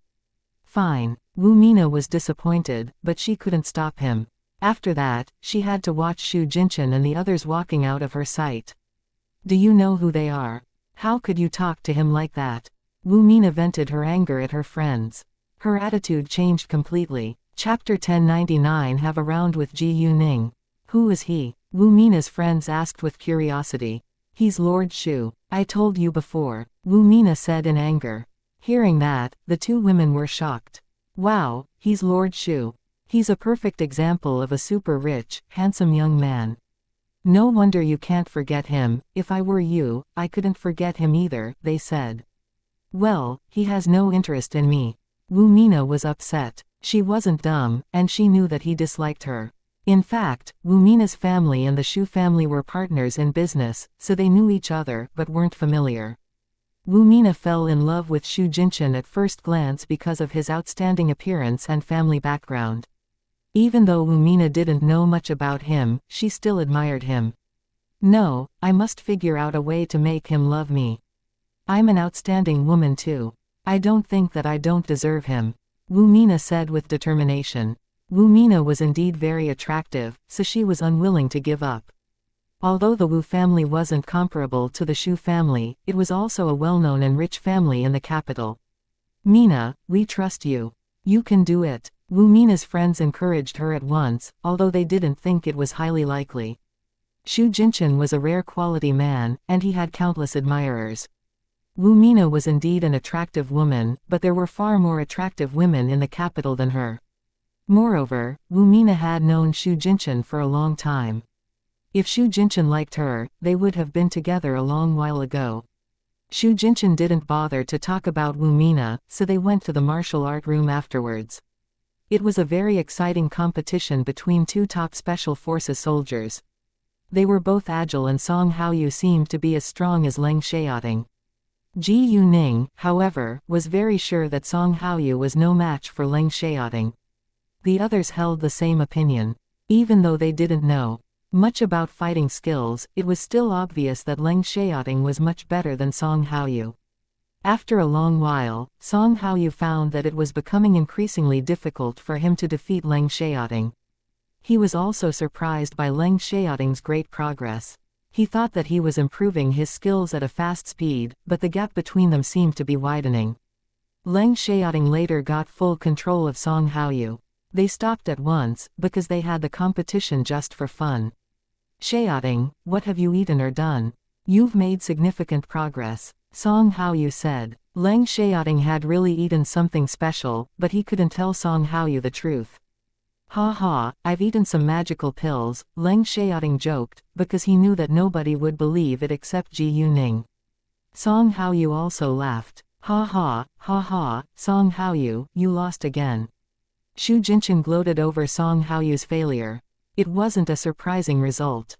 It would only be a surprise if Song Haoyu won. So what? You don't dare have the competition, so I think that I'm still better than you, Song Haoyu retorted. You. Xu Jinchen was mad, but didn't know how to argue back. I won't give up, and we can have the competition again the next time, Song Haoyu said. No problem. Leng Xiaoting agreed. Xu Jinchen wanted to make fun of Song Haoyu, but swallowed his words in case Song Haoyu laughed at him. However, he still felt uncomfortable that Song Haoyu was unwilling to give up. He wondered whether Song Haoyu would feel upset if Ji Yuning could easily defeat him. Thinking of that, Xu Jinchen blurted it out, Song Haoyu, why don't you have a round with Ji Yuning after having a rest for a while? The second Xu Jinchen finished that, he realized that he shouldn't say that, so he turned to look at Leng Xiaoting to see whether Leng Xiaoting was displeased. They didn't know whether Ji Yuning was better than Leng Xiaoting, so she might be hurt in the competition with Song Haoyu. Fortunately, Leng Xiaoting stayed calm. Ji Yuning, at the same time, got interested. Leng Xiaoting knew that Ji Yuning wasn't a weak girl, and they had the competition just for fun, so she wouldn't be hurt. Song Haoyu and Ji Zichuan, however, were shocked, looking at Xu Jinchen and Ji Yuning. They couldn't believe that Xu Jinchen proposed that. Ji Yuning was a slim young girl after all, and they didn't believe that she could defeat a strong man in a competition of fighting skills. In fact, except for Song Haoyu and Ji Zichuan, the others didn't think that there was anything wrong with that idea. Although they weren't very sure that Ji Yuning could defeat Song Haoyu, they knew that she wouldn't lose too badly. Chapter 1100 Ji Yuning defeats Song Haoyu. Xu Jinchen, did I hear that right? Do you want me to have a round with Miss Ji Yu? Song Haoyu asked with surprise. He still couldn't believe it. Right, Xu Jinchen said, then felt a little embarrassed. Ji Yuning, are you willing to do that? Although Leng Xiaoting agreed, they still needed to ask for Ji Yuning's opinion. Sure, Ji Yuning said. She was interested in it. Song Haoyu wanted to say something, but didn't know what to say, because Ji Yuning already accepted it, which meant that she wasn't afraid of him. However, he was curious to know whether Ji Yuning was really good at fighting. She was a young student, while he was a senior soldier in the army. If he lost, it would be super embarrassing. Thinking of that, Song Haoyu felt a little nervous, but he did his best to calm down. He had the courage to challenge Leng Xiaoting, so he should be calm when he was challenged by a young girl. After a short while, Song Haoyu adjusted his emotions properly. The others all moved away and left enough space for them. Why don't we have a bet? Xu Jinchen said all of a sudden. I bet that Ningning will win, Leng Xiaoting said at once. He was confident that Ji Yuning would win. Me too, but what should we bet? Zi Beiying said and asked. The loser should buy a meal for the winner and the winner can decide what to eat, Xu Jinchen said. They were all rich people, and did it simply for fun. I also bet that Ji Yuning can win, Chen Meng said. Me too, Xu Jinlin said. He did that because of Leng Xiaoting. Zichuan, how about you? Xu Jinchen asked. I'm with Haoyu. Ji Zichuan was Song Haoyu's friend, so he definitely supported Song Haoyu. Alright, I bet that Ji Yuning will win. It seems only Zichuan believes that Haoyu will win, Xu Jinchen said and gloated. Xu Jinchen, are you doing this on purpose? Song Haoyu said. He felt that it was a trap right now. So, Xu Jinchen said in a provocative tone. They were good friends, so he wasn't worried that Song Haoyu would really be mad at him. Seeing that, Ji Yuning was amused.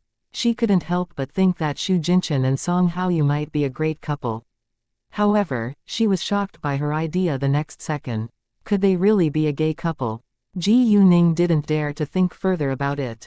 Without further ado, the competition between Ji Yuning and Song Haoyu began. Mr. Song, please don't be gentle just because I'm a girl. We can have this competition with our real ability, Ji Yuning said. No problem, Song Haoyu said. As long as Ji Yuning could accept it, he was willing to show his real ability. In the beginning, Ji Yuning didn't use her magical power to help her. However, there were many people who wanted her to win, so she was reluctant to let them down. If she couldn't win the competition with her own physical strength, she would use her magical power.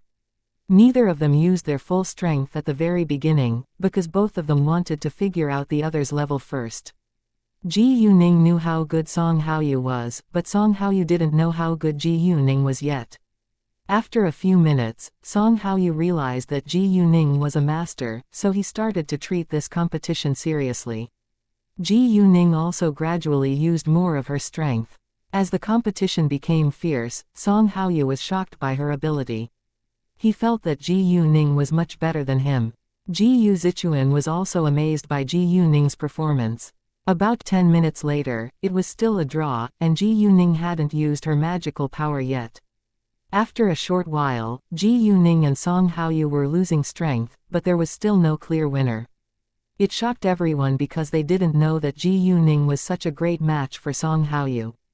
Actually, if Ji Yuning used her magical power to help her, she could easily win the competition within several minutes. It's been 20 minutes now, but it's still a tie. I think there is no winner in this round, Chen Meng said.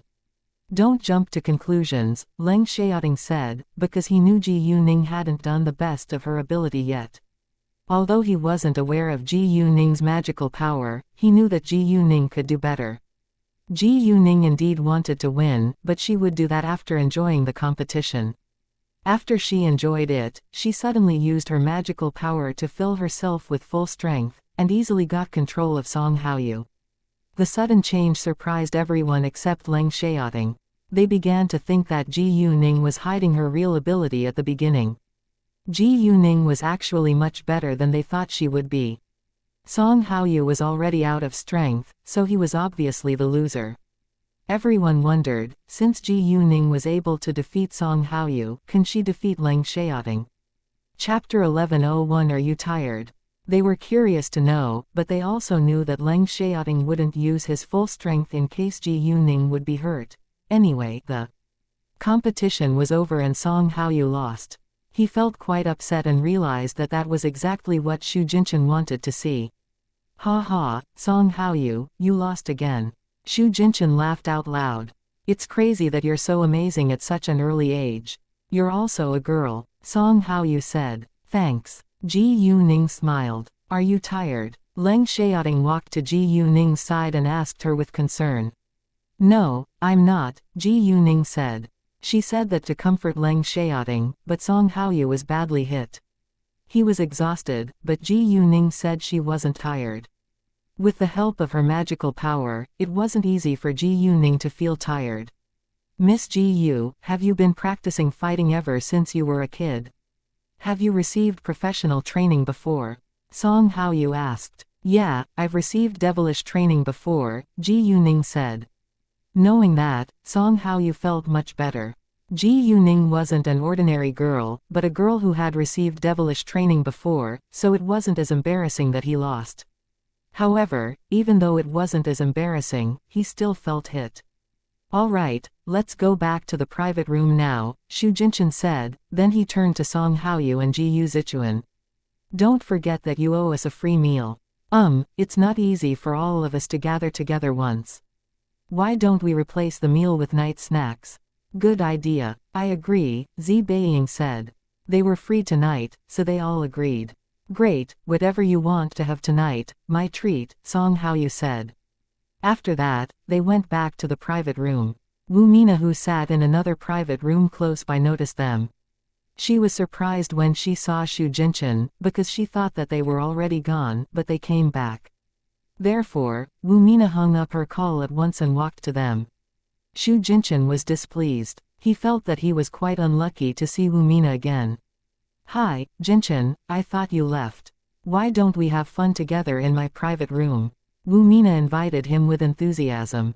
Thanks, Miss Wu, but we're fine here. Xu Jinchen politely declined. It wasn't surprising, but Wu Mina was unwilling to miss any chance to talk to Xu Jinchen. We're all friends, and we can enjoy ourselves together. Wu Mina insisted. Thanks, but no, Shu Jinchen said. Jinchen, do you really hate me so much? Wu Mina felt quite disappointed. Miss Wu, I don't hate you. Please don't get me wrong, Shu Jinchen said. He lost patience, but he had to be polite to her. If you don't hate me, why do you always refuse to hang out with me? Why do you always stay away from me? Wu Mina said and sounded aggrieved. Well, Shu Jinchen didn't know what to say. He had shown his attitude towards Wu Mina very clearly, but Wu Mina didn't want to give up. Zi Beiying couldn't stand it anymore, then stood out staring at Wu Mina. Miss, did you go to school? Couldn't you understand what he just said? Let me make it simple, he doesn't like you. You. Wu Mina was furious. Who are you? An idea dawned on Zi Beiying and she grabbed Shu Jinchen's arm and said, I'm his girlfriend, so you better give up. Don't try to steal my man from me. Shu Jinchen was surprised by Zi Beiying's actions, but he didn't stop her because he knew she was helping him. Although the others were also aware that Zi Beiying was just helping Shu Jinchen out, they somehow felt that they could be a great couple. Mengda and Nan, as Zi Beiying's bodyguards, undoubtedly hoped that she could be happy. They felt that Shu Jinchen was a great choice for Zi Beiying too. You. Wu Mina rounded her eyes in shock. When did Shu Jinchen get a girlfriend? Why didn't he tell me? Wu Mina felt like crying. Jinchen, why didn't you tell me that you already have a girlfriend? It sounded as if Shu Jinchen had cheated her out of her affection towards him. Shu Jinchen was a little mad when he heard her question. Miss Wu, it's my personal affair. Why should I tell you? Chapter 1102 Have a shower together, you know I like you. Wu Mina said. It sounded as if Shu Jinchen had to take the responsibility for her as long as she liked him. Shu Jinchen said, you also know that I don't like you, right? Wu Mina was struck dumb for a second. She indeed knew that Shu Jinchen didn't like her, but she was unwilling to give up. She couldn't understand why Shu Jinchen didn't like her. Why don't you like me? Is there anything about me that isn't good enough?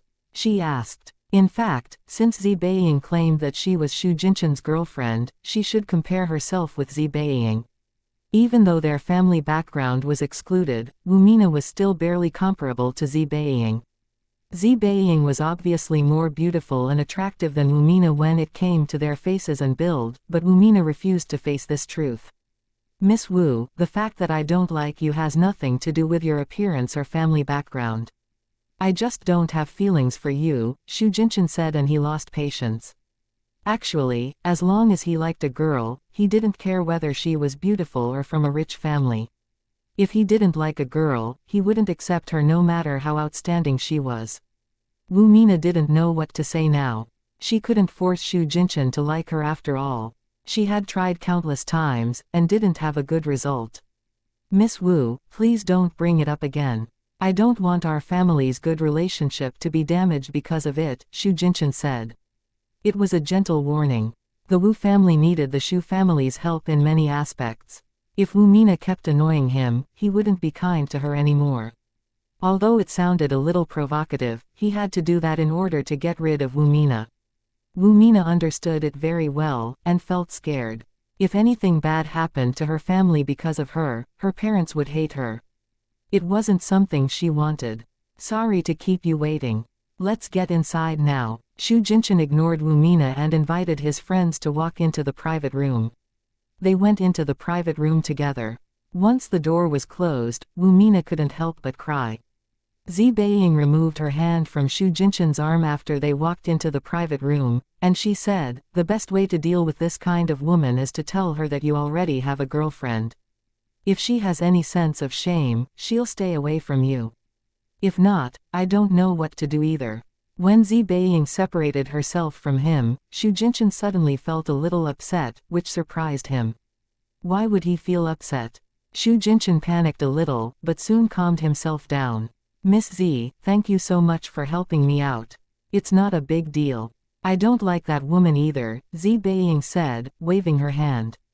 After that, they were all seated and began to enjoy the meal. A short while later, Ji Yuning received a message from Kay. Kay told her that Dongfang Ziyu was staying in the Jinline Hotel, which was owned by the Shu family. Ji Yuning told Kay to continue to keep a close eye on them tomorrow morning. Wu Mina cried outside for a while, and her friend walked out to find her. Mina, are you all right? Her friend was nervous seeing her crying. I'm fine. Wu Mina didn't want to tell her friend what had just happened. Give me my bag. I need to go home now. Are you really fine? Wu Mina's friend was worried about her. I told you I'm fine. Wu Mina raised her voice. Her friend knew that she was in a terrible mood now, so she stopped asking her questions. Wu Mina's friend gave her bag to her, and she went back home alone. When it was about 11:30 p.m., Xu Jinchen and his friends went to have night snacks together. Many of them had drunk alcohol, so they couldn't drive. Luckily, Mengda and Nan didn't drink at all, so they became the drivers. There were 9 of them in all, so 2 cars were enough. Both Ji Yuning and Zi Beiying wanted to have seafood, and the others agreed. Leng Xiaoting used to be allergic to seafood, but he was cured after taking Ji Yuning's power crystals. In addition, seafood was expensive, and they didn't want to miss the chance to have a free meal. Song Haoyu would pay the bill anyway. Therefore, the group of them spent nearly 20,000 yuan on seafood as night snacks. It wasn't much for rich people, but it was quite a lot for ordinary people. After having night snacks, they went back to their homes. Mengda drove Leng Xiaoting and Ji Yuning back to Leng Xiaoting's house, and Leng Xiaoting booked rooms for Zi Beiying and the others in the Xianxia hotel. Since it was Leng Xiaoting's arrangement, it was free. Nan, at the same time, drove the rest of the people back home. Once they were back in the house, Leng Xiaoting couldn't wait a second longer and pressed Ji Yuning against the wall. You smell of alcohol. Go have a shower first. Ji Yuning pushed Leng Xiaoting away. Let's have a shower together. Leng Xiaoting stared at Ji Yuning. Ji Yuning gave him a glare, but it actually wasn't the first time that they had done that together, so she agreed in the end. The 2 of them stayed in the bathroom for nearly an hour, and they did something more than showering inside. Chapter 1103 What a coincidence.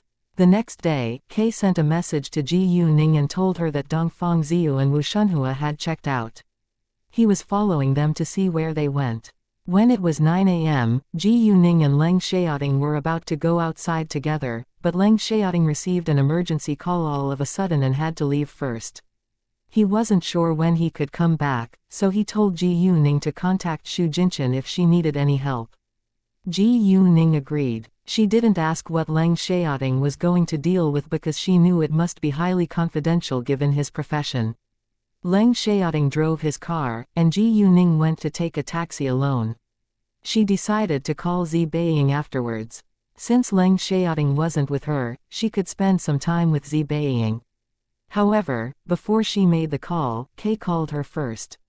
Boss, the 2 people you told me to spy on left for Qinling Mountain, but I lost them, Kay said. Qinling Mountain was a scenic spot, but there were only surveillance cameras around some parts of it. Qinling Mountain. Ji Yuning didn't think they went to Qinling Mountain to climb it for fun. The Qinling Mountain probably had something to do with the cultivation world. All right, thanks. Send me the screenshot of where they disappeared, Ji Yuning said. No problem, Kay said and hung up. He sent the screenshot to Ji Yuning at once. Ji Yuning, at this moment, changed her idea. She decided to go to Qinling Mountain today. Although she knew it was almost impossible for her to find them, she was unwilling to give up. After that, Ji Yuning disguised herself as Tang Aining and left for Qinling Mountain in a taxi. Qinling Mountain was about 30 kilometers away from the capital, so it took more than half an hour for her to get there. It was a popular scenic spot, so there were many people who came to climb it. Ji Yuning found the place where Dongfang Ziyu and Wu Shunhua disappeared from surveillance cameras, then tried to find the direction in which they left through their footprints. This part of the mountain area hadn't been developed yet, so there were weeds and soil everywhere. Ji Yuning used her jade eyes to help her. With the help of her jade eyes, everything became super clear. There was no road ahead, but traces were left by someone walking by. All the way forward, about 300 meters away, there were rolling hills. Nevertheless, there was nothing strange. Even though Ji Yuning saw nothing strange, she still walked ahead following the traces. When she reached the foot of the mountain, the footprints disappeared. Ji Yuning thought that they might have used Qinggong after arriving at this place so that others couldn't find them. In order to find any footprints on trees, Ji Yuning used her jade eyes again. However, she found nothing this time.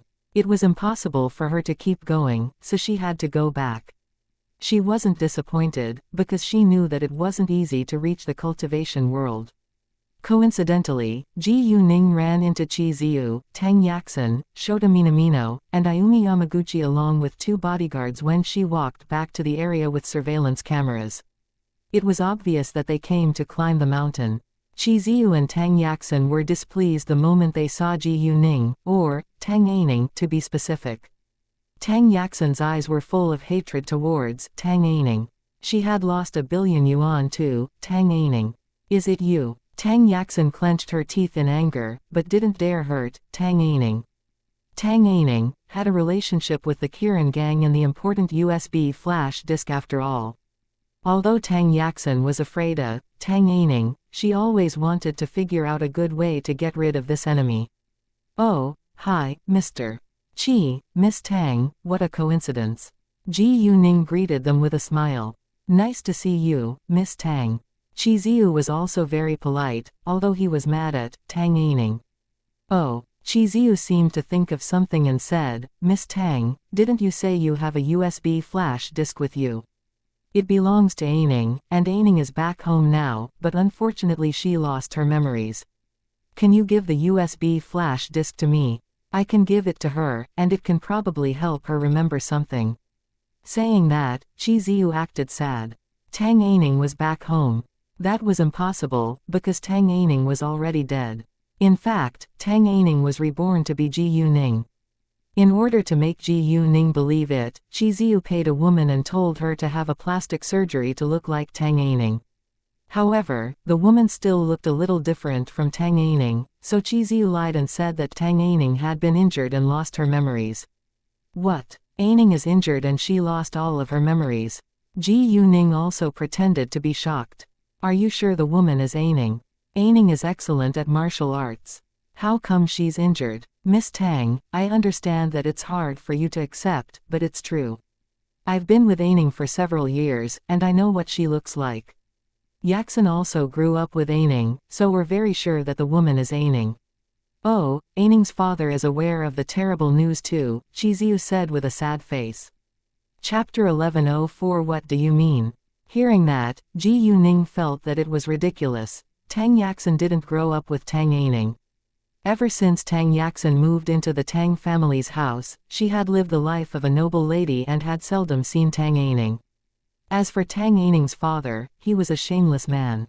Well, you're right, Ji Yuning said, but she had no intention to give the USB flash disk to them. Can I visit Aining? I know that she has some scars on her body. Once I make sure the woman is her, I'll give you the USB flash disk. Both Qi Ziyu and Tang Yaxin got nervous after knowing that. They had no idea that Tang Aining had scars on her body. Although Qi Ziyu was Tang Aining's ex-boyfriend, they had never slept with each other, so he didn't know she had scars on her body. And although Tang Yaxin was Tang Aining's half-sister, they were bitter enemies. It was impossible for Tang Yaxin to know where Tang Aining had scars. They thought that they could easily deceive this Tang Aining with a smart lie, but this Tang Aining turned out to be smarter than they thought. Don't be so unreasonable. Although Tang Yaxin felt guilty, she was angrier, because this Tang Aining said it on purpose.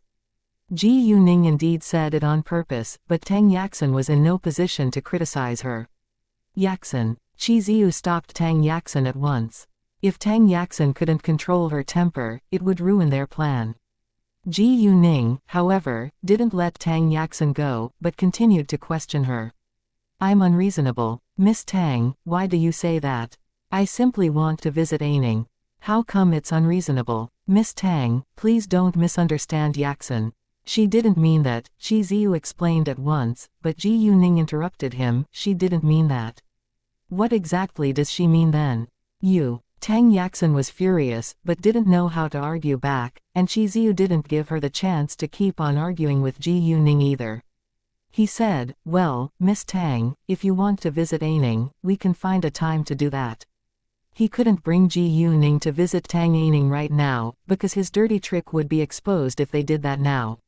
Therefore, he planned to give an excuse that Tang Yining disappeared all of a sudden again. As for the USB flash disk, they had to figure out another way. Fine, I should leave now. Call me whenever it's possible, Mr. Ji Yuning said at the end. Sure, see you, Miss Tang, Chi Ziyu said, and Ji Yuning left. Ziyu, why did you let her go like that? Tang Yaxin was still mad. She's really annoying. Do you need us to help you teach her a lesson? Shota Minamino asked. Thanks, Mr. Minamino. I can handle it myself, Chi Ziyu said. Great. Shota Minamino didn't insist. Chi Ziyu thought that he could use bait and ask this, Tang Yining, to visit the injured Tang Yining, then seize the chance to force her to give him the USB flash disk. Thinking of that, Chi Ziyu felt much better, but Tang Yaxin was still in a bad mood.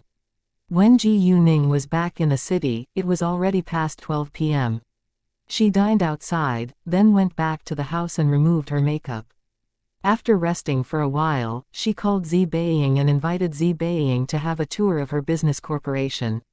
Hearing that, Zi Beiying got excited and agreed with alacrity. She was always curious to know how many companies Ji Yuning had. Afterwards, Ji Yuning told Zi Beiying to pick her up at Leng Xiaoting's house, because Zi Beiying had Leng Xiaoting's other car. About 20 minutes later, Zi Beiying and her 2 bodyguards arrived. Where is Xiaoting? She asked Ji Yuning. He left to deal with something, Ji Yuning said. Zi Beiying nodded, and didn't ask further. Ji Yuning got in the car and told Mengda the address before they left. Mengda wasn't familiar with the roads in the capital, but it didn't cause much trouble with the help of onboard navigation. Zi Beiying ached to know more about Ji Yuning's business empire, but she didn't ask many questions about it in the car because she would soon see it. Ji Yuning, do you know any specialties in the capital? Zi Beiying asked. She was very interested in delicious food, and would try the local specialties wherever she went. I'm not clear about that, but Xu Jinchen's younger sister should know very well. If you don't mind, we can hang out with her later, Ji Yuning said. Sure, Zi Beiying agreed without delay. She didn't care that a stranger would join them, because she was very easygoing and the girl was Xu Jinchen's younger sister too. That being the case, Ji Yuning called Xu Qinyan. Xu Qinyan wasn't up yet at this time. She was mad when the ringtone disturbed her. When she was about to directly reject it, she noticed the caller's name and answered it without hesitation. Hi, Ji Yuning. Qinyan, are you free today? Ji Yuning asked. Yeah, I'm always free. What's up? Xu Qinyan joked. Why don't you hang out with me? I have a friend who wants to try the specialties in the capital. Can you be our guide? Ji Yuning asked. Well, if you didn't need a guide, would you call me? Xu Qinyan pretended to be annoyed. Of course I would. Ji Yuning laughed. We're friends, right? Chapter 1105K stands up. Alright, where are you now? I'll be on my way, Xu Qinyan said. I'm leaving for XX Road, and my destination is XX Building. Call me when you arrive there, Ji Yuning said. Sure, I'll be right there, Xu Qinyan said. Oh, don't drive your car. Just take a taxi, Ji Yuning said, because they already had a large car. Great. Xu Qinyan didn't want to drive either. Without delay, Xu Qinyan left her bed and changed her clothes. Normally, it took about half an hour for her to put on her makeup, but she finished it within 20 minutes today. Xu Qinyan's mother was surprised when she got up of her own accord. Qinyan, where are you going? Her mother asked. Ji Yuning just called me, and we're going to hang out together, Xu Qinyan said. Ji Yuning called you. No wonder you're willing to get up by yourself, Xu Qinyan's mother said. Only Ji Yuning was so influential. Although Xu Qinyan's mother hadn't met Ji Yuning yet, she had heard a lot about Ji Yuning and what Ji Yuning had done. Master Xu often talked about Ji Yuning as well, and Xu Qinyan also complimented Ji Yuning many times. Ji Yuning was a very successful businesswoman at such an early age, and it was hard for others not to admire her ability. Therefore, Xu Qinyan's mother had a good impression of Ji Yuning. What surprised her more was that Ji Yuning became Leng Xiaoting's girlfriend. It wasn't a secret that Leng Xiaoting had never shown any interest in other women before, and Master Leng was also very satisfied with this future granddaughter-in-law. Master Shu even said more than once that he wished that Ji Yuning could be his future granddaughter-in-law. When Ji Yuning and Zi Beiying arrived outside of the Shengning Tower, Ji Yuning introduced it to Zi Beiying. "Look, this building is called Shengning Tower, and it's the headquarters of the Shengning organization, which hasn't been established yet, so we haven't put the name on it either. The land behind this building is attached to it, and it's still under construction now." "Wow, Ji Yuning, it's so unbelievable." Zi Beiying was shocked. Although this building and the land were merely nothing for the Zi family, Zi Beiying thought that it was very cool. Ji Yuning was only 19, while she was already 24. However, Ji Yuning had made great achievements, while she had done nothing impressive. In addition, there couldn't be another girl who could become a billionaire at such an early age. Ji Yuning was literally a genius. Only Ji Yuning, who was as beautiful as smart, could be Leng Xiaoting's girlfriend. Zi Beiying realized that it was quite understandable that Leng Xiaoting chose Ji Yuning instead of her. Compared with Ji Yuning, she wasn't outstanding at all. Because Ji Yuning was far better than her, she became Ji Yuning's fan and Ji Yuning was her idol now.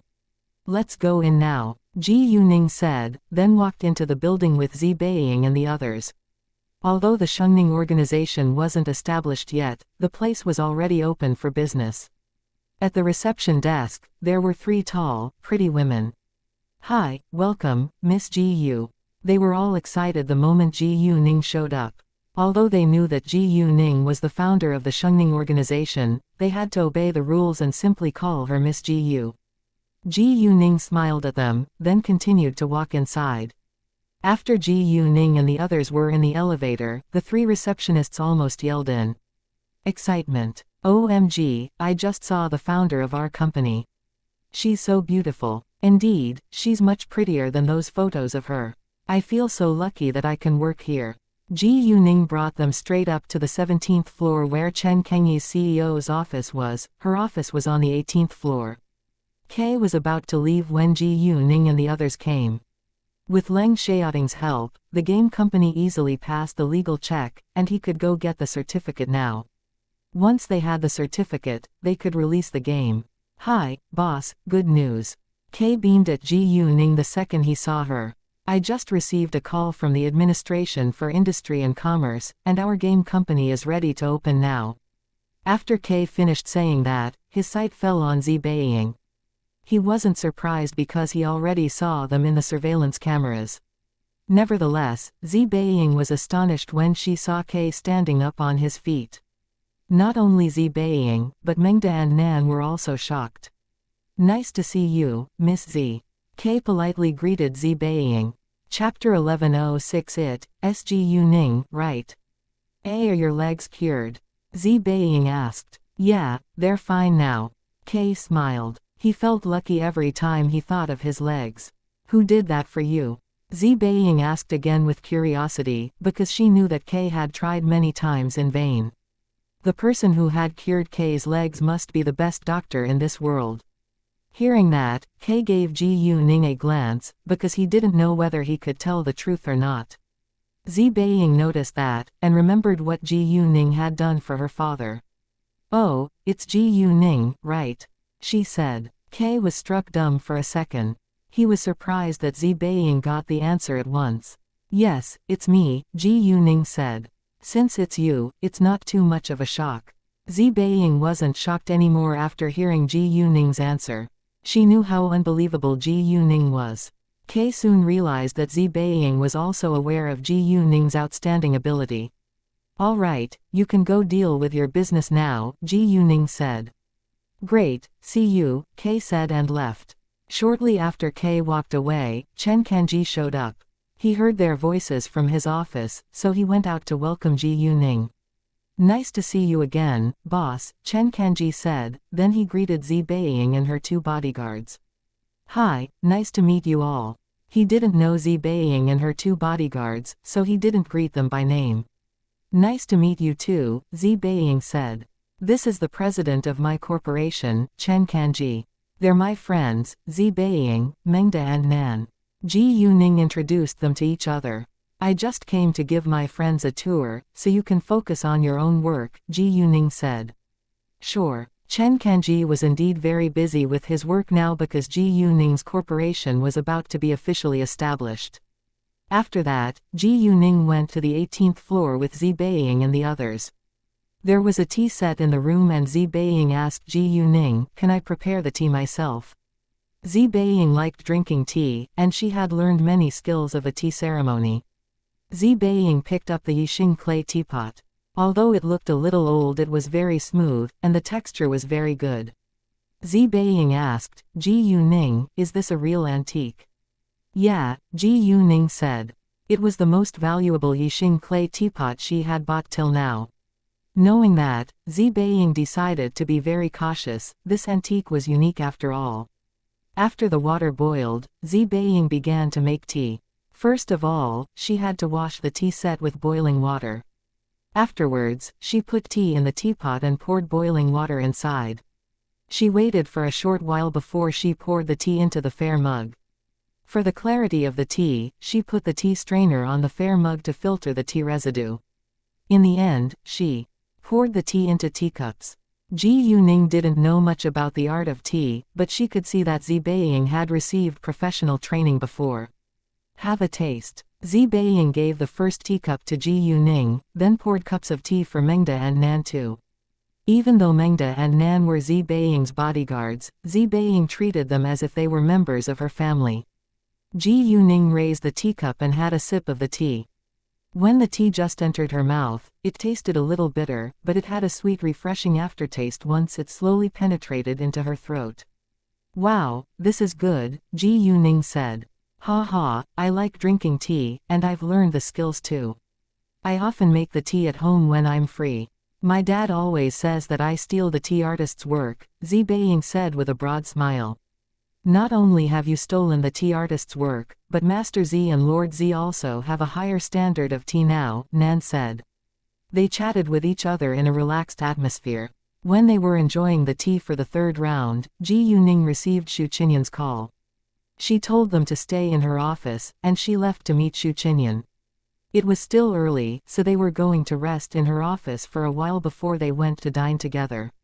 However, the second Xu Qinyan hung up the call with Ji Yuning, she saw a familiar face.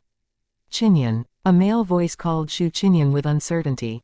Xu Qinyan turned around, but looked displeased when she saw the man. He was a handsome 25-year-old man in a formal suit. Although Xu Qinyan was reluctant to see him, she still greeted him because of her good manners. "Hi, nice to see you." The man's name was Shen Baixiang. He had studied in the same college as Xu Qinyan before. He was also universally acknowledged as the best-looking man in their school. Xu Qinyan had confessed her love for him, but he had turned her down. It wasn't a big deal that he had rejected her, because she couldn't force him to love her, and she accepted the result. However, she learned later that Shen Baixiang rejected her because he thought that her family background was too ordinary. Xu Qinyan kept a low profile on purpose, so her schoolmates all believed that she was an ordinary girl. The Shen family was a rich family in the capital, so Shen Baixiang would marry someone from a family of equal social status to his. That was his and his family's plan.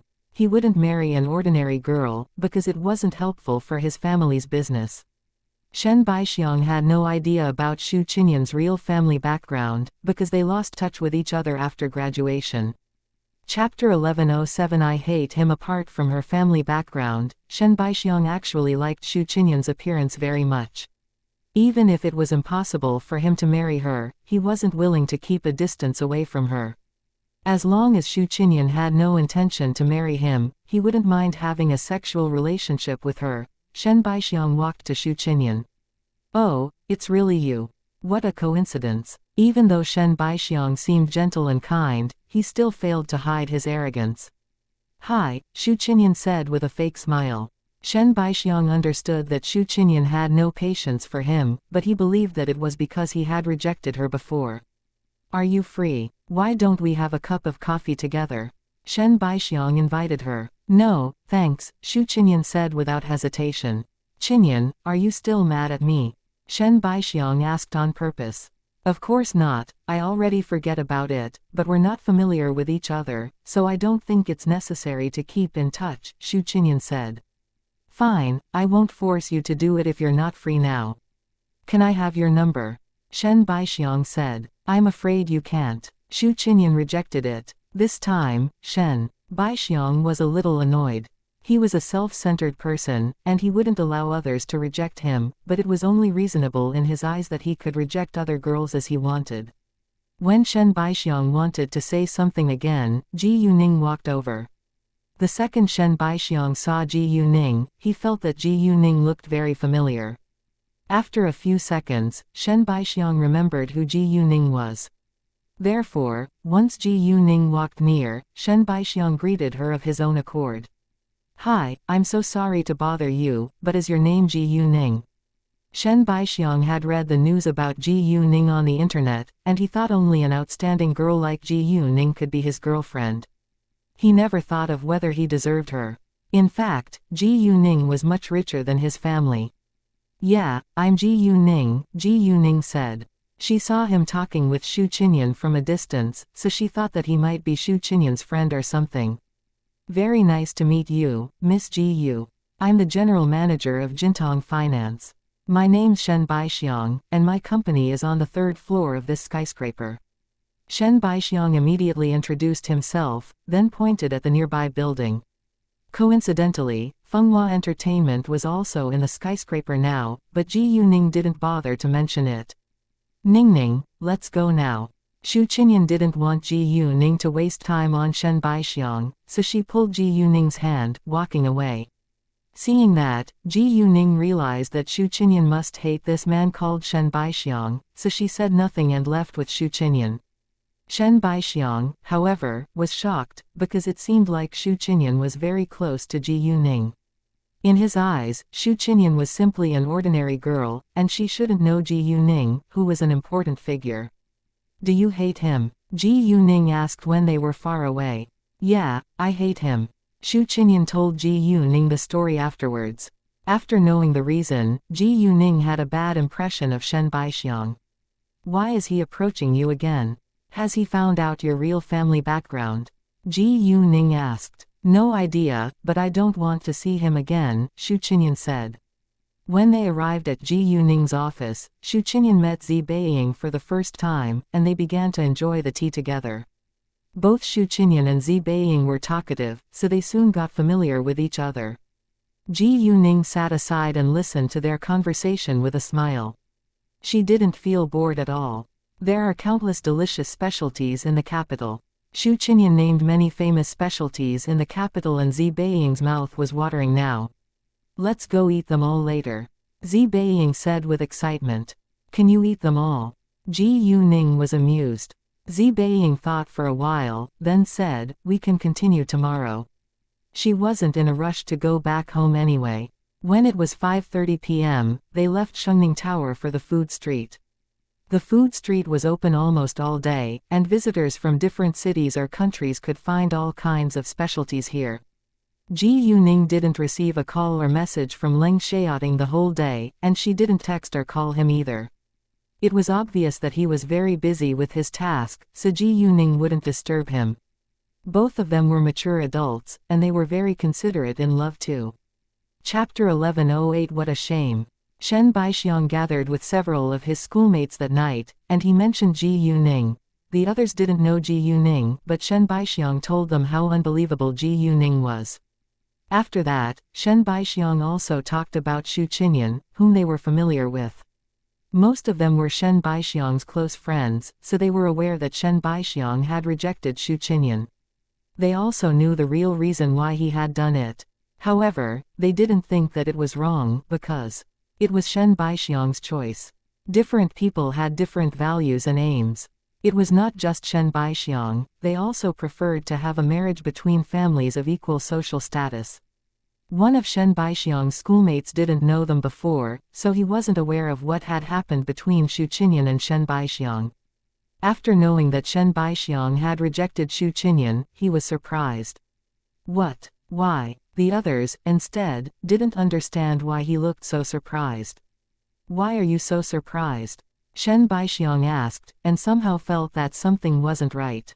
Maybe it had been a bad decision to reject Xu Qinyan, but even though he had a bad feeling, he still refused to believe it. Come on, Xu Qinyan was born in the famous Xu family in the capital. You were quite lucky that she liked you, Shen Baixiang's schoolmate said. She was born in the Xu family in the capital.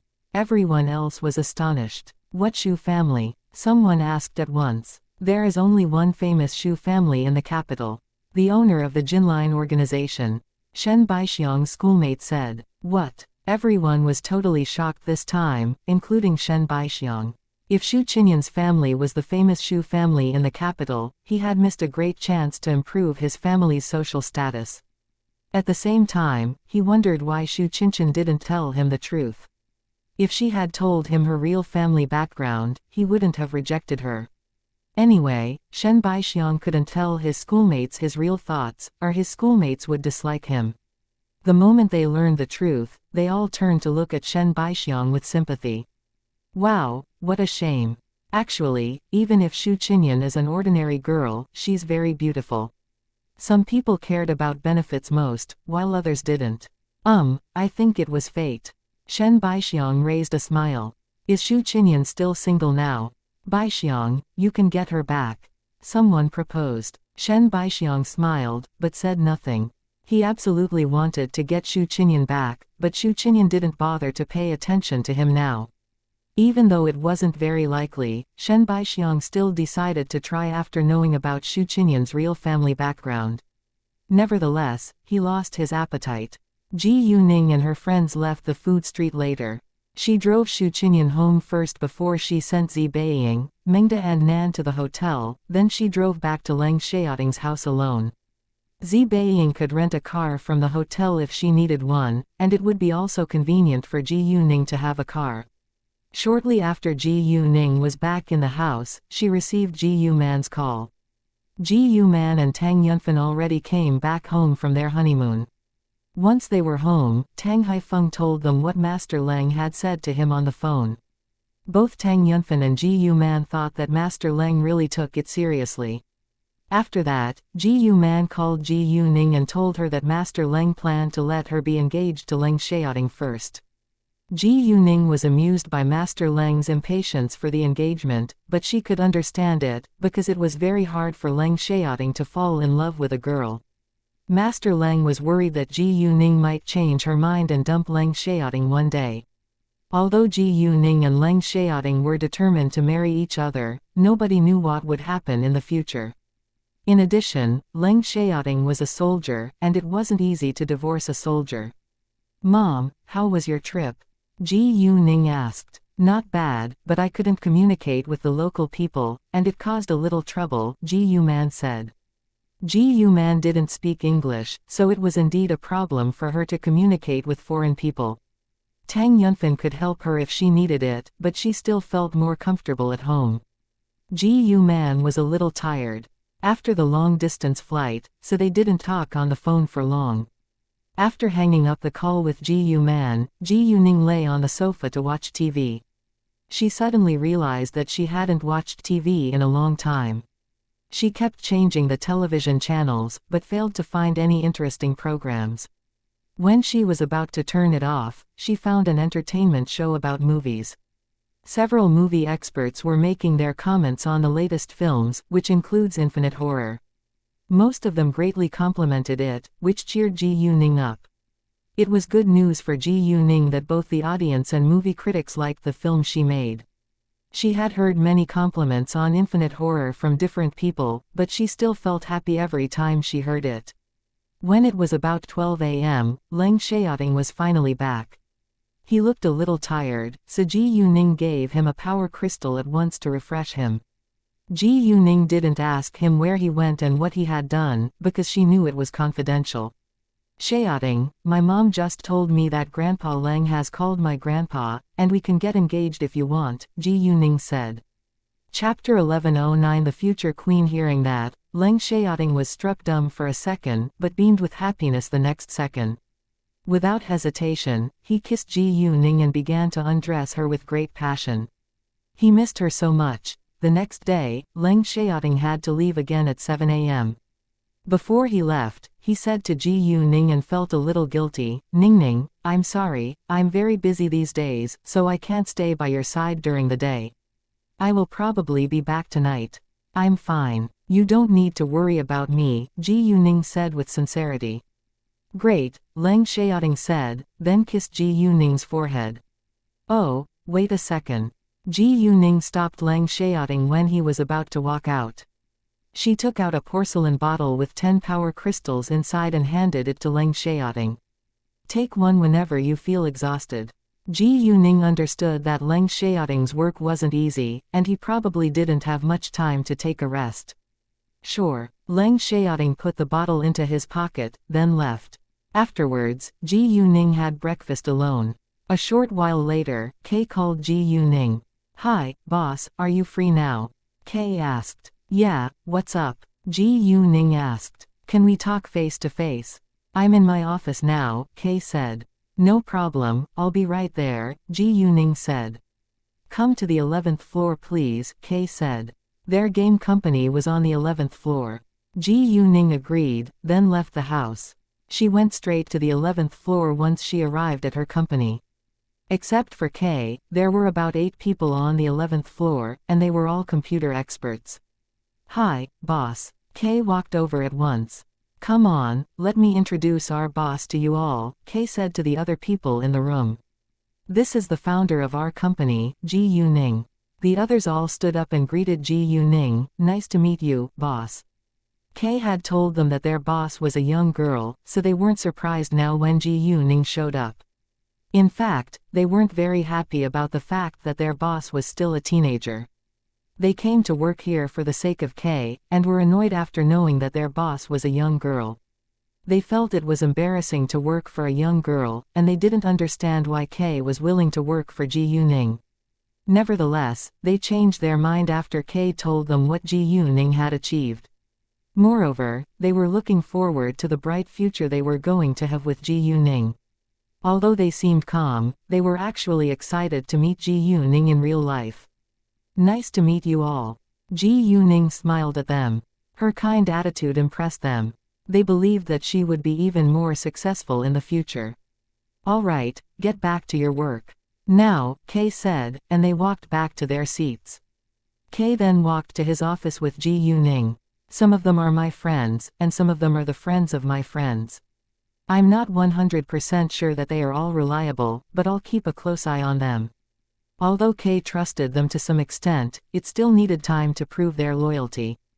"Great," Ji Yuning said. She wasn't worried about it. The thing is that the game is about to be released.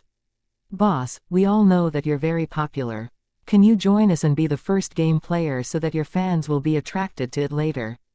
Once they're interested in the game, I'm confident that over half of them will become loyal users, Kay said. No problem. Ji Yuning agreed without hesitation. She was the boss after all, and she should do something to help Kay promote the game. If she did nothing, she wouldn't be a qualified boss. Kay was excited. Very well, I'll send you the game later, and you can play it for a while to see whether you know how to play it. Because the game wasn't released yet, Ji Yuning couldn't download it from the internet, so Kay would directly send it to her. It's just a game. It won't be difficult for me, Ji Yuning said with confidence. Although she hadn't played mobile games before, she didn't think that it would be hard for her to learn the rules. Kay obviously believed Go Ning. It took a while for Kay to send Ji Yuning the game. During this time, Kay gave Ji Yuning a booklet which described all kinds of equipment, signs, and so on in the game. Given Ji Yuning's good memory, she was able to remember all of them after reading them once. The name of the game was Battle in the Sky. After the game was installed, Ji Yuning had to create an account first, but she wondered what gaming name she should use. Kay said she could call herself Goddess Ji, which was simple and people were familiar with it. Ji Yuning, however, thought that it sounded too narcissistic. It wasn't a good choice to use her real name either.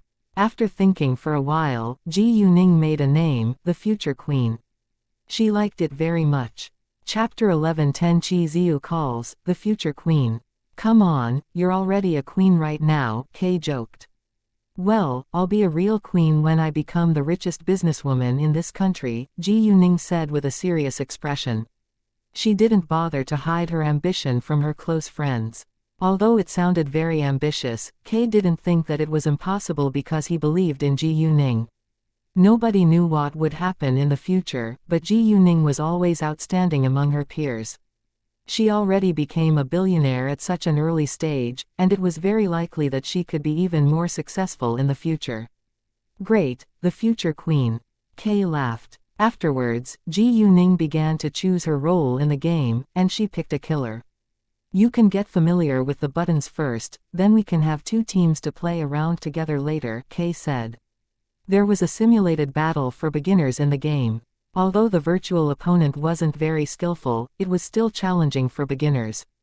Ji Yuning played the simulated battle for beginners for a while, and it only took a few minutes for her to get familiar with the rules and buttons. All right, I'm ready for the real battle, Ji Yuning said. Really? Kay was surprised. He knew that Ji Yuning wasn't an ordinary girl, but it was still surprising that she could play the game well within a few minutes. Since Ji Yuning said she was ready, he agreed to have the battle now. Kay then said to his colleagues, "Everyone, attention please. Now we can have a round of the new game to help our boss get more familiar with it." "Sure," the others said. They stopped working and took out their phones at once. They were all excellent players, and couldn't be more familiar with the game. Except for Kay, there were 8 people, and they were divided into 2 teams. Every one of them needed to gain experience and fight against each other at the same time. The 7 of them used their junior game IDs to play with Ji Yuning, because Ji Yuning was a beginner. Although they used their junior game IDs, they were actually senior game players, so they were definitely much better than Ji Yuning when it came to the skills. At the beginning, Ji Yuning could barely win, but she improved her skills at a shocking pace. The others all believed that she was a game genius. They totally devoted themselves to the game, and really enjoyed it. Within a morning, Ji Yuning grew to be primary level 20 from a beginner. The game was divided into 7 grades: primary grade, intermediate grade, advanced grade, god grade, holy grade, heaven grade and infinite grade. Each grade had 100 levels. Therefore, although primary level 20 was still a very low level in the game, it normally took about a week for a beginner to reach it. However, Ji Yuning only used a morning, which was amazing. "Wow, boss, you're so unbelievable. I can't believe it. Boss, how did you do that?" They kept complimenting and asking Ji Yuning questions. "Well, I guess it's a gift," Ji Yuning said. The others agreed. "When will this game be released?" Ji Yuning asked. "In about 3 or 4 days, Kay said. "Great, I probably won't be in the capital after several days, so I'm afraid I can't show up at the news conference. I'll think of a better way to promote it," Ji Yuning said. Ji Yuning planned to have lunch at the cafeteria of her company later, but she received Chi Ziu's call all of a sudden. She grimaced when she saw the caller's name. "Hi, Miss Tang, this is Chi Ziu. Are you free today? We can go to visit Aining now," Chi Ziu said. "Sure, where and when?" Ji Yuning asked. Chi Ziu must have set a trap for her, but Ji Yuning wasn't afraid at all. "How about 2 p.m.? "No. 67, XX Villa District, XX Road," Chi Ziu said. "No problem, I'll be there," Ji Yuning said, then left. It was almost 12 p.m., so she decided to have a simple meal outside. The capital was very large with too much traffic, and the place Chi Ziu told her was a little far away, so she didn't have much time. When Ji Yuning just walked out of an elevator, she ran into Ba Tianyang, who came back with a lunchbox. Ba Tianyang's eyes lit up the second he saw Ji Yuning. "Hi, boss, nice to see you." "Hi, how are you? Do you like your work here?" Ji Yuning asked him with concern.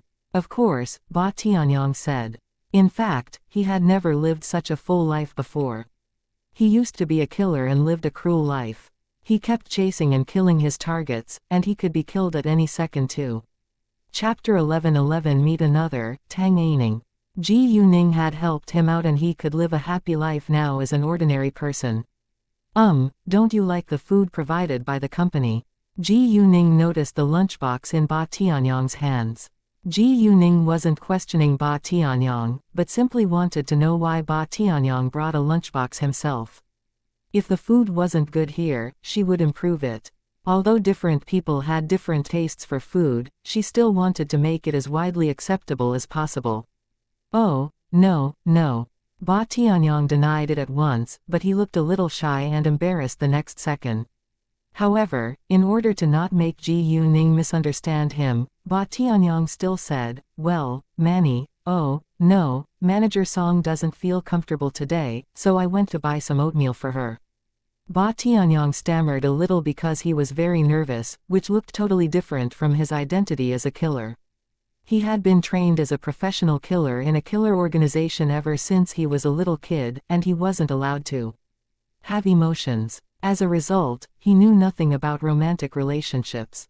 Seeing that, Ji Yuning realized that Ba Tianyang fell in love with Song Manny. He called her Manny. Actually, Ba Tianyang was a good-looking, mature man, and because he often exercised, he had a muscular build. Ji Yuning was amused by Ba Tianyang's reaction, and laughed a little. She wondered how Song Manny felt about Ba Tianyang. She was also curious to know whether Ba Tianyang was aware that Song Manny had a divorce before. Would he accept it? Anyway, if he really loved her, he wouldn't mind. Although Song Manny had a divorce before, she didn't have any kids, and she was still a very beautiful woman. It was easy for her to find a quality man. It would probably be a little difficult for her to trust a man again, but she wasn't a weak woman and she had confidence in her life. If Ba Tianyang and Song Manny liked each other, Ji Yuning would give them her best wishes. If Song Manny simply treated Ba Tianyang as a friend, Ji Yuning hoped that they could still get along well with each other. "Wow, great, see you then," Ji Yuning said with a smile. "See you," Ba Tianyang said and left. Ji Yuning got in her car, but didn't start it right away. She spent some time on her makeup and disguised herself as Tang Aining. Afterwards, Ji Yuning drove away. She needed to be like Tang Aining, so she was wearing high heels now. When her makeup and clothes were done, she changed her car to a rented car and parked her car at a nearby parking lot. She was driving Leng Xiaoting's car now, and she didn't want to cause him any trouble. She couldn't drive a car under the name of her company either. If anyone found that Tang Aining had a relationship with the Shengning organization, it would cause trouble. Without further ado, Ji Yuning headed straight to the appointed place. About 1:30 p.m., Ji Yuning arrived, and she used her jade eyes to see the inside of the number 67 house.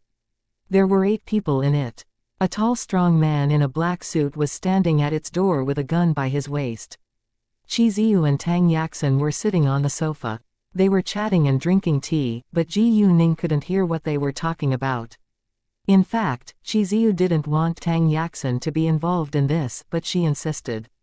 On the second floor, a woman who was supposed to be Tang Aining was lying on the bed in the master's room. Half of her face was wrapped in bandages, and she indeed resembled Tang Aining. There were bandages around her body too, and it seemed she was really seriously injured, but Ji Yuning knew that it wasn't true. In the guest room next to the master's room, 4 men in black clothing sat in silence, and they also had guns with them. Ji Yuning sneered. It was obvious that Qi Ziyu planned to force her to give him the USB flash disk. She remembered what she had been through in the previous incarnation. Tang Yaxin had done the same thing to her before her death. Thinking of that, Ji Yuning was mad. She ached to kill them all right now. Nevertheless, it was illegal, so she had to tolerate it. When it was about 10 minutes to 2 p.m., Ji Yuning stopped the rented car outside house number 67. The tall man standing at the door immediately walked towards her. He also glanced around to see whether there were other people or cars. "Hi, may I know whether you're Miss Tang?" he asked when Ji Yuning got out of the car. "Yeah," Ji Yuning said, and closed the car door. "Please, this way." The man made a hand gesture to invite Ji Yuning to go inside. Ji Yuning followed him, and went to meet Qi Ziyu and Tang Yaxin. "Welcome, Miss Tang." Qi Ziyu stood up at once. Tang Yaxin didn't greet Ji Yuning, but she seemed to be in a good mood, because she believed that this, Tang Aining, would soon be caught by them. Chapter 11 12. Point a gun at them. Nice to see you, Mr. Chi, Ji Yuning said. Nice to see you too, Miss Tang. Do you have the USB flash disk with you? Chi Ziyu asked. Sure. I'll give it to you once I make sure that Aining is really injured, Ji Yuning said. No problem. Miss Tang, Aining is in the master bedroom on the second floor now. We can go upstairs together to see her, Chi Ziyu said. After that, she followed Chi Ziyu upstairs. When they walked into the master bedroom, Ji Yuning saw the fake, Tang Aining, lying on the bed. However, the second she walked towards the bed, she heard footsteps coming over. She knew that Tang Yaxin's bodyguards were approaching, but she stayed calm and pretended that she had heard nothing. The next second, 4 strong men in black clothes broke in and surrounded Ji Yuning, but they didn't show their guns yet. Ji Yuning pretended to be surprised and coldly asked Chi Ziyu, Mr. Chi, what do you want to do? Ha ha, don't you know it's a trap? Tang Yaxin laughed with pride.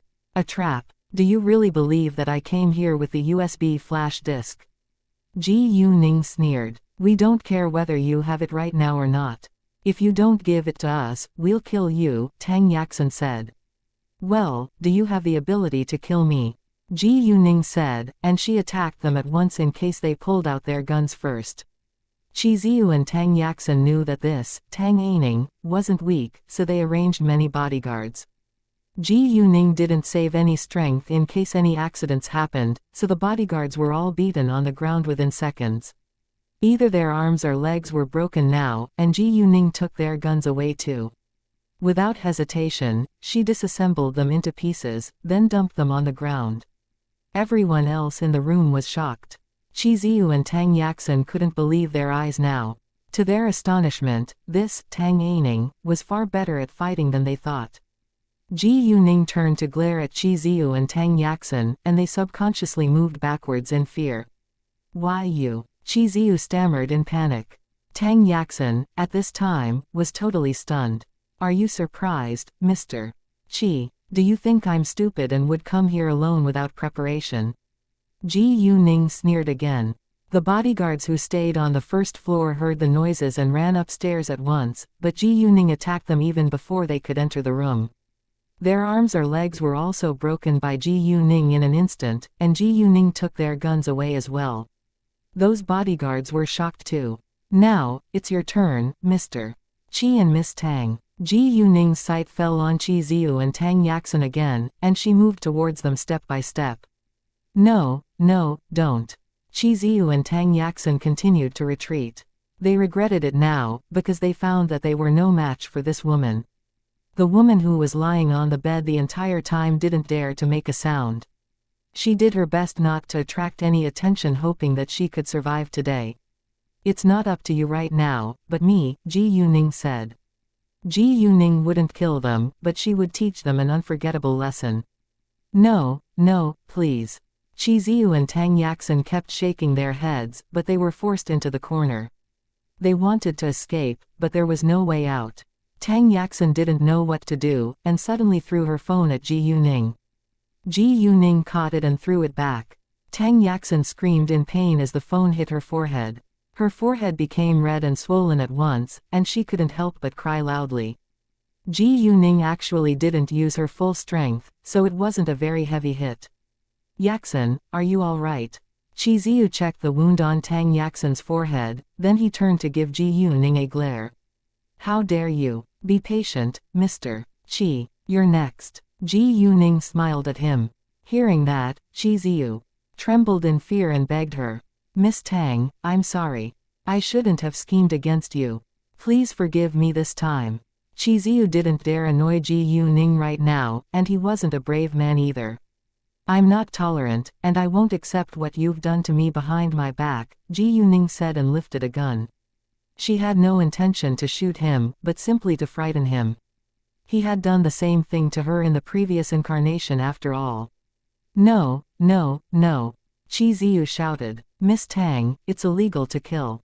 Chapter 11:13 Punch Chi Ziyu and Tang Yaxin heavily. Relax, I won't kill you, and I have the right to defend myself, Ji Yuning said. She didn't look worried at all. Chi Ziyu was struck dumb for a second.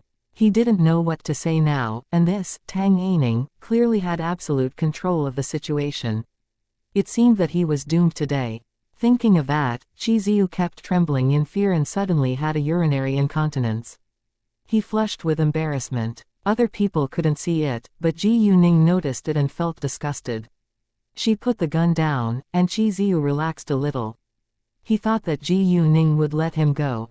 However, Ji Yuning kicked his knee with great force and he lost balance and knelt down before Ji Yuning. Chi Ziyu felt utterly humiliated now. Do you feel humiliated now? If so, that's right. I humiliated you on purpose, Ji Yuning said in a very unkind tone. Ji Yuning aimed to humiliate him, and she enjoyed seeing him humiliated. Chi Ziyu was full of hatred towards Ji Yuning now, but he didn't dare to fight back. I read the news, and I knew that the female body the police found in the sea near City B was Aining. You killed Aining, and I'll take revenge for her. Ji Yuning didn't bother to hide the truth now. After her rebirth, she had stayed in City B for a long time, but she didn't go to the sea again. It was meaningless for her to go there again, because it would only remind her of some terrible memories. Chi Ziyu rounded his eyes in shock. He didn't expect that this, Tang Aining, was aware of everything. Tang Yaxin, at this moment, stopped moaning in pain, and she also looked at Ji Yuning with surprise. Are you confused about the reason why I know it? Ji Yuning asked. Do you believe in ghosts? Hearing that, Chi Ziyu and Tang Yaxin trembled in fear. They didn't believe in ghosts, but still felt scared. Let me tell you why, because Aining's ghost found me before, and it told me everything, Ji Yuning said with a mysterious smile. Chi Ziyu and Tang Aining were frightened. Don't worry, I won't kill you today, but I'll torture you over time. It won't be interesting if you're dead so soon, Ji Yuning coldly said, then beat Chi Ziyu and Tang Yaxin heavily to vent her anger.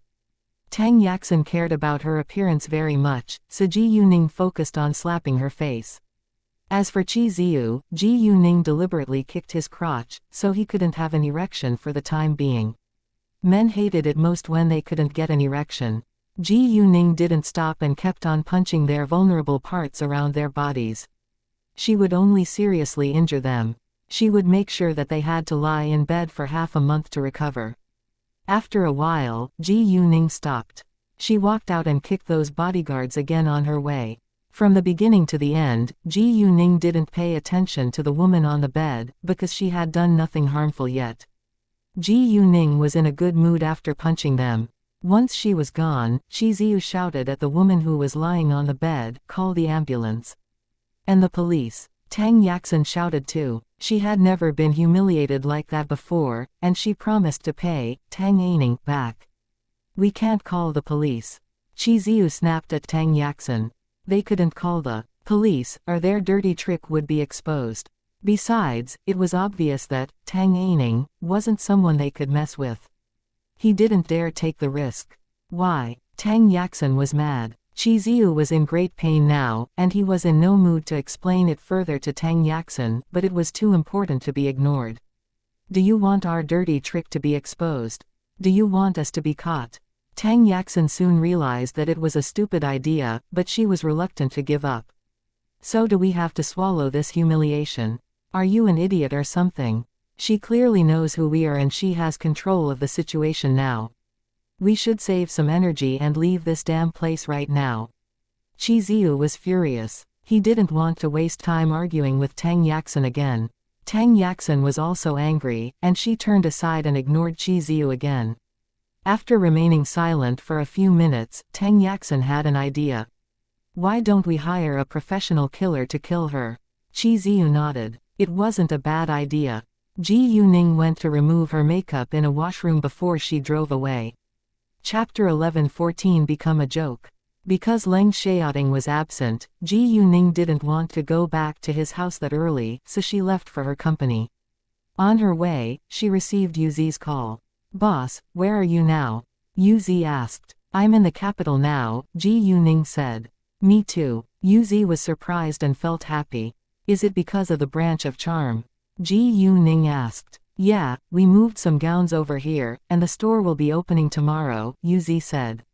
Once the store was open for business, they might have many orders for custom-made gowns, so Yuzi had to be in the store to manage the work as the only designer of charm. Are you free this afternoon? We can have dinner together. Ji Yuning asked. Sure, I want to meet you as well. Actually, I have something to talk about with you, and we can talk about it at dinner, Yuzi said. I'm free now, so I can go to meet you in the store, Ji Yuning said. Great, Yuzi said, then hung up the call. The branch of charm in the capital was located in the biggest downtown shopping mall. It was very noticeable, which was good for its business. Although the rent was very high, Ji Yuning didn't care about it because she believed that charm was promising. About 40 minutes later, Ji Yuning arrived. She stopped the car at the underground parking lot, then went to the first floor of the shopping mall. The store of charm was about 100 square meters large, but it has 2 stories, so it was around 200 square meters in all. It wasn't a very big store downtown, but wasn't small either. In addition, they aimed to cooperate with clothing businessmen, so there was no need for them to occupy a large area. For now, branches of charm were gradually opening in different big cities, and they were popular among the rich consumers. When they were putting gowns into positions, many people were attracted to the beautiful gowns. Wow, the gowns are so beautiful. They must be very expensive. I'm curious to know its quality. Charm. I've never heard of this brand before. I'll become a joke if I wear it to attend parties. I don't care. I think they're really pretty, and I'm going inside to have a look. Will you go with me? After that, several rich women walked into the store. Charm wasn't open yet, but they wouldn't stop customers from coming inside. Although some rich women disliked Charm because it wasn't very famous, they had to admit that Charm's gowns were very attractive. Ji Yuning noticed that some people were following her after she arrived at the branch of charm, but she knew that they weren't bad people. She even overheard their conversation. Is she Goddess Ji Yu? She looks familiar, but I'm not sure. Why don't we run ahead to have a look at her face? I don't think it's appropriate. Why? She doesn't know us anyway. It was obvious that they were Ji Yuning's fans. We can follow her for a while longer to see whether we should strike up a conversation with her. Clearly, these 2 girls didn't have the courage to interrupt Ji Yuning. A short while later, they noticed Charm. Charm, isn't it Goddess Gu's company? The girls must be Goddess Ji Yu. We can walk inside to see whether it's true. Without delay, the 2 girls followed Ji Yuning inside. Ji Yuning was amused by their conversation. Although she wouldn't greet them of her own accord, she would be willing to talk with them if they greeted her first. However, the moment Ji Yuning walked into the store, she ran into some people arguing loudly. It's too expensive. A simple gown costs 80,000 yuan. Do you think you're an international brand? A woman said in anger. Madam, this gown is made by hand and with the best material. It isn't worse than those international brands. Yuzi politely explained. So what? Who is the designer of this brand? Is the designer famous in the industry? The woman questioned. The designer of this brand is me, and my name's Yuzi. Although I'm not famous enough, I can promise that this gown deserves its price, Yuzi said. In fact, as long as she told the woman that she was Jason's apprentice, the woman would be persuaded, but she didn't bother to do that. She was confident that her designs were valuable. Yuzi hoped that people would like her gowns because of their noble design and good quality instead of another famous designer's influence.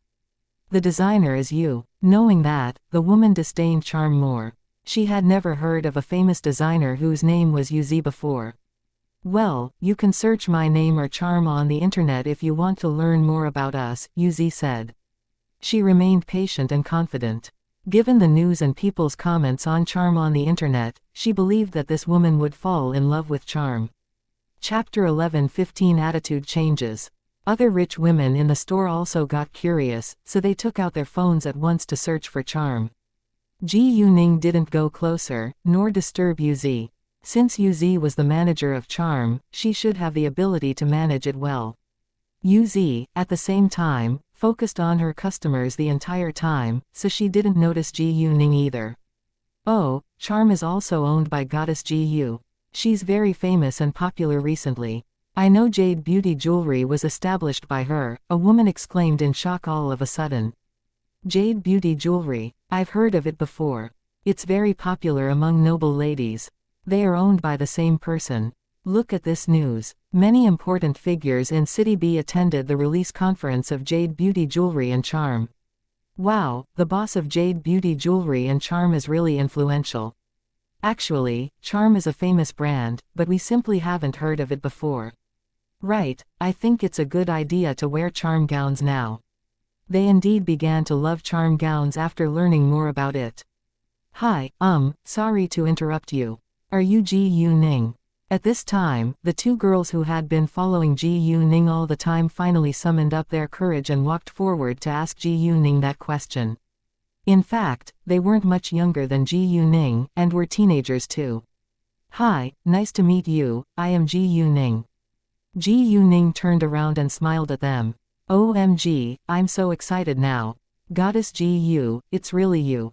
Hearing Ji Yu Ning's affirmative answer, the two girls screamed in excitement. Yuzi also saw Ji Yu Ning at this moment, and she smiled at Ji Yu Ning at once.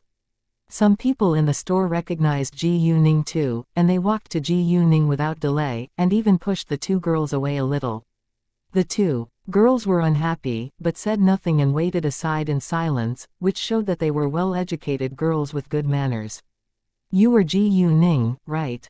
A woman asked her with great surprise. Hi, yes, I'm Ji Yu Ning, Ji Yu Ning said. Are you the girl in the news?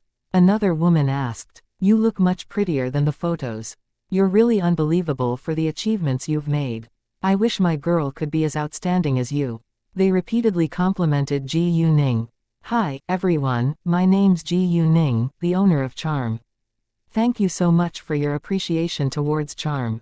Although Charm isn't an international brand yet, I can promise its quality and design deserve the price. If you have any questions or worries about it, you can ask me or Yuzi. We'll do our best to satisfy your needs, Ji Yu Ning said. Great, actually I do like the designs of Charm gowns. I think Charm gowns match Jade Beauty Jewelry very well. Their attitude changed at once after knowing that Ji Yu Ning was the boss. Oh, I must go shop for the gowns right now, and I can wear it at the party, a woman said, then walked away without hesitation. Hearing that, other rich women went to shop for gowns in a hurry too, in case their favorite gowns were picked by other people. I need to try on the gown I just picked right away. A woman said, then ran to the dressing room. Saleswomen in the store wanted to chat with their boss for a while, but they had to serve their customers right now. Yuzi also had no time to talk with Ji Yu Ning now, because she was surrounded by the customers and they had many questions to ask her. Once the group of rich women were gone, the two girls walked to Ji Yu Ning. Hi, Goddess Ji Yu, can we take photos together? They looked at Ji Yu Ning with anticipation. The two girls cheered with excitement, then took out their phones. Ji Yu Ning took several photos with them, then the two girls unwillingly left her.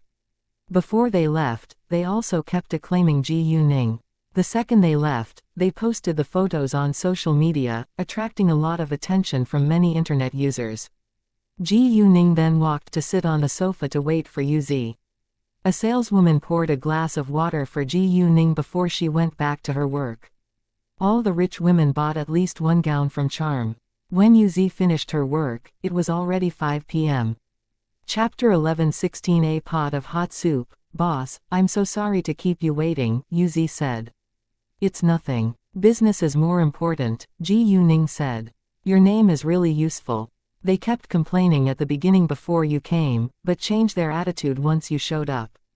Yuzi smiled. I think we can put a TV at the glass wall by the entrance, and play clips from the release conference all day. It'll make it easier for us to attract attention from potential customers, Ji Yu Ning said. Hearing that, Yuzi's eyes lit up. It's a good idea. She also believed that it would make it easier for them to introduce the brand to customers. Ji Yu Ning and Yuzi then went to dine together. There were only two of them, so they decided to have a simple meal. After ordering, Yuzi said, Boss, there are two things I need to talk to you about. One is that two of my schoolmates from college want to work in our company. Both of them are good at designing and have won some awards before, but they didn't have good luck.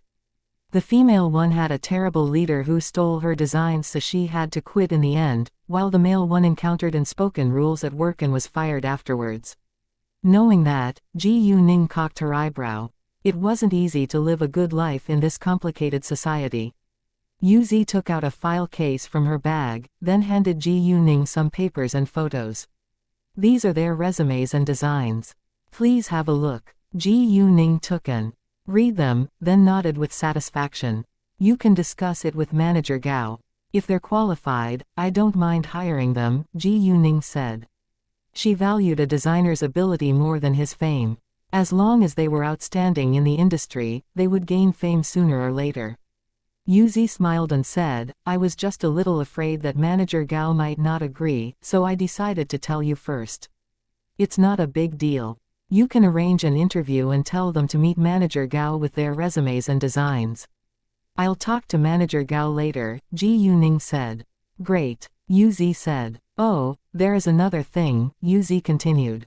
There is a clothing design competition being held in Paris next month, and Jason already helped me sign up for it, so I'll be absent for at least a week at that time. Good for you. You don't need to worry about the expenses. The company will pay for your bills, Ji Yu-ning said with a happy smile. Yu-zi worked for Charm, which was owned by Ji Yu-ning, so it was necessary for Ji Yu-ning to support her. Thanks, boss. Yu-zi beamed. She knew that Ji Yu-ning was a very generous boss. At the same time, Zi Beiying and her bodyguards just reached the food street. They came with another woman who was Zi Beiying's friend. Her name was Sha Maichi, and she had studied in the same university as Zi Beiying. Although Zi Beiying didn't have many close friends in her school because of her family background, she still had several good friends there. Sha Maichi's family wasn't super rich nor were they powerful, but she got along quite well with Zi Beiying. Zi Beiying and Sha Maichi were enjoying their food tour, but Mengda and Nan soon noticed someone following them. The person turned out to be Wumina. Wumina was having delicious food at the food street along with her friends too. When she noticed Zi Beiying by accident, she got mad and couldn't swallow the anger. Therefore, she made up an excuse and left her friends to follow Zi Beiying. In fact, she was still afraid of Xu Jinchen's threat, but she was too curious about Zi Beiying. Although Wumina had no idea what she should do now, she was unwilling to let Zi Beiying go. Zi Beiying and her friend ignored Wumina and kept on having snacks. Seeing that Zi Beiying was enjoying herself, Wumina got jealous. Why couldn't she get Xu Jinchen's attention and love? Why did Xu Jinchen choose Zi Beiying instead of her? Xu Jinchen should be hers. It was Zi Beiying who had stolen Xu Jinchen away from her. Thinking of that, Wumina lost her reason, and began to believe that Zi Beiying had separated her from Xu Jinchen. Wumina thought that Zi Beiying was the mistress, and she was the victim. As a result, Wumina ran to lift a pot of hot soup and approached Zi Beiying with a malicious face. Hey, what are you doing? The owner of the small restaurant was scared and ran outside. However, before he could catch up to Wumina, the tragedy happened. There was only a short distance between Wumina and Zi Beiying, so she quickly reached Zi Beiying's back. Mengda and Nan noticed her immediately, and dashed over to stop her. Without hesitation, Mengda kicked the pot, causing the pot to turn over and pour hot soup all over Wumina. Ah! Wumina screamed because of the pain and loosened her hands. The next moment, the pot fell and hit the ground with a loud crash. No, no, no. Wumina covered her face with her hands at once. This scene shocked everyone around her. Jesus, it's so terrifying. Chapter 11:17 None of your business. No idea, but it seems this woman tried to pour hot soup over them, but the man kicked its bottom and the pot turned over. She ended up pouring the hot soup over herself in the end. If so, she's a really evil person, and she deserves it. Maybe the woman did it for a reason. Hard to say. It's so complicated. Onlookers kept discussing it, but nobody knew what exactly had happened. Someone called the ambulance without delay. Zi Beiying looked at Wumina and coldly said, Miss Wu, did you forget what Xu Jinchen warned you? Although Wumina was in terrible pain, she realized that she shouldn't have done that. She regretted it and felt scared, but the damage was already done. I can forgive you this time, but I can't promise what will happen to you and your family the next time you dare do something again, Xi Beiying said. Since Wu Mina was already injured by the hot soup, Xi Beiying didn't bother to waste her time on her. However, when she was about to leave, a man stopped her. No matter what grudge you have against her, you've hurt her badly, so you can't leave right now. It's none of your business. Xi Beiying stared at the man. She wasn't an ordinary girl, so the man felt stressed because of her threatening look. She knows how to find me. If she wants me to take responsibility, she can come find me herself, Xi Beiying said. After that, she walked away, followed by her friends, and the man didn't dare stop her again. The onlookers also saw the panic and guilt on Wu Mina's face, and they thought that it might have been Wu Mina's fault from the very beginning. If so, there was no need for them to be sympathetic. OMG, I was scared. Sha Maichi said. Beiying, why did the woman try to hurt you? Xi Beiying shrugged. She kept bothering one of my male friends, so I told her that I'm his girlfriend in order to help him get rid of her, but she now hates me. Fine, but I don't think it's a good idea. What if she does something like that again? Sha Maichi said. Don't worry, I'll be careful, Xi Beiying said with a smile. Afterwards, they kept on drinking and having fine food. An ambulance soon arrived, but the doctor didn't ask what had happened, because he wasn't a policeman. Wu Mina was badly scalded, but she was still conscious, so a nurse asked her for her family's numbers. Wu Mina only told the nurse the number of her older brother, Wu Yunhai, because she didn't dare to tell her parents. She honestly had no idea how to explain it to her parents. The nurse called Wu Yunhai at once, and Wu Yunhai went to the hospital without delay. Once they arrived at the hospital, the doctor dealt with all of Wu Mina's wounds. By the time Wu Mina was back in the ward, Wu Yunhai had also come. Seeing Wu Mina's whole body covered in bandages, Wu Yunhai was shocked. Luckily, she was still conscious. Mina, what happened? Wu Yunhai asked in annoyance. Wu Mina then told Wu Yunhai everything. Wu Yunhai wasn't dumb. Even though his younger sister was badly injured now, he knew it was his younger sister's fault after all. Besides, the woman was Xu Jinshan's girlfriend. They didn't dare to offend the Xu family. Because the Wu family relied on the Xu family to do business, they had to accept it. In case Wu Yunhai caused their family any more trouble, Wu Yunhai warned her seriously. Mina, you should know that we can't annoy the Xu family, not to mention that it's your fault this time. I hope that you can let it go and forget about it, or our family might end up in a lot of trouble.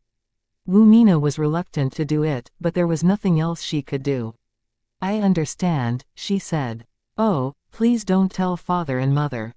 I won't. Wu Yunhai agreed. Ji Yuning asked Yu Zi when they finished the meal, Yu Zi, where are you staying in the capital?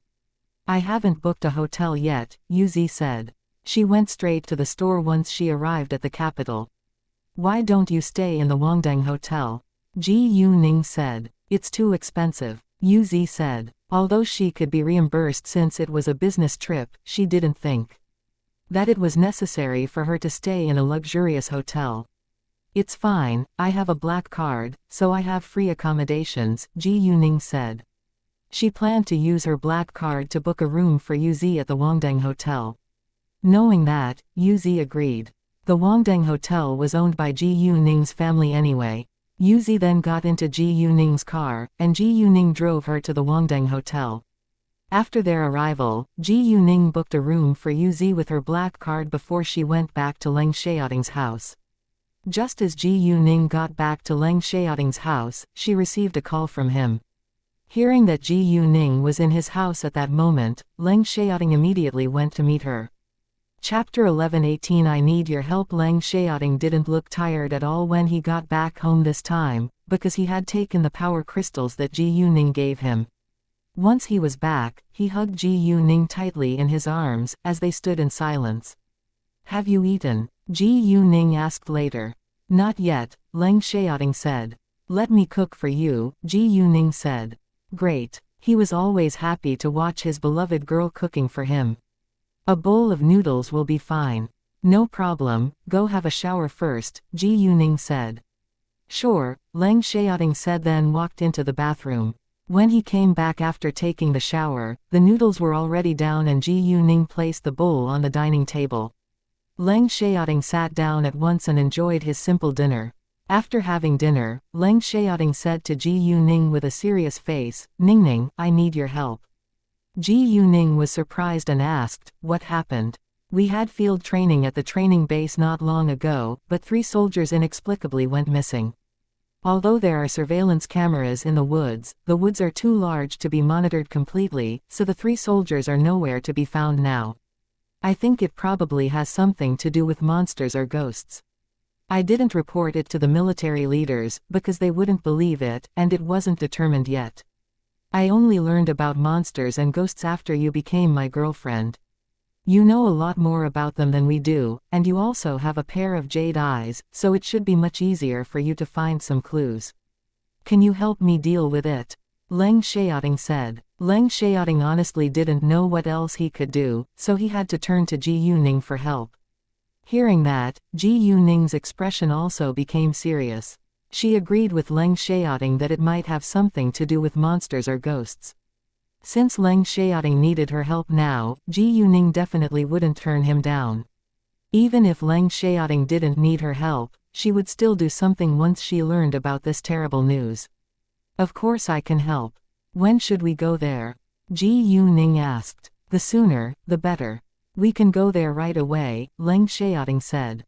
Ji Yuning nodded, and they left the house together without delay. The training base of the military was located deep in the mountains, so it was far from the city center. On their way, Ji Yuning received Zi Beiying's call and Zi Beiying invited her to hang out together, but because Ji Yuning wasn't free, she told Zi Beiying to call Xu Qinyan. Sha Maichi was busy with work that night, so Zi Beiying felt a little lonely. It was still early, so Zi Beiying wanted to hang out. Even though Mengda and Nan stayed with her all day, she still felt bored hanging out with them all the time.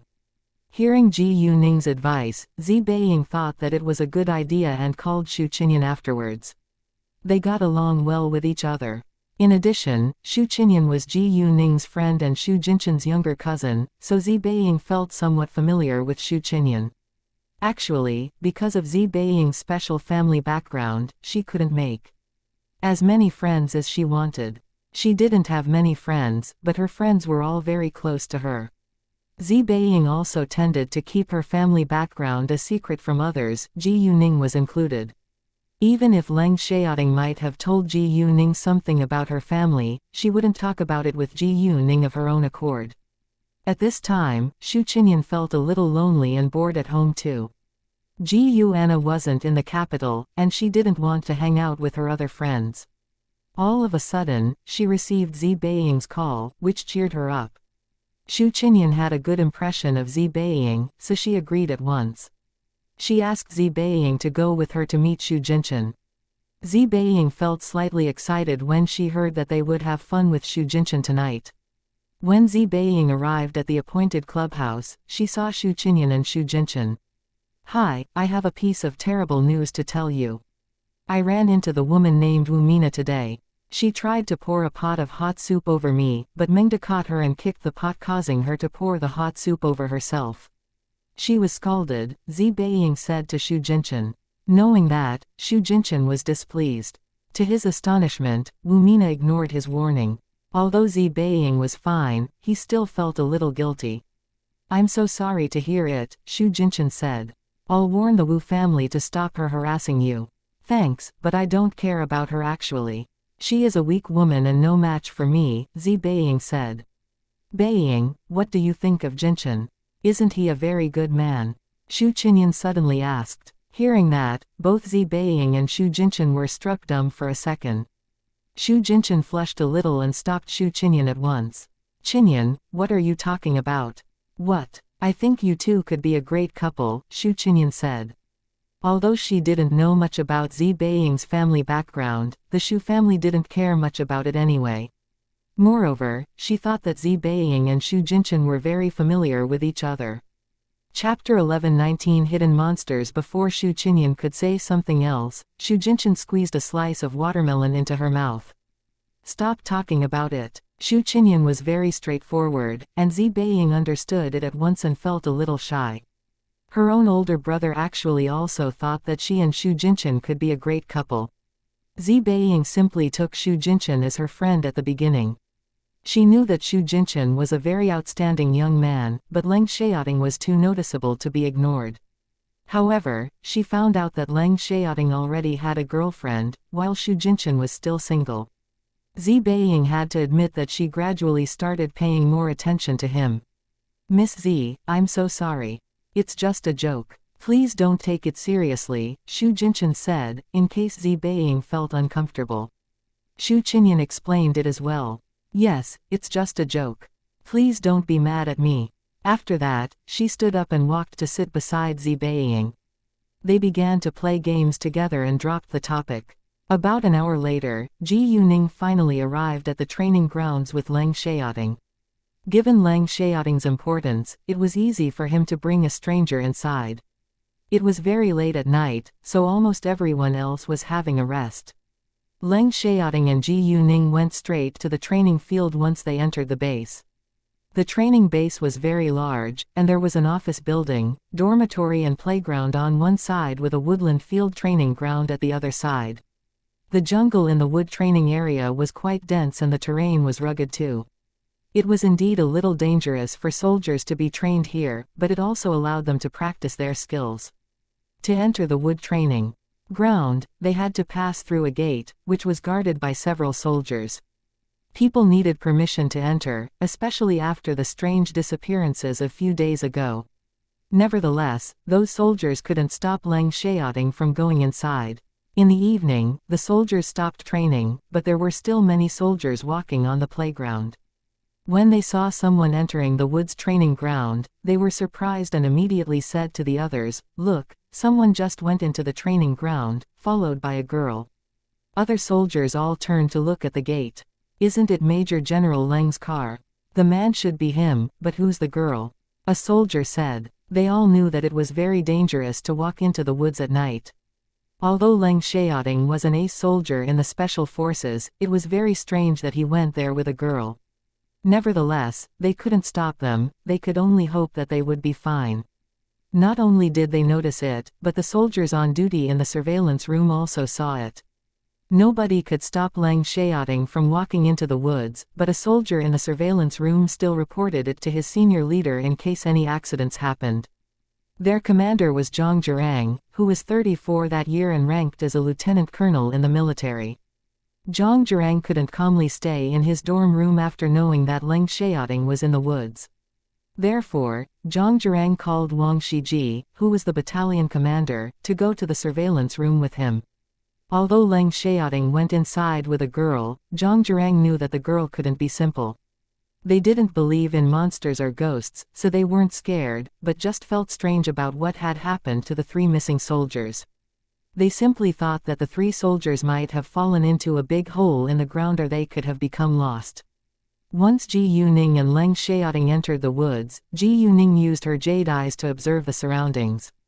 As long as there really were hidden monsters in the woods, Ji Yuning could find them with the help of her magical power. Magical power was something that all the monsters wanted after all. However, there were surveillance cameras around them, so Ji Yuning didn't release her magical power in case monsters appeared and scared the other soldiers.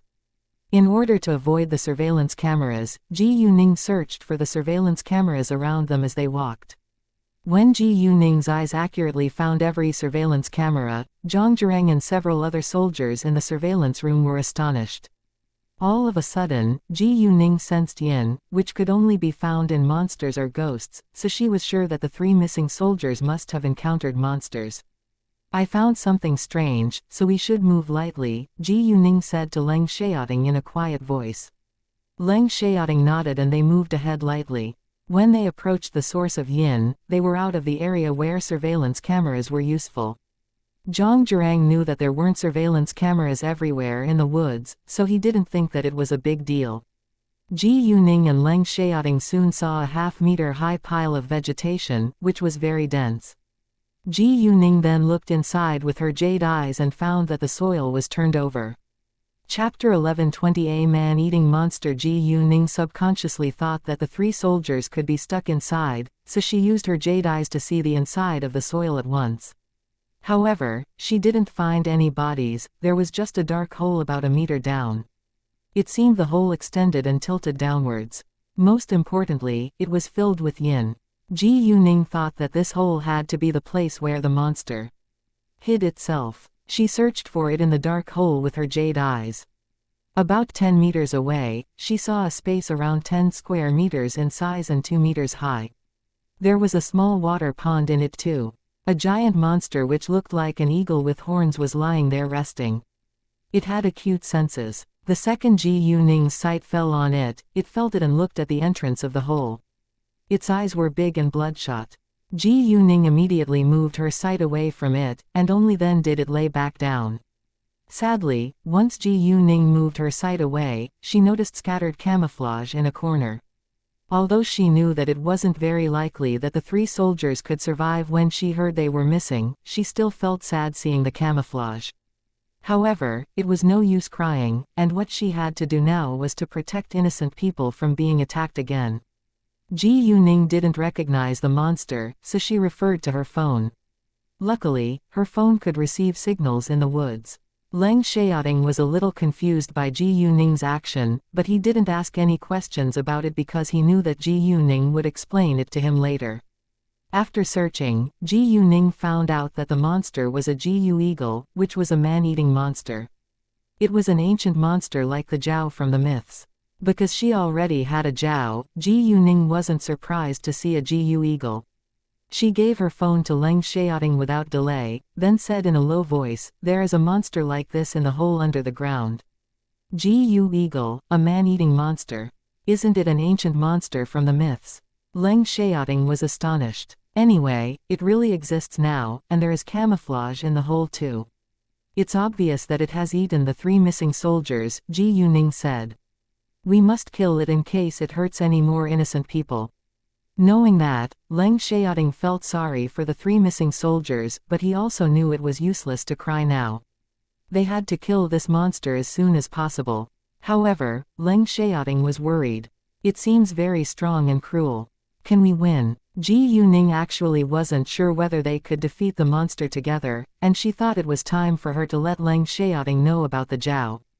After thinking for a while, Ji Yuning said, "Xiaoting, there is another unbelievable thing I need to tell you." What is it? Leng Xiaoting got nervous seeing Ji Yuning being so serious.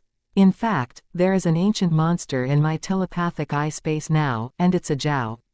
It's unusually strong and aggressive, but now it listens to me. If we can't beat the Jiu eagle, I'll send it out, Ji Yuning said. Ji Yuning planned to turn to the Jiao for help only when she and Leng Xiaoting failed to control the Jiu eagle, because they needed to practice their skills and they couldn't rely on others to help them solve problems every time. It was impossible that the Jiao would stay by her side forever. She had to improve herself in case she encountered stronger enemies in the future. Leng Xiaoting frowned when he heard that. He knew that a Jiao was also an ancient monster, and that it was very evil. However, since Ji Yuning said the Jiao listened to her now, it should be safe. Although Leng Xiaoting was surprised by the existence of the Jiao, he soon accepted it. Pull out your gun, I'm going to get it out. Once it shows up, shoot it, Ji Yuning said. Even though she wasn't confident that guns were useful, they still needed to have a try. Leng Xiaoting nodded and pulled out his gun. Ji Yuning then handed him a bronze dagger. If the gun doesn't work, you can use this dagger to fight against it from a close distance. Great. Leng Xiaoting took the dagger. After that, Ji Yuning used her jade eyes again to see the Jiu eagle. When her sight fell on it, it got back to its feet at once and walked to the entrance to have a look, but it didn't walk out. The Jiu eagle didn't know that there were human beings on the ground, so it didn't understand why it had this strange feeling that someone was looking at it. Therefore, it looked around for a while, then went back to sleep. Seeing that, Ji Yuning fired a bullet against the ground, which scared the Jiu eagle and it jumped up to stare at the entrance, but it still didn't walk out. The gunshot made it realize that there were people on the ground, but it didn't know whether it was the target. It had eaten 3 men and was stuffed now, so it had no desire for food and was unwilling to leave the hole. As a result, Ji Yuning had to use her magical power to attract its attention. As the magical power permeated through the ground and into the hole, the Gu eagle soon sensed it and its eyes lit up. It couldn't resist the temptation, and quickly left the hole. With a loud sound, the Gu eagle directly went to the surface by bursting from the soil. Leng Xiaoting shot it without hesitation, the bullet hitting its leg. Chapter 11:21 Have you for dessert? However, the bullet didn't hurt it much, it just annoyed it. The Gu eagle attacked Leng Xiaoting at once. How dare you, you damn human being! Leng Xiaoting, however, just heard an angry howl and didn't understand what it said. Only Gu Ning could understand it. Because the Gu eagle was irritated by Leng Xiaoting, it ignored magical power for the time being. Gu Ning seized this chance and hit its back without delay. They were in a lot of danger now, so Gu Ning didn't hesitate to use her full strength. With the help of her magical power, she violently burst into action. The Gu eagle wasn't mad when Gu Ning hit its back, but it suddenly realized that it came out for the magical power, so it turned to focus on Gu Ning. Wow, you smell so delicious, and I'll have you for dessert. The Gu eagle howled again and began to attack Gu Ning. Do you want to have me for dessert? Let's see what you can do. Gu Ning said. The Gu eagle was surprised that Gu Ning could understand its language. Leng Xiaoting, at the same time, finally understood that the Gu eagle wanted to eat Gu Ning. He joined the fight at once to stop it from hurting Gu Ning. Although Leng Xiaoting wasn't comparable to Gu Ning when she used her magical power, he wasn't weak either. They fought against the Gu eagle together, and protected each other. Once in a while, they showed up in the surveillance cameras because they moved around fast. It was late at night, so Zhang Jurang and the other soldiers couldn't see the scene clearly, but they were still shocked by the violent fighting. They realized that there was an unwanted guest in their training base, and it was their fault for missing it. There is an intruder in our training base. Zhang Jurang exclaimed. I think the intruder might be the reason why the 3 soldiers are missing. They didn't know how good Gu Ning was at fighting, but they were clear about Leng Xiaoting's level. Since the intruder could fight against Leng Xiaoting for such a long time without being caught, the intruder must be very strong. Should we get in there and help them? Wang Shiji asked. He was worried that Leng Xiaoting might be injured. No, we can't. Major General Leng gave the order before he went inside. Nobody is allowed to enter now. I'm afraid we can only watch. If Major General Leng needs our help, he'll send out a sign, Zhang Jurang said. Before Leng Xiaoting entered the woods with Gu Ning, he told the soldiers on duty not to allow anyone else to get inside. He was a major general, so the other soldiers had to obey his orders. Knowing that, Wang Shiji closed his mouth. Although Gu Ning and Leng Xiaoting weren't worse than the Gu eagle when it came to their fighting skills, Leng Xiaoting wasn't as strong. Xiaoting, take a pill now. Gu Ning said to Leng Xiaoting seeing that he was weakening. Leng Xiaoting jumped aside and took a power crystal at once. During this short time, Gu Ning fought against the Gu eagle alone, but she still handled it well. Leng Xiaoting soon got his strength back after taking a power crystal, so he went back to assist Gu Ning in the fight without delay. The Gu eagle, however, felt that it was becoming increasingly difficult for it to fight against the 2 of them at the same time. It was unavoidable for Gu Ning and Leng Xiaoting to be injured in the violent fight, but they didn't care much about it. Gu Ning could soon recover with the help of her magical power. Leng Xiaoting also protected himself well with the power crystals. Humans couldn't take too many power crystals within a short time, so Gu Ning told Leng Xiaoting not to take a pill if the injuries weren't serious. Even though the Gu eagle was retreating, it was still hard for Gu Ning and Leng Xiaoting to catch it. Gu Ning couldn't think of a better idea, so she had to let the Zhao out in the end. Zhang Jurang and the other soldiers were watching the fight from the surveillance cameras the entire time, but they didn't know that the intruder was actually a monster. They didn't believe in monsters, so they didn't think further about it. I'm so worried about their safety now. We can't see the full picture from the cameras, Wang Shiji said, and he felt restless. I think they are avoiding the surveillance cameras on purpose, Zhang Jurang said. Although he didn't know why Gu Ning and Leng Xiaoting did that, he believed that they did it for a reason. Why would they do that? Wang Shiji was confused. I don't know, but they're still fighting, which means Major General Leng and the girl are still fine, Zhang Zhirang said. I hope Major General Leng can survive tonight, Wang Shiji said. After all, Leng Xiaoting wasn't an ordinary soldier. He was a very important figure in the military. As a senior soldier in the military, Leng Xiaoting had the responsibility to solve this problem. He had already accepted that his work would always be dangerous. Major General Leng has been through a lot in his past tasks, so I believe that he can handle the situation this time too, Zhang Zhirang said.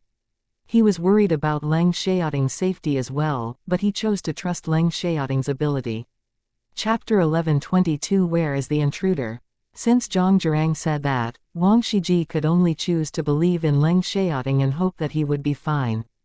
Ji Yuning didn't want to waste more time on fighting, in case the others saw them from the surveillance cameras, so she let the Zhao out at once. The second the Zhao appeared out of blue, the Jiu Eagle was shocked. Zhao. Although the Jiu Eagle was also an ancient monster, it still felt shocked when it saw the Zhao. Leng Xiaoting also rounded his eyes in shock because this was the first time that he had seen a Zhao in real life. Zhao, kill it now. Ji Yuning made an order. Yes, master, the Zhao said, then attacked the Jiu Eagle like lightning. The Jiu Eagle wanted to escape, but the Zhao caught it and wrapped it with its body. Ningning, are you all right? Leng Xiaoting asked worriedly. When he saw the wounds left on Ji Yuning's body by the Jiu Eagle, his heart ached. I'm fine. The wounds will all disappear soon, but you should take another pill now, Ji Yuning said. Hearing that, Leng Xiaoting was relieved. He listened to Ji Yuning and took another power crystal. Afterwards, they stood aside and watched the Zhao fighting against the Jiu Eagle. Even though Leng Xiaoting already knew that the Zhao and the Jiu Eagle were real, he still felt like it was too unbelievable to be true. The Jiu Eagle was soon out of strength, and the Zhao got control of it. Let me go. The Jiu Eagle struggled hard, but unfortunately failed to escape. We have no grudge against each other. Why do you have to do this to me? No grudge. Didn't you say you're going to have me for dessert? You've eaten 3 soldiers, and you should pay for it. Ji Yuning said, then turned to the Zhao. Zhao, absorb its energy and let it disappear. No. The Jiu Eagle shouted. I'm sorry, please don't do that. I promise I won't. However, before it could finish the sentence, the Zhao absorbed its energy little by little, and it became weak and transparent over time. In the end, it disappeared into thin air. Witnessing the scene, Leng Xiaoting was shocked. The Zhao went back to Ji Yuning after killing the Jiu Eagle. Leng Xiaoting was a little afraid of it, because he knew that it wasn't a kind creature. Even though Ji Yuning told him that it listened to her now, it was still dangerous. The Zhao gave Leng Xiaoting a glance and it seemed friendly to him, because it understood that Leng Xiaoting was close to Ji Yuning. My master, you haven't let me be in the water for a long time, the Zhao said in an aggrieved tone. Hearing that, Ji Yuning remembered that the Zhao had left the water for too long. Sure, I'll put you in the water once I'm back, Ji Yuning said. Thanks. The Zhao was satisfied. After that, Ji Yuning put it back into the telepathic eye space. Ningning, is it safe for you to keep the Zhao with you? Leng Xiaoting couldn't help but ask worriedly. Ji Yuning understood that Leng Xiaoting was worried about her, so she explained with a smile. Relax, it's safe. Since Ji Yuning said that, Leng Xiaoting could only believe it. The Jiu Eagle was already killed, and Leng Xiaoting had to make a reasonable explanation for the 3 missing soldiers. Zhang Zhirang and Wang Shiji, who were in the surveillance room, saw Leng Xiaoting and Ji Yuning walking back. They were relieved when they saw that Leng Xiaoting was fine, but where was the intruder? They got curious and thought that the intruder might have escaped. If so, it would be a shame. They believed that they could only find the 3 missing soldiers by catching the intruder. If the intruder escaped, they wouldn't know how the 3 soldiers got lost. Anyway, at least Leng Xiaoting was safe, which was good news for them. When Leng Xiaoting and Ji Yuning were about to reach the exit, Zhang Zhirang and Wang Shiji went outside to welcome them. In the distance, Leng Xiaoting and Ji Yuning saw Zhang Zhirang and Wang Shiji. They weren't surprised because they knew that Zhang Zhirang must have noticed them in the surveillance cameras. Nice to see you, Major General Leng. Zhang Zhirang and Wang Shiji saluted Leng Xiaoting at once, then they turned to look at Ji Yuning and were stunned. They were surprised because Ji Yuning was very young in their eyes. Even though they couldn't see her clearly in the surveillance cameras, they knew that this girl was quite excellent at fighting. They were also impressed by her beauty. "Nice to see you too," Leng Xiaoting said. "I need to go back now, and I'll come to explain it tomorrow." Leng Xiaoting had no intention to introduce Ji Yuning to them, nor explain what had happened in the woods to them right now. "No problem," Zhang Zhirang and Wang Shiji said, then watched Leng Xiaoting and Ji Yuning getting in the car. "Why didn't Major General Leng tell us right now? I'm curious to know what has happened in the woods," Wang Shiji said once Leng Xiaoting was gone. "Since Major General Leng said that he'll come again tomorrow, we can only wait," Zhang Zhirang said. "By the way, who's the girl?" Zhang Zhirang asked. "No idea, but she's very beautiful," Wang Shiji said. "Why is Major General Leng alone with her?" Chapter 1123 The same person. "Probably because of something important," Zhang Zhirang said. He didn't think that Leng Xiaoting would have a close personal relationship with Ji Yuning. Wang Shiji agreed. Zi Beiying and her friends left the clubhouse at 11 p.m. Xu Qinyan and Xu Jinchen didn't get in their car until Zi Beiying started her car. On the way back home, Xu Qinyan asked Xu Jinchen, "Jinchen, what do you think of Zi Beiying? I think she's a good girl and you two could be a great couple." Xu Qinyan really had a good impression of Zi Beiying, and would love to accept Zi Beiying as her sister-in-law. "You don't need to worry about me. Why don't you find yourself a job or a boyfriend first?" Xu Jinchen said. He was somewhat unwilling to talk about this topic. Xu Qinyan pouted. She was a little disappointed when Xu Jinchen refused to give her an answer. Nan mentioned the same thing to Zi Beiying in the car. "Lady Zi, I think Mr. Xu is a great man. You two look very beautiful when you're together." Hearing that, Zi Beiying flushed but did her best to compose herself. "You must be kidding." Nan understood that Zi Beiying was avoiding the question, which meant she was nervous. It seemed that at least Zi Beiying didn't hate Xu Jinchen. Nan closed her mouth and dropped the topic. Qi Ziyu and Tang Yaxin stayed in the same ward. Although they had received the best treatment, they were still in a lot of pain and could barely sleep. Tang Yaxin kept swearing at Tang Aining, till Qi Ziyu told her to shut up. Tang Bingsun also heard that both of them had been beaten by a woman called Tang Aining, because Qi Ziyu couldn't keep it a secret from him. After coming back from a business trip, Tang Bingsun went to the hospital without delay. Qi Ziyu then told Tang Bingsun about what they had been through and what Tang Aining had in her hands. Tang Bingsun then investigated Tang Aining, trying to figure out a good way to get rid of her. This Tang Aining is very skilled at fighting, and she was able to beat 5 armed bodyguards within a minute, Qi Ziyu said. She's as strong and cruel as the Tang Aining we know. Thinking of that, Qi Ziyu even trembled a little in fear. He was a coward after all. I wonder whether they're the same person. Tang Aining could still be alive. It couldn't just be a coincidence that they share the same name and fighting skills. Tang Yaxin said all of a sudden. However, she didn't really believe that, because she had witnessed Tang Aining's body being burned. No, they can't be the same person. I think this woman must be a good friend of Tang Aining, so she is using Tang Aining's identity to avenge her death, Tang Bingsun said with certainty. Actually, both Tang Yaxin and Tang Bingsun were right, but normally people wouldn't believe Tang Yaxin's guess.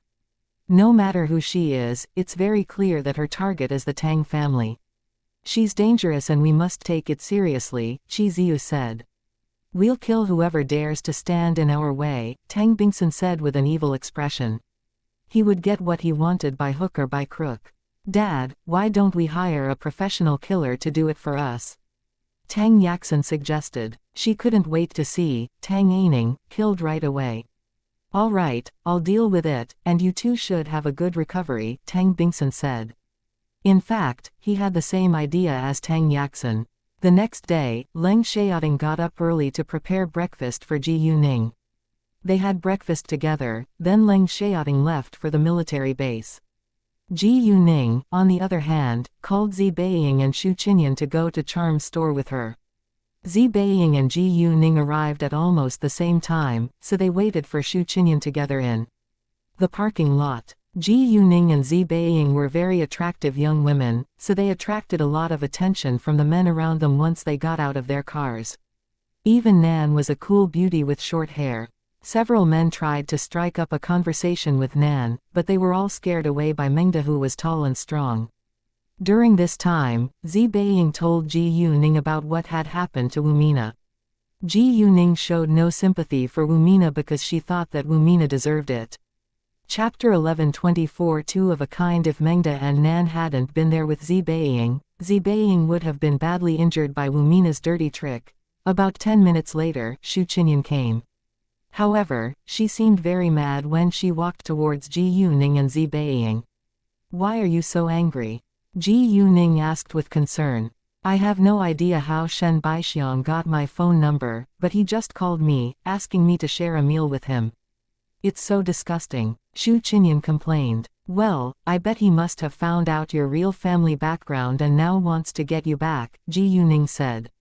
"I know, but I still feel disgusted," Xu Qinyan said. "Shen Baixiang wasn't the kind of man who deserved her love. What happened?" Zi Beiying was confused and curious. Xu Qinyan then told Zi Beiying what had happened to her, and Zi Beiying also agreed that she should stay away from the man. On their way to the store, Zi Beiying received a call, so Xu Qinyan approached Ji Yuning at once. "Ji Yuning, don't you think that Jinchen and Zi Beiying could be a perfect couple?" Although Xu Qinyan deliberately kept her voice low, Zi Beiying still heard it. Zi Beiying felt a little uneasy, but still wanted to know Ji Yuning's opinion.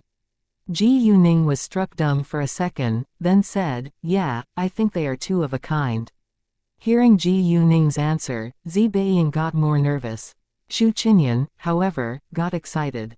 "Right, I also believe that they can be perfect together. I told Jinchen to chase Zi Beiying, but he ignored me." "Well, let them figure it out for themselves. If they like each other, they'll get together one day," Ji Yuning said. Although Zi Beiying and Xu Jinchen could be a perfect couple, they still needed to know more about each other. Xu Qinyan cocked her eyebrow, then said nothing. When they walked into the charm store, there were many people shopping there. Some were attracted by Charm's fame, while some liked its designs. Most importantly, Charm had a good reputation for its quality and designs. Both Zi Beiying and Xu Qinyan were attracted to the gowns once they entered the store. They left Ji Yuning behind and ran to shop for beautiful dresses, which amused Ji Yuning. Ji Yuning also felt happy that the products of her company became so popular. Yuzi was very busy, so she didn't spend much time chatting with Ji Yuning, and Ji Yuning also told the saleswomen to leave Zi Beiying and Xu Qinyan alone so that they could serve other customers. Ji Yuning had come here yesterday, so the saleswomen were all aware that she was the boss and they listened to her. Leng Xiaojia's major in the university was clothing design too, and she had founded a studio with her friends early on. All they needed was a noticeable shop now to sell their dresses. Therefore, Leng Xiaojia and her business partners came to the mall that day to find a good shop to rent. Although Leng Xiaojia wasn't easygoing, she was willing to devote herself to whatever she aimed to achieve. Coincidentally, they found Charm and were impressed by its gowns as well. Leng Xiaojia knew that Ji Yuning owned many companies, but she didn't know that Charm was one of them. "Wow, Xiaojia, look at this store. The gowns inside are so beautiful," Leng Xiaojia's friend, Zhu Jinling, said with excitement. "Don't flatter others' designs. I think our dresses are more beautiful," Leng Xiaojia said with a displeased expression. Even though she had to admit that Charm gowns were very impressive, she couldn't accept Zhu Jinling complimenting other people's designs. Besides, they were about to start selling their own dresses, so Charm would be a strong competitor of theirs. "Fine, peers are competitors. Why don't we go inside and have a look to get more information about it so that we know how to defeat it?" Zhu Jinling said. Zhu Jinling actually didn't agree with Leng Xiaojia, because Charm indeed was better than their brand. If they ran into Charm in a clothing design competition, she had no confidence that they could win. Leng Xiaojia then walked into the store with Zhu Jinling. When they had a closer look at Charm gowns, Zhu Jinling had to say that Charm's gowns were very delicate. Nevertheless, when her sight fell on the price tags, Zhu Jinling wondered whether people would buy these gowns because the prices were very high. The quality of the gowns might deserve the prices, but this brand wasn't famous enough. Since she worked in the clothing industry as well, Zhu Jinling knew almost every famous high-end brand in the industry. How dare they price these gowns so high? Nobody will buy them, Leng Xiaojia said with disdain. She agreed with Zhu Jinling that Charm's fame didn't match the prices of its gowns. At the same time, Leng Xiaojia also got jealous of Charm because of the high level of its designs and workmanship. Chapter 1125 Conflict with Leng Xiaojia. Miss, although Charm isn't very famous for the time being, the quality and design deserve the price. If you like this dress, you can try it. To be honest with you, we already sold out 8 gowns this afternoon, and our customers all like them very much, a saleswoman said to Leng Xiaojia. What? Within an afternoon? Leng Xiaojia was shocked, but she didn't believe it. Are you sure that number is correct? She didn't think a brand without much fame could be so popular among rich customers. Of course it's true, the saleswoman said. The saleswoman remained polite the entire time, even though Leng Xiaojia was a little rude, because all the saleswomen in the store had received professional training. Even if it isn't true, you won't admit it. Leng Xiaojia still refused to believe it. The saleswoman didn't say anything further, but simply smiled. At this time, Leng Xiaojia suddenly saw Ji Yuning and her face changed at once. There was obvious hatred on her face. Ji Yuning actually heard Leng Xiaojia's conversation with the saleswoman before Leng Xiaojia noticed her. She wasn't mad, because she knew that Leng Xiaojia wasn't a kind woman. However, when Ji Yuning saw the hatred on Leng Xiaojia's face towards her, she moved her eyes away and ignored Leng Xiaojia. Leng Xiaojia, however, was annoyed by Ji Yuning's movement. She ran to Ji Yuning and shouted, "How dare you look at me with dislike?" Xiaojia. Zhu Jinling was scared by Leng Xiaojia's behavior and tried to stop her. She knew that Leng Xiaojia didn't have a good temper, but she didn't think it was appropriate to get mad just because of a glance. The saleswoman who served Leng Xiaojia didn't try to catch up to her, but walked away and left it to Ji Yuning. Ji Yuning turned to look at Leng Xiaojia again. So, she didn't deny that she disliked Leng Xiaojia. Leng Xiaojia was mad. Ji Yuning, don't think that just because you're Leng Xiaoting's girlfriend you can treat me without respect. You haven't married into the Leng family yet, and it's hard to say whether you can really do that.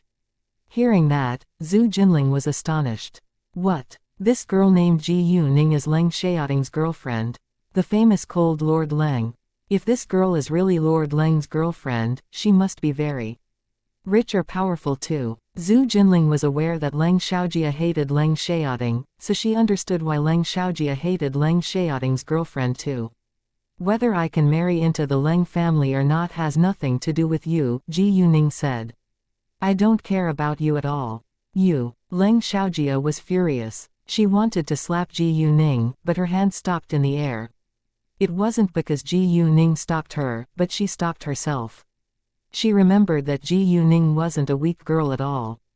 If she was going to fight against Ji Yuning, she would lose without doubt. Even though Leng Xiaojia didn't think that Ji Yuning would dare to punch her, she was still afraid of Ji Yuning. Leng Xiaojia was bad-tempered and mean, but she wouldn't pick a losing battle. Therefore, after thinking for a while, Leng Xiaojia put her hand down.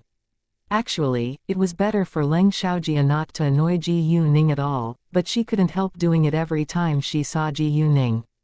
Ji Yuning smirked when Leng Xiaojia put her hand down, which irritated Leng Xiaojia more. Because they didn't cause a lot of noise and the store was full of activity, other people didn't notice what they were doing, but Shu Qinyan caught Leng Xiaojia putting her hand down.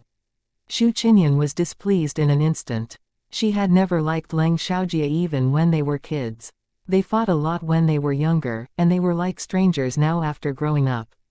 Although the Leng family and the Shu family had a close relationship for generations, only Leng Xiaoting maintained it with the young generation in the Shu family now. Leng Xiaoxun and Leng Xiaoxi were much younger than Shu Qinyan, so they weren't familiar with each other. As a result, when Shu Qinyan heard Leng Yuanshan's family always acted against Leng Xiaoting, she began to hate them as well. Once Shu Qinyan saw Leng Xiaojia's angry expression directed at Ji Yuning, she knew something must be wrong and walked to Ji Yuning. Ji Yuning, what's going on here? Nothing, Ji Yuning said with a smile.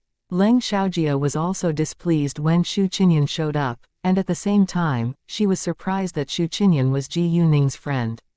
Chapter 1126 teach you a lesson. Given Leng Xiaojia's bad relationship with Xu Qinyan, she actually didn't bother to pay much attention to Xu Qinyan, but she still got jealous that Ji Yuning could have a good relationship with Xu Qinyan, who came from a super rich family. She simply didn't want Ji Yuning to be better than her. Ji Yuning, I just saw a beautiful gown. Why don't you come and have a look for me? Xu Qinyan directly talked to Ji Yuning and ignored Leng Xiaojia.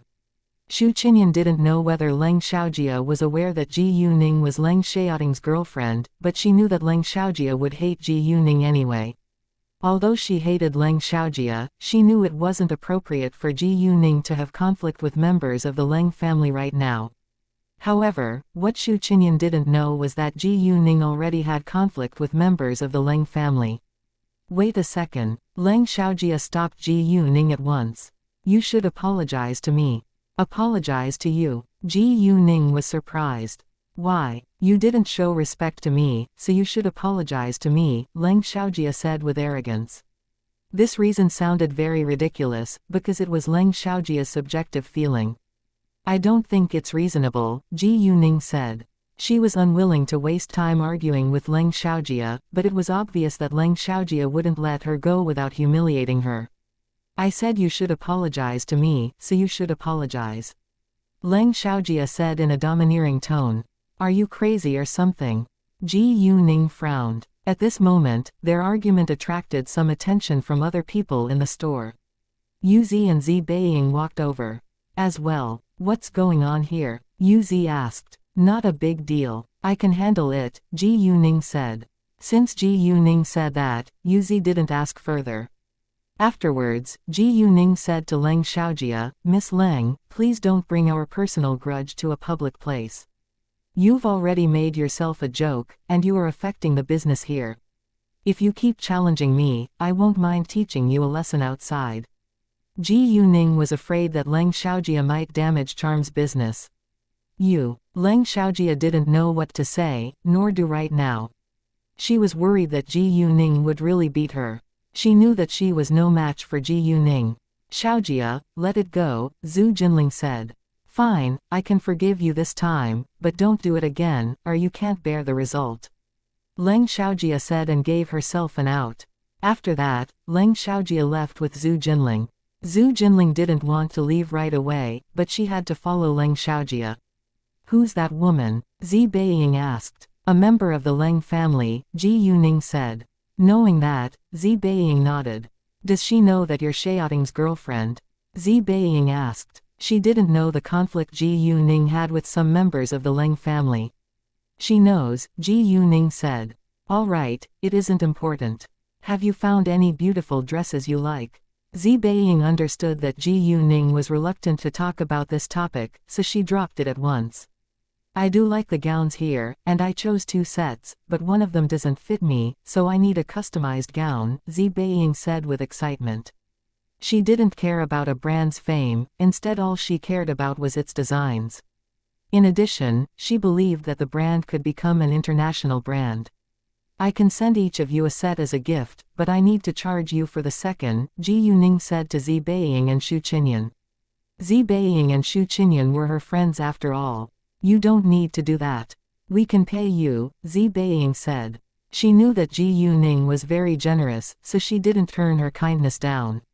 Right, we can actually pay you, but thanks for your generosity, Xu Qinyan said. Both of them knew that Ji Yuning wouldn't take their money if they didn't accept her kindness. They were more than willing to pay for the second gown. It's not a big deal, and you can pay for the second dress, Ji Yuning said with a smile. After Zhu Jinling and Leng Xiaojia left Charm for a short distance, they heard a conversation between 2 young women who walked by them. Wow, I'm so excited that Charm finally opened. I wonder whether Goddess Ji Yu will come today. I hope she can come so that I can see her in real life. Chapter 1127 Surpass Ji Yuning. I don't think Goddess Ji Yu will come, since she has so many companies. Hearing their talk, Leng Xiaojia stopped and felt displeased. Goddess Gu. Isn't it the nickname the internet users gave Ji Yuning? When Zhao Kai refused to help her deal with Ji Yuning the other day, she had read a lot of news about Ji Yuning on the internet, so she got to know that Ji Yuning had a nickname of Goddess Gu. Because she hated Ji Yuning, she didn't think Ji Yuning was as outstanding as people said on the internet. Although she had to admit that Ji Yuning was indeed very beautiful and successful, instead of admiring Ji Yuning, she was only jealous of her. After hearing the two women's conversation, Leng Xiaojia was sure that Charm was owned by Ji Yuning too, which surprised her. She didn't expect to know that Ji Yuning was also the boss of Charm. Thinking of the high quality and attractive designs of Charm gowns, Leng Xiaojia grew more jealous of Ji Yuning. She couldn't stand that Ji Yuning was better than her, and she was determined to surpass Ji Yuning. Zhu Jinling didn't know much about Ji Yuning, but she understood that Leng Xiaojia hated Ji Yuning and they were going to compete against Charm. It worried Zhu Jinling, because she wasn't confident that they could win. However, she couldn't stop Leng Xiaojia. She only hoped that Leng Xiaojia would be reasonable. Leng Xiaojia was in no mood to shop now, so she went back home afterwards, and since Leng Xiaojia wanted to go home, Zhu Jinling had to leave too. In fact, Zhu Jinling wanted to have a closer look at the gowns in Charm, but she didn't dare mention it given what had just happened. She blamed Leng Xiaojia for it, but didn't say it aloud. When the two women walked into Charm's store and saw Ji Yuning, they got excited at once and called Ji Yuning Goddess Gu. As a result, many other people in the store recognized Ji Yuning as well and surrounded her without delay. The two women realized that they caused Ji Yuning a little trouble, but luckily Ji Yuning didn't mind it. Since she went there in person, she was prepared to be exposed. Before long, Zi Beiying and Xu Qinyan bought their favorite dresses and they left together. Ji Yuning's fans soon spread the news that she had shown up in the store online, which attracted a lot of attention on the internet. Those who ached to see Ji Yuning in real life got excited, but unfortunately Ji Yuning was already gone when they read the news. Even though Ji Yuning already left, some of them still said that they had to visit the store to have a look at the gowns. Charm finally opened a branch in the capital, and they didn't want to miss this chance. People who were interested in Charm gowns were relatively rich, because the dresses were expensive. In addition, only those who would attend formal events needed those beautiful gowns. When Ji Yuning and her friends were talking about what to eat next, she received Leng Xiaoting's call. She told Leng Xiaoting that she was with Zi Beiying and Xu Qinyan at the moment, and invited him to dine with them. They were all friends after all, so Leng Xiaoting agreed. Ji Yuning and her friends, at the same time, found a good restaurant and ordered the dishes. Before the dishes were placed on the table, Leng Xiaoting arrived.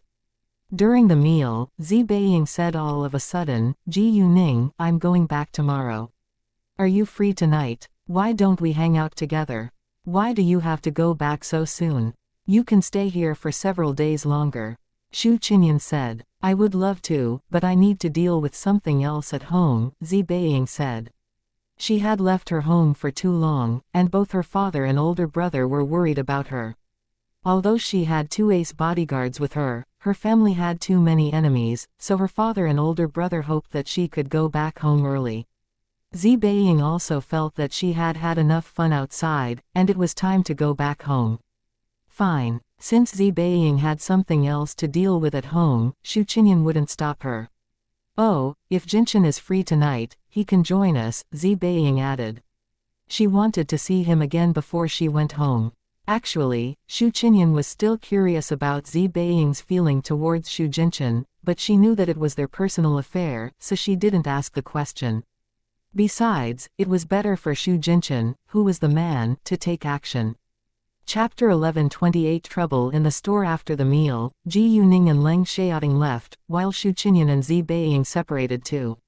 They would gather together again that evening. Xu Qinyan called Xu Jinshan without delay, and told him that Zi Beiying was about to leave tomorrow. Hearing that, Xu Jinshan felt a little upset. He actually had an appointment with his friends that afternoon, but he thought that he could cancel it for Zi Beiying. Therefore, Xu Jinshan agreed to meet them that night. At this time, he was in Xu Jinline's office. He had never been involved. in his family's business before, but Xu Jinlin left a document at home today, so he brought it. After hanging up the call, Xu Jinchen wore an absent look. Xu Jinlin noticed it and asked him with concern, "What happened?" "Nothing. I'll leave you to do your work." "I should go back now," Xu Jinchen said and left. Since Xu Jinchen was unwilling to tell him, Xu Jinlin didn't ask further. When Leng Xiaojia got home, she told her mother about what had happened with Ji Yuning, and Zhang Shuyuan got mad at Ji Yuning's behavior. She hated Ji Yuning as much as Leng Xiaojia did, so she believed every word Leng Xiaojia said.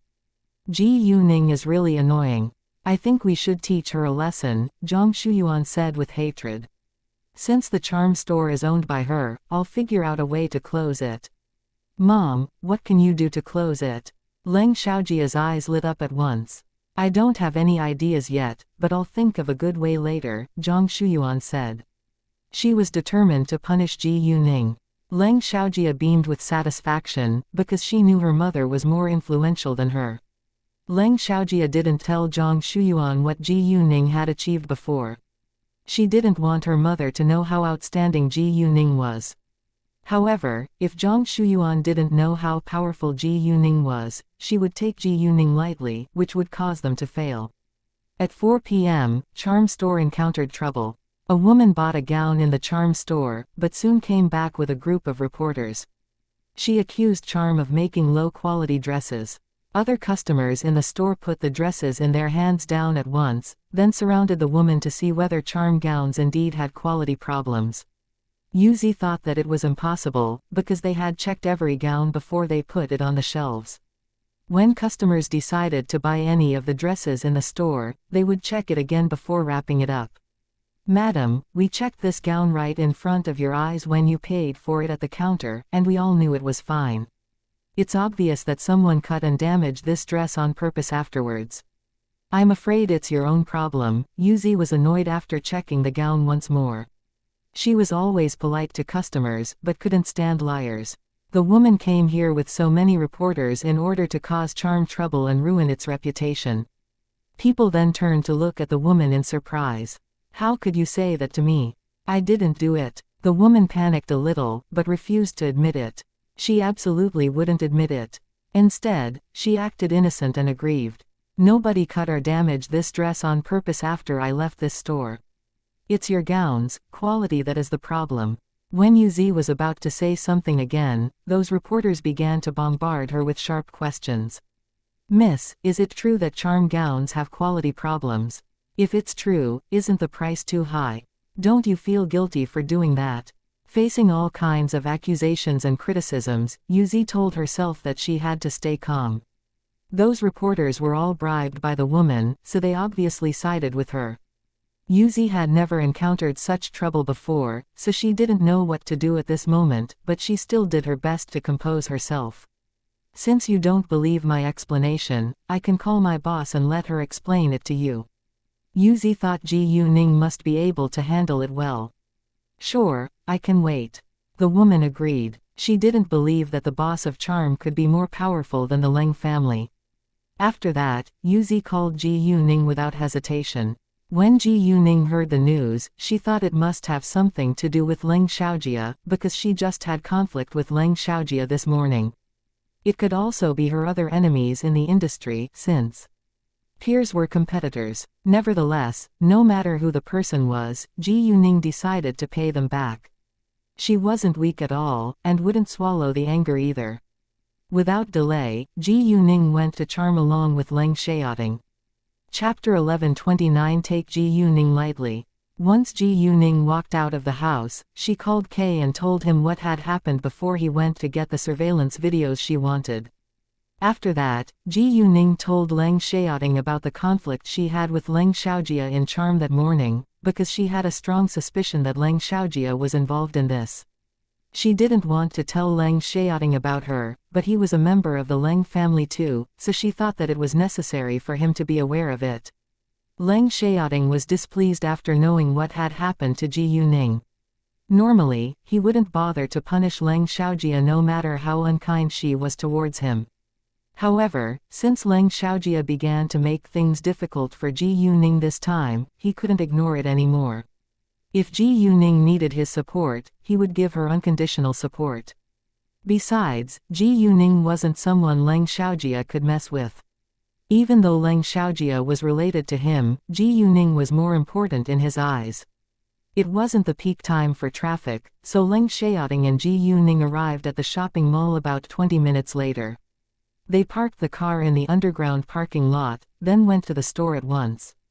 Therefore, it only took Ji Yuning half an hour to get to the store after she received Yuzi's call. Yuzi and the other staff members were all waiting for her.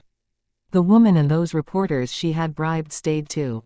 Most of the customers in the store were also curious to know the result. They cared about it, because they were potential buyers of charm gowns. Kay soon sent 4 videos back to Ji Yuning. In the first video, the woman handed each of those reporters a thick red envelope. In the second video, the woman went to buy a dress in charm store, then left. Although this video wasn't useful, Kay still sent it to Ji Yuning.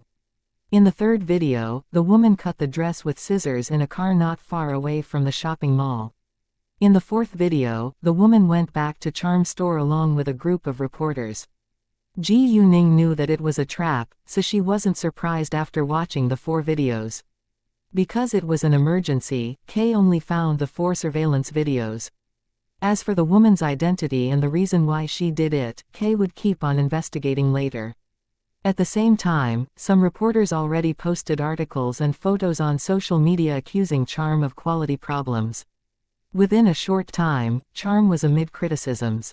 Although Ji Yuning had many fans, there were a lot of haters on the internet as well, and they seized this chance to attack her and Charm. A while later, Ji Yuning's fans found out about it and began to defend her on the internet. Those reporters actually didn't know much about Ji Yuning's influence, so they had no idea that they were in trouble now. All in all, most internet users chose to believe Charm and Ji Yuning. It could be an accident that the low-quality dress was mixed with high-quality dresses. The garment factory was very large, and there were many production lines, so it was understandable that accidents happened sometimes.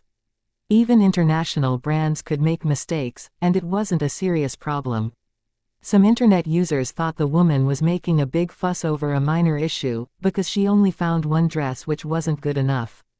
Others also believed that it could be a trap laid by a competitor in business, and the woman could be working in the clothing industry too. It wasn't an uncommon thing to see in the business after all.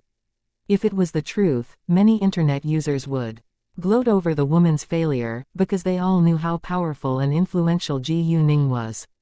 It wasn't a smart decision for the woman to cause Ji Yuning trouble.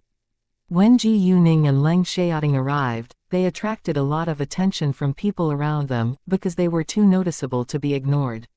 "Hi, boss." Yuzi walked to Ji Yuning at once.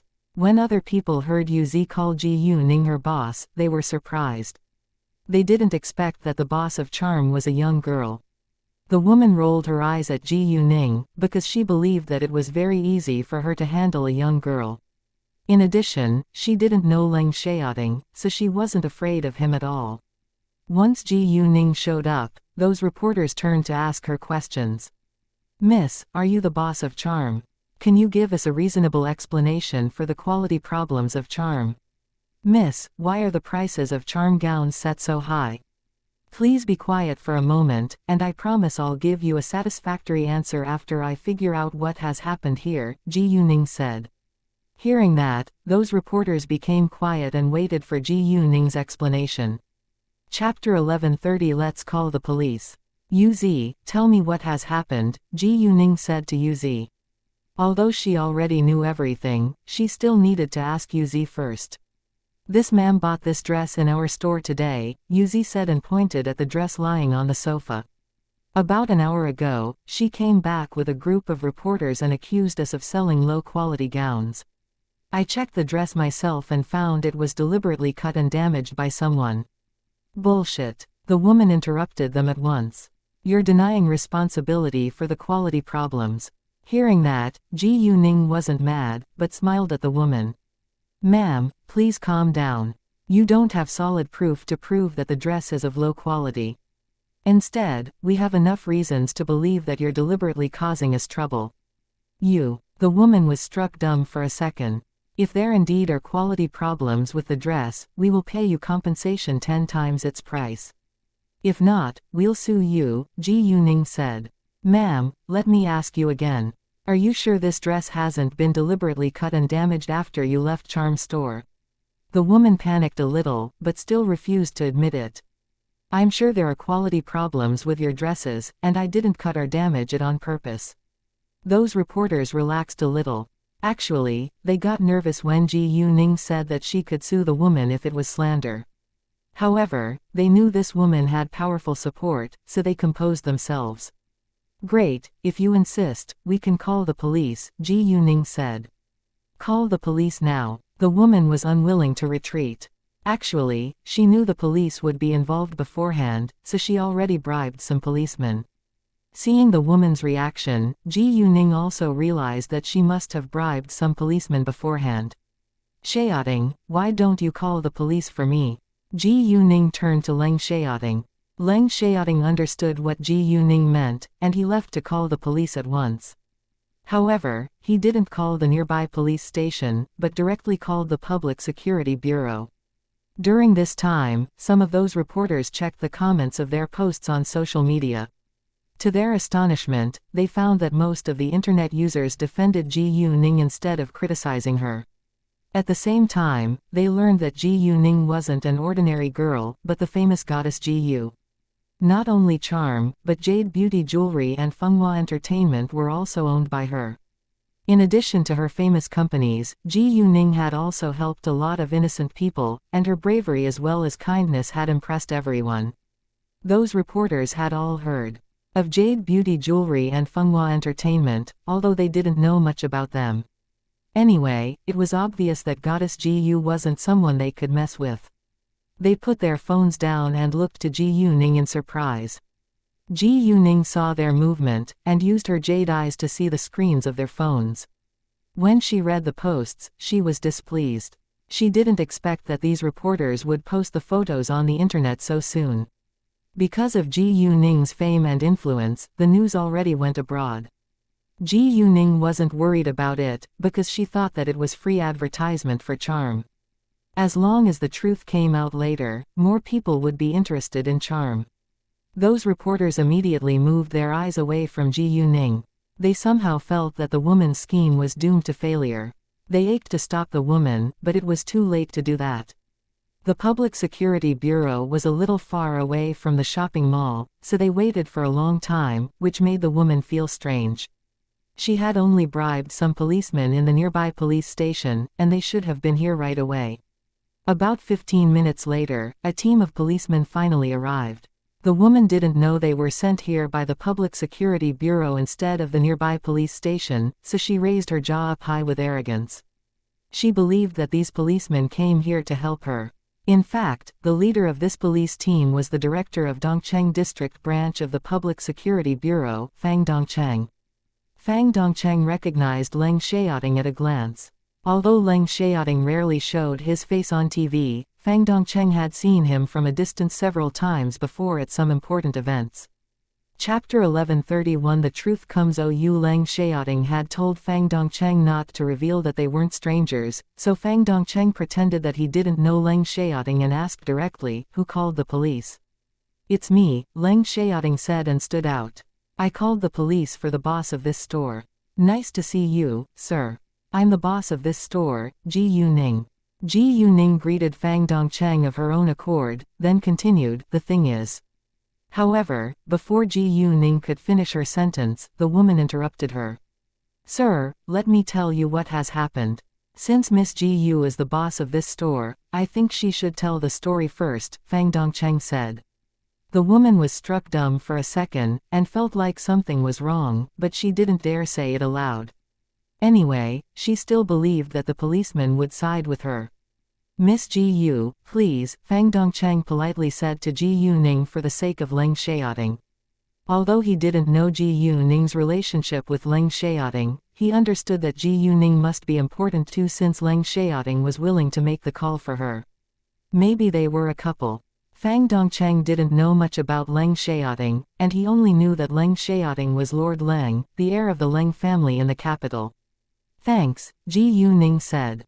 This ma'am bought a dress in our store today, and she came back after an hour with a group of reporters.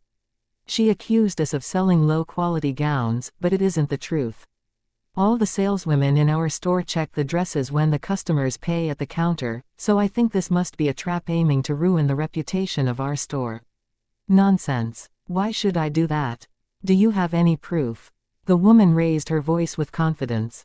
She believed that the policeman would side with her, so she had nothing to be worried about. Do you want proof? Ji Yuning smiled. Great, if you insist, I can show you what proof I have, but I still need to ask you a question first. Are you sure there are quality problems with charm gowns? If not, we can sue you for slander. I'm very sure there are quality problems with your dresses. The woman insisted. Very well, sir, I believe you clearly heard it too. Since this ma'am insists, I need to sue her if it proves to be slander, Ji Yuning said to Fang Dongcheng. She looked very confident and was determined to put the woman in jail. Even though Ji Yuning didn't know who Fang Dongcheng was, she knew that he must be an important figure in the Public Security Bureau since Leng Xiaoting called him. Sure, no problem, Fang Dongcheng said. He was more than willing to do Ji Yuning a favor. Moreover, seeing Ji Yuning being so confident, he tended to believe her account. Even if he didn't believe Ji Yuning, he should believe Leng Xiaoting. Ji Yuning then turned to look at the woman again. Ma'am, I really feel sorry for you, because I do have enough proof to sue you. Hearing that, the woman stiffened and rounded her eyes in shock. Without delay, Ji Yuning walked to the reception and began to play the videos on the computer. The woman finally felt scared now. Those reporters who stood behind her also got nervous. If this woman was really guilty, they would be accomplices. Ji Yuning moved the screen to face them and said, "Please watch this video and you'll know the truth." She played the third video Kay sent her. On the screen, the woman was cutting the dress with scissors in a car. No, no, no, impossible. The woman couldn't believe her eyes. Not only the woman, but other people in the store were also shocked. OMG, this woman cut the dress on purpose. How dare she blame Charm for it? Is she jealous of Charm's popularity? She's hateful given what she has done. These reporters are disgusting too. They're accomplices. They should be put in jail. Chapter 1132 Mrs. Guo. What they've done is illegal, and they should be punished according to the law. Other people all began to criticize the woman and those reporters behind her. Ma'am, what do you want to say right now? Ji Yuning turned to look at the woman. I, the woman stammered, because she didn't dare tell them that it was Zhang Shuyuan who told her to do it. However, if she didn't say it aloud, she would have to bear the result herself, which was the last thing she wanted to do now. She did it for Zhang Shuyuan after all. All of a sudden, she questioned Fang Dongcheng, why did you allow her to play the video? Why couldn't I allow her to play the video? Fang Dongcheng frowned. It's necessary to find out the truth before we take the action. Didn't I tell you to help me? The woman said. Hearing that, other people were surprised and realized what this woman had done beforehand. It turned out that she had bribed the police to trap Charm. She was so well prepared. Ma'am, I'm afraid that you're mistaking me for another person. We were sent here by the Public Security Bureau instead of the nearby police station, Fang Dongcheng coldly said. In fact, he already figured out the reason why Leng Xiaoting had called him when he heard Ji Yuning's account. Leng Xiaoting didn't call the nearby police station, because he didn't trust it. What? The Public Security Bureau? How is it possible? The woman rounded her eyes in shock. Now we have enough evidence to prove that you're guilty of ruining the reputation of Charm. Please come to the Public Security Bureau with me for the investigation, Fang Dongcheng said with a serious face. Those reporters were astonished. If they were arrested by the police, they would lose their job. No, you can't arrest me. I'm the wife of the director of Chengyu organization, the woman told her identity at once, trying to stop the police from arresting her. Chengyu organization was a famous, large business corporation in the capital, and it was owned by the Guo family, which was a super rich family. People turned to look at Ji Yuning with sympathy, because they believed that she had to bite her tongue this time. None of them knew how influential Ji Yuning was, so they thought that she was just an ordinary girl. Even if some of them were aware that she was the owner of jade beauty jewelry and charm, they didn't think that she was more powerful than the Guo family. Chengyu organization was a well-known large business after all. In fact, if Ji Yuning was an ordinary girl, she indeed would have had to hold her tongue because she was merely nobody in front of Mrs. Guo. Fang Dongcheng, however, wasn't afraid at all, because he came here for the Leng family's sake. I don't care how powerful your family is, you must be punished according to the law given what you've done, Fang Dongcheng said. Everyone was impressed by his honesty. You, Mrs. Guo didn't expect that this policeman dared behave against Chengyu organization, and she felt utterly humiliated. How dare you say that to my face? If you dare arrest me today, I'll make you lose your job. If you want to make me lose my job, you must know who I am first. Fang Dongcheng stayed calm. Mrs. Guo, please allow me to introduce myself. I'm the director of Dongcheng District Branch of the Public Security Bureau, Fang Dongcheng. Knowing that, everyone was shocked again. What? He's the director of Dongcheng District Branch of the Public Security Bureau. They were surprised that the director would come here in person. Ji Yuning, however, wasn't surprised, because she knew Leng Xiaoting wouldn't call an unimportant person. What? Mrs. Guo was stunned at this moment. She couldn't believe that Ji Yuning was able to get the help from a director. Mrs. Guo, do you still want to resist arrest? Fang Dongcheng said. If you insist on doing this, I can also sue you. Mrs. Guo didn't know what to say now. She wanted to use Zhang Shuyuan's influence to help herself out, but was afraid that Zhang Shuyuan would be mad at her. As a result, she thought that she could call Zhang Shuyuan at the Public Security Bureau later. In the end, Mrs. Guo and those reporters had to follow Fang Dongcheng to the Public Security Bureau. Before they left, Ji Yuning said to those reporters, I don't care what you've posted on the internet not long ago about this drama, but you must delete it as soon as possible. In addition, you should also post the truth out to clear my name, or you'll bear the result yourself. Those reporters felt scared, looking at Ji Yuning's serious expression. Chapter 1133. Do whatever you want to do. Even though they didn't know how Ji Yuning found out what they had done behind her back, they had to listen to her now. After that, they left with Fang Dongcheng and the other policemen. Ji Yuning didn't leave with them, because she knew that Fang Dongcheng would give her a satisfactory answer. Although they had schemed together against Charm, they didn't cause much damage, so they ended up paying Charm the reputation damage compensation. Ji Yuning didn't care much about it, because all she wanted was to teach them a lesson so that it wouldn't happen again. A short while later, Ji Yuning received Kay's message, and Kay told her Mrs. Guo had contacted Zhang Shuyuan today. It was obvious that Zhang Shuyuan was the mastermind. Leng Xiaojia must have told Zhang Shuyuan what she had been through in Charm, so Zhang Shuyuan planned to avenge Leng Xiaojia by defaming Charm. Although Ji Yuning found out who the mastermind was, she didn't say it aloud in public for the sake of the Leng family's reputation. If Zhang Shuyuan's dirty trick was exposed, the whole Leng family would be affected. Ji Yuning didn't want the whole Leng family to be affected, but she made up her mind to pay Zhang Shuyuan and Leng Xiaojia back. Once Mrs. Guo was caught, Ji Yuning apologized to other people left in the store. I'm so sorry for what just happened. If you still like charm gowns and are willing to believe us, you're always welcome to shop here. Miss Ji Yu, we understand it isn't your fault. Right, it's Mrs. Guo's fault. She's so evil. We don't know why Mrs. Guo had to do that, but we do like Charm's gowns and we're also willing to support you. Miss Ji Yu, I'm curious about how you got the surveillance videos so soon. I was so surprised when you said that you're the boss of Charm. Didn't you watch the video played outside on the TV? Miss Ji Yu is also the owner of Jade Beauty Jewelry.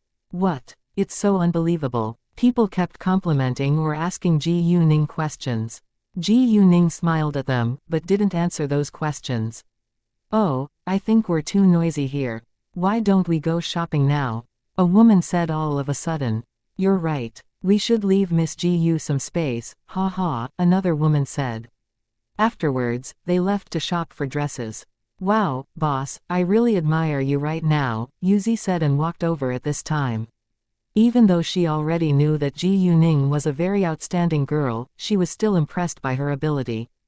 Ji Yuning smiled. I'm afraid I have to leave now. If you encounter any trouble, feel free to call me or President Chen. Thanks, I will, Yuzi said. She knew that President Chen was Chen Kanji. She hadn't met Chen Kanji yet, but Ji Yuning already gave her his phone number. Although she could get through to Ji Yuning most of the time, it wasn't convenient for Ji Yuning to answer a call anytime. Chen Kanji also had a contact list of all the important members of Ji Yuning's corporation. When they were in the car, Ji Yuning told Leng Xiaoting what Kay had found out about the drama. Leng Xiaoting believed that it must be Zhang Shuyuan's idea too.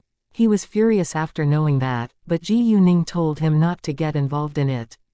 He also felt grateful that Ji Yuning had no intention to expose Zhang Shuyuan's dirty trick for the sake of the Leng family's reputation. Nevertheless, he thought that it was still necessary to punish Zhang Shuyuan. Ningning, you can do whatever you want to do, and I'll support you.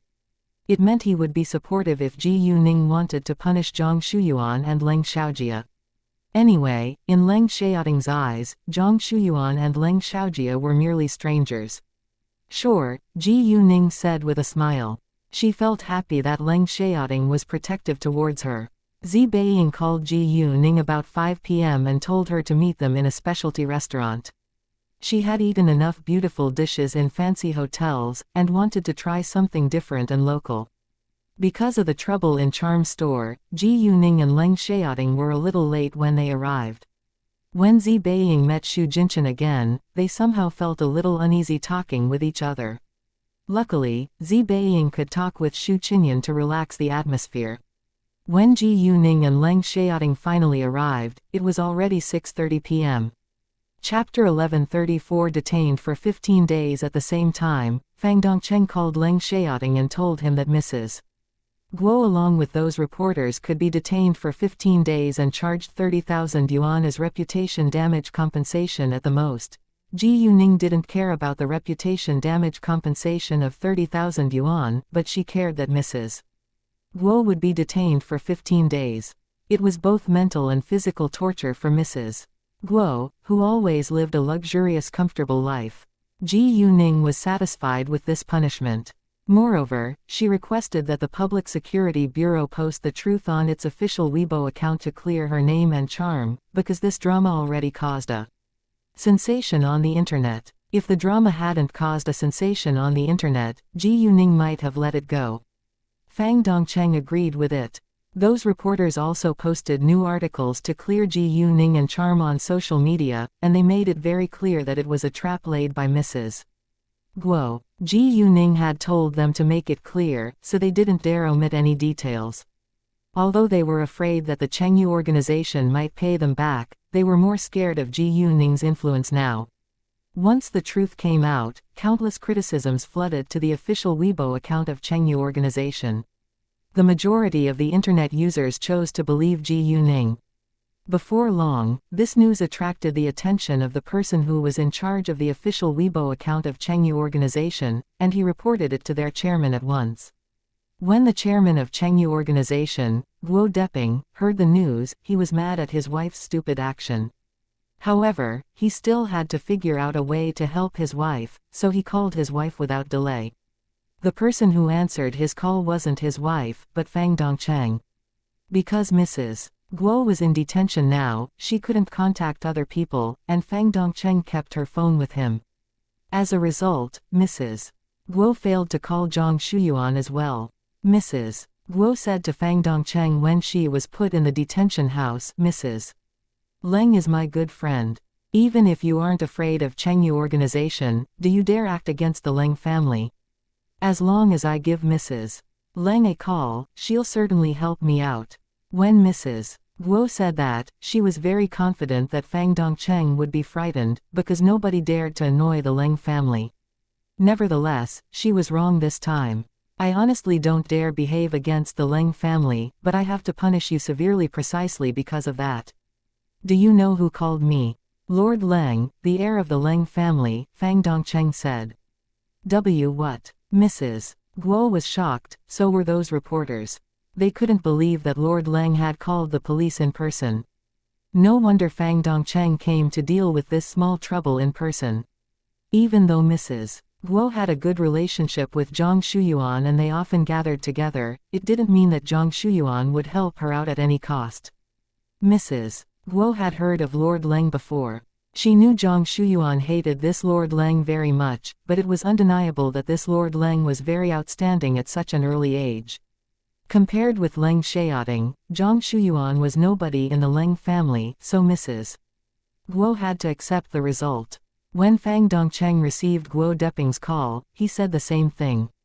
Hi, Chairman Guo, this is Fang Dongcheng, the director of Dongcheng District Branch of the Public Security Bureau. I was going to call you actually. Hearing that, Guo Deping had a bad feeling. Oh, hi, Director Fang, how's my wife now? Guo Deping asked. Mrs. Guo is guilty of defaming charm on purpose, and she'll be detained for 15 days. I'm afraid you need to come in person, Fang Dongcheng said. Guo Deping went to the Dongcheng District Branch without delay. At this time, he still had no idea how serious this situation was, because he didn't know whom his wife had offended yet. To his astonishment, Fang Dongcheng refused to release Mrs.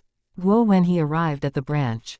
He was mad at Fang Dongcheng's attitude, because he thought that Fang Dongcheng should do him a favor given his social status.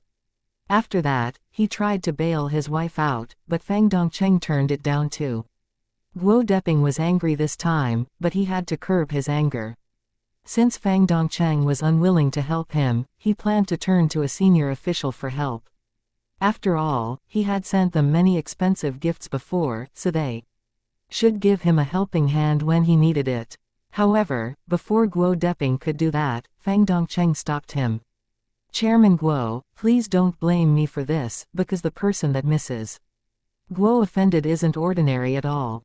The boss of charm is Lord Leng's friend, and Lord Leng called me in person because he knew that Mrs. Guo bribed the police at the nearby police station, Fang Dongcheng said. What? Guo Deping couldn't believe his ears. Chapter 1135. My hands are tied. Although Mrs. Guo's phone was taken away from her, Guo Deping could still see her. He criticized Mrs. Guo the moment he saw her. Mrs. Guo didn't dare to keep it a secret from her husband, and told Guo Deping that it was Zhang Shuyuan's idea. She still hoped that Zhang Shuyuan could help her out. Even though Leng Xiaoting wasn't someone they could mess with, they still needed to try. Guo Deping was unwilling to see his wife being detained, which was humiliating in his eyes, so he agreed to call Zhang Shuyuan. Zhang Shuyuan was shocked when she heard the news from Guo Deping. What? She failed. Zhang Shuyuan didn't care that Mrs. Guo was detained, but the plan failed. She was actually mad at Mrs. Guo for ruining it. Hearing Zhang Shuyuan's tone, Guo Deping understood that it wasn't very likely that she would help his wife out. In fact, it was Zhang Shuyuan's idea, and his wife was detained because of her idea. However, Zhang Shuyuan didn't care about what had happened to his wife, but blamed his wife for everything. Guo Deping had to calm himself down because he needed Zhang Shuyuan's help now. Mrs. Leng, please help us. Only you can bail my wife out now, Guo Deping said. Fine, I'll try, Zhang Shuyuan said. She knew that Mrs. Guo was detained because of her idea, so she was willing to make a call. Guo Deping didn't tell her that Leng Xiaoting was also involved, because he was afraid that she might refuse to help him once she knew. After hanging up the call with Guo Deping, Zhang Shuyuan called Fang Dongcheng. She was confident that Fang Dongcheng would listen to her when she called him. Nevertheless, to her surprise, Fang Dongcheng turned her down. Mrs. Leng, I'm sorry, I can't release Mrs. Guo because she's guilty. If I let her go, I'll be punished by my leader. Hearing that, Zhang Shuyuan was displeased.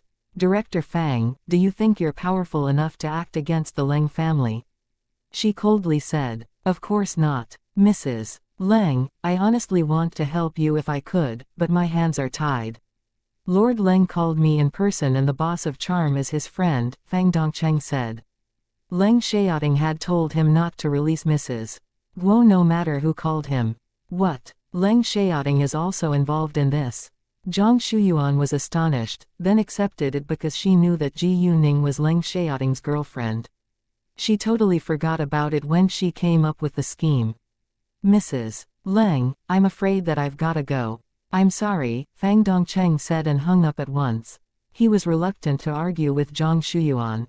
Actually, Fang Dongcheng was an upright man, and he wouldn't yield to power. Although Zhang Shuyuan had nothing else to say, she still felt humiliated when Fang Dongcheng hung up on her. After making the call, she felt cornered. It was impossible that Leng Xiaoting would agree to release Mrs. Guo. Besides, if Leng Xiaoting found out that it was her idea, he might cause her trouble too. Zhang Shuyuan was afraid of Leng Xiaoting to some extent, and Master Leng cared a lot about him. If Master Leng learned about it, she would be in big trouble. Therefore, Zhang Shuyuan had to exclude herself from it.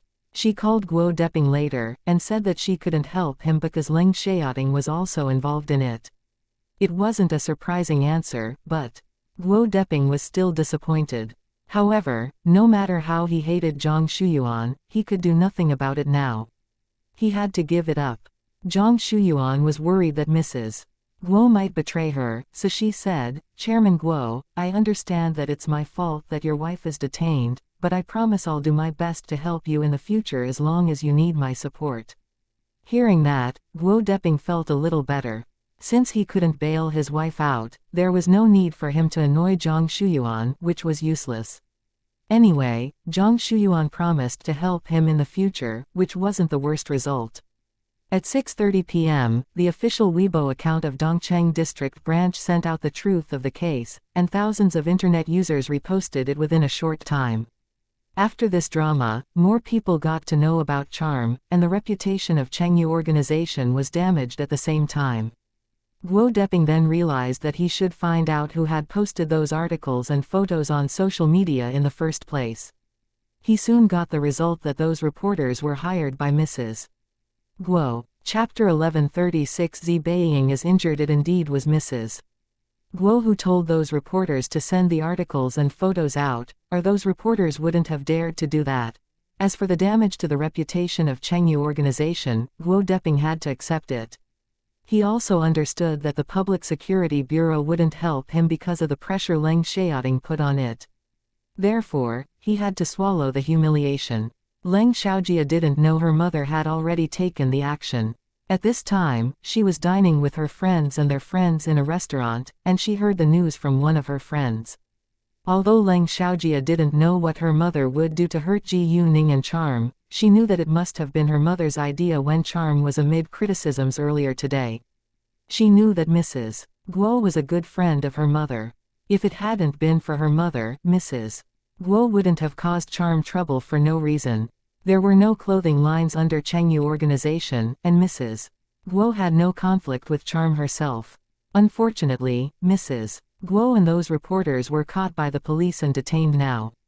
However, like her mother, Leng Xiaojia also blamed Mrs. Guo for it, and didn't care about Mrs. Guo's safety at all. She and her mother were both selfish people. Wow, the boss of Charm is so influential. She was able to get the surveillance videos of Mrs. Guo. I agree, but Mrs. Guo is too stupid to mess with Ji Yuning. She didn't even do her homework to know how many companies Ji Yuning has before she played the trick. This woman obviously knew a lot about Ji Yuning. Actually, she was a fan of Ji Yuning and she admired Ji Yuning. She was a friend of Leng Xiaojia's friend, so she didn't know that Leng Xiaojia hated Ji Yuning. Hearing their conversation, Leng Xiaojia was getting increasingly angry. It sounded as if they were saying that her mother was stupid, because it was her mother's idea to scheme against Ji Yuning. However, Leng Xiaojia absolutely didn't want others to know, so she curbed her anger. Her friends noticed her abnormal expression, and asked her with concern, Xiaojia, what's wrong?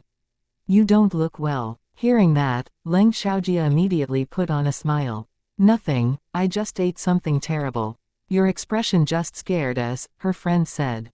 Have some water. Sure, Leng Xiaojia said and stood up to pour herself a glass of water. She seized this chance and walked into the ladies' room to call Zhang Shuyuan. Zhang Shuyuan then told Leng Xiaojia everything. Leng Xiaojia hated Ji Yuning and Leng Xiaoting more than ever after hearing the result. She blamed Ji Yuning and Leng Xiaoting for everything. In fact, Ji Yuning was the boss of charm, and it was quite reasonable that she fought back once her company was under attack. If they hadn't schemed against Ji Yuning, Mrs. Guo wouldn't have been detained. However, such a selfish person as Leng Xiaojia wouldn't reflect on herself. Even though they failed this time, Leng Xiaojia had no intention to give up. As long as she found a good chance, she would still trap Ji Yuning again. Ji Yuning and her friends chatted with each other for a while longer in the restaurant after dinner. From the beginning to the end, Zi Beiying seldom talked with Xu Jinchen. Although they were reluctant to leave one another, they didn't show it on their faces. They went in different directions afterwards. Nevertheless, Zi Beiying and her bodyguard soon noticed that some people were following them. They were in a suburb now and there wasn't much traffic on the road, which was a good place to attack them. Since they're here, let's face it, Zi Beiying coldly said. She wasn't a coward, and was more than willing to fight back against her enemies. Besides, she wasn't in a good mood after leaving Xu Jinchen. No problem, Mengda said and drove to the roadside. He stopped the car at a place where there was nobody around, then got out of it. About 10 seconds later, the car behind them stopped as well, and 5 people got out of it. The moment they stepped down from it, they began to shoot at Zi Beiying and her bodyguards. Zi Beiying, Mengda, and Nan were well prepared, so they raised their guns at the same time. They had all equipped a silencer, so there were no loud gunshots. Compared with the 5 men, Zi Beiying, Mengda, and Nan moved faster and shot more accurately. Although the 5 men were quick too, they were soon hit by bullets. Zi Beiying understood that they were strong enemies, so she ached to kill them all as soon as possible. Unfortunately, Zi Beiying had drunk tonight, so she felt a little dizzy and a bullet hit her arm before she could notice it. Lady Zi, Mengda and Nan were shocked. Zi Beiying was furious when she felt the pain from her arm, so she started killing them with a shot each. Mengda and Nan ran to protect Zi Beiying, while firing against their enemies too. After several rounds, all 5 men were lying dead on the ground. They wouldn't hesitate to kill if their lives were in danger. Chapter 1137 Fully recover within several days. If there were other people around them, they wouldn't have directly killed those men, but there was nobody around, so it was very easy for them to deal with the result. Zi Beiying and her bodyguards got back in their car without delay and left soon. Once Zi Beiying was in the car, she called Ji Yuning. Ji Yuning, could you please do me a favor? I just encountered trouble at XX Road. Can you help me tell K to hack the surveillance cameras along the road? Zi Beiying said. They had killed several men after all. Are you injured? Ji Yuning had acute hearing and she sensed that Zi Beiying wasn't right now. It's not a big deal. I'm slightly injured, Zi Beiying said. She didn't want Ji Yuning to be worried about her. Do you have the pills I gave you? Ji Yuning asked. Oh, I forgot to bring them with me, Zi Beiying said, then realized that she forgot to bring the pills Ji Yuning had given her. Drive back to where we separated. I'll see you there, Ji Yuning said. Since it was an emergency, she had to go see Zi Beiying in person. Sure, Zi Beiying said, then told Mengda to drive back to the intersection. She agreed to meet Ji Yuning right now because she indeed needed treatment. Ji Yuning's pills were quite effective, and she believed that she would be fine. If her family found out that she was injured, she might not be allowed to go outside again. Leng Xiaoting heard Ji Yuning's conversation with Zi Beiying, so he turned the car of his own accord. Ji Yuning called K at once and told him to help Zi Beiying.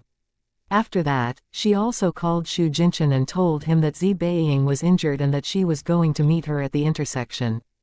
Ji Yuning didn't tell Xu Jinchen because she hoped that he could seize this chance to get closer to Zi Beiying, but because they were all friends. Zi Beiying was injured once they left her, so they should come back to take care of her. When Xu Jinchen heard the news, he got nervous and worried.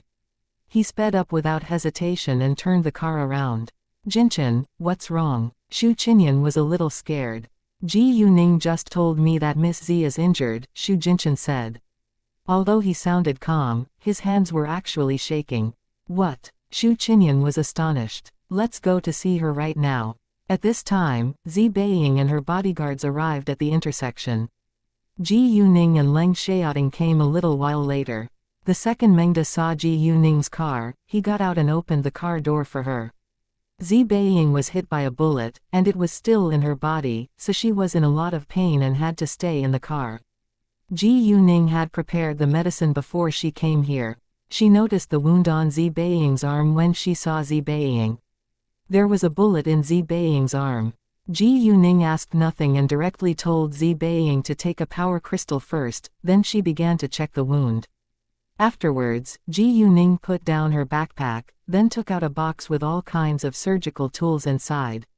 She kept it in the telepathic eye space at all times, in case she needed it. Ji Yuning adeptly removed the bullet from Zi Beiying's arm. Because Zi Beiying had taken a power crystal, she didn't feel much pain. Leng Xiaoting followed Ji Yuning and got out of the car, but he didn't get in Zi Beiying's car and stayed outside. Zi Beiying was a woman after all, so he should move his eyes away. Before long, Xu Jinchen and Xu Qinyan arrived. How's she now? Xu Jinchen asked with anxiety.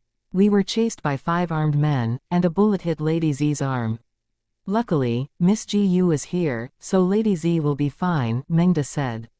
What? 5 armed men? Xu Qinyan was shocked. She wasn't clear about Zi Beiying's family background, and thought that it was unbelievable. She didn't ask further, because she knew that it wasn't appropriate. Zi Beiying didn't know that Xu Jinchen would come as well, so she was very nervous upon hearing his voice. Ji Yuning didn't miss Zi Beiying's reaction, but said nothing. She knew there was chemistry between them, but it would take time for them to gradually accept each other. No matter what, it was their own personal affair, and Ji Yuning thought that it was better for her to remain silent. A while later, Ji Yuning pushed the car door open and stepped down. Once she showed up, she was surrounded by her friends. How's she now? They asked her. She's fine, and she'll fully recover in a few days, Ji Yuning said. Knowing that, they were relieved. However, Xu Jinchen was still worried because he didn't see Zi Beiying with his own eyes. He then moved to look at Zi Beiying with obvious worry in his eyes. How do you feel now? Zi Beiying felt a little uneasy being stared at by him, and her heart was pounding fast. I'm fine, it wasn't painful at all because of Ji Yuning's medicine. Because of the power crystal, Zi Beiying's face wasn't pale anymore and went back to normal. Great. Xu Jinchen relaxed, then he said to Leng Xiaoting, why don't we send them back to the hotel together? Chapter 1138 Dine with Master Leng. Given what had happened, Ji Yuning and Leng Xiaoting wouldn't allow Zi Beiying to leave alone again. They went back to the hotel together afterwards. On the way, Zi Beiying kept thinking of Xu Jinchen. She had to admit that her heart skipped a beat when Xu Jinchen looked at her with that gentle look. Lady Z, are you all right? Nan noticed the absent look on Zi Beiying's face and asked her with concern. Oh, I'm fine, Zi Beiying said and flushed a little. When they arrived at the hotel, Ji Yuning said to Zi Beiying, you don't need to worry about the surveillance cameras. Nobody will know what happened on that road. Kay had sent Ji Yuning a message and told her what exactly had happened on the road. The police also found 5 bodies later, but the surveillance cameras were all hacked, so they had no clues to find the killer. Without enough clues, it was very difficult for the police to find out the truth. After preliminary investigation, the police found out that the 5 men were from Southeast Asia. Although they had ID cards with them, the information on the ID cards didn't match them. It was obvious that they were killed in the middle of something illegal. Since they were criminals, the police wouldn't bother to thoroughly investigate it. Thank you so much for your help. Zi Beiying thanked Ji Yuning. In fact, even if the police found out that she was the killer, she would still be fine and safe, because they all came from Southeast Asia and they would be judged back in their country. The Zi family was very influential in Southeast Asia, and Zi Beiying was confident that her family could protect her well. When will you leave tomorrow? Ji Yuning asked. The plane will take off at 9:40 a.m., Zi Beiying said. Great, I'll send you to the airport tomorrow, Ji Yuning said. Zi Beiying understood that Ji Yuning was worried about her safety, but she didn't want to bother her. It's fine, we can take care of ourselves. Let me send you to the airport. I'll meet you at 8 a.m., Ji Yuning said and insisted. Zi Beiying then accepted her kindness. Hearing their talk, Xu Jinchen opened his mouth, but didn't know what to say. He wanted to send Zi Beiying to the airport himself, but Zi Beiying already accepted Ji Yuning's offer, so he closed his mouth. In addition, he felt nervous talking to Zi Beiying now. They walked Zi Beiying and her bodyguards to their rooms before they left. Zi Beiying and Xu Jinchen, however, felt upset when they separated from each other. Tang Bingson arranged for someone to find out what Tang Aining had done during the past days, but he got nothing useful. K had removed any connection between Ji Yuning and the Tang Aining from surveillance cameras, so nobody would know that Ji Yuning and Tang Aining were the same person. Tang Bingson only found the car that Tang Aining had driven yesterday to meet Chi Ziyu in the suburb. Other than that, he didn't get anything useful. Tang Bingson was shocked by the result, because it turned out to be very hard for him to find out where Tang Aining was right now. If he couldn't get any useful information about Tang Aining, it would be impossible for him to kill her. In fact, Tang Aining seemed to appear out of blue, and she could disappear without anyone knowing it. Tang Bingson thought for a long while, then was even more certain that Tang Aining wasn't his dead daughter, Tang Aining, but could be a good friend of his dead daughter. Tang Aining's good friend disguised herself as Tang Aining in order to avenge Tang Aining's death. It had to be the truth. Tang Bingson was very sure of it. Since Tang Aining was able to hide her traces and dared to act against the Tang family, he must be alert and prepared. Anyway, he still had several photos of the Tang Aining, which could help him find her. The next day, Ji Yuning and Leng Xiaoting went to pick up Zi Beiying and her bodyguards, then drove them to the airport. When they got back from the airport, Ji Yuning said to Leng Xiaoting, I'll fly back to City B tomorrow, and I'll stay in City B for a few days. After that, I'll go to City F to attend the National College Entrance Examination.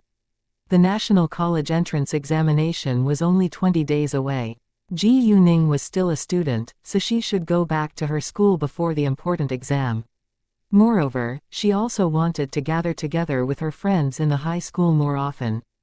It was possible that they wouldn't see each other again after the National College Entrance Examination. I'm leaving for the military base too, so I can't go with you, Leng Xiaoting said. Why don't we dine with Grandpa and his friends this afternoon before we leave the capital? Ji Yuning asked. Good idea, Leng Xiaoting said. After that, Ji Yuning called Master Leng and his friends, and they all excitedly agreed to dine together. Ji Yuning also said that she could cook for them in Leng Xiaoting's house. Chapter 1139 Ji Yuning meets the Bailey family. Although Master Leng indeed wanted to taste the food cooked by Ji Yuning, he knew that she was going to leave tomorrow, so he didn't want her to be tired. As a result, they decided to dine outside, and she would cook for Master Leng next time. As for the restaurant, Ji Yuning left the choice to Master Leng. Master Leng understood that Ji Yuning was very considerate, so he directly picked a restaurant. They all loved a restaurant with a good environment, so they would meet in a nearby mountain villa not far from the Leng family's house. It was still early, so they agreed to meet there at 6 p.m. that night. For now, Ji Yuning planned to go to the headquarters of Shengning Organization.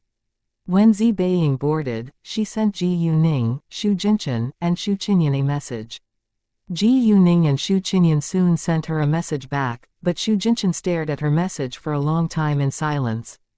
The plane soon took off, and Zi Beiying had to turn her phone off. She didn't see Xu Jinchen's reply before she turned her phone off, and felt a little disappointed. When Zi Beiying already turned her phone off, Xu Jinchen finally sent her a message back. Xu Jinchen, safe travel. Tell me when you arrive. Ji Yuning and Leng Xiaoting left for the mountain villa at 4:30 p.m. Although it only took them half an hour to get there, they were the younger generation, so they should be there earlier to show their respect for the older generation.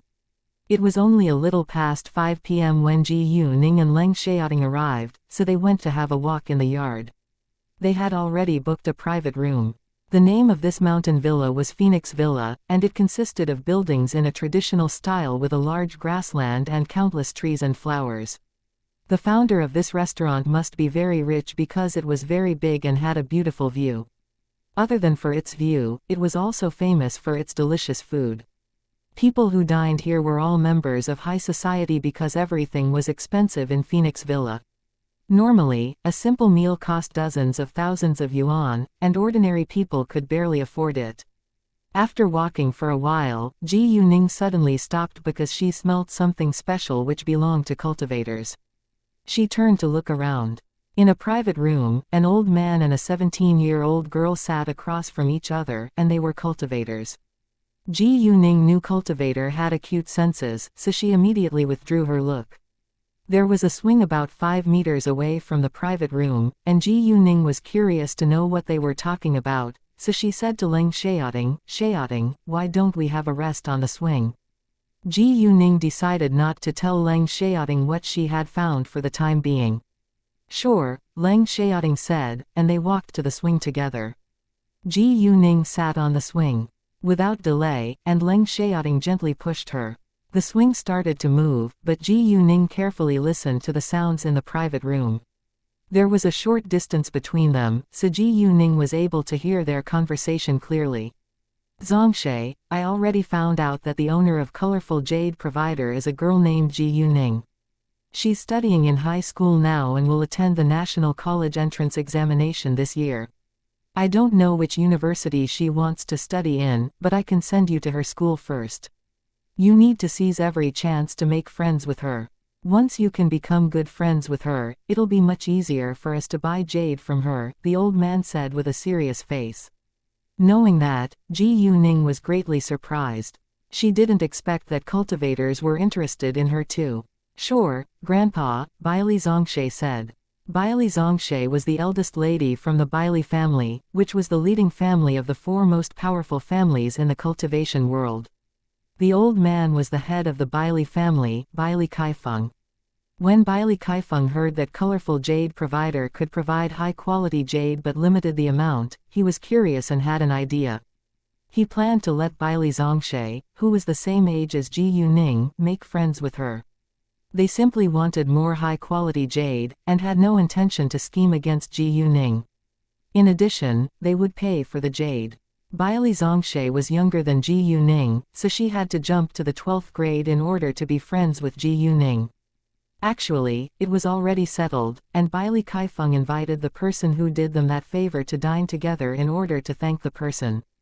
Bailey Xianxia was very good at studying, so it wasn't difficult for her to jump to the 12th grade. Only offspring of the powerful families in the cultivation world could study in the normal people's world. In the following minutes, Bailey Kaifeng randomly chatted with Bailey Xianxia. Ji Yuning soon felt bored, and went to their private room with Leng Xiaoting later. It was almost 5:30 p.m. now, and Master Leng along with his old friends would arrive soon. About 5 minutes later, Master Leng and Leng Xiaoxun came. When Leng Xiaoxun found out that his grandfather was going to dine with Ji Yuning, he insisted on going with his grandfather. Ji Yuning and Leng Xiaoting immediately stood up to welcome Master Leng when he arrived. Chapter 1140 You Lost Weight.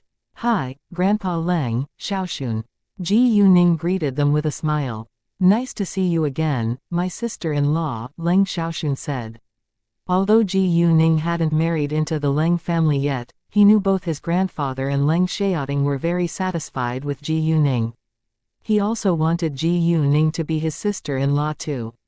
Ji Yuning felt a little shy when Leng Xiaoxun called her his sister-in-law, but Master Leng and Leng Xiaoting were happy to hear that. Please be seated, Ji Yuning said to them then. Ningning, you lost weight. I haven't seen you for days. Were you too busy to eat properly? Master Leng said. He even gave Leng Xiaoting a blaming glance. In fact, Master Leng always complained that Leng Xiaoting cared more about Ji Yuning than him, but he cared more about Ji Yuning than he did about Leng Xiaoting as well. Although Master Leng didn't think his future granddaughter-in-law's family background was very important, he still liked an easygoing girl. It would be easier for him to get along with an easygoing girl. I wasn't, and ate a lot as usual, Ji Yuning said. She didn't think that she had lost too much weight, but she might be a little skinny in the eyes of the older generation. Compared with her peers, she had a standard build. Many girls thought that the slimmer they were, the better it was, but Ji Yuning had a different idea. She preferred to keep in shape by exercising a lot so that she could be healthy and attractive at the same time. I know young girls are very sensitive about their weight, but I don't think a skinny girl is beautiful. I only hope that you can be healthy, Master Leng said. Ji Yuning understood that Master Leng cared a lot about her, and she felt quite touched. Grandpa Leng, you don't need to be worried about me. I can take good care of myself, and I exercise regularly. In addition, I also have magical pills to help me stay strong and energetic. Ji Yuning said with a broad smile. Hearing that, Master Leng remembered that Ji Yuning indeed had a lot of magical pills. It was impossible that Ji Yuning couldn't stay healthy. Ji Yuning had cured many people with the magical pills after all. Ha ha, you're right. Master Leng laughed. At this time, he finally turned to look at Leng Xiaoting, but then asked Ji Yuning again, Ningning, has Xiaoting ever annoyed you? Ji Yuning was struck dumb for a second, then felt amused. No, not once. Xiaoting treats me very well. Great. If he dares annoy you, tell me. Grandpa will help you teach him a lesson, Master Leng said, and he totally supported Ji Yuning. Leng Xiaoting was amused too. He definitely wouldn't annoy Ji Yuning. He didn't have the heart to do it. Ji Yuning glanced at Leng Xiaoting, then said, sure, I'll tell you if Xiaoting dares to annoy me. Actually, Master Leng said that only because he was worried that Ji Yuning might leave Leng Xiaoting one day. As Leng Xiaoting's grandfather, Master Leng believed that Leng Xiaoting would take good care of Ji Yuning, and he said that to Ji Yuning only to let Ji Yuning know that she was very important in his eyes. A short while later, Master Shu came. Nice to see you again, Grandpa Shu, Ji Yuning said, standing up at once, followed by Leng Xiaoting and Leng Xiaoxun. Hi, Grandpa Shu, they said. Been a while, girl Ji Yu. Master Shu said. I'm sorry for being so busy these days, and we can finally get together tonight, Ji Yuning said. Girl Ji Yu, you don't need to work so hard at such an early age. Other teenagers are enjoying themselves, but only you are occupied with work, Master Shu said. I have my own plan, and I don't like to hang out all day, Ji Yuning said. She was indeed very busy dealing with her business. When she was just reborn, she and Ji Yu Man had lived a very difficult life, so she made up her mind to change their life. Besides, she also needed to pay her enemies back. If she hadn't suffered a lot, she would have enjoyed her adolescence as other teenagers did. However, she had to work hard to become as successful as possible in order to fulfill her goal. Several minutes later, Zhang Zongyu and Zhang Ruining arrived. Leng Xiaoxun had called Zhang Ruining and told him to come to enjoy the meal together with them. Ever since Ji Yuning had rescued them last time and defeated Peng Yunlong in the fighting competition, they became her fans. If Ji Yuning weren't Leng Xiaoting's girlfriend, they would love to gather together with her more often. Leng Xiaoxi also gained a lot of attention and jealousy from her schoolmates when they learned that Ji Yuning was her future sister-in-law. She enjoyed it when others were envious of her. Chapter 1141. Who did that? It was understandable that people would be envious or jealous of you once you became successful. Hi, Grandpa Zhang. Ji Yuning stood up to greet Zhang Zongyu again. Hi, girl Ji Yu. Zhang Zongyu smiled. Nice to meet you, Master Zhang, Leng Xiaoting said with respect. Zhang Zongyu then looked to Master Leng and Master Shu and pretended to be annoyed. Why didn't you tell me that you would come so early? You're not late either, Master Shu argued. Zhang Zongyu was struck dumb for a second, then thought that Master Shu was right, so he stopped arguing with them. Once they were all seated, they began to order dishes. They enjoyed dinner in harmony. After dinner, they stood up and walked out together. When they left, Ji Yuning gave a glance to the private room where the cultivators stayed, but it was already empty. She didn't mind, because they would find her of their own accord anyway. Ji Yuning and Leng Xiaoting didn't leave until those masters were gone. However, shortly after Ji Yuning got in the car, she noticed a familiar car behind them, which belonged to Tang Bingsun. She told Leng Xiaoting to stop the car at once. Following Ji Yuning's gaze, Leng Xiaoting's sight fell on the car behind them as well. Although he didn't know whose car it was, he knew that Ji Yuning disliked its owner. Ji Yuning used her jade eyes to search for surveillance cameras around them. She did that in the car instead of while walking outside because she didn't want to attract too much attention. After checking, Ji Yuning told Leng Xiaoting to wait for her in the car before she got out alone. Ji Yuning said nothing, but Leng Xiaoting understood that she was going to do some bad things.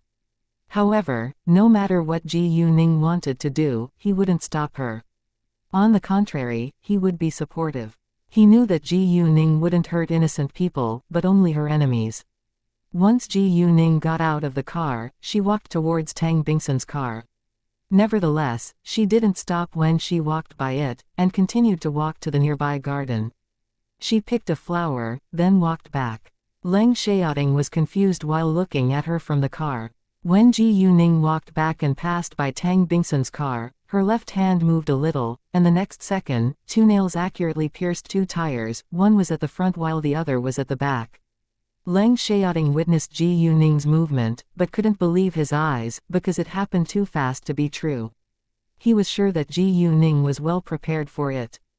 The surveillance cameras failed to catch the scene. The second the two nails pierced the two tires, they began to slowly leak air. Within 10 minutes, the two tires were both flat. Ji Yuning got back in Leng Xiaoting's car and told him not to start it right away. They needed to wait for a while longer. Leng Xiaoting understood that Ji Yuning wanted to see the result, so he listened to her. "What did you do?" Leng Xiaoting asked curiously. In fact, even he failed to catch Ji Yuning's quick movement. "I pierced two nails into the tires of the car," Ji Yuning said. "Whose car is it?" Leng Xiaoting asked again. "Tang Bingsun," Ji Yuning said with hatred. Leng Xiaoting was aware of Ji Yuning's grudge against the Tang family in the capital, so he understood why Ji Yuning did it. And if Ji Yuning needed his help, he wouldn't hesitate to help her. At this time, Zi Beiying arrived at her destination. She turned her phone on once she got off the plane.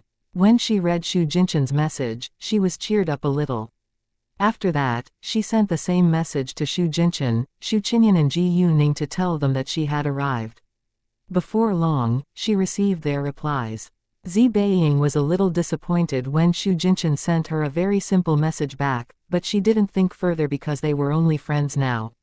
About 10 minutes later, Tang Bingsun, Ji Yijing and a group of people walked out of a private room together. Ji Yuning's eyes lit up at once when they showed up in her sight. The host of today's meal was Tang Bingsun and Ji Yijing, so they walked the other people to their cars before they went back to their own car.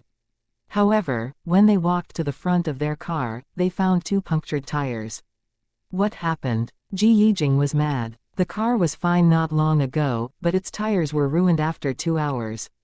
Tang Bingsun stayed calm and checked the two tires at once, then he found the two nails in them. Damn it! Who did that? Tang Bingsun was also furious. Phoenix Villa was under tight security, and there were security guards on duty around the yard and this parking lot. It was impossible for a person to deliberately damage his car without being caught. Several security guards heard their angry voices and ran over in a hurry. Ji Yuning, at this time, told Leng Xiaoting to drive away. It was enough for her to see their angry faces. "Sir, madam, may I help?" a security guard asked. Without hesitation, Ji Yijing criticized him in anger. "What's wrong with Phoenix Villa? Our car was fine when we arrived here, but two of its tires are out of air now because of nails. How can we go home now?" Chapter 1142 Can T find the criminal? The security guard saw the two broken tires too, and apologized to them at once. "I'm so sorry, I'll report it to our leader right now." "Do it, now!" Ji Yijing shouted at him. The security guard felt uncomfortable when Ji Yijing shouted at him, but he didn't dare say a word. Their car was indeed damaged here, so Phoenix Villa should be responsible for it. What was worse, he was the security guard on duty tonight, and he might be punished for this mistake. Even if Phoenix Villa promised to investigate it, Tang Bingsun couldn't drive this car back home now, so he had to call his secretary to pick them up. Before long, the manager and the leader of the security department came in a hurry. They had to check the surveillance cameras first. During the time when Tang Bingsun's car was parked here, there were another 2 people except for Ji Yuning who had walked by it. The 2 people soon got in their cars and left.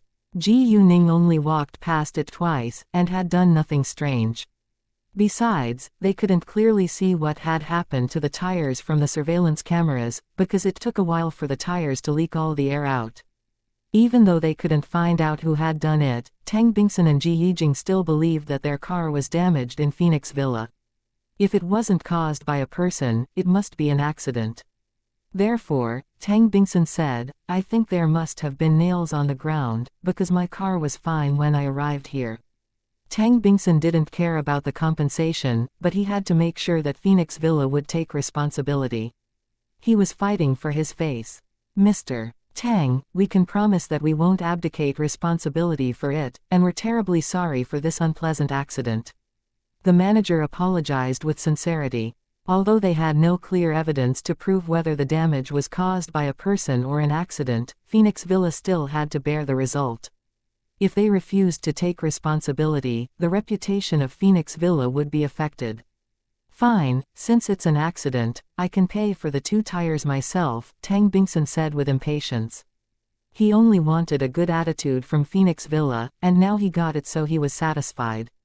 Since Tang Bingsun was willing to stop accusing them, the manager felt relieved. The manager then asked Tang Bingsun whether he needed their help to drive him home, but Tang Bingsun rejected it. His secretary would come and pick him up. Half an hour later, Tang Bingsun's secretary arrived and they left without delay. As for the car with the 2 flat tires, Tang Bingsun left it to his secretary. Once Tang Bingsun and Ji Yijing left Phoenix Villa, they went to visit Chi Ziyu and Tang Yaxin at the hospital. Bingsun, have you found the criminal who injured Ziyu and Yaxin? Ji Yijing asked. Not yet, Tang Bingsun said. He didn't tell Ji Yijing anything about Tang Aining, so Ji Yijing wasn't aware of the existence of Tang Aining. Because Tang Aining was involved in too many complicated things, it was better if fewer people had heard of her. Ji Yijing was impulsive, so Tang Bingsun simply told her that it was done by one of his business enemies. Ji Yijing understood that the competition in business was very cruel. How come we still can't find the criminal given our family's influence? Ji Yijing was displeased. In her eyes, the Tang family could do anything. Most importantly, her own daughter and future son-in-law were injured this time. Tang Bingsun was in a bad mood because they failed to find Tang Aining, and he felt worse now that Ji Yijing questioned his ability. All the surveillance cameras were hacked. The criminal isn't dumb. Since the woman dared hurt Ziyu and Yaxin, it proves that she isn't afraid of us. Don't you understand that? Hearing that, Ji Yijing closed her mouth. Afterwards, she ran to Tang Yaxin who was still lying on the hospital bed. Yaxin, how do you feel now? I feel so uncomfortable, Tang Yaxin said. Then she turned to look at Tang Bingsun.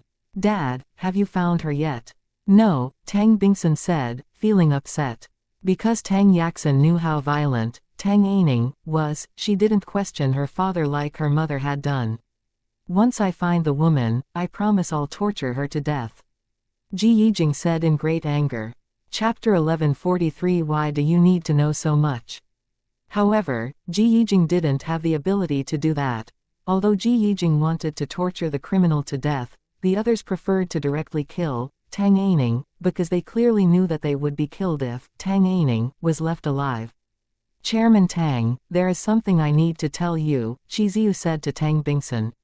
Tang Bingsun understood it at once, and said to Ji Yijing, you can go out for a while.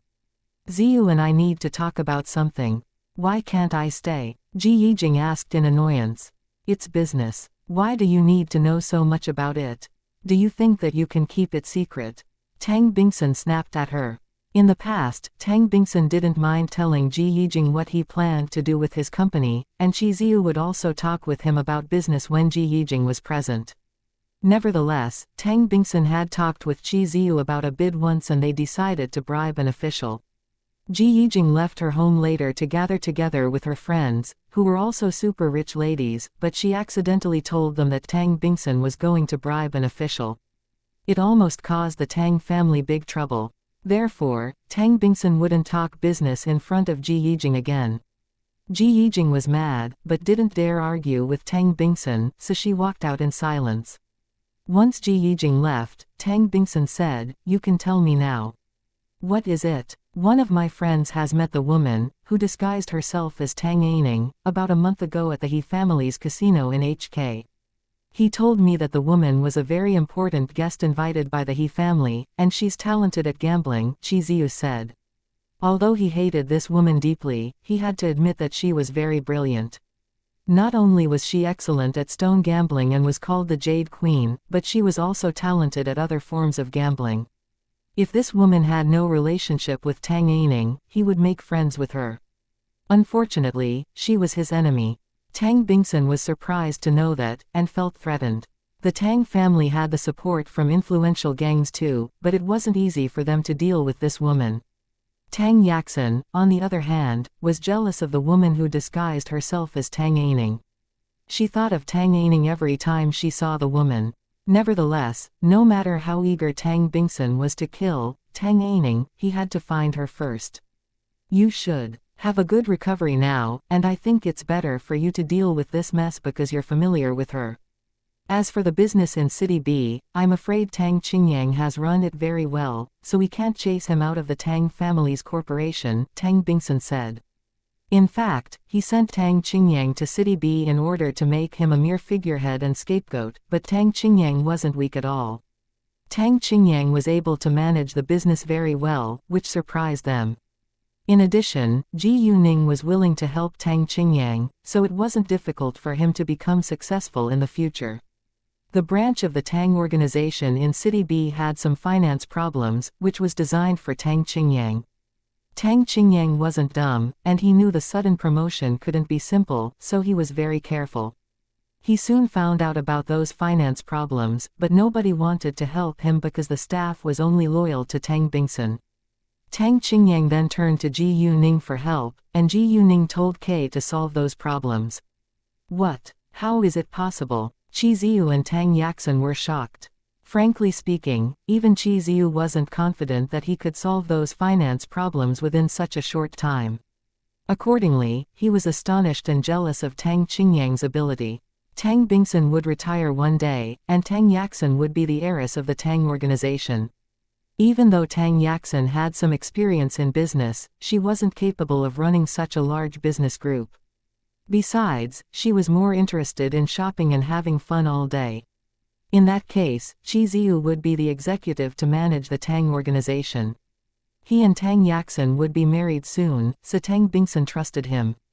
However, Tang Qingyang was also a member of the Tang family.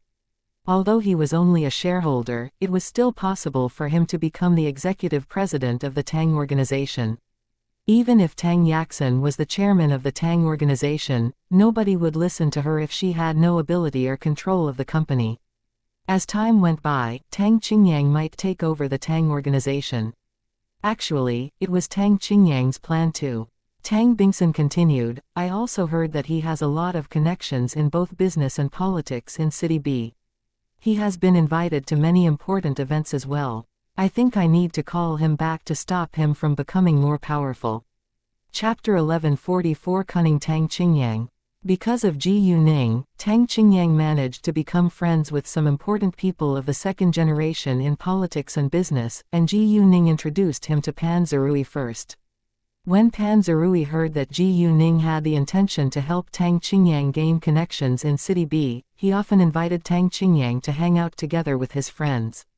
Pan Zerui already quit playing around all day, and began to focus on his own business, so he needed to expand his connections too.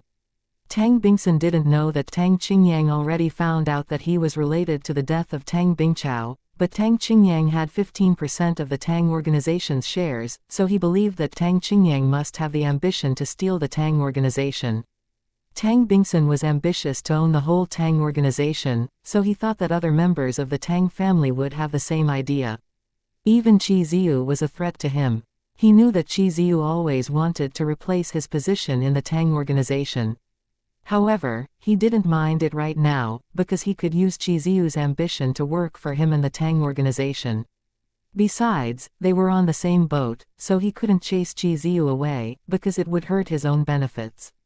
Tang Bingsun actually planned to pass his seat to his own son, a love child, who wasn't exposed yet, but his son was too young right now, so he had to wait. Qi Ziyu understood that it was impossible for Tang Bingsun to fully trust him, but it didn't matter in his eyes. As long as Tang Yaxin could marry him, the Tang organization would be his sooner or later. He hadn't done anything that hurt Tang Bingsun's benefits after all. On the contrary, he had done a lot of things for Tang Bingsun, including Tang Yining's death. Qi Ziyu was confident that the Tang organization would be his in the future because he didn't know that Tang Bingsun actually had a love child. Moreover, Tang Bingsun spoiled Tang Yaxin, so he believed that Tang Yaxin would get everything from Tang Bingsun. Tang Qingyang is a man to be reckoned with, Qi Ziyu said in the end. Even though Tang Qingyang was from a super-rich family, it was still unbelievable that he could make friends with so many important figures in City B within such a short time. The more successful Tang Qingyang was, the more dangerous the situation would be for Qi Ziyu. If so, is Tang Qingyang also a threat to us? Tang Yaxin felt nervous. She thought that she was the only child of the Tang family, so the Tang organization should be hers. She never thought that Tang Qingyang was threatening until now. Tang Qingyang still lacks experience, and I can easily control him, Tang Bingsun said with arrogance. He took Tang Qingyang very lightly. Tang Qingyang was no match for Tang Bingsun for the time being. However, he had Ji Yuning's support, and it wouldn't be very hard for him to unseat Tang Bingsun. Tang Qingyang was very smart, but wasn't good at fighting, so Tang Bingsun thought that he could easily control him with violence. Tang Qingyang had been chased last time. If Ji Yuning hadn't been there, he could have been seriously injured. Therefore he now hired some bodyguards to protect him, so he felt much safer. Normal bodyguards couldn't stop Tang Bingsun from hurting Tang Qingyang, but Tang Qingyang wouldn't be as vulnerable. Tang Bingsun didn't dare to kill Tang Qingyang, because he knew that Tang Qingyang already had a will. If Tang Qingyang was dead, his 15% shares of the Tang organization would be donated to a charity foundation. Therefore, he couldn't kill Tang Qingyang. All he could do now was to control Tang Qingyang. Why couldn't we directly kill him? Tang Yaxin asked all of a sudden. He already made a will. If he's dead, his 15% shares will be donated to a charity foundation, Qi Ziyu said. How could he do that? He's so cunning. Tang Yaxin was mad. She was a very selfish and self-centered person. Outside of the ward, Ji Yijing was busy chatting with her friends in a WeChat group, so she didn't feel bored at all. She indeed couldn't keep important things secret from other people, because at that moment she was complaining that Tang Bingsun just chased her out because he wanted to talk business with Qi Ziyu and Tang Yaxin. Her friends all comforted her and they soon began to gossip. In fact, many of those rich ladies disliked Ji Yijing, because Ji Yijing had been a mistress before. However, none of them dared to bring this topic up because of Tang Bingsun's influence. When Tang Bingsun finished talking with Qi Ziyu and Tang Yaxin, Ji Yijing went back to the ward. Before Tang Bingsun and Ji Yijing left the hospital, Tang Bingsun said, the famous Paris designer Jason agreed to design a wedding gown for Yaxin, and he'll come here next Saturday. Jason was a famous international designer, and Tang Yaxin liked his designs, so she designated him to design a wedding gown for her. Chapter 1145. Did you get a lot more jade? After Tang Yining's death, Qi Ziyu and Tang Yaxin would be married soon, but Jason was too busy, so Tang Yaxin had to wait. It would only take about a week to make the wedding gown, and their wedding would be 2 months later. If Ji Yuning knew that they were going to be married, she wouldn't let them enjoy it. She wouldn't stop them from getting married, but would give them an unforgettable gift. Really? That's wonderful. Tang Yaxin got excited at once. Although she hadn't married Qi Ziyu yet, they already lived together like a couple, and every girl dreamed of having a romantic wedding. Qi Ziyu was also excited, but he was looking forward to it only because he could make great progress by marrying Tang Yaxin.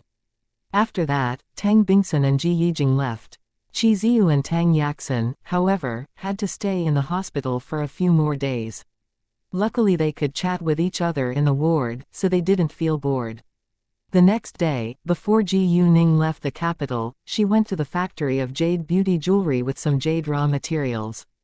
The branches of jade beauty jewelry in the capital, City B and City G all needed more jade raw materials, so she had kept a lot in her telepathic eye space. With the help of the telepathic eye space, she could easily move it anywhere she wanted to go. The jade raw materials occupied the whole telepathic eye space, so Ji Yuning had to take some of it out to leave some space for other stuff in the jiao.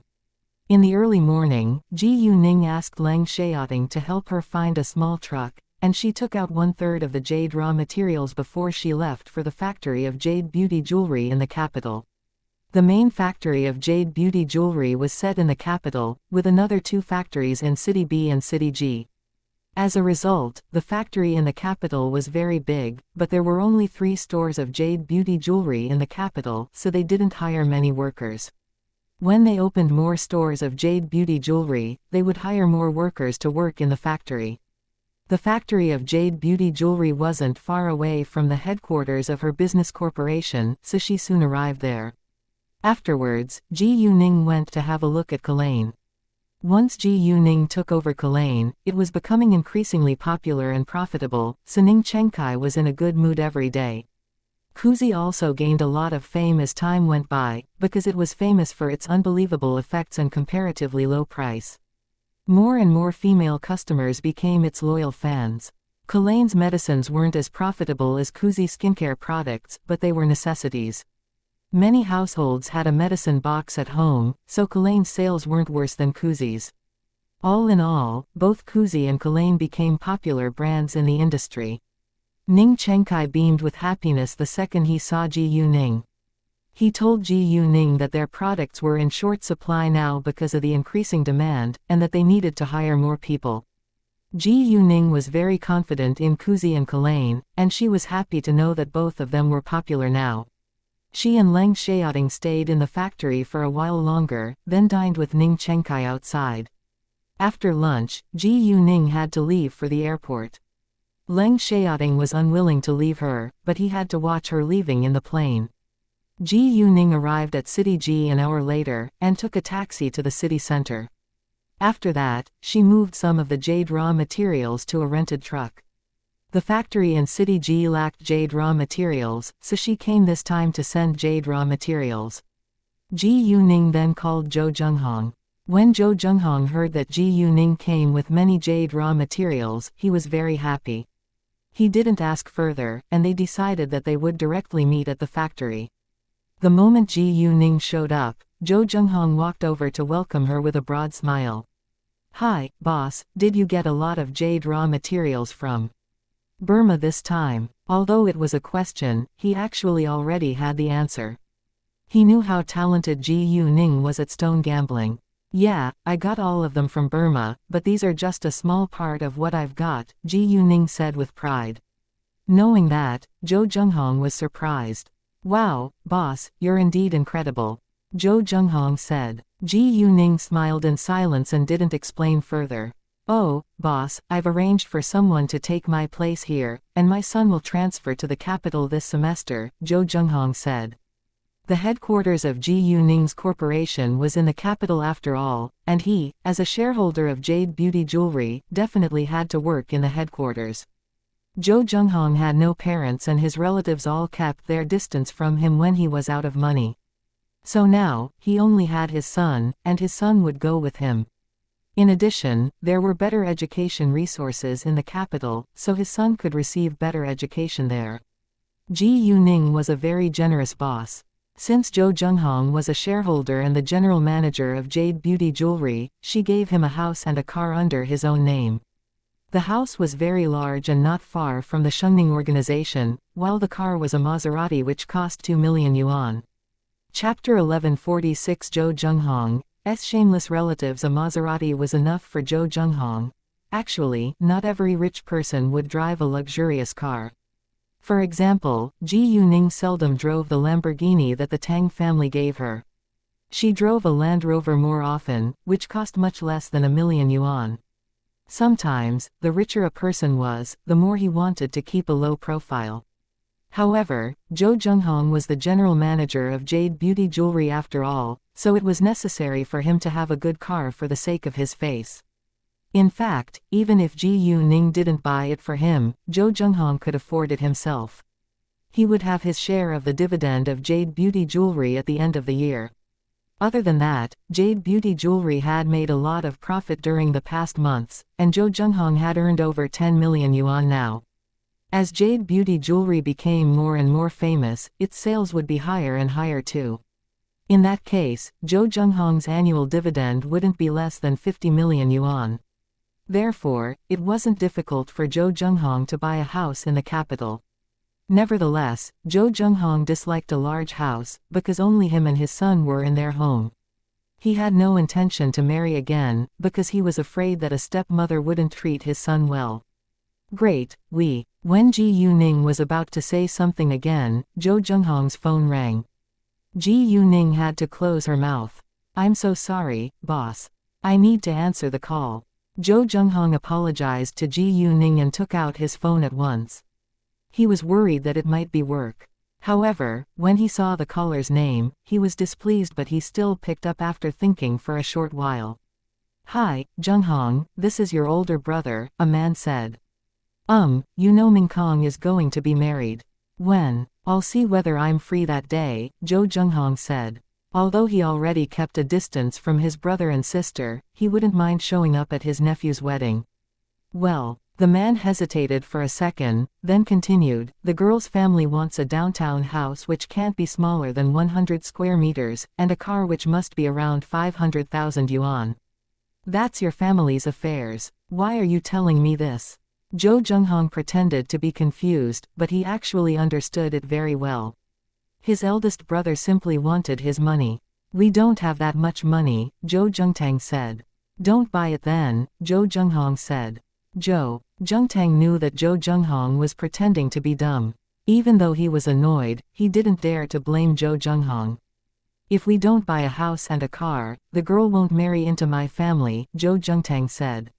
"Why do you have to choose a girl who wants a big house and an expensive car? In addition, you already have a house and a car. Although the house isn't very big and the car isn't expensive, they're enough for a family," Zhou Zhenghong said. Actually, Zhou Zhengtang's family's house and car were both paid for by Zhou Zhenghong. Although their house was a little far from the city center, it was large enough to accommodate 5 people. And while their car was a little old, it was still useful. Zhou Zhengtang's family didn't lack a house or a car, but were simply greedy.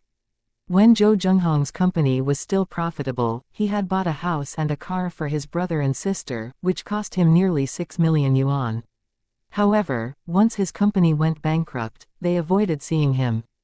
Zhou Zhenghong just wanted them to take care of his son for a short time, but they refused to do that and even refused to answer his calls. They had broken Zhou Zhenghong's heart. Not long ago, they heard that Zhou Zhenghong became the general manager of Jade Beauty Jewelry, so they began to call him again. Zhou Zhengtang didn't know what to say, because Zhou Zhenghong was right. His family wasn't poor at all. Zhou Zhengtang and his wife worked in a state-owned enterprise, and each of them earned nearly 10,000 yuan a month. Zhou Mingkong, who was Zhou Zhengtang's son, was also working in a public institution, and he earned a monthly salary of 6,000 yuan, which could increase in the future. Moreover, Zhou Mingkong's girlfriend was in the same public institution as him, so their salaries were almost the same. As a result, it wasn't hard for them to buy a house on their own, but the house wouldn't be big. They could only afford a good car with their savings. In the past, even though Zhou Zhenghong wouldn't pay the full price, he would still pay the down payment for them. However, it was impossible for them to get a cent out of his pocket now. Zhou Zhengtang said, "Zhenghong, to be honest with you, I know you're much richer than us. Mingkong is your nephew anyway, and you can give him a house and a car as his uncle since he's going to be married." Zhou Zhengtang was shameless. Zhou Mingkong was indeed Zhou Zhenghong's nephew, but he wasn't his son. Why did Zhou Zhenghong have to buy a house and car for his nephew? Zhou Zhenghong was surprised by his older brother's shamelessness again. Chapter 1147 Meet Situ Yi at the airport. Ji Yuning wasn't standing far from Zhou Zhenghong, and she had a good hearing, so she was able to hear their conversation. She couldn't help but think that shameless relatives were everywhere in this world. Do you mean I must buy a house and a car for your son? Zhou Zhenghong sneered. Mingkong is my nephew, but not my son. I don't have the duty to buy a house and a car for him. Zhenghong, how can you say that? We're a family after all, and you're the richest among us.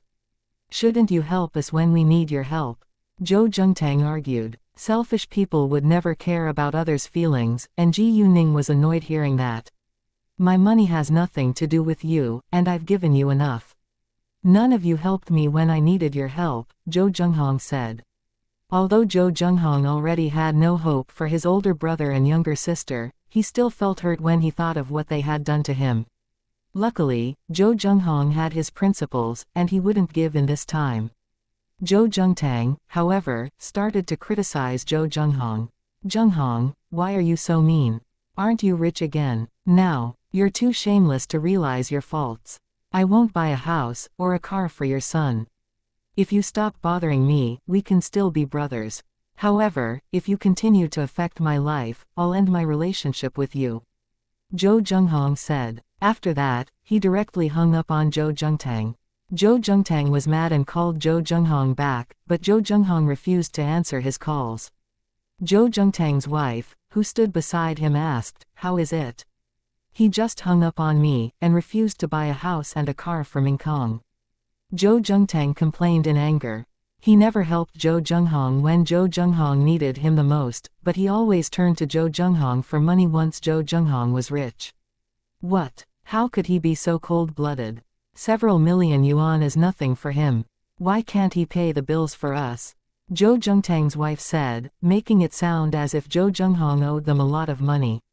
She was as shameless as her husband.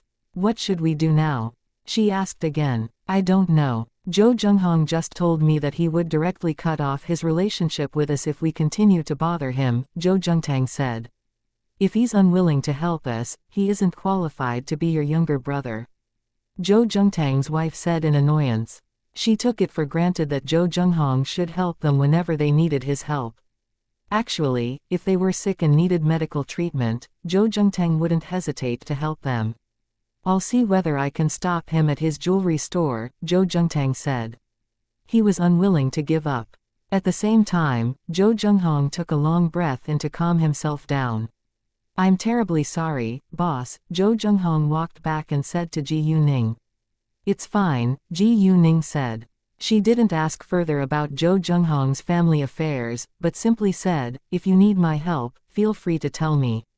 Thanks, boss, Zhou Zhenghong said, although he didn't know why Ji Yuning suddenly said that.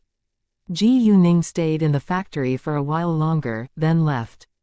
It was time to have dinner and Zhou Zhenghong invited Ji Yuning to dine together, but she declined because she needed to pick up Gao Yi and Chao Ya at the airport. Gao Yi and Chao Ya didn't go to Burma with her last time, and had left to have a short vacation. Coincidentally, Ji Yuning ran into Situ Yi and Chu Xuanfang before she could see Gao Yi and Chao Ya at the airport. She hadn't seen, nor contacted Situ Yi for a long time, and she felt that he looked haggard. Something terrible had happened in the Qing gang recently. 2 of Situ Yi's henchmen were assassinated within days. One was killed, while the other was handicapped, so he was investigating it these days. He got the result today, and found out that it was caused by the competition within the gang, and many other members were involved in it. It wasn't an easy thing to deal with, and Situ Yi felt exhausted. In fact, Situ Yi didn't see Ji Yuning in the beginning, but Chu Xuanfeng noticed Ji Yuning and told him afterwards. When Situ Yi saw Ji Yuning, he was excited and seemed to be refreshed. Hi, Ji Yuning, what are you doing here? Did you know that I'd come to City G today, so you're here to pick me up? Situ Yi joked. He only joked with Ji Yuning. Chapter 1148 I need more pills. Not really, but I can welcome you to City G. You must be working really hard these days, Ji Yuning said. Situ Yi was her friend, so she cared about him. Yeah, I'm exhausted, but I feel much better now that I've seen you, Situ Yi said. Ji Yuning understood that he still liked her. Ha ha, I didn't know I had that great effect. Well, I have a bottle of my magical pills with me, and I can give each of you a pill to help you get your energy back, Ji Yuning said and took out a porcelain bottle. Since she treated Situ Yi as her friend, she was very generous to him. In addition, Situ Yi had helped her a lot. Ji Yuning had put different amounts of power crystals into the porcelain bottles, but she was running out of porcelain bottles now. This porcelain bottle was produced by the factory of Xianxia Antique Store, and it was very cheap. Situ Yi knew that Ji Yuning's medicine was very effective and he had bought some from her before, but he only had 3 pills left now. He let the injured henchman take all 3 pills to save his life. Thanks, Situ Yi said. He was too weak and vulnerable now. Situ Yi took the bottle and poured 2 pills out. He had one and gave the other to Chu Xuanfang. Chu Xuanfang also needed to get his energy back. After taking the power crystal, both of them became energetic again. Wow, it's so unbelievable, Chu Xuanfang said. Although Situ Yi and Chu Xuanfang were curious to know more about Ji Yuning's magical pills, they knew that they shouldn't ask too much about it. Ji Yuning, can you sell more pills to me? I need more pills, Situ Yi said. He was in urgent need of Ji Yuning's medicine now. Sure, the same rule, Ji Yuning said. Ji Yuning set a rule for the sale of her medicine. Each person could only buy 10 pills at a time, and a pill cost 1,000,000 yuan. Ji Yuning wouldn't sell the pills too often. No problem, Situ Yi said. He felt lucky that Ji Yuning was willing to sell those pills to him, and he didn't mind how many he could get. Ji Yuning then took out a porcelain bottle with 10 power crystals inside and gave it to Situ Yi. Situ Yi made a call to transfer money to Ji Yuning's bank account at once. Are you free tonight? Why don't we share dinner together? Situ Yi asked Ji Yuning. Sure, but I need to pick up my bodyguards first. You can go to book a room, and I'll meet you later, Ji Yuning said. Having Ji Yuning's affirmative answer, Situ Yi was excited. Great, see you then. Because of his special identity, he shouldn't stay there for too long and had to leave as soon as possible. After that, Situ Yi and Chu Xuanfang left. About 20 minutes later, the flight Gao Yi and Chao Ya took finally landed at the airport of City Ji. During this time, Ji Yuning attracted a lot of attention from other people in the arrival bay. Ji Yuning was too beautiful to be ignored. At the beginning, many people just thought she was stunning, so they kept glancing at her. A while later, some of them recognized Ji Yuning. They didn't walk over to greet Ji Yuning, but stayed a distance away and took several pictures of her. Ji Yuning sensed it, but didn't mind. She lowered her head, playing on her phone to read the latest news. The Mu family in City B was amid trouble these days, and many people believed that they would go bankrupt soon. There were also many pieces of positive news about Charm and Kuzi. Moreover, the first TV series of Fenghua Entertainment was going to be aired and its name was An Empress of Military Blood. It was a palace drama and had a lot of fans. In the original novel written by Duan Lizin, there were many scenes of struggles in the palace, which might bore the audience. After discussing with Lu Zan, Duan Lizin highlighted the stories on the battlefield. The leading actress of An Empress of Military Blood was Tang Xiaoxiao, and its leading actor hadn't settled yet. Bai Lin, Han Lengxuan, Su Tongnuo also played important roles in the show. Once the news was out, many people were interested in it. Although it was the first TV series produced by Fenghua Entertainment, its director was Lu Zan, who was very famous. The leading actress was also one of the most popular actresses, Tang Xiaoxiao, who was famous for her excellent acting skills. Bai Lin, Han Lengxuan, and Su Tongnuo became popular because of Infinite Horror, and they had left a good impression on the audience. Duan Lizin was also a writer of some fame and her novels were popular among young readers. As a result, the show was definitely going to be a success. While some people disapproved of it as well, most of them were haters. Bai Lin and Su Tongnuo's roles also caused some arguments among their fans on social media. Chapter 1149 Someone stalks Gao Yi and Chao Ya. Some people even mentioned at the official Weibo account of Fenghua Entertainment and Ji Yuning to ask them for the reason. Before Ji Yuning could read the post, Luzon and Su Tongnuo already made a reply. Luzon, we only choose the most suitable actresses for the roles. After that, he also posted some cast photos of Tang Xiaoxiao, Bai Lin, Su Tongnuo, and Han Lengxuan. Su Tongnuo, I love my role. She also posted an official photo of her in the TV series. She was wearing a set of military uniform and looked very handsome in it. Because this novel had been serialized on the internet before, many of Duan Lixin's fans had read it. In the cast photos, every actor suited their role well, and people were impressed by their new images. In that case, no one continued to argue over Bai Lin and Su Tongnuo's roles. They all couldn't wait to see the show. Haters, however, still kept attacking the show, saying that they weren't interested in it at all.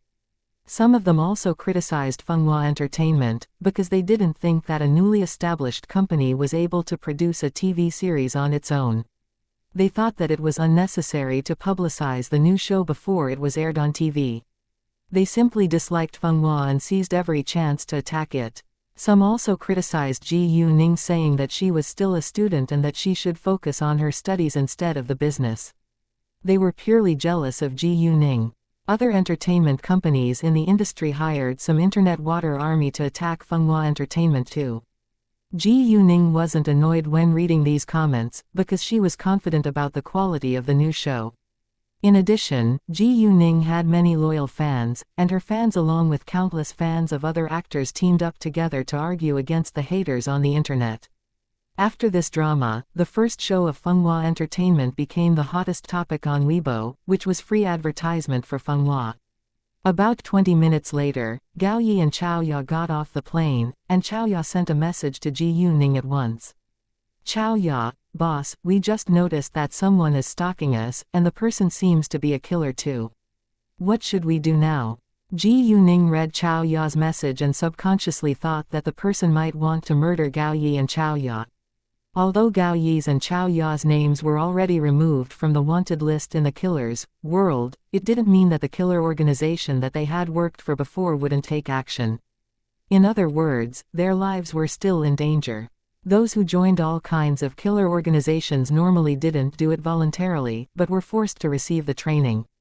Some of them ached to leave, but only few of them were lucky enough to get rid of those killer organizations. Anyway, Ji Yuning should meet them right away. Ji Yuning, we can talk about it later when we meet. Ji Yuning understood that they were worried about her reputation, or they could have killed the person in a secret place. Gao Yi and Xiaoya used to be professional killers after all, and it wasn't difficult for them to do that. Around 10 minutes later, Gao Yi and Xiaoya appeared in Ji Yuning's sight, and Ji Yuning also noticed a man about 30 years old, not too far behind them. The man indeed had the air of a killer.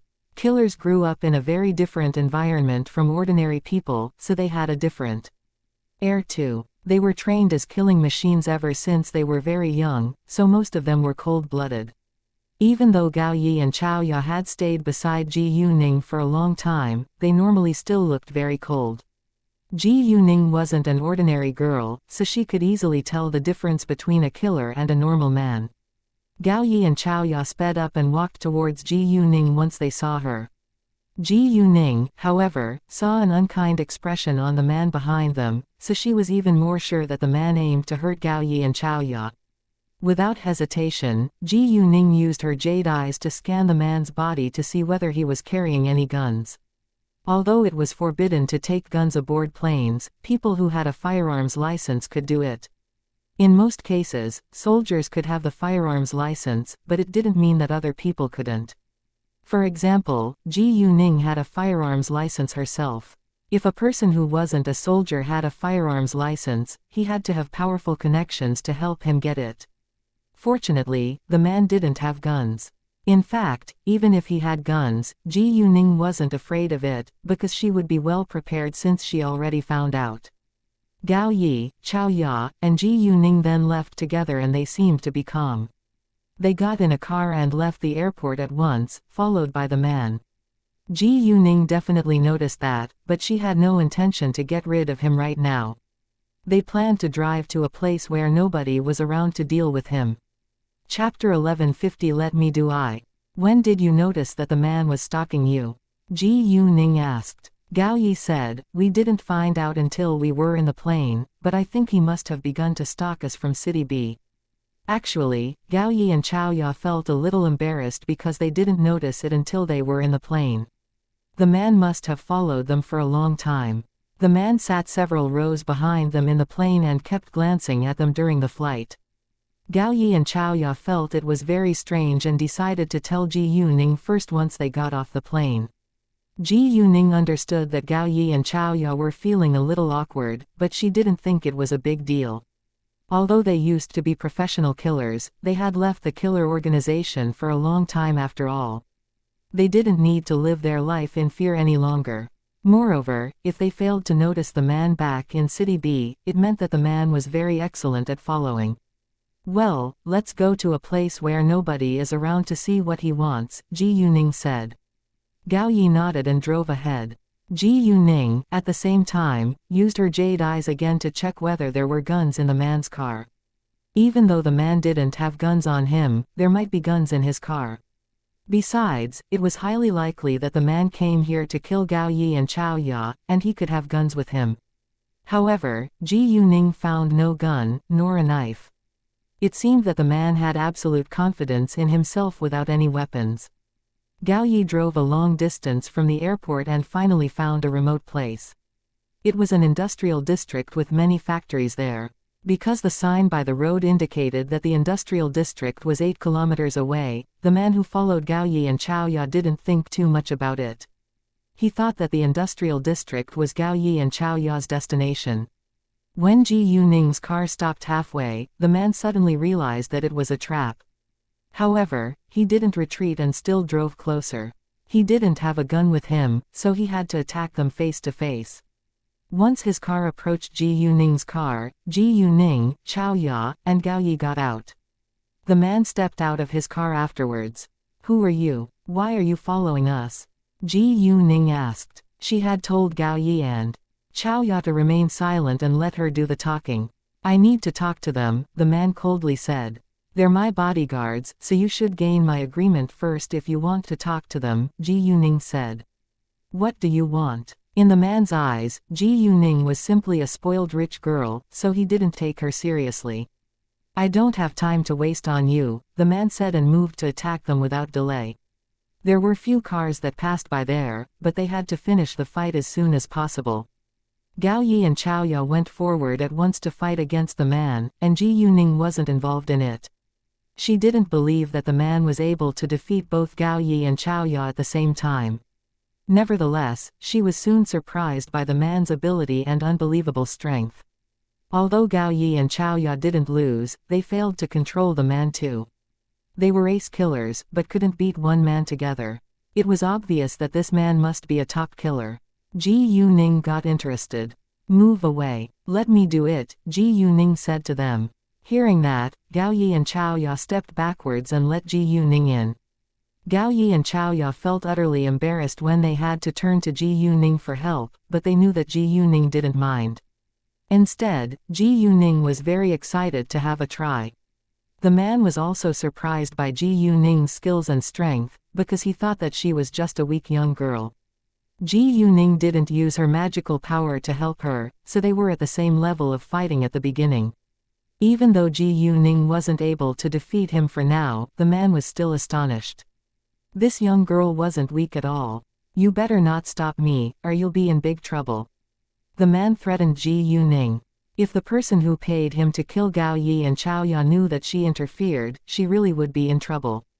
Ji Yuning pulled her lips. She wasn't afraid at all, or she wouldn't have helped Gao Yi and Xiaoya out. Since she was already involved, she made up her mind to fight back till the end. No matter how powerful a killer organization was, it still was reluctant to mess with someone who was more powerful than it.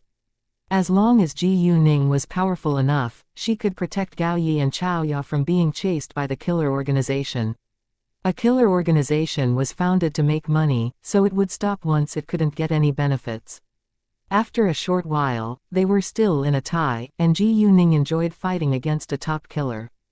During this time, several cars drove past and the drivers were all scared by the fierce fight, but they could see that Ji Yuning and the man were both professional. They also noticed Gao Yi and Chao Ya standing aside watching the fight, so they thought that it was just a competition for fun.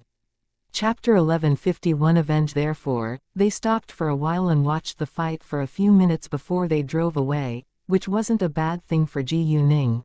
When Ji Yuning was fighting against the man, Satuyi already booked a room at a restaurant and called her, but Ji Yuning put her phone into the telepathic eye space, so Satuyi failed to get through to her. After that, Satuyi sent a message and told her the address. As time went by, the man ran out of energy. Ji Yuning, however, used her magical power to help her become energetic again. Because of this, the man soon lost the fight. Although he was a killer and was mentally prepared to be killed at any moment, it didn't mean that he wasn't afraid of death. When he realized that it was impossible for him to kill Gao Yi and Chao Ya right now, he wanted to escape. However, Ji Yuning didn't give him any chances. Within the next minute, Ji Yuning directly beat him up till he had no strength to struggle. He was completely shocked by Ji Yuning's power. After all, he was a top killer and ranked 7th in the killer's world. Gao Yi and Chao Ya were also impressed by Ji Yuning's fighting skills and strength. Tell me, why do you stalk us? Who told you to do that? Ji Yuning questioned the man in anger. The man was frightened. He felt like he wasn't facing a young girl, but the most powerful woman in this world. Although Ji Yuning was aware that the man simply aimed to kill Gao Yi and Chao Ya, she needed to find out more details. The man was scared by Ji Yuning's anger, but refused to say a word. What? You would rather die than say a word? Ji Yuning squinted at him. Can you let me go if I tell you? The man asked. He was worried that Ji Yuning might kill him.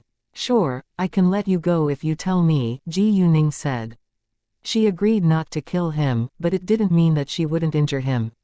Actually, if this man was injured or disabled, he would be vulnerable and would be easily abandoned or killed by the killer organization he had joined. There was no need for Ji Yuning to kill him with her own hands. Do you think I'll trust you? The man said. He was tired of this trick. I don't care whether you trust me or not, because I already know the answer, Ji Yuning said. Did the leader of the killer organization they used to work for send you here? Nevertheless, a touch of disdain flashed by the man's eyes when Ji Yuning said that. Ji Yuning didn't miss it, and cocked her eyebrow. It clearly wasn't right. Another idea dawned on Ji Yuning. She thought that the man might have been hired by the relatives of the people Gao Yi and Chao Ya had killed before. It was possible that the man came here to avenge their death. Thinking that, Ji Yuning asked, were you hired by the relatives of the people they killed before to avenge their death? This time, the man panicked a little, but he soon composed himself. However, Ji Yuning still caught his reaction. Gao Yi and Chao Ya noticed it too. Both of them were surprised when the answer came out, because they also thought that this man was hired by the killer organization they had worked for. When they saw the man's reaction, they realized that he might have been hired by someone who hated them with a passion. Although normally Gao Yi and Chao Ya killed bad people, it was undeniable that even bad people all had a family and relatives. Seeing as they had killed them, their families or relatives would obviously hate them. In the killer's world, there was an internet with all kinds of killing tasks on it, and killers could take on tasks as they wanted. Chao Ya and Gao Yi weren't completely cold-blooded or ruthless, so they preferred to kill bad people when they took tasks. Killers who wanted to see the tasks needed to gain permission from the manager of the internet. Previously, when K wanted to hack this internet, he had to use Gao Yi's account to log in first. Without an approved account, it was impossible for anyone to get access to it. K was a very famous international hacker, but he wasn't the best. There were many hackers who were better than him in the world. All kinds of killer organizations were quite mysterious, so only the top hackers were able to manage the website. Therefore, once K logged into the website, he was found and followed. Luckily, K realized it quickly, and logged out to stop the hacker from following him. After K removed Gao Yi, Chao Ya, and Ba Tianyang's names from the wanted list on the website, he figured out a way to prevent other people from putting their names on it again. In addition, K developed a virus. If anyone put Gao Yi's, Chao Ya's, or Ba Tianyang's name back on the list, the website would be attacked by the virus. In order to not damage the whole system, the manager of the website gave up. However, the manager was also mad at the fact that another hacker could remove killers' names from the wanted list as he wanted. In normal cases, no one would know which killer had killed the targets advertised on the website. Thank you for listening and supporting the Cultivation audiobook channel. If you'd like to support us, 1 cup of coffee can make a big difference. Please check the PayPal link in the YouTube description.